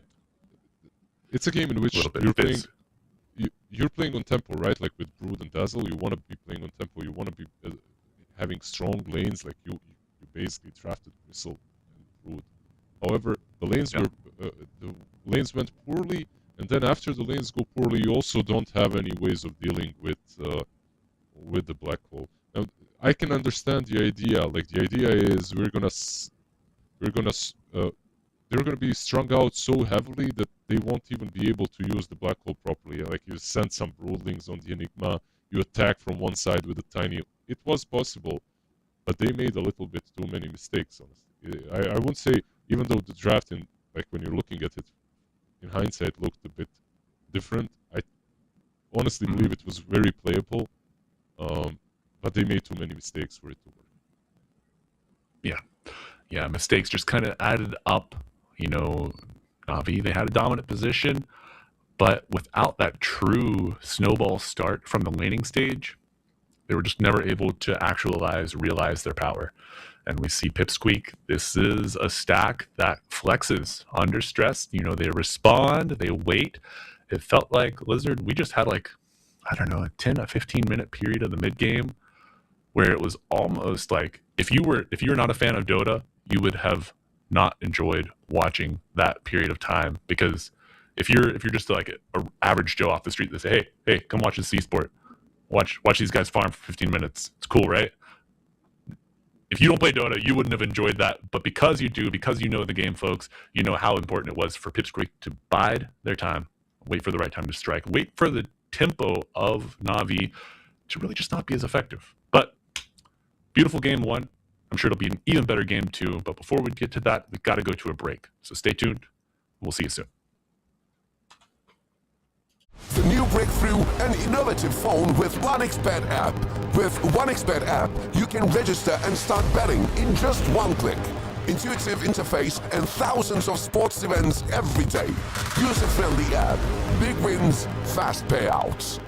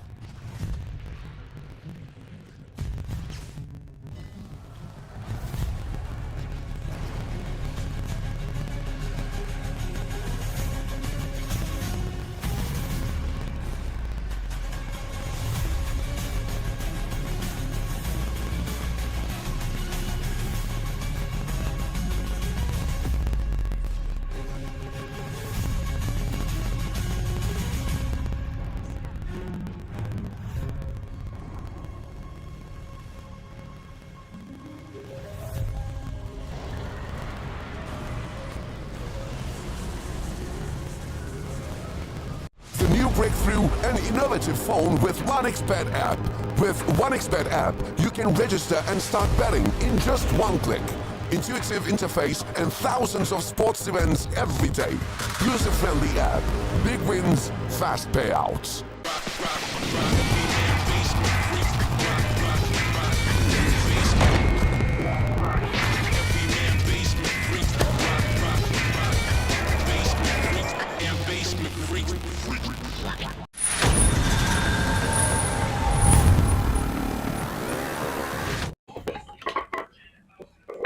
Oh, hi, folks.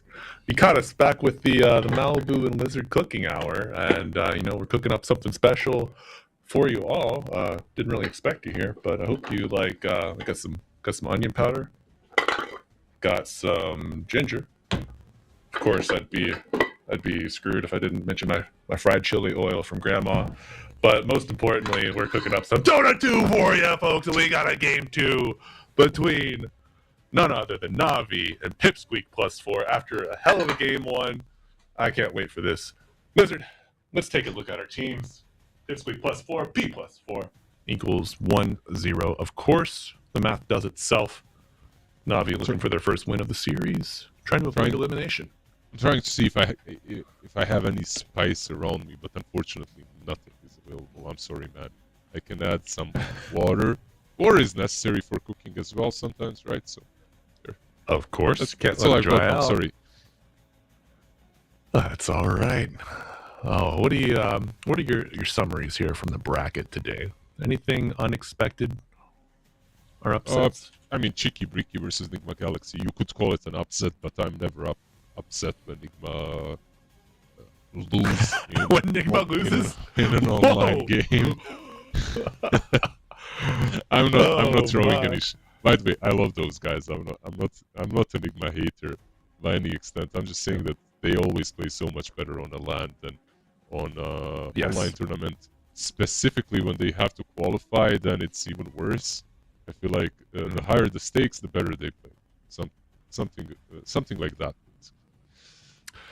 Absolutely. Yeah, our colleagues mentioned earlier that they, Harry Freak and LeBron, they mentioned that they feel like maybe a path through the open qualifiers could have been better for Nigma because they haven't really had a chance to work in ResCircuit. I mean, I'm sure the team's been scrimming behind the scenes, but without like true official matches with high stakes, maybe it's a bit of a different environment. Oh, absolutely. You need that competitive.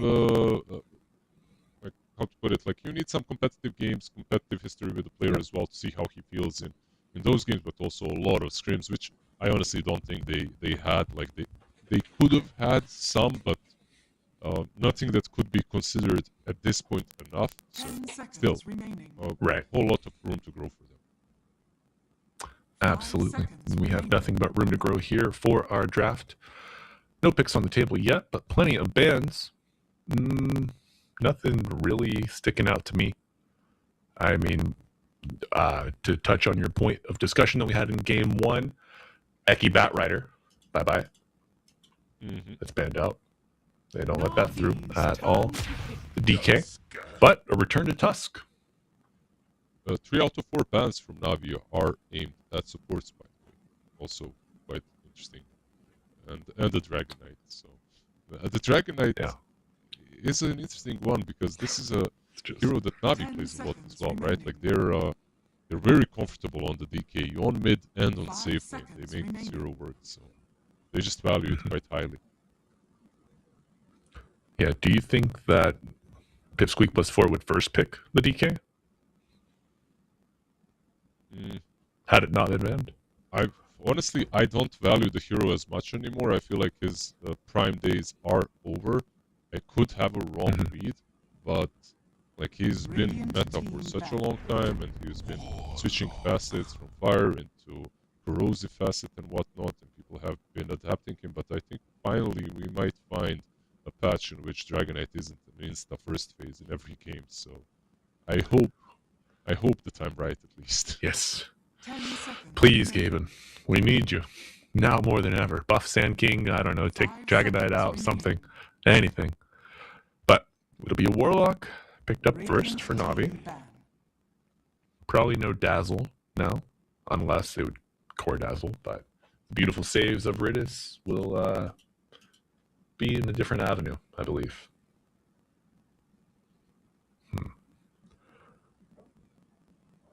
So, How many book charges? Shadow Fiend? How many books do you expect he's going to have in his library this game?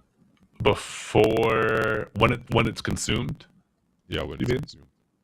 at the time of consumption, I think that Warlock will have Navi's turn to battle. 3 books 3 books. in his That's possession. A very, 3 books. That's a very safe guess.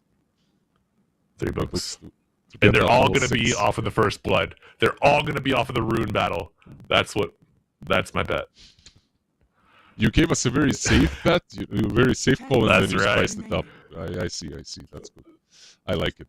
That's I would right. like to see a first fight. Like, we haven't seen a rune fight at all today, not a single time. It's been most. I think what's happening as well is teams are getting better and better, right? Like, you have Yeah. these smokes where the smokes are kind of defensive, and everyone does the same thing. You put the carry on with the smoke on safely, and if the smoke breaks, he just bails, and that's it. Like, he doesn't even Navi's approach turn to the pick. rune, and he knows that just by the fact of smoke breaking, there's someone there. So then your team can basically go for a man on the other side. So, Right. unfortunately, that's the state right Yeah. now of how the runes are fought. Right. Man, evolution of Dota, safe practices, mitigation of risk, maintenance of advantage. This is just nerd stuff, man. Come on, we just need some reckless, hot, fast-paced Dota. But, they just don't give it to us anymore, Lizard.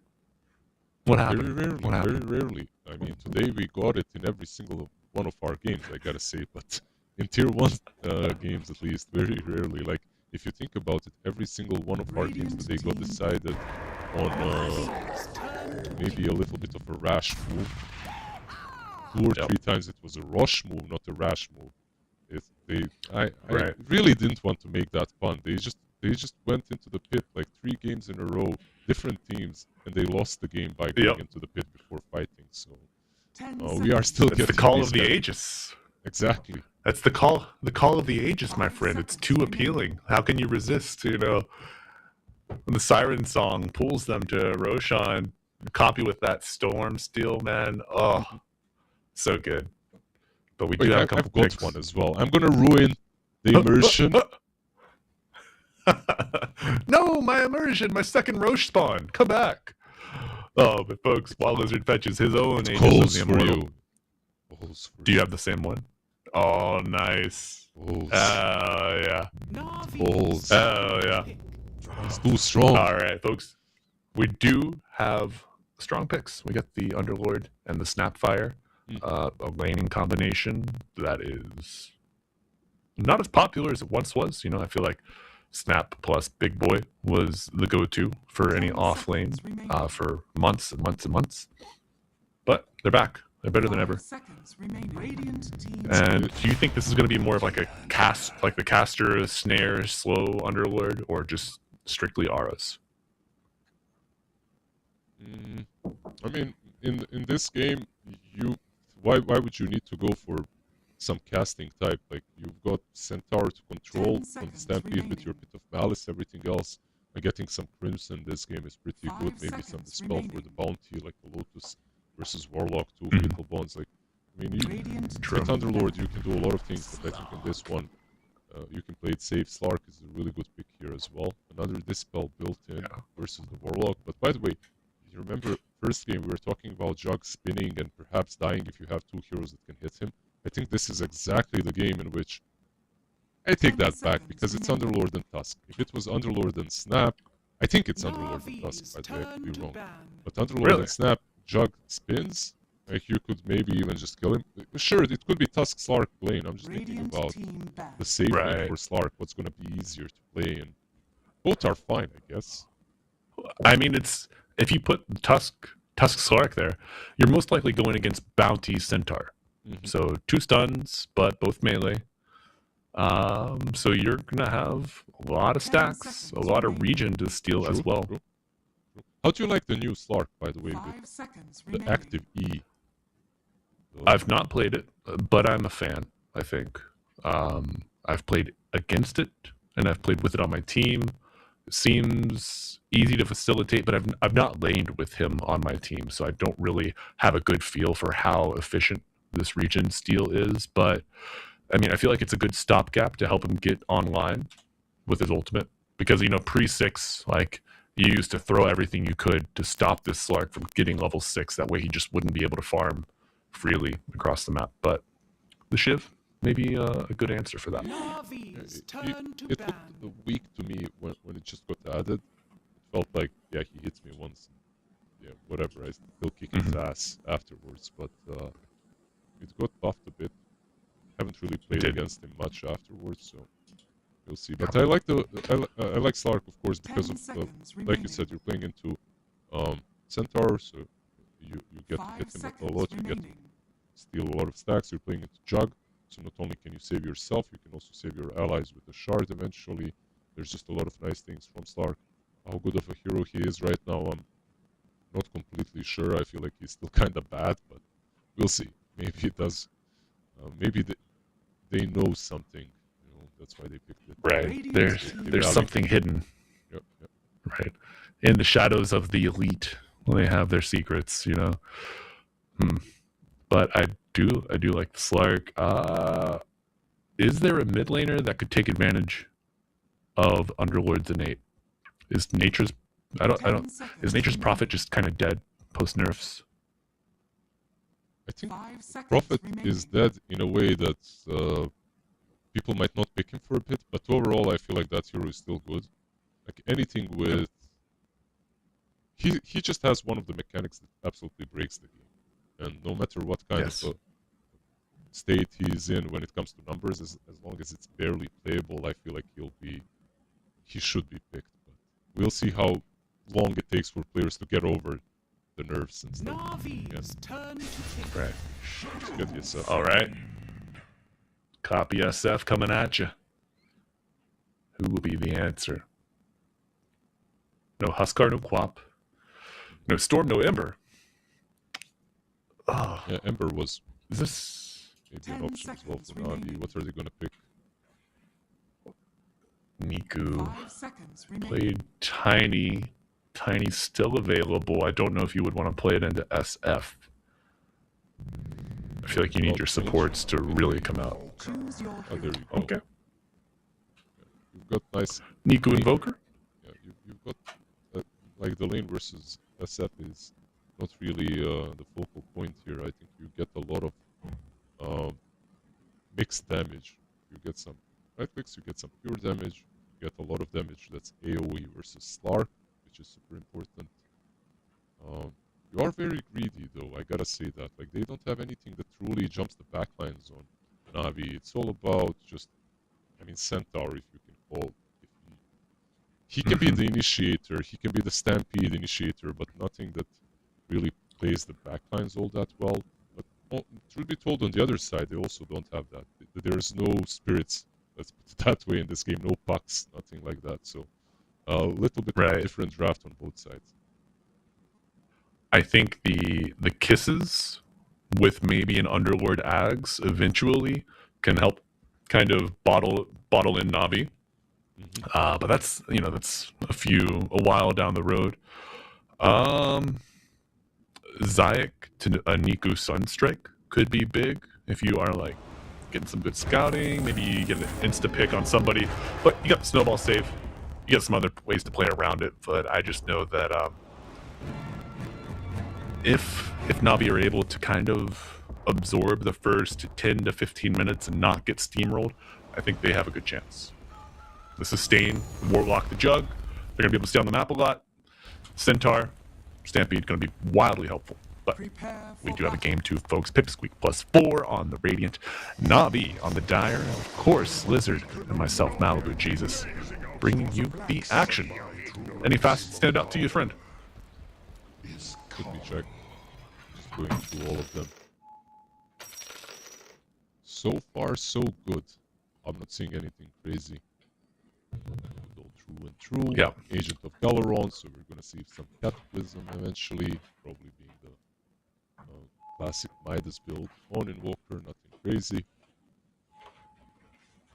As expected, we're playing into a Slark, some Stampede, Stun, or Golems. You want to set up that Kata, it can be a game changer, of course. I feel like this hero, half of the hero is, or I should actually say 70% of Invoker right now is Sunstrike and Cataclysm. And then you add a little bit of Tornado or EMP or whatever, who cares? Just send those Sunstrikes, bro, that's all you gotta do. Right. Keep them coming, buddy. Everyone's hungry. There was a patch where Invoker was actually like a button mashing hero. You remember like Yules, Deafening Blast, Sunstrike, Meteor, all these spells that you gotta cast properly. I think it's a bit more simple right now. Right. Farm, farm, farm. Wave shove. Find your Sunstrike. Make your connection. Hope for the best. But pause is over. We got a game 1, folks.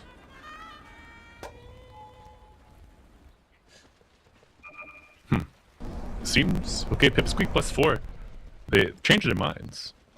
What do you think the reason for that change of direction is? They changed their mind during they get the with pause. They sniffed something out. So they felt it. Yeah. Their level 1 is not weak, by the way. So I wouldn't mind seeing them actually taking a fight head on. Like you have a Tusk, a Snap, SF with 3 raises. Like this is a nasty team to fight into. So far they did manage to dodge the bounce hunter, so it's a nice read so far. Yeah, that invis. Certain way to break the smoke. Nice ward. Gonna be the old courier sniper from the bounty. But horn sounding, PMA first point of contact, nice shards to block him off. Doesn't exactly contain him, but PMA is able to get the bounty. However, Lizard, I think that might just be enough to give Pipsqueak +4 first blood, and it's Copy in the mid lane who gets it. If he didn't get it, I would say it's absolutely worth it. Like if Stas gets first blood or something, it's still pretty good. 4 bounty runes, I mean, it's still pretty damn good for now. Right.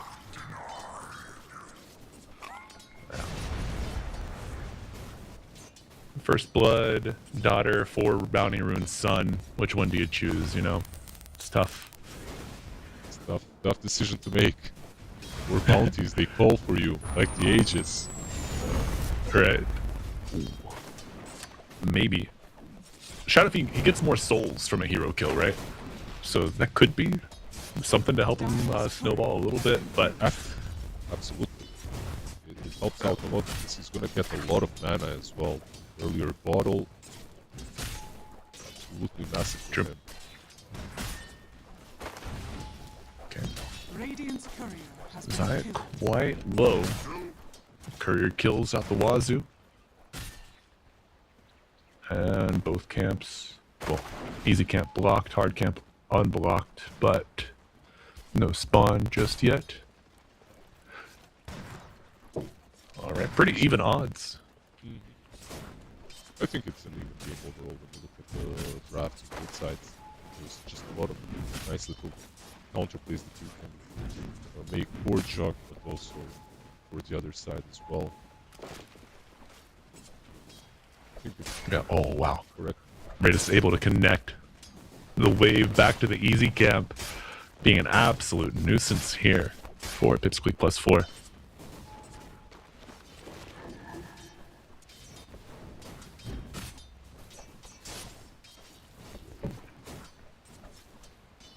Same thing happening on both sides, just sweep skipping being attempted.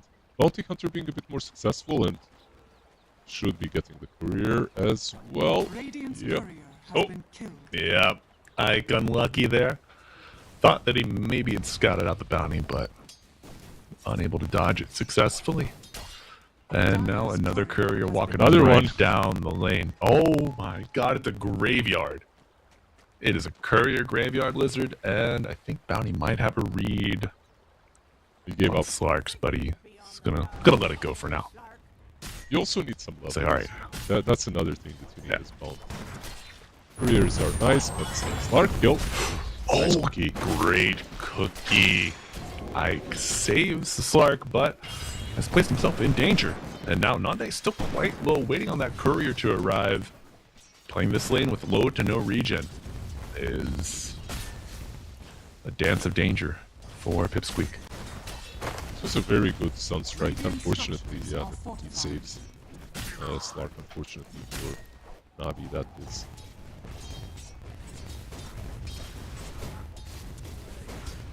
Alright, looking at our mid lane. SF. Just. Oh my god. Copy. Absolutely dominating. It's a first blood SF versus Walker. Walker overall early does not have a lot of damage. Basically has no damage in comparison to most heroes level 1. You rely on Sunstrike to get 2 levels. And then you're playing into an SF that got first blood. It's got a bottle, got all the souls. It's impossible lane. Right. Yeah, boots and windlace on the SF as well. Just maybe kind of seeing what we saw in game 1 with the safe lane SF. Just valuing that move speed. Helps out with your raises. Getting around the wave, tower diving, rune control, all the like. But Zayak being a nuisance still in the bottom lane. I actually value this hero even higher than in the last patch. I think Bounty right now just feels strong for some reason. Like the stun duration got increased on Shadow Walk, true, but even without the Shadow Walk, even with just the Shuriken Toss and Junada, like when you go into the lane, the hero feels good. You know what? Why he's also really good in this particular lane? Something that I didn't really mention earlier. He's one of the highest base armor heroes in the game. When you're playing in this now. Yep. Comes in handy. Yep. Seems like the flavor of the month. You know, the little shredder maxing. Not happening this game. Oh no. Oh no, Zayak. No, not again. Think of the couriers, bro. That's a big one too. It's like 700 gold? 800 gold on that courier? You're smart. Definitely. At least the couriers have low respawn early on. But this ward that he planted is just beautiful under the tier 2 tower. Because it always scouts kind of the direction of the courier. But when it does, Right. he's in. This dust did make it through, and Eki with the beautiful shards, keeping Zayak right within arm's reach. Snowball will come through. Ritus has made the rotation as well. Shadow Word with a Lotus will be enough to heal up the Bounty Hunter. And now Eki, wondering why he showed up at all. Pretty good Warlock rotation, right? It saves him with the Shadow Word level 2. Also Bounty, of course, having very fire. And I believe that was 1 Lotus used on him, maybe 2. Mm-hmm. Got it.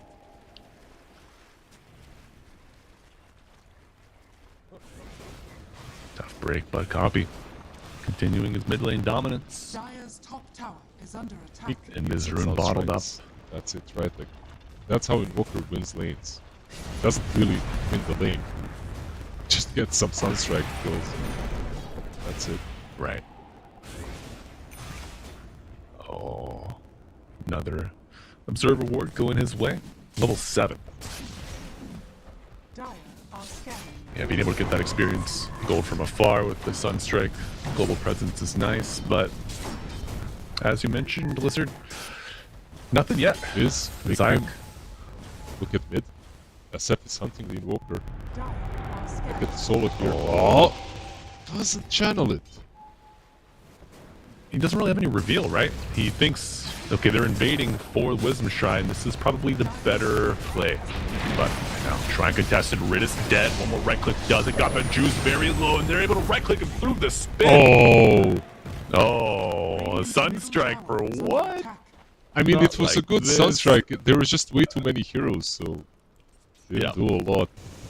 Unfortunately. Oh no. Blizzard.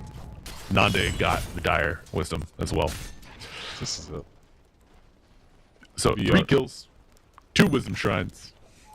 At What's least this next? bot lane is kinda going all right for them, right? Like Bounty Hunter killed a lot of Yes. couriers, he's finding some XP, there's some Grimoire charges as well.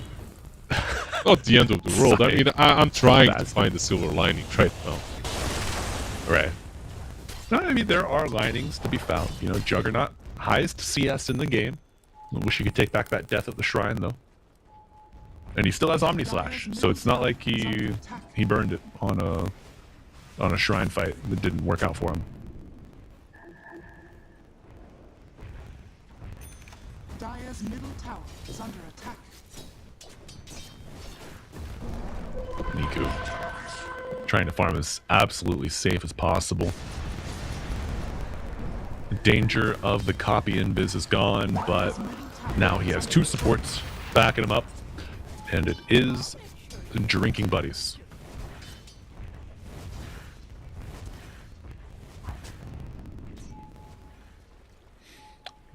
Blizzard, do you think the magic damage approach for SF is better in this game? Gives you a little bit of diversity. Yeah, absolutely. When you're playing mid, for sure. I don't think that it's bad to go. I don't think this is a bad physical SF game. I just think that it's not as good if you're playing mid SF when you already have a Slark control in your team. Getting that magical damage is more important because you play the game differently. Your build is different. The way you push and the way and state of the game in which you bring the damage is also much earlier. I like it more like this, for sure. Right. Capitalize, link up with your Underlord, make space for that Slark. Absolutely. Some bit of Malice once it's up, together with the Requiem, some raises, that's a lot of damage. Yeah. And, okay, Eki stealing the Madstone. The cheeky little grab there. But Slark is about 1,000 gold behind his counterpart, the Juggernaut. Level's not doing too bad. Sitting 7.5.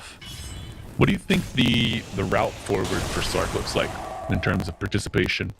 I think this is a hero that wants to fight early, right? Get oh my god! Absolutely. He also Speaking of fighting early. The reason he dies is valid though. They have to give him a lane. Like one thing that he has been doing is like killing couriers, running across the map. Doesn't get the Wisdom Shrine as well. Because of that, he's only level 4 minute 10. He needs to get 6 ASAP so that the track kills can bring them back to the game. This is like one hero that, no matter how far behind you are, that's not the lane. Uh-oh. Gonna be a nice middle bonds here. Stampede coming in, kisses to cover, but Copy is in a rough spot. I don't know. Okay, Snowball dragging him back in towards Zyx. Right clicks will do it, but PMA gets the hook stop and a kill. Copy does get a post-mortem kill on the Bounty Hunter, but the damage is done. The shards were beautiful, sharing the right? experience. Yeah. He didn't get a lot, but he got some. Shards were absolutely beautiful, blocking them away from the SF. And then the snowball was also good, just not good enough to save him at the end. Yeah. And this is, look at all this space for Slark. Fixing that gold problem right away. But this will be likely level 5 and 6 for Bounty if he's able to absorb this. If Centaur is kind enough to give all of that to him, but yeah. Nah. He's not.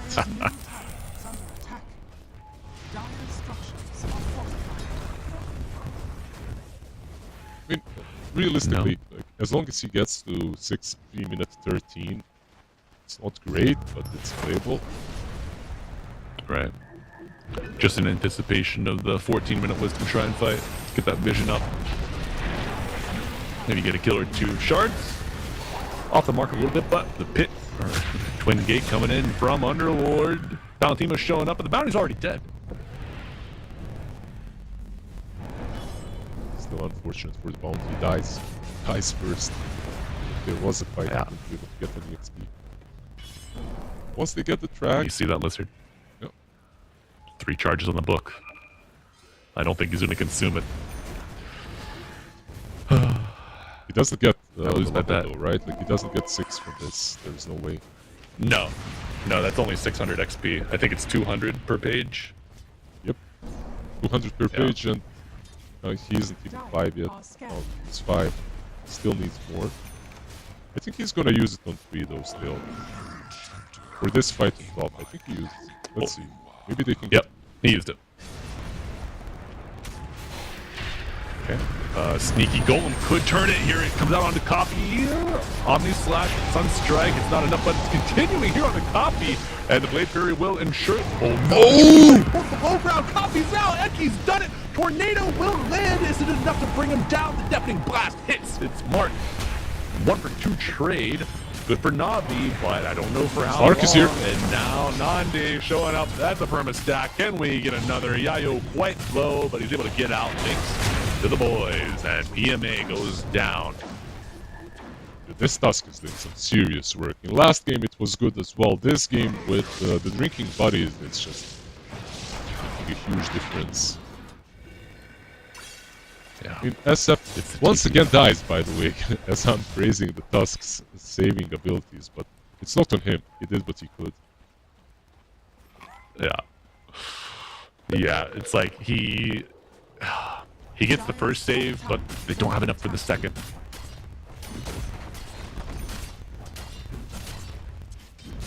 But I mean, you kind of got to be.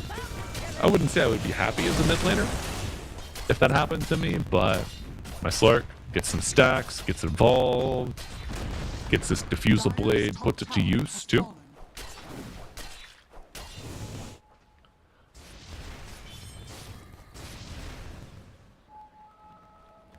And Lizard, first use of the golem, you know, even though it's a little late, was effective. Oh, there we go, Zayak. Finally. It's got that track online. Love to see it. Is the game too far gone yet for Navi? Right. To really... I mean, No? it's not optimal. It definitely isn't. You want to get that as soon as possible. But once you do get it, you can start getting some kills. Maybe Snap will be the first one here. They can find the right angle with the jug. We need the Omni. Yeah. Maybe not even Omni if Okay. she's out like this. Oh, you're gonna strike now. Try to buy that time, but gonna be the teleport out. Oh, yep. All right, folks. Lizard the Prophet continuing his streak. It's never wrong. Yeah, such But hard, you do Radiant's bottom such hard missions to make. Yeah. Radiant structures difficult calls around the map. But Invoker gets picked off and is healing work to keep the wave healthy through this tier 1 tower kill. Got the juice, gets the gold. And oh no, Pounce just a pixel short. However, the right click's landing. Got the juice, gonna spin. Trying to work his way out, and yeah, Sorry, it's fine. Gate. They're not going to use it though, yeah. Yeah, he did have the Omni. Even though he lost a little bit of mana, maybe if he has a stick, could have gotten it back from the Omni. Delayed a fight. Sunstrike bot lane, Slark. Oh, the coordination! It's there! Zayak putting this track to use. And, you know, we wanted some Sunstrike kills. They're just coming around a little later. That was a gorgeous kill right there. Very simple as well. It's a level 4 shuriken toss, by the way. For the amount of mana that it costs, this is an insane move. Keep in mind, because of True and True, it can hit you multiple times, so it's not only about the initial peak of the damage. Very Right. easily set up by Maybe- Zayats. Maybe one of the most or mana efficient damaging spells in the game. I think so. It's like 1 to 3.4. 1 mana to 3.4 damage, something like that, right? I think probably is. You know, we were crunching the numbers on that armlet forever earlier. Yeah, especially for a level 1 spell. For support. For a support and for a spell that's not ult, maybe there's something with the ult that costs a lot of mana but still deals like 8 damage or something like that. Zats. You gotta love when your Slark brings his own dust, brings his own sentry. That's a thing of beauty. And also, Lizard. Nande not going for the Ags right off bat. He wants the Orchid first. Cool. I mean, Radiant's middle tower is Slark under attack. is one of those carries that kinda disappeared. This playstyle of a carry disappeared from the face of the earth, right? Like the carry that just constantly plays the map, hunts heroes. Slark is maybe the only one left remaining. in before in a couple of months start buying Battle Fury as well and just farming. Dire are scanning. But yeah, Orchid Speaking basically of builds Battlefield. on that, was my point. It's like refusal, then get the Orchid, you just have a lot of kill potential. Yeah. And I mean, you silence the Jug before he spins or before he omnis. Might not have that Manta just yet. But, I don't know, the Jug is quite far ahead of the Slark. 2.6k.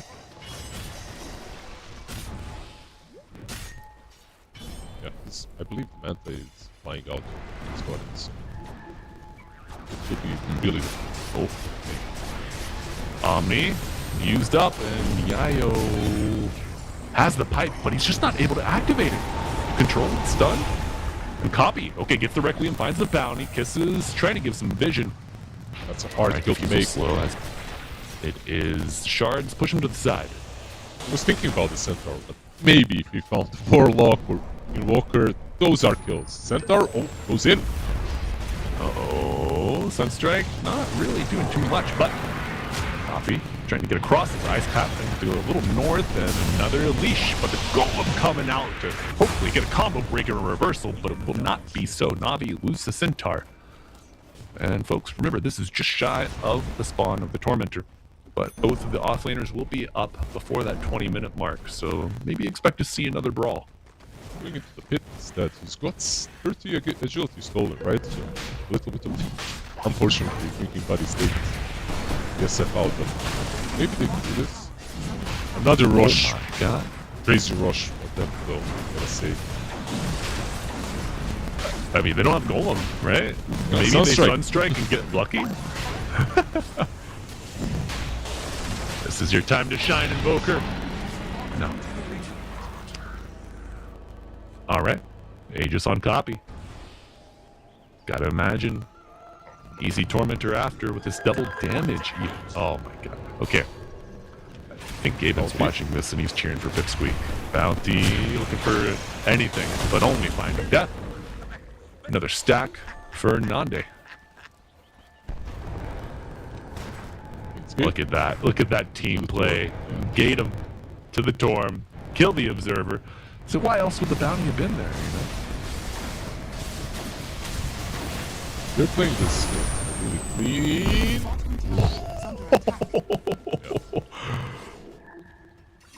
Could have been good. They're playing this in a really clean way, right? Considering that they have these rules off oriented, it's really good so far. I have to say that I'm kind of impressed by this because I don't think that their draft is easy to play. All of these things that they are doing on the map, keep in mind, you are playing into a bounty hunter. It's hard to play a pick-off oriented lineup even when you're not playing into that hero. Yes.